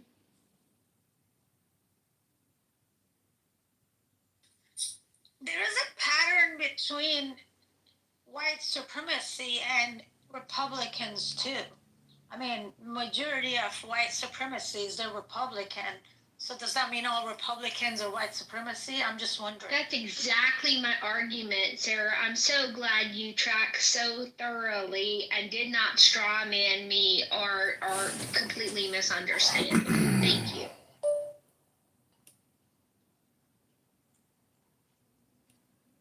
I don't know why anyone can take that comment as a racial attack on anyone. Like, we don't have white criminals. Like, we don't have Jewish. I mean, was Epstein born I don't think it's a race. I don't know who was saying it. I think this is like an attack on class. Then why do you think he should resign? Oh, that's a joke. I was trolling. But I'm upset about what he said, though. I am upset about what he said because it's called generalization, and we do have, like, you can't just go around and say, because majority of criminals are from low income class and everyone he didn't say that class. Well, you can't. He said they were born to be criminals. Right. So that word is a generalization. You can't say no one is born to be a criminal. Well, how about hyperbolic? Do we know Trump to be as hyperbolic, given the fact that when the government shut down and the sports team came in his first administration to the White House, and he fed them fast food because out of his own pocket because the government was shut down, and he said the burgers were piled a mile high in the White House, and CNN and mainstream media said, "Oh, that's a lie," instead of a hyperbolic statement. Well, I don't know. The left says that people who are trans were born to be trans, that they knew their whole lives that that's who they were. So I thought we both agreed that the left is fucking retarded. Okay, and we're different than them. So you're telling me that we're just as dumb as they are? No. Okay, no. thanks for the clarification. You don't. Well, because they do it doesn't mean we should do the same thing. That's all I'm saying. You don't generalize. Yeah, you don't generalize an entire class. We do generalize. That's what statistics. That's what a president shouldn't fucking do. Alex, no, you but intelligent people generalize. So the thing is you don't have to deny that a person who grows up in a child who grows up in a white supremacist family, you don't have to deny that it's very likely that they will end up being a white supremacist because that's criminal too. Environment does make a difference. There are times when environment doesn't make a difference. That's actually not even born to be. That's born into. That's born into. Yeah. Listen, if he had used the words born into, I wouldn't be upset. No, it doesn't. No, it doesn't. As a scientist, as a biologist, I'll tell you. Born to be means genetic. It doesn't mean environmental. No, that is exactly why I'm so upset. If he had said born to be, could have a point, which I could agree with you. I don't think Trump is that specific. I mean, and certainly he's not that specific as people on this app have been known to be, to get to the point of putrid, what's the word? Putrid specificity that ruins all conversations. But I think we know what he meant, and I think yes, there are exceptions, as the seminal movie Trading Places showed us, that just because you're born into criminality, the way Eddie Murphy's character was, doesn't mean you're necessarily destined to it. And of course, we know that not everyone. It's just an articulation problem, right? Yeah, Is that what you're trying to say? Yeah, that's what I said. And I'm furthering the point by saying that, yes, not everyone who's born into criminality will repeat it. But the fact remains that if you are born into that environment, then maybe not only is the environment going to make a difference, but maybe those genes will make a difference too. As far as the clip about what Donald Trump said, I got absolutely no problem with what he says. Not one. Not one. And I'm somebody that's from a neighborhood like Chicago, right? I got no problem with what he said. And in fact, I don't think the old majority of so-called black people have a problem with what Trump said. The problem is the so-called black people that are politicians and a part of the Democrat Party that help white supremacy thrive. They're the ones that basically put out these narratives that say this is how black people feel, which is bullshit. I don't understand why black people think everything is about them. So you're telling me all criminals are black because I said it, but I don't think you were listening. No. I'm specifically upset because I see classism in that. Wait, Sarah, you just generalized all black people. No, he's saying black people are not upset. You just said I don't know why all black people think this is not about race. Listen, did everyone that they arrested in D.C. was black? Of course not. This is not about black people. Why do black people make everything about themselves? You just generalized. I literally said class. This is an attack on the low-income Americans, regardless of their fucking race. Yes, but you said, why do black people think everything is about Because he's saying that. He's saying I'm from Detroit, and I know this. I'm like, why do you think like that? Single him out. Well, you were in this room or not earlier. Where's absolutely? He was like, oh, I'm a black man, and some white woman is saying this. I'm not even talking about race. This is the 50s. I said class. Well, this is why. I'm gonna tell you,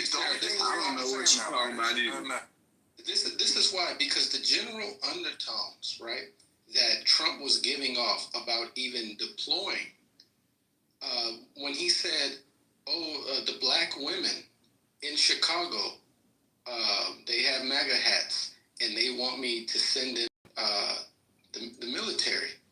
So the general undertones was that he was sending it to quell black on black crime or black crime. That was the general undertones of his of him saying that. But today he was talking about D.C. and then he said these were criminals. These were born to blah blah blah. But so unless everyone that they arrested in D.C. over the weekend or whenever, unless they're all black, no, he wasn't talking about black people. Right. We know that. We know it's going to quell a lot of different criminals from different demographics. But he did say the black women in Chicago, Hispanics committing crimes, white people committing crimes. You're so mentally ill. You're associating crime with black people and trying to project onto Trump because there's something wrong with Who? Othello.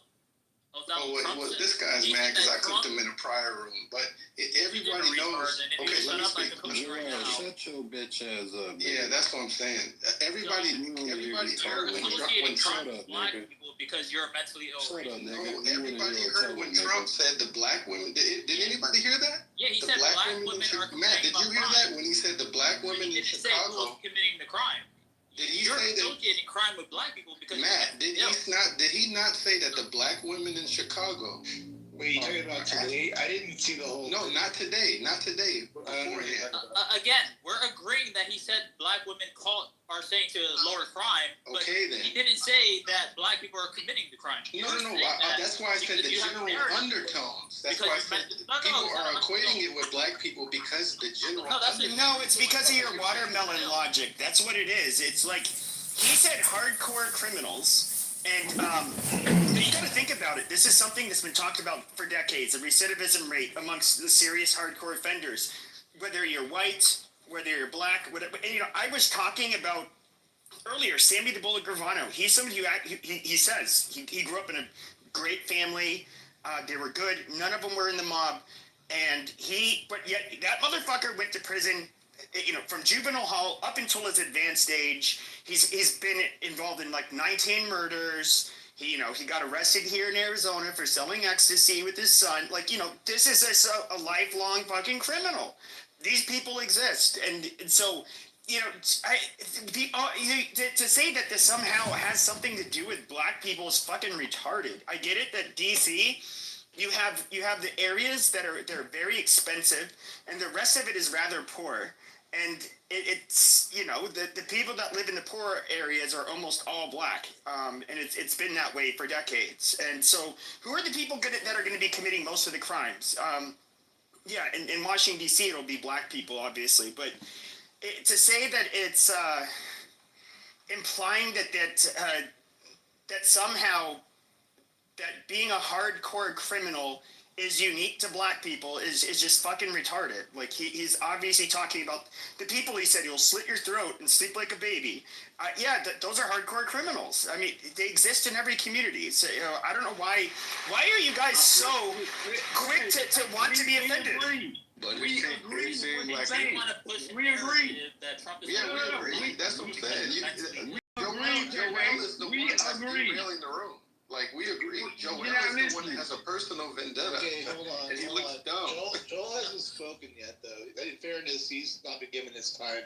Joel, go ahead. You have the floor. Speak your mind. Go ahead. I'm just hoping that this low IQ hood rat would just shut the fuck up. Hey, shut your fucking mouth, Pecker. Show some respect, we'll rob the fuck bitch. Out of you, nigga. Watch your mouth, nigga. What the fuck you talking about, nigga? I got snipers, Joel. I got shooters in the room. The 90-pound Mike is fucking, oh my god, he's terrifying. Hey, Cracker, shut your fucking mouth. I'm not white, retard. Pecker Wood, where are you? No, a nigga and Cracker ain't need a duck. Not white, retard. He's Somali. What are you? He's Somali. Oh, he's Somali.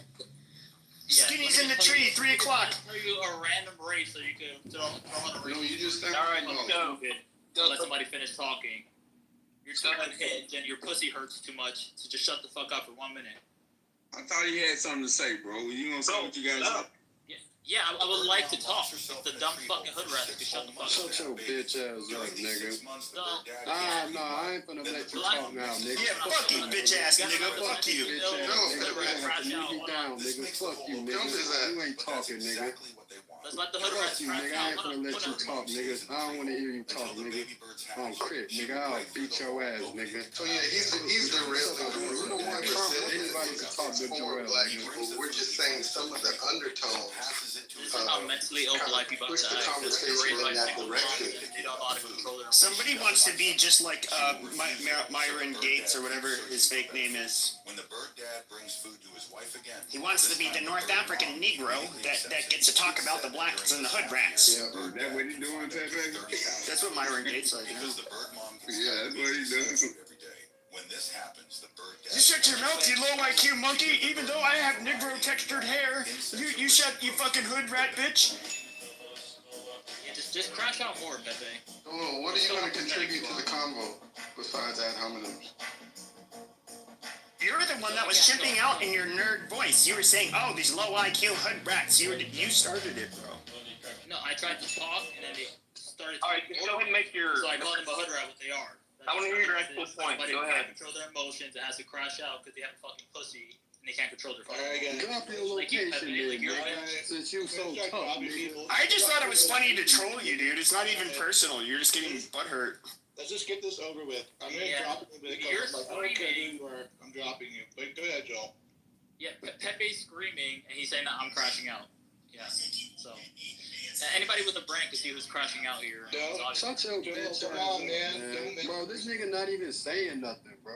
But yeah, so black women are saying that they want to stop crime. They didn't specify any race because there are Hispanic people in Chicago who are committing crimes. There are white people who are committing crimes. There are black people. There are literally all races that are committing crimes in Chicago.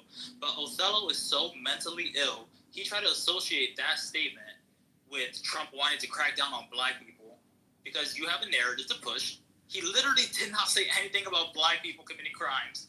But you have a narrative to push because you're a Democrat coon. So you have to just literally, oh, he inferred it. He implied it. I can read his mind and know his motives. No, you're just a fucking retard who hates Trump for some reason because you're a coon, I guess, who needs to lick that Democrat dick. And you just have to make shit up in your delulu fucking brain. But that's not what he said at all. You should actually try to just report what people say instead of trying to... anything related to crime, it's Democrats always want to associate to minorities. They want to associate it with the immigrants, and that's how they gain their support. But other than that, they just can't actually show for anything that they've done good for the country at all. I mean, we know this, but then there are just low IQ people like Othello and Mike who just love their Democrat massa for some reason. I mean, imagine how dumb you have to be to vote for people and to support the party that thinks men are women and who just a few years ago gave us 9% inflation, doubled our gas, tripled mortgage rates, and let in 11 million illegals that caused rents and house prices to go up. Well, I don't vote, brother. I never said I was a Democrat or a Republican. But you're really giving off Democrat vibes and you crash out like a little bitch and you act a little and you're kind of proving that you were raised by a single mom, you know? I just think you don't have anything worthwhile to contribute. How you act. I just don't think you have anything worthwhile to contribute. You definitely were not raised by a I know you tough on the internet, my brother, but we can always drop locations, bro. Oh God, I'm not going to your disgusting. That's what I'm saying. If you're not coming to the city, then shut up, nigga. So let's continue on. Matt, can we get somebody else to talk? This guy said. Can I apologize to Othello? Because you dirty Armenian piece of shit. Shut up. Yeah, Pepe, stay out of it. You know, before he said "catch my breath," and I took that as an insult. But really, I realized my battery died, that he was just deeply concerned that I was breathing properly, and He doesn't get concerned about anyone. Okay, He's a if troll. I am telling a joke, can the audience please? You're a dirty Persian bitch. Shut the fuck up. And I'm telling Pepe, I'm not in the mood for you. Thank you very much. But what he's talking about actually has a point, because people are so dumb in this age that if Trump had said some pigeons told me they wanted to reduce crime in Baltimore, then people would be complaining, oh, he's talking about pigeon on pigeon crime. You can't mention anyone without people assuming that they're talking about them. But let me, just, oh crap, it lost. It was in my photos. There we go. Let me find the stats here. Oh, I got it. Great. Violent crime rate per 100,000. Oh, God. Number one, I just said violent crime rate. Did I say anything about race? No. Number one, St. Louis, 69.4.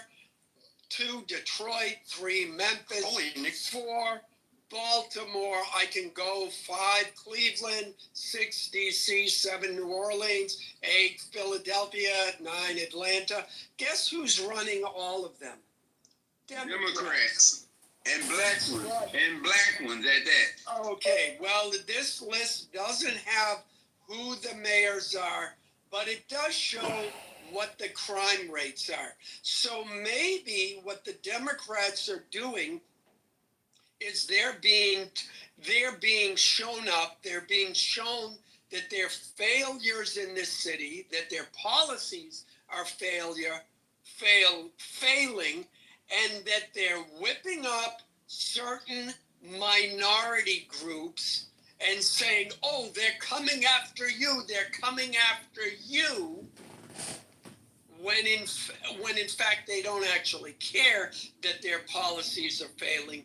They just don't want to let go of power, and they just don't want to admit that Trump is right. And that last point, I guarantee, is 99% of it. They don't want to admit that he's right.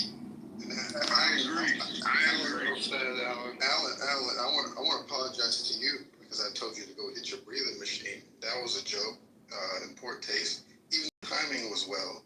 And I want to say that I truly agree with what you said earlier. Like, I'm not even trying to troll you right now. When I brought up the racial undertones to Trump, who I voted for, Joel, so your whole angle that you tried to come at us with is obsolete. I only brought it up to say this is why, because Sarah said, why do you think it's all about you? And I only brought it up to say this is why black people have been hosting these rooms, talking about it, like, oh, okay, is this going to be stop and frisk to the 10th power? You know, now that it's with the military? No, black people tend to live in the inner city. And so when we hear things like, oh, the black women in Chicago want us to get out there, naturally, black people are going to take that as like, oh, okay, that's coming to clean up our neighborhoods. I even said today that it's going to help with all types of crime. All types of crime. I mean, I even went into the different industries, from sex trafficking to counterfeiting, pimping, prostitution, all kinds of things. So don't try and like make me seem like some rabid Democrat supporter. You know, I voted for Trump. Aldello, you know, you're actually right. And you know the thing is, though, is that you get the white sluts and you get the white adjacent sluts and the chink sluts that all want to virtue signal it to the minorities. And they actually like go over the top and like sometimes more than black women, which is hard to do because they're very loud and aggressive, in my opinion at least. And they will scream and throw temper tantrums, much like Sarah did, stand on her high horse because she wants to be worshipped. She wants to be worshipped as having, superior morals, and she wants the recognition from the black man. And that's what she does. That's what she does. And it's bullshit. Why is she so offended by something he said? And the black men on the stage have been telling you all night, darling, that you were wrong and that... I'm nodding to black men. Yep, and they did not take Trump's statement the way you did. Here she is acting like a hood rat. Here she is screaming like a ghetto hood rat would. Why? Because when it comes to her virtue signaling points, she really wants them. She's being aggressive. She's being a ghetto gagging slut. And she's angry. I'm dating a white man. I'm sure you are. You're having sex with a black man, though. No, I don't like black men. I'm kind of over it. Clubhouse. Oh, you're over it. Yeah, I know. You've probably been over it and on top of it and, in front of it and all kinds of things. But, at the end of the day... You have a thing for black men, too, Pepe. No, you're the one who made the statement, not me. I feel like you have a thing for them, too. Okay, that's nice. You Corsican gigolo, stop talking. Let me add one. That's the only thing I could think of.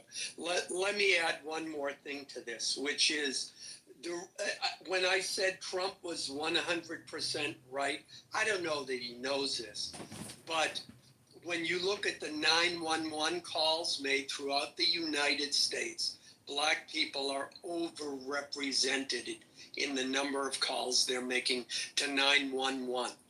And there is an 85% satisfaction rate with all 911 calls.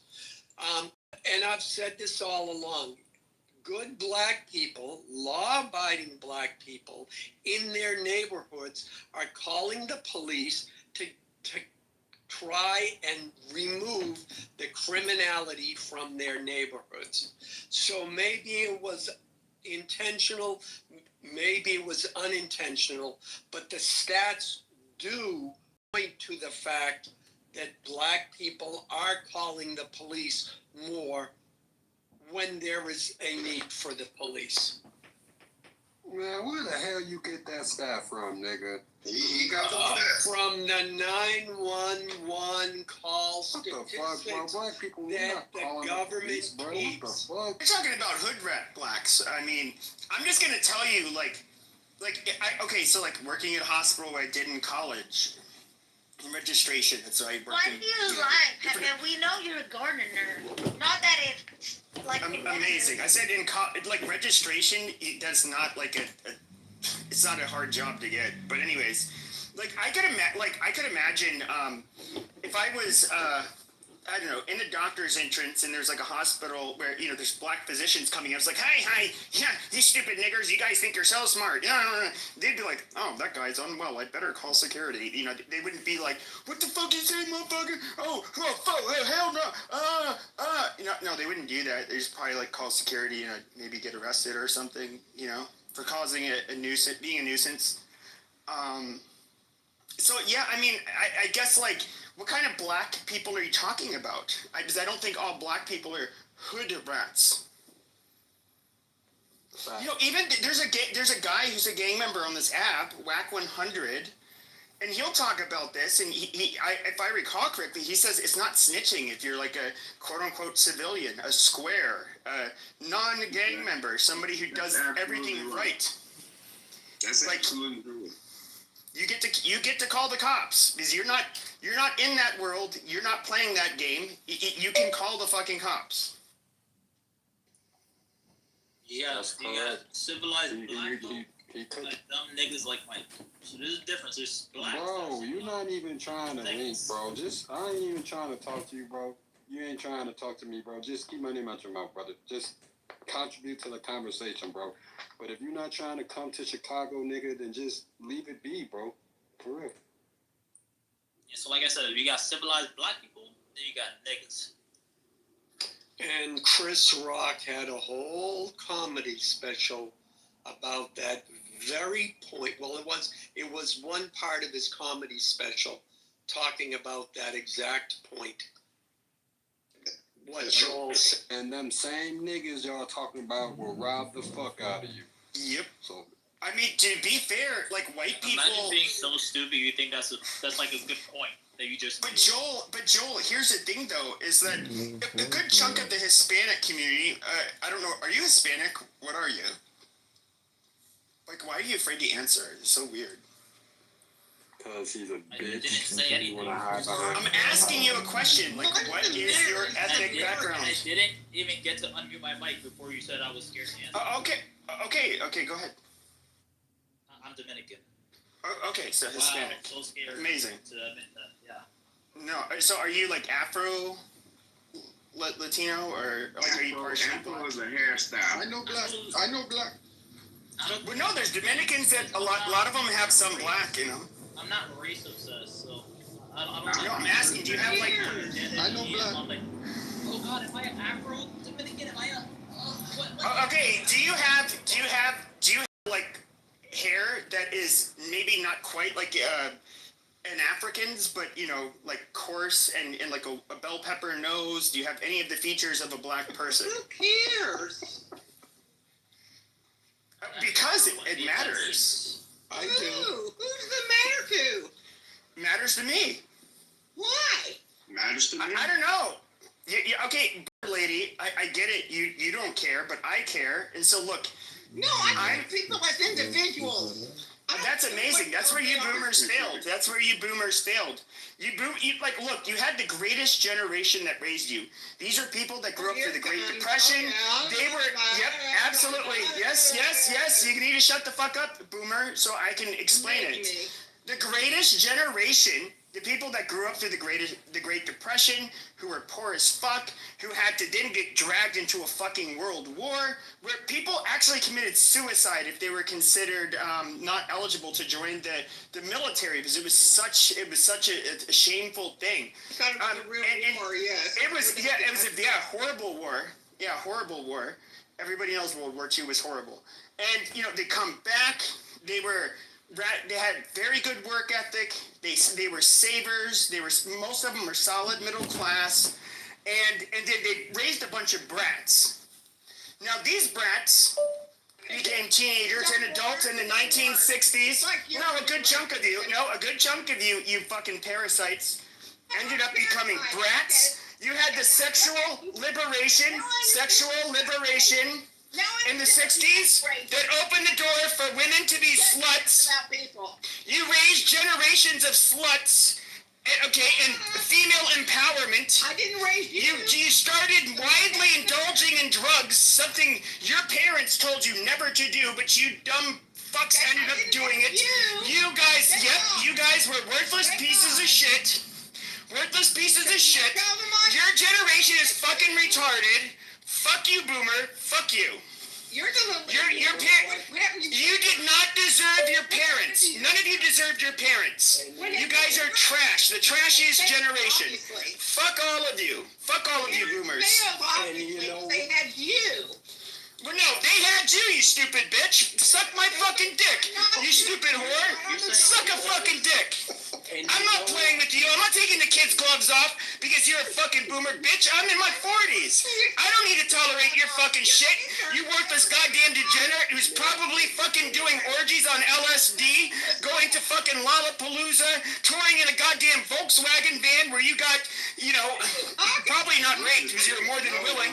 No, you absolute trashy people. You know what, Pepe?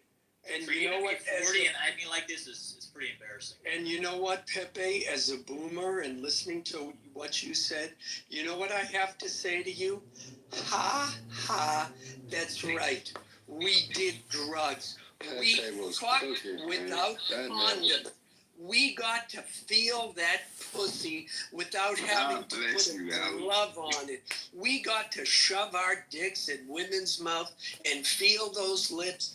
And I did that as a fucking teenager. I did, like, how does that a flex? That when we were high, we were smoking weed. I did it when I was sober and a fucking kid. Like, how is that a fucking flex? All of that, and we enjoyed the fuck out of our lives. Yep, we enjoyed it too. And we made our money, and we're not giving you one stinking dime. Yeah, We'd rather give it to some charity that helps birds, a bunch of little brown children, in the, you know, make their nests in the forest, rather than to give it to you ungrateful little fucks who thought they were so important that they don't need to work. No, you guys thought you were important. That's why you rebelled against your parents. To give them money, you spoiled fucking brat. No, you guys were the spoiled brats. We worked for it. Your parents worked for it. Nope, your parents worked for it.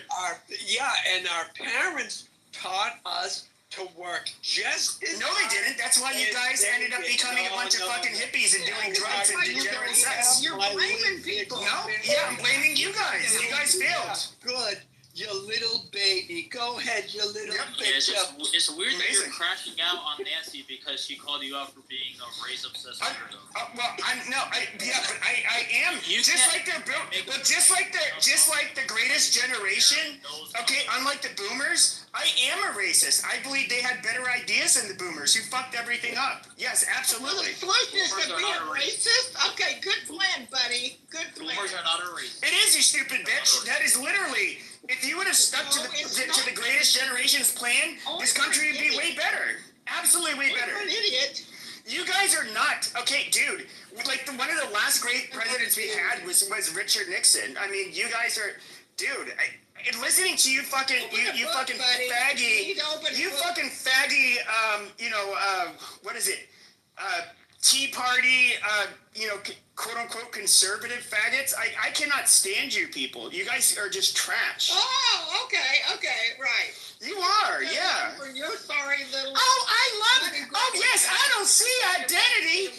Okay, you Arabs that fucking hate us, it's a religion of peace. Oh, yeah, come on in. As long as I can smoke my marijuana with my gay husband, and yeah. You're like, what are you concerned? What did you boomer retards concern? conserve? You guys did not conserve. What did you guys conserve? You didn't conserve anything. You didn't conserve the moral fabric of our country. You did not conserve the ethnic or racial fabric of our country. You did not conserve the religious fabric of our country. You guys literally fucking tore it apart. You guys are fucking trash. It was the greatest generation who voted for that. The last boomer was born, what, in 59, 60, or 61? Most of the boomers were kids when the civil rights was voted into law. Most of the boomers were kids when they legalized the pill. And the pill was the thing that allowed all of us to fuck like rabbits without having. And it's too bad your guys' parents did not have the generation. They actually. The greatest. If they would have been they would have been the GOAT generation. If they would have literally had the pill and not had you fuckers. Like crazy. So you don't even have your history. Baby. You're